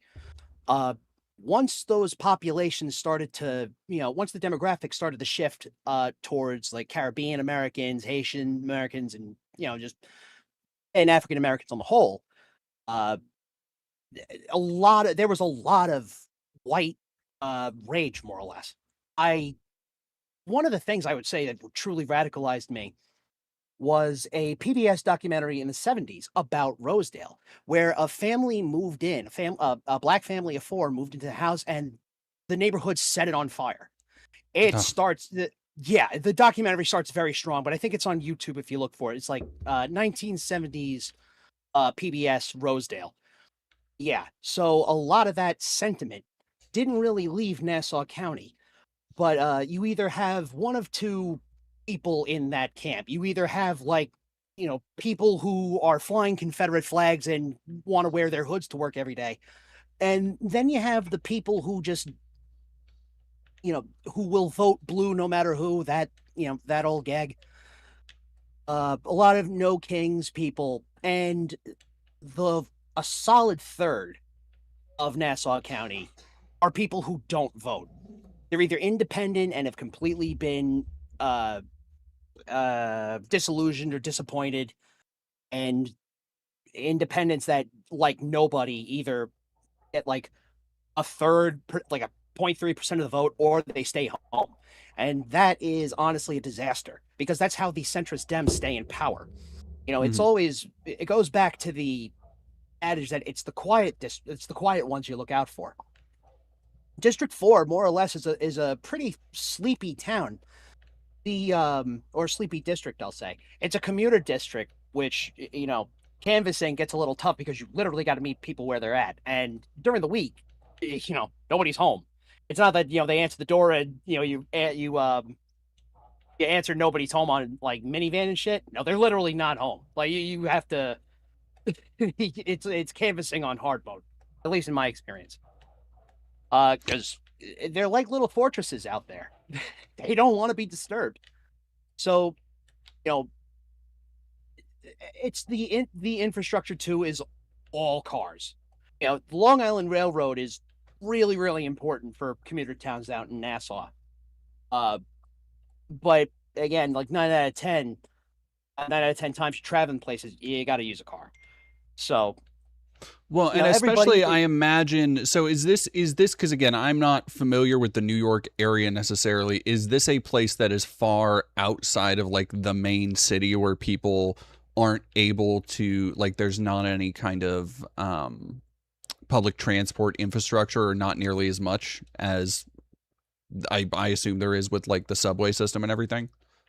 Yeah, the subway is getting a little steep, but Long Island Railroad is far worse. Back 10 years ago, round trip peak would be like $8, and now it's almost like 20. Get the hell out! Wow. Yeah, so people don't usually take if they take the train, they do it seldomly because it's just become so goddamn expensive. Yeah, I mean, I've done that too, where I'll drive into Queens, like I'll find a spot to park in Jamaica, and then I'll take the subway, because it's easy enough for me to get around with a car. But in Rosedale, you could have a car, which is where I also lived for a little bit, but we mostly rely on the bus. There is a Long Island Railroad stop, but there's a bus that can take you right into Midtown. It takes a while, but you'll get there. So that's what mostly... are some of the other like big issues that you are running on outside of unseating? Like talk to us a little bit about the kind of the state of the district, and if anybody happens to be listening from that district or from that area, why should they go research you, look you up? Quite frankly, I'm the only person that is taking this election seriously. They're, circling back to what we were talking about earlier, Nassau County Democrats rely on people being either apathetic or just holding their nose and voting. It affects a lot of people when, you're trying to figure out local issues like taxes, which, they make a big deal about the state and local taxes, which is, just a smokescreen for saying we're not going to really tax the rich. It's a bunch of, wishy-washy messaging that people just don't really have, the time to look into, because everybody's got to go to work. And, it affects the people. It affects, everywhere in America, especially home prices. Oh my God. Nassau County, one of the big reasons I'm running is that Nassau County is one of the most expensive districts to live in America that isn't Beverly Hills. And that's not because, and that's not, we do have really nice, like, Garden City has like old money properties in one half, and then the other half is all, low income housing and Section 8. The class divide, I'll say, in Nassau County is stark. And it seems to me that all of the tax money that could be going towards, initiatives like community land trusts, which democratizes land ownership, or frankly, finding a better transport system in Nassau County so people don't have to rely on cars. It's infrastructure that hasn't really changed in many years, and it's affected the way we go to work. It's affected the way we communicate. And that's why everybody on Long Island seems so distant to what's happening in places like New York City. Everybody is in their own world, and I feel like, especially with the way that the Democrats have been treating their voters, my campaign offers a chance for us to totally rethink the way we, approach a corporatist party in like asking permission to run. If I can give a little Oh yeah, please, please. context to what I mean. Nassau County in the Dem machine, I'll say, and it's not a real big conspiracy theory, but the long and short of it is that they've kind of made way. Excuse me. They sort of made way for the incumbent to kind of coast to the general. So in February and March of this year, we had like 4 other candidates that were progressive Democrats, and they did the petitioning, and we had town halls and meet and greets, like we were all together, except for Laura Gillen. She never showed up. And I think part of that strategy is that maybe if we ignore them, they'll go away. And we didn't. What happened was then, once the Democrat candidates got their petitions, once they filled their petitions and they went to go verify them, it kept getting challenged by the insiders of the party. That happens. And of course, you want to litigate it and fight it. But we had a candidate out in Suffolk County who tried to fight it in court and brought their entire supporter base to pack the audience in the courtroom. And they still upheld the challenges, even though there was evidence to that she could be on the ballot out there. I think it was like New York 3, which is the district above me, like literally above 4. But what's it?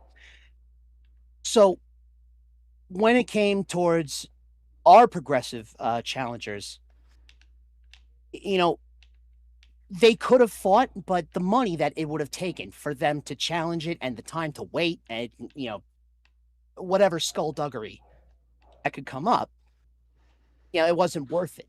And both of them had to drop out. And I frankly thought it was unacceptable. It kind of made me sick, because I had a really sinking feeling that something like this was going to happen, which is why I ultimately switched to independent.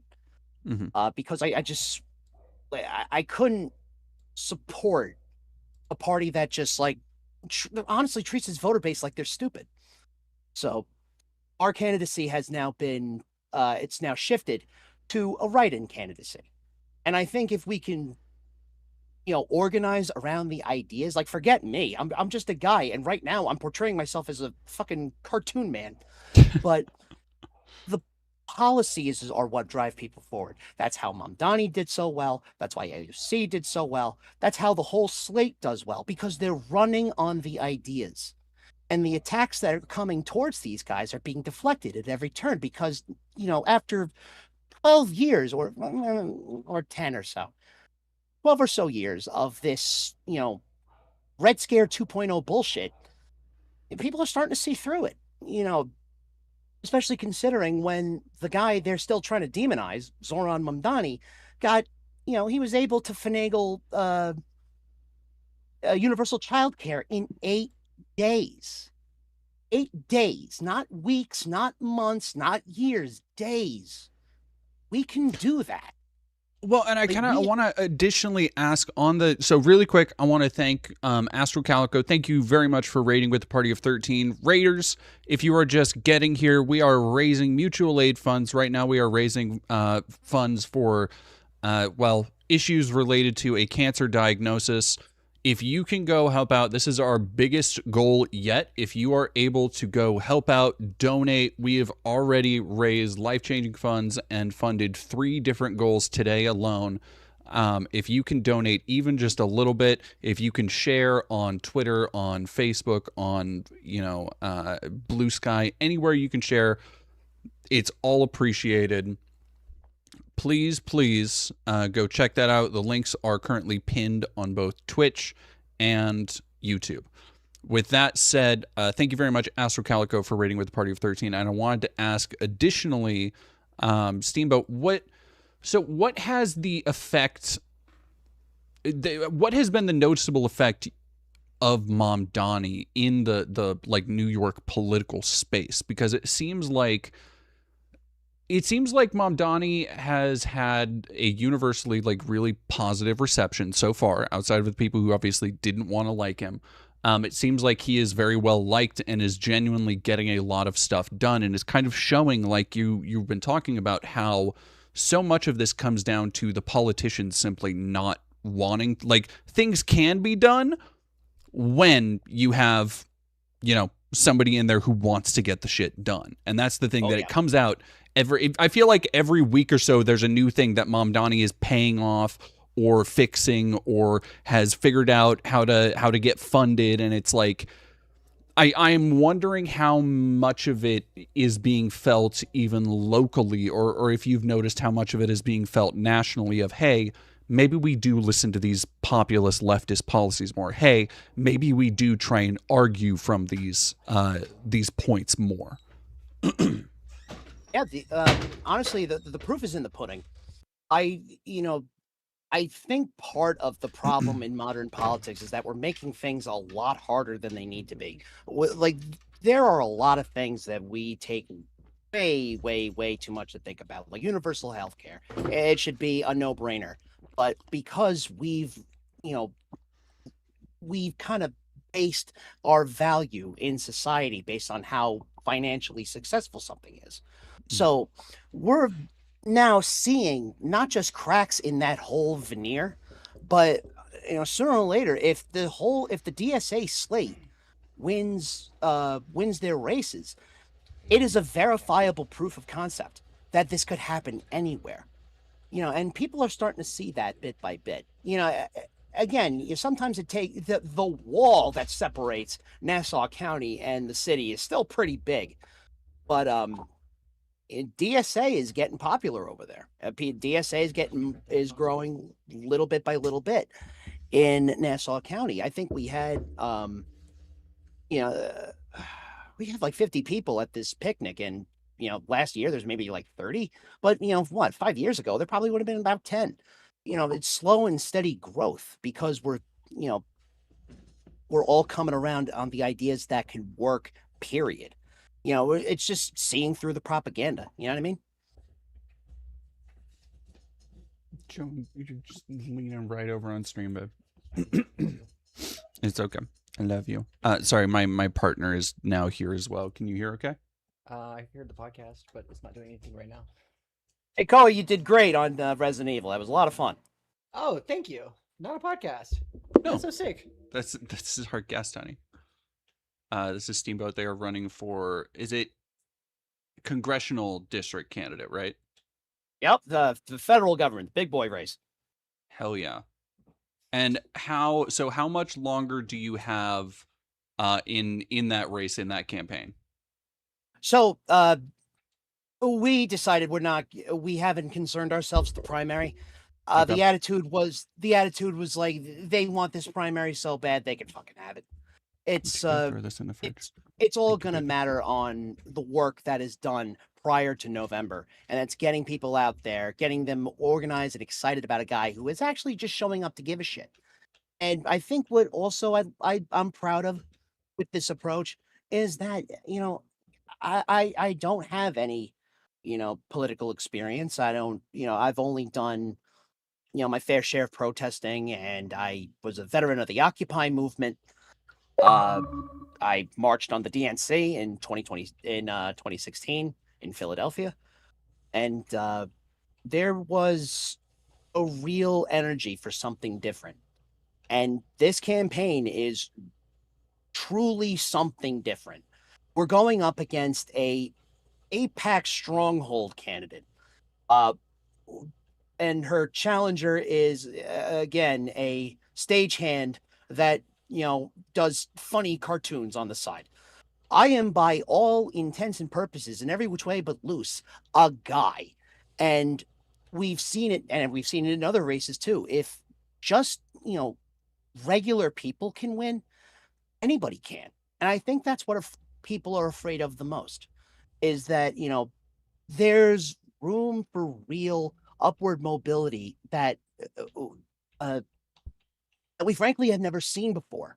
And we can fucking do anything. I know I don't want to get woo-woo, and I don't want to, I understand I have a tendency to ramble. I do not shut up. But, would you rather have a person who says the right things all the time and is prepped and trimmed and proper and doesn't really quite hit the marks for what calls for this time? Or would you rather trust a guy who's spent his whole life paddling up Schitt's Creek with his hands? Well, and I think it's interesting to bring up the idea that one of the candidate that you're looking to unseat is an APAC candidate, because I'm wondering, obviously, New York has a sizable Jewish population, and having not been there, having not, known what it's like to hear the gossip on the streets, but I'm curious, from your point of view, what has the conversation been like around things like AIPAC, but also around things like Palestine and Gaza? And is that something that people are really concerned with? There are some parts in the district that are very, very old school, and a lot of Zionists in two out of two major Jewish communities are Hewlett and Lawrence. And there is a pretty even split between, Zionists and anti-Zionists, but the Zionist faction, I guess, has way, way, way, way more money. So, they're able to kind of get the message across a little better. But I think also in the, little older population of those communities, they kind of see it as a, the liberal Zionism view, which is like the romanticized vision for Israel in the 60s. Oh, hold on. Did I freeze? I think I froze. That might be. Oh, yes. Yeah, you froze a little bit on your end. There we go. Okay, right. There it goes. Perfect. I vanished and I came back. It's like magic. That's another reason you should vote for me. I am a wizard. Anyway. Does anybody in chat have any questions for Steam real quick? Also, Juno Deer says hi again, Koa. I waved. Hi, Juno Deer. That's a really good sign. I think I got my point across. No, I think you've been doing wonderfully. I'm in a weird spot because I've been streaming for, several hours at this point. I don't know how much of the last fund, because I feel like a lot of the people and a lot of the bigger spenders have been here for a while and have probably given as much as they're about to give. And so I do feel the podcast. See, now you got me saying it's a podcast too. I do feel the stream is winding it down a little bit, but yeah, somebody asking, Jenny Bean 416, where can we donate to your campaign? I have an Act Blue. Let me put the LinkedIn in the link tree in the chat if I can. Yeah, so shoot it over to the voice chat or the chat for the whole stream, and then Okay. I'll throw it in the YouTube and Twitch chats. I am not a big fan of asking people for money. That's Oh, just perfect. that's just the way I roll. You know what I mean? Yeah, I have the same problem. But trust me, I'm a punk rock kid from the South Shore. I've done very much with very little. So the only thing I ask from anybody who would like to, monetarily support the campaign, please, please, please only give what you can if you're able. The best thing you could do for me for the campaign is quite literally tell your friends. You know, we're trying a real, DIY politics. It's all about organizing, talking to each other, and just believing in ourselves. I know, again, it sounds woo-woo, but this is how elections are won. In that link tree, you can find my Twitter, where that's the funny one, and it's not super serious. And the Facebook is the serious one. That's where we talk like actual policy and updates and all that stuff. So somebody asked, Nehemia is asking, when you say they're Zionists, what are their beliefs exactly? That it was it was a land without people for a people without a land. It basically fed every bit of, imperialist propaganda that they could possibly be fed. There's not like overt racism towards Muslims in Hewlett and Lawrence, from what I've seen. It's just the liberal Zionist crowd. They see a more romanticized view of Israel because they've grown up with that. But now that we've had access to all this information, you do have people that are seeing it differently. Although I think with something as deep as a connection to Israel, it's very hard, but you got to let people come to that conclusion on their own. I have recommended multiple times to people who talk to me about it to read Professor Avi Schleim's book, Three Worlds, the memoir of an Arab Jew. And it's a really wonderfully written book, and it touches on how this considered first new historian of Israel, Avi Schleim, started off as this liberal Zionist, and then became more and more disillusioned when what the state of Israel was willing to do to keep the state existing as it is. And it's a grappling between the romanticized vision of Israel and the brutal reality, which is state building, or something like that. So it's a really Nehemia then additionally also asked, are you Jewish in any capacity, and how does that affect your race, if at all? No, I am I'm Catholic.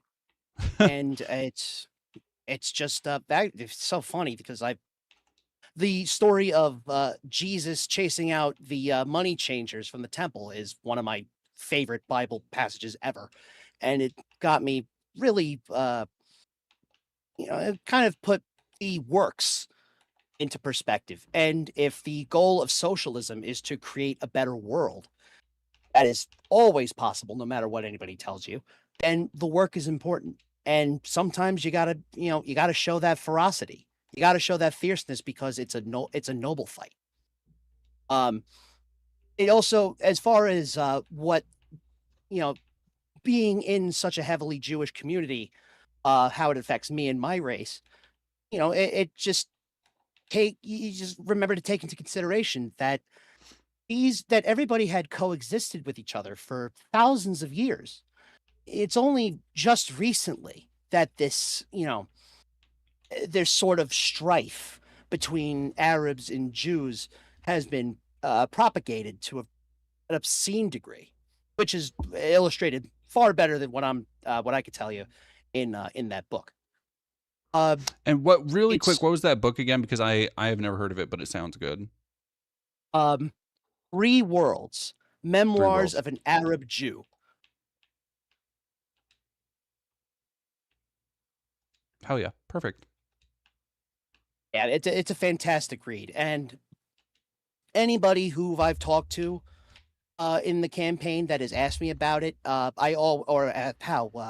shaped my views on the matter, I always point them towards that book because it's tough love, and it treats everybody as what he's describing as human beings, which is the crux of anti-Zionism is that we are all people and citizens of the earth. Well, and I wonder what is your read on everything that's been happening as well with, trying to quote unquote crack down on speech or trying to go after people's, because even in Britain recently, I'm sure you've heard about the Palestinian Action protesters who destroyed and assaulted, allegedly assaulted a security guard, but destroyed a facility related to weapons manufacturing. And so I'm kind of wondering, like, do you see those incredibly extraneous measures to crack down on free speech, to crack down on expression, to delineate who you're even able to speak against or take action against, or saying that, like, because you took action against, you vandalized this, it is somehow greater vandalism. Do you see that coming in America? Do you how do you feel about seeing all that stuff happen, even if it's overseas? It's already here. It's happening all over the world, and it's what happens when the people in power have definitively lost the argument. They've lost the strategy, and quite frankly, the plot. They know that they're on the losing side of the battle. So the only thing that they can tell us, the underclass, to do is sit down, shut up, and take it. And that's the way it's been, forever. We don't have to. It doesn't have to be that way. I think those Palestinian Action activists are some of the bravest people on earth. It's the same way I feel about those handful of anti-Zionist protesters in Israel. Those gang of students that it's like 11 people, but they all burnt their draft cards. Those might be the bravest kids in Israel. Like they're standing up to the war machine in any way they can. And Palestinian activists, we're bombing hospitals and burning refugee camps. I don't understand what you want them to do. Just, sit there and say, okay, yeah, why not? Great. No, it's fucking inhumane. I don't know how you can get mad at people trying to stop a genocide in any way they can. I mean, security's not coming at you with guns in the UK. That they took a chance and they were able to fuck shit up. The right side of history. And I think that's really great. I'll never say anything bad about that.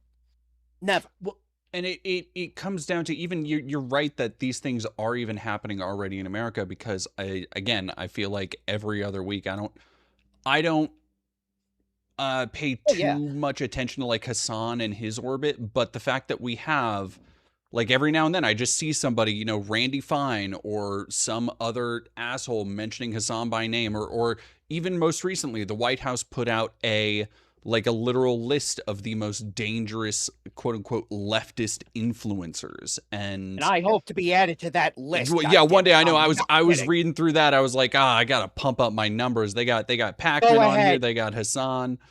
Go ahead, you big orange asshole. Rest a cartoon, man. You won't. Bitch. But it's I don't know, the term beyond parody, or this would be impossible to satirize, has been so long suffered in the modern political conversation that it feels overused. It feels slightly lib to be like, oh, you can't even write satire about this. But it's also true, because things, I know. Why do you think I've been on hiatus for so long? Oh my, it's so happening. The shit. With even more recently, that goddamn reflecting pool thing. Oh my God. I could have fucking told you what he was going to do. It's Donald Trump. He did the landlord special. But of course he did. I can't. Have you by the way, have you seen the guy that they the owner of the business, they made the sweetheart deal for like Oh, you 13 mean million or whatever? Oh, the fucking the overinflated Nathan Lane stand-in? Yeah, I saw him. It's fucking, oh my gosh, that's it a was fucking Max perfect description. Bialystock. It was Max Bialystock. It was him. It's cartoon, like, it's gotten to a point where I think we've spent so long watching these cartoonish political figures, you know, people even like Roger Stone, people who are cartoonish in their own right, like Alex Jones and Tucker Carlson and all these people, that so many people are unfazed by how ridiculous we've let politicians get. Like just period. Like, we, at the end of the day, should control who gets elected, and there should be a period where somebody attempts to get elected and we just go, no, you're too much. You're doing too much. Yep, absolutely right. Like that Maureen Galindo character in Texas. It was just like that was a little much. But apparently she was funded by the GOP. So, you know. Yeah, it doesn't surprise me. Oh, take that info what you will. I kind of want to ask, have you noticed or have you seen, because I've spoken to a couple of people who, very much like yourself, are not necessarily, you know, what you would think of the first career politician that they would, you know, consider for a vote, but people who have, whether they've been to various degrees kind of inspired by Mamdani and the victory there, whether they've been, you know, inspired or encouraged by local DSA or organizing, but people who even down in, I spoke with somebody last year down in Texas who was running on a progressive platform in a very, very red area, and who got like a decent amount of support down there. And so I'm curious, have you seen or do you see the trend continuing that we will see more people who are just working class, inspired by, whether it's Zoran, whether it's, I'm honestly kind of surprised we haven't seen more in the wake of like AOC. But do you think that is a trend that is going to keep continuing? Oh yeah, absolutely. The reason why a lot of working class people don't run is because, you know, running for Congress is fun until you run out of your own money. Yeah. Which has happened to me. This is the first time I've ever said this, but from November to January, I had to suspend my campaign because I ran out of healthcare hours. I had to go back to work. Yeah, and considering also that it was a really considerable dry spell, you know, I've already fucking lost nearly everything twice from the recent slew of both bad luck and strikes in my life. And I'm not the only guy. I'm not the only one. You know, I'm not the only person who has had to put, you know, not so much an ambition, but a passion, whether it be, you know, VTubing or running for office of any kind. You know, there are times in my life where I've had to put everything down and lock in, and it yielded, you know, some result, whether it be little or a lot. You know, you got to put yourself out there. And frankly, nobody really has the time or the money. But once we move towards free and fair elections, which if these, not just the New York slate, but every other, you know, progressive candidate, if they get elected, never mind nominated, you know, you have more people who have that perspective of being part of the underclass, trying to, you know, not just rise above their station, but just make a better life for themselves and their family. And I think if this current class of Congress were able to succeed, I think we'll be I think we'll be headed towards real free and fair elections, which I think that should be a penultimate goal of restoring the republic, at least.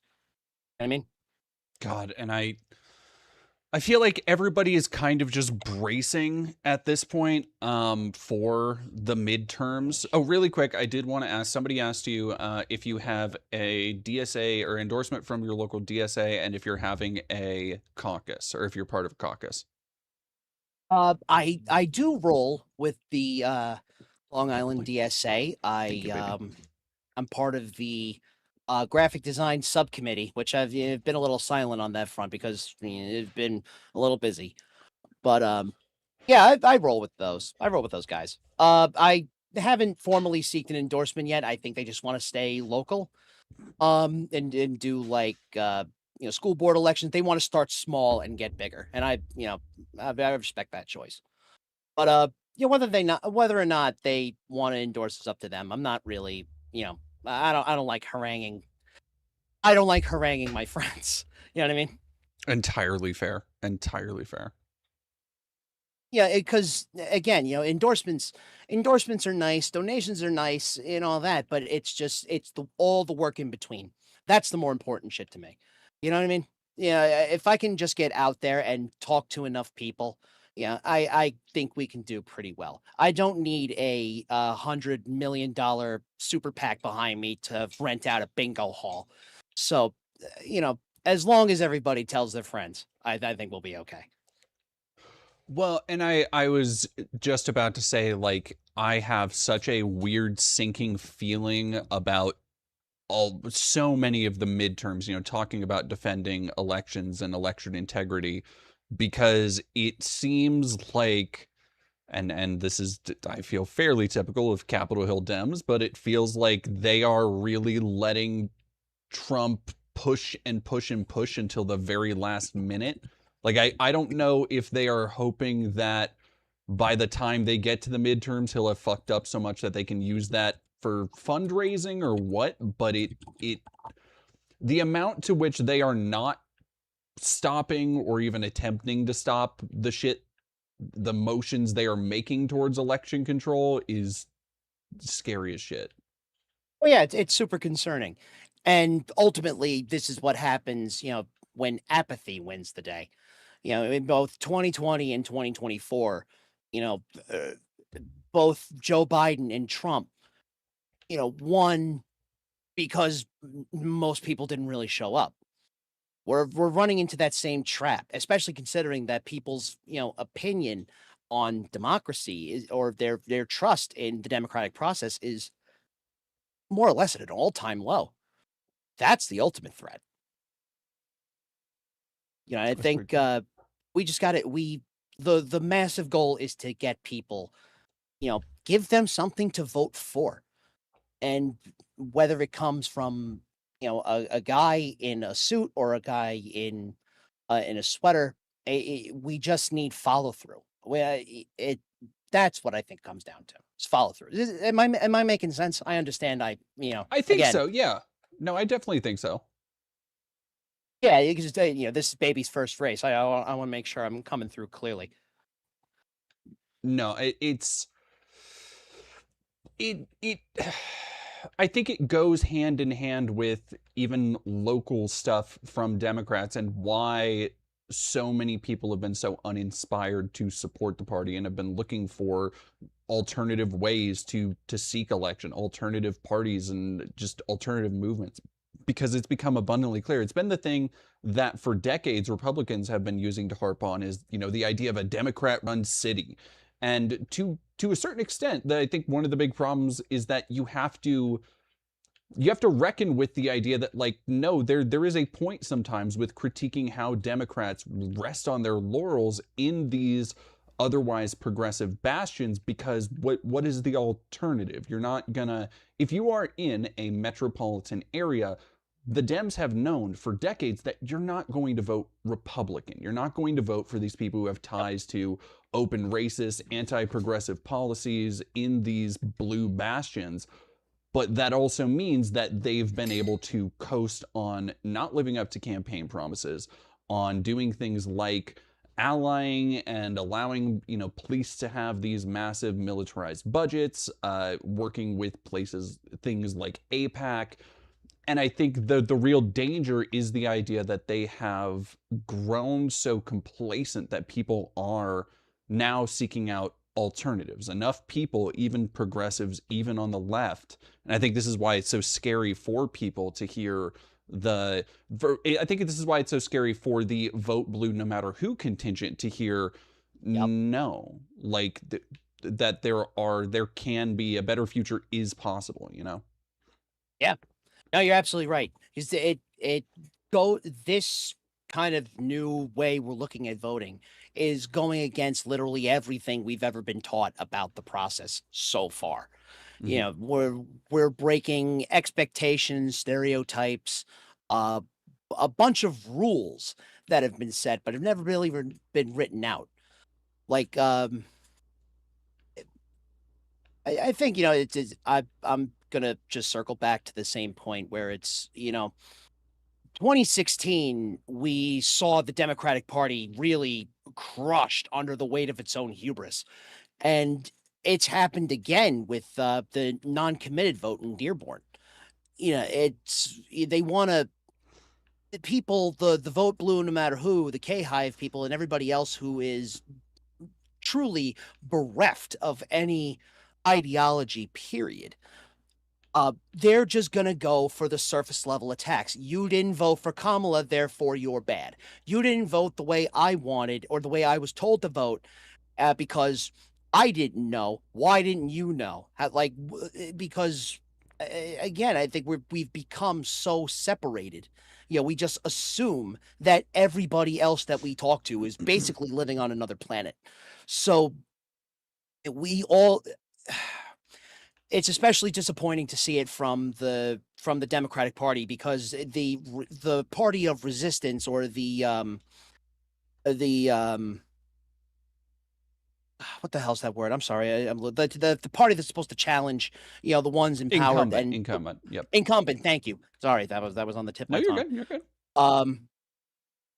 When they've had that strategy for so long and they know that socially people tend to lean more towards the left, you know, when you got nothing else, you go right for the surface level. So it's incredibly disappointing to see people who were so excited for Kamala's candidacy to be openly othering people who could be in that big tent that they want. It's just a matter of follow through. There are people who, you know, just say the nice words, and there are people that actually do the damn thing, which I think is also the reason why I play it so fast and loose on Twitter. It's I understand it's a comms risk to tell somebody flat out, hey, you're a bot, or you know, touch my foot, Featherhead, something like that. Talking like a Ninja Turtle, yeah. Yeah, exactly. Just being a goofball. Because first of all, pardon me for bringing a little levity on the "We Love Bombing Hospitals" app. But second, you know, if you're not gonna vote for me because I didn't make you feel like you were the smartest person in the internet for the day, you know, you weren't gonna get my vote anyway. You know, what matters the most to me is the outside work, and Twitter is not the real world. Canvassing is. And I think more and more people are starting to see that because they see the, you know, social media sphere become so toxic as it is. Because everybody's just in, you know, either in an echo chamber or in another world. Well, and speaking of the kind of Twitter is a great example of the echo chamber because, like, what is the professional meta at this point? Because you do have such a incredible lapse in, like, the idea of being professional, right?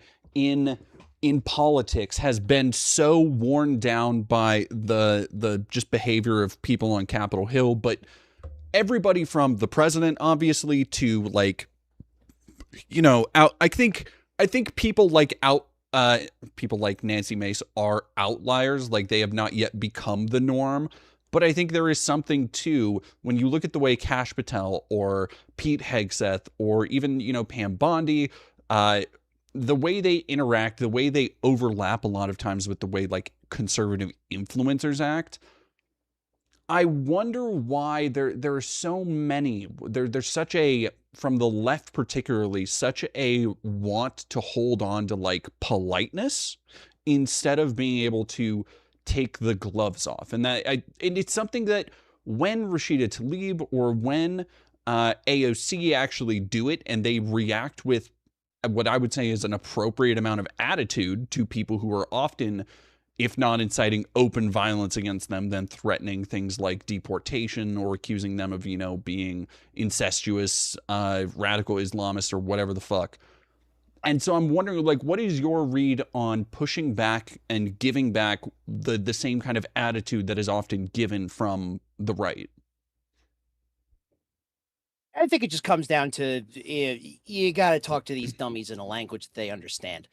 You know, they're not, if they're not receptive to any argument, then why be invested? Why risk your peace to try and talk to a brick wall that magically says slurs? You just fucking tell them to beat it. Because that they're on the wrong side of history. We've had 12 years to come to this conclusion.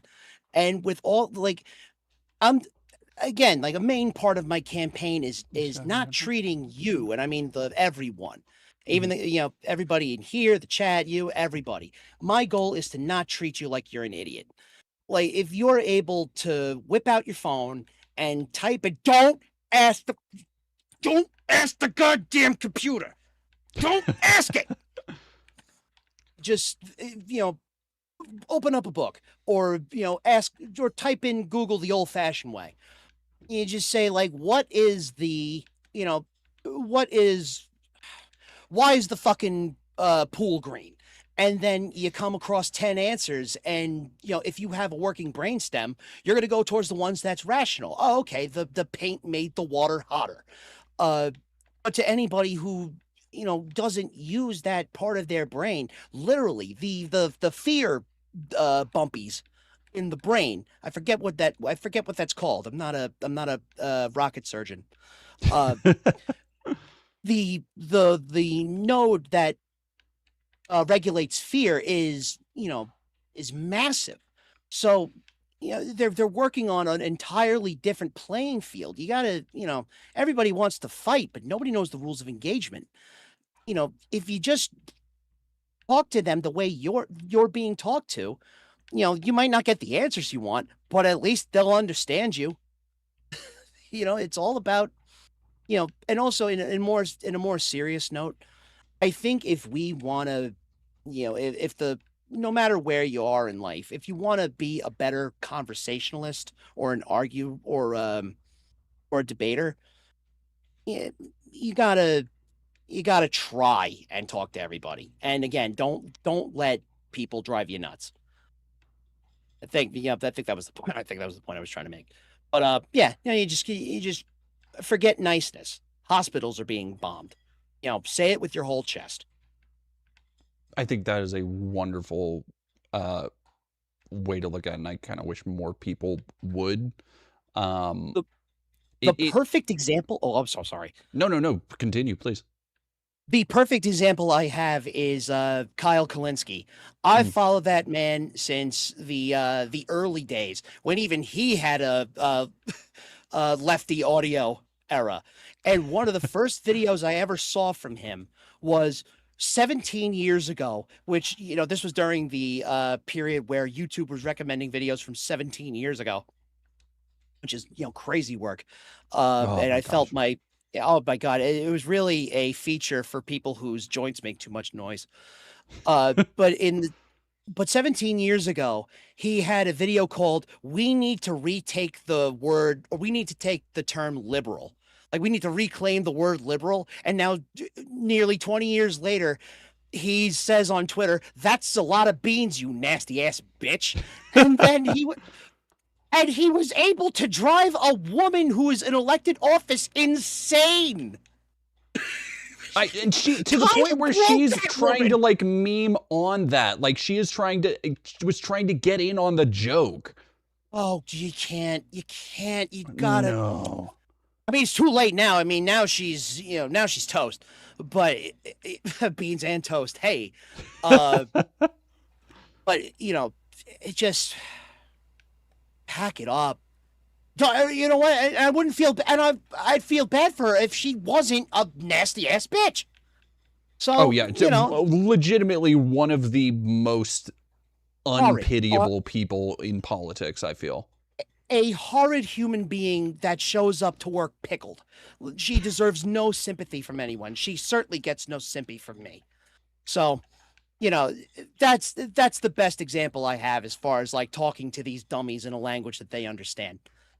Well, and I also kind of wonder how much of any lack of sympathy or how much of any kind of public perception that's changed around particularly conservatives, but also libs, I wonder how much of it comes back to just them publicly being so embarrassing, them publicly being so like rude, or because I know Trump especially has had that issue with his base where people who have been, lifelong conservatives are now voting for Dems and say they'll only vote Democrat just to spite the conservative ticket because of how careless and how callous he's been to working class people, to farmers, to cops, to the military, to all these people who people have been saying for years, like, yeah, he doesn't give a fuck about them. He hates them. But now it's gotten to a point of being so undeniable that people, like, I think it is starting to, now that it's seeping into people's everyday lives, now that you are seeing higher gas prices, higher costs of living across the board, and the reaction from this, lack of a better term, the ruling class has been a lot of let them eat cake type shit. I think, I don't know, I feel like we are seeing a lot of people being kind of polarized because of that. It's I think it goes back to people waking up one day who vote like this and saying, "Hey, what happened to my face?" It only when it happens to them, that's when it changes. And again, that's just something that people have to break on their own. That's that requires a professional, I'll say. And there are people who don't learn because they're just running on those vibes. And I meant to make this point earlier. I apologize for dropping it.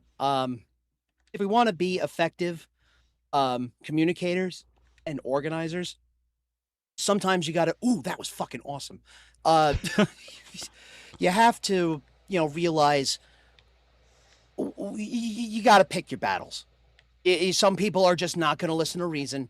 Some people are just going to go on vibes. And then there are most times than not, there'll be people who may not agree with you at first, but are receptive to your opinions. And I promise you, Chad, that there are more people out there like that than that's being portrayed on the internet.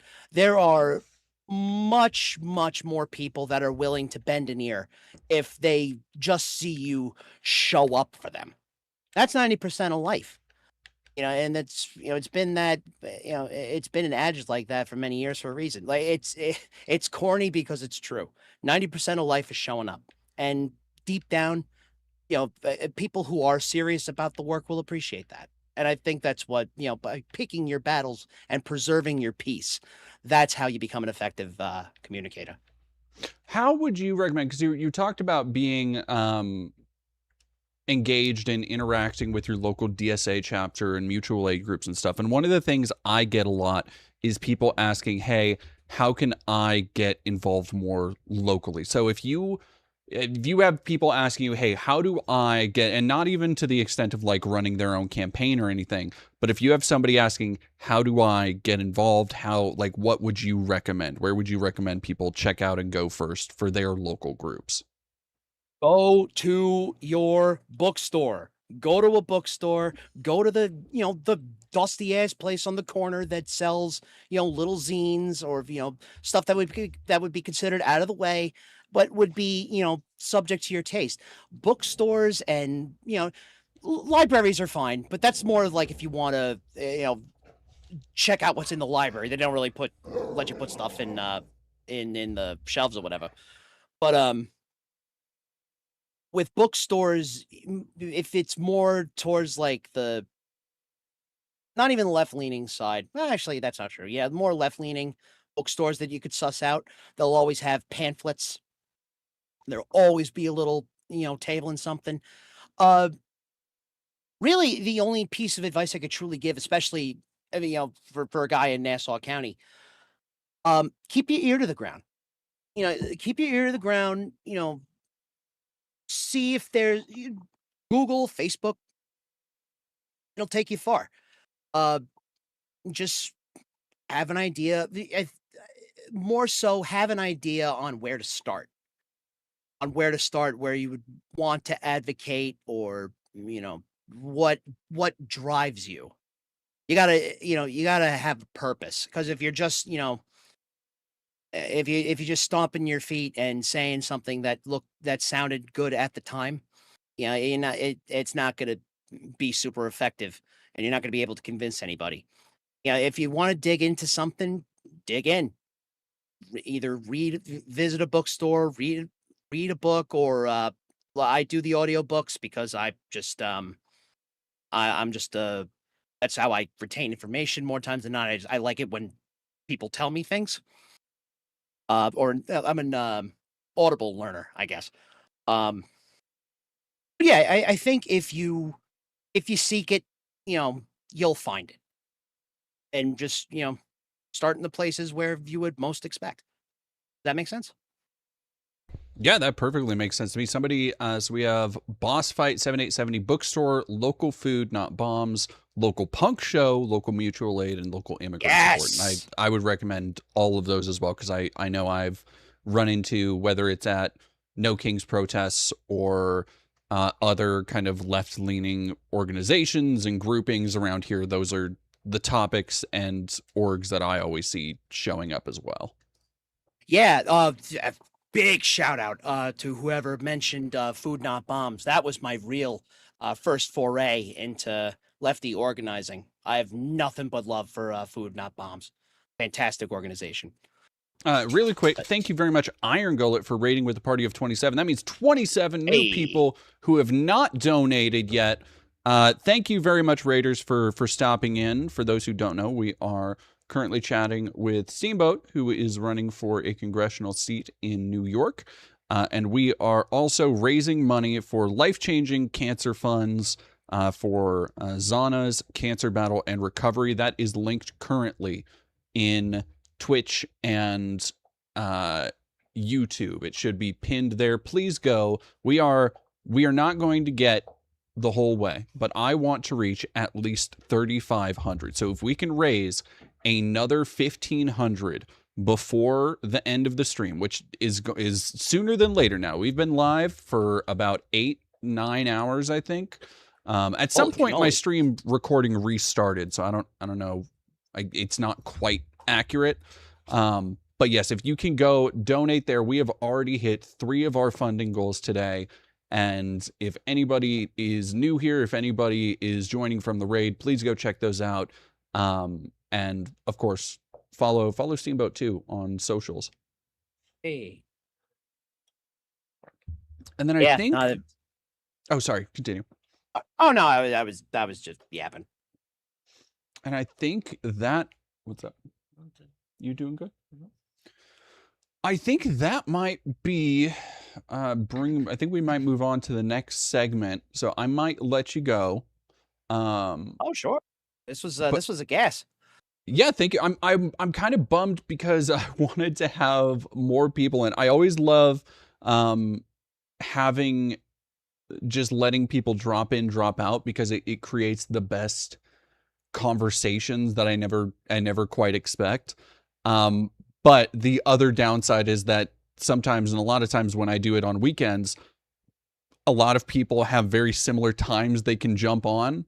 And it's so bizarre, because even if it's like I try to counteract that, I try to have people from all over the country and all over the world that I'll invite.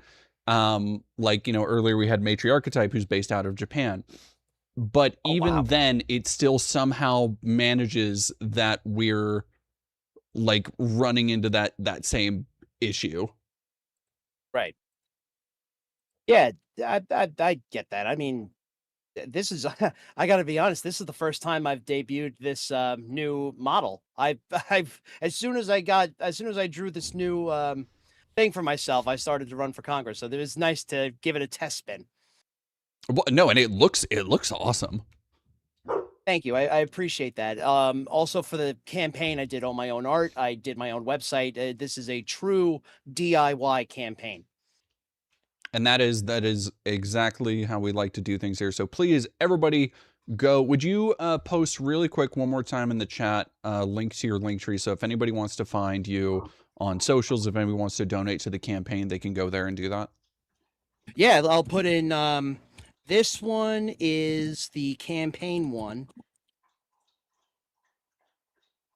And that's over on Twitch. I'll grab that and put. And oh yeah, and this is the other one that's going on Twitch. This is the art. I will pat myself on the back this one time.